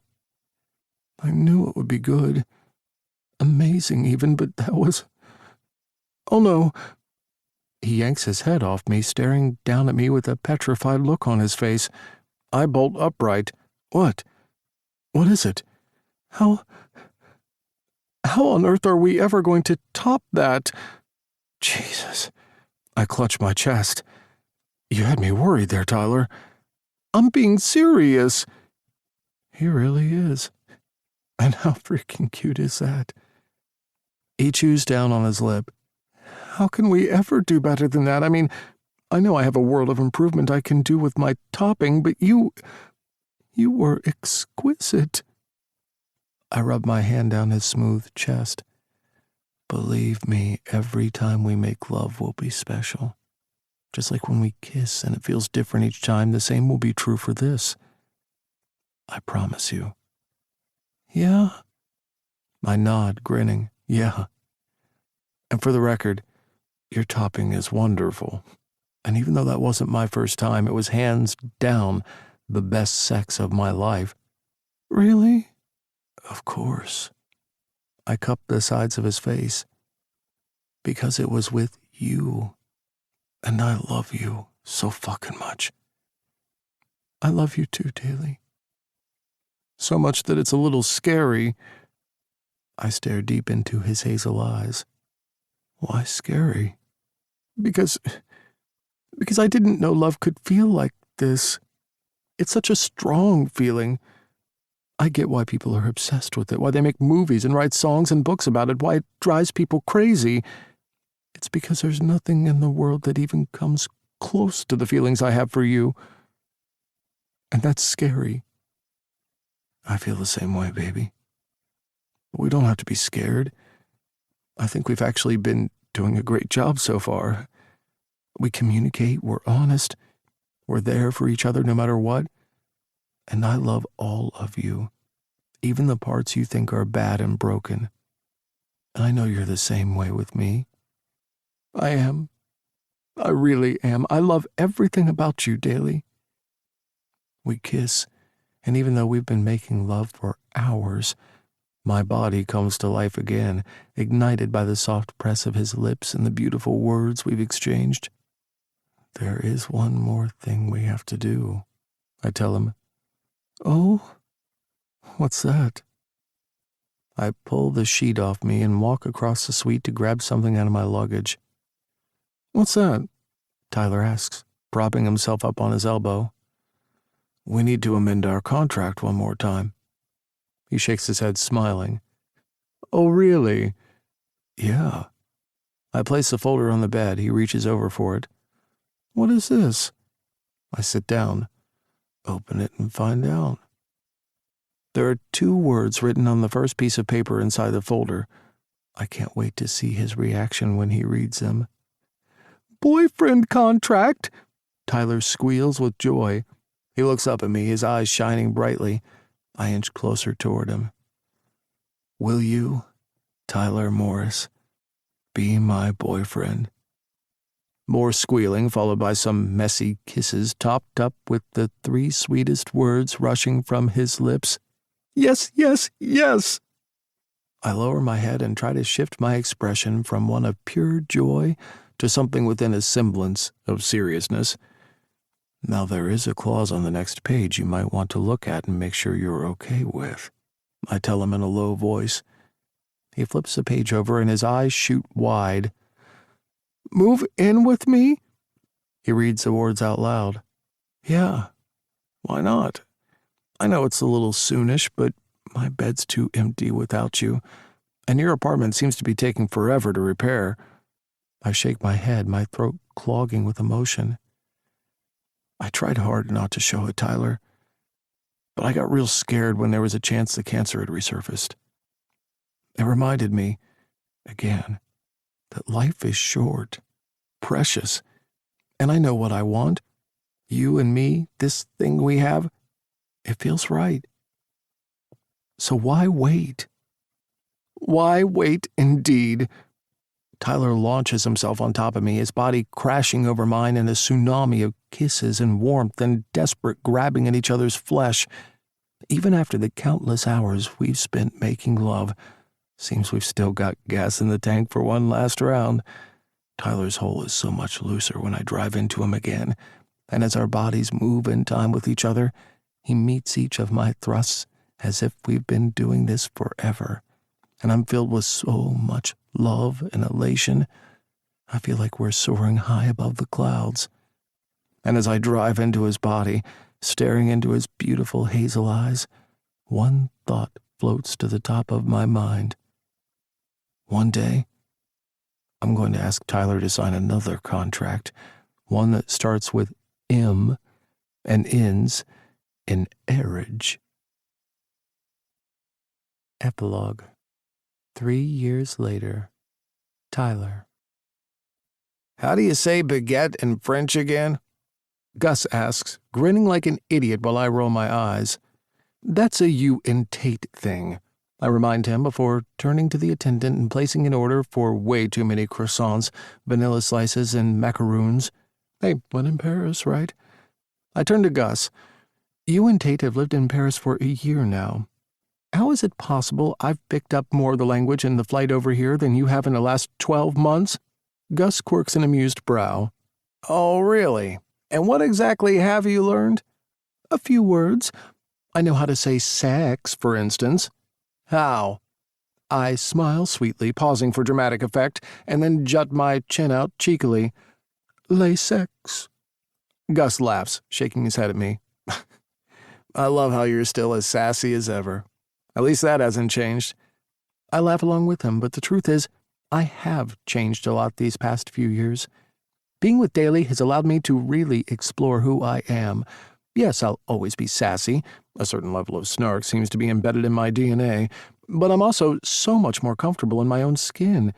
I've learned a lot about myself since Daly and I got together. We both have. We both continue to. I love being loud and the center of attention, but there are times when I crave quiet. Even alone time. Daly being Daly, he gives me the space whenever I need it, and he knows I need it because I've learned to ask for the things I need, because my feelings are valid. Whether it's about something trivial, like some asshole cutting in front of me in traffic, or something big, about how disappointed I still am with my family for not making any effort to try and patch things up between us, despite my numerous attempts to reach out to them. You know the deal, Tyler. We love you, but we can't love all that faggy stuff. Unlike Daly. He loves every single part of who I am and does nothing but encourage and support me. He lets me be me. We really are there for each other. No matter what happens, we've got each other's backs. I'm really glad you and Daly were able to find some time to visit, Gus says. Me too. You always made things look so easy, but running your own business is damn hard. It is. Gus places a hand on my shoulder. I'm so proud of you, Tyler. How many cafes have you and Daly opened now? We're up to 4. 2 in Brookhaven and 2 in Richmond. We're currently scouting locations for our 5th. We're thinking of maybe going out of state this time. Maybe L.A. or somewhere warm. Wow, that's incredible. Congrats on all the success. Thanks. Changing careers was scary, especially since I leaped before I had something else lined up, but I'm happier now than I've ever been. Not just for our success, but also because it means Daly's grandma will never have to worry about money again. She's still jet-setting all over the place, ticking more places off her bucket list. Gus insists on paying for the treats. I pick up the 2 paper bags and we head back to his and Tate's place. It's a beautiful spring day, and it's nice being able to catch up with Gus again. It's even nicer being able to take some time off work with Daly. We really do work hard. Even though we've expanded and have hired staff to help, we always pop in at least once a day for a few hours to help out. The best thing is, I do it because I love it. I've always wanted to work with animals, and now I get to do that in the best way, by giving them treats, chatting with their owners, and making sure everyone has a great time when they drop by one of our cafes. It's a dream come true. Daly and I have also signed another contract, although this one's a way less sexy one than our original deal when he offered to help me out with my V status. This one was a mortgage. We ended up finding a gorgeous little bungalow a block away from Fulton and Bishop. We've become super tight with those guys, going away on holidays together, volunteering at Bishop's shelter. We have dinner together at least once a week. It really is the best thing when you find people you just gel with. I'm a weirdo, Fulton's a weirdo, and yet somehow the four of us all get along so well. The only slight bummer about all of our success is that Jeremy is no longer working with us. But I guess that's what happens when you branch out on your own and build the best-selling organic animal treats company in the country. Both Daly and I are still super close friends with him. Jer and I text each other daily and see each other as often as we can. I still can't believe he actually ended up with, "We're here," Gus announces as we arrive at his building. He ushers me in, we take the lift, and a few short moments later, we step inside the apartment he shares with Tate. Daly and Tate are in the kitchen. I place the bags of goodies on the counter as Gus and I kiss our respective partners. "I'll never get tired of this," I murmur into Daly's lips. "I'm glad to hear that," is what he replies with. It's true, though. His cancer scare 3 years ago was all the motivation we needed to really make the most of each day. When you come close to losing someone, or just thinking that you might, it makes you appreciate every touch, every kiss, every double, sometimes triple, orgasm that much more. I never want to take anything about Daly for granted, ever. As happy as I am about our material success, as long as we're both healthy, that's really all we need for a happy life. But yeah, triple orgasms don't hurt either. "What the hell is that?" I ask once the spur-of-the-moment kissing session comes to an end. There's a hand-sized, dog-shaped cookie on the counter that looks like a larger version of the types of animal treats Jeremy's company makes. "It's, for you, baby?" Daly says, suddenly looking sheepish for some reason. "I'm sorry." I wave my hand in the air. "I'm still scarred by what happened the last time I put a bone in my mouth." There's a moment of silence before we all erupt in laughter. Sorry. That came out wrong." Daly picks it up. "Well, instead of putting it in your mouth, why don't you break it in two?" "Huh?" I look at him, then at Gus and Tate, and can instantly tell I'm being set up. The question is, for what? I take the cookie from him and eye everyone suspiciously one more time before cracking the cookie in two. It crumbles, and then something falls out of it, letting out a high-pitched ding as it bounces off the countertop. A glint of something gold hits my eyes. I squint, and as I wipe the crumbs off the small thing, it comes into view. It's a ring. I look over to Daly, but he's not there. He's crept up to me, but he's not standing, no. He's on bended knee, peering up at me with those ocean blue eyes that make me melt. "Tyler Morris, from the moment I saw you out my bakery window, I knew I wanted to get to know you. What I didn't know was that when I got the chance, I'd meet someone who was so many things all at once. You're beautiful, funny, loud, deep, caring, smart." He takes a breath, so I decide to throw in, "And don't forget great in bed." My voice trembles with emotion. Daly chuckles, but his eyes stay fixed on me. "I could never forget that. Tyler, there are so many things I love about you that a lifetime isn't nearly enough to discover and enjoy them all properly. I want nothing more than to spend the rest of my life making you happy and showing you how much you mean to me. I want to grow old with you. I want to keep discovering new kisses with you. There's no way I can ever express how much your love and support means to me, but I'd give anything to have the chance to show you each and every day." Daly reaches for the ring, and then my hand, and then he says, "Tyler Morris, will you do me the honor of marrying me?" "Yes," I cry out.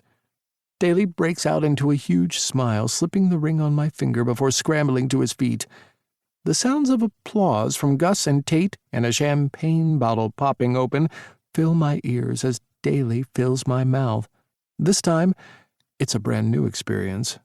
Our first kiss as fiancés. I can't wait for a lifetime of more first kisses, new adventures, and who knows what else life has in store for us. Because no matter what gets thrown our way, whether it's good, bad, or something else, we'll get through it, like we always have. Together. This concludes Got Me Going by Casey Cox. Narrated by John Solo. Copyright 2022 by Casey Cox. This unabridged audiobook is published by arrangement with Casey Cox and was produced in the year 2022 by Tantor Media Incorporated, a division of Recorded Books which holds the copyright thereto.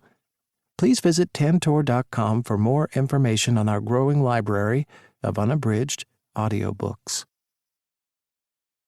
Audible hopes you have enjoyed this program.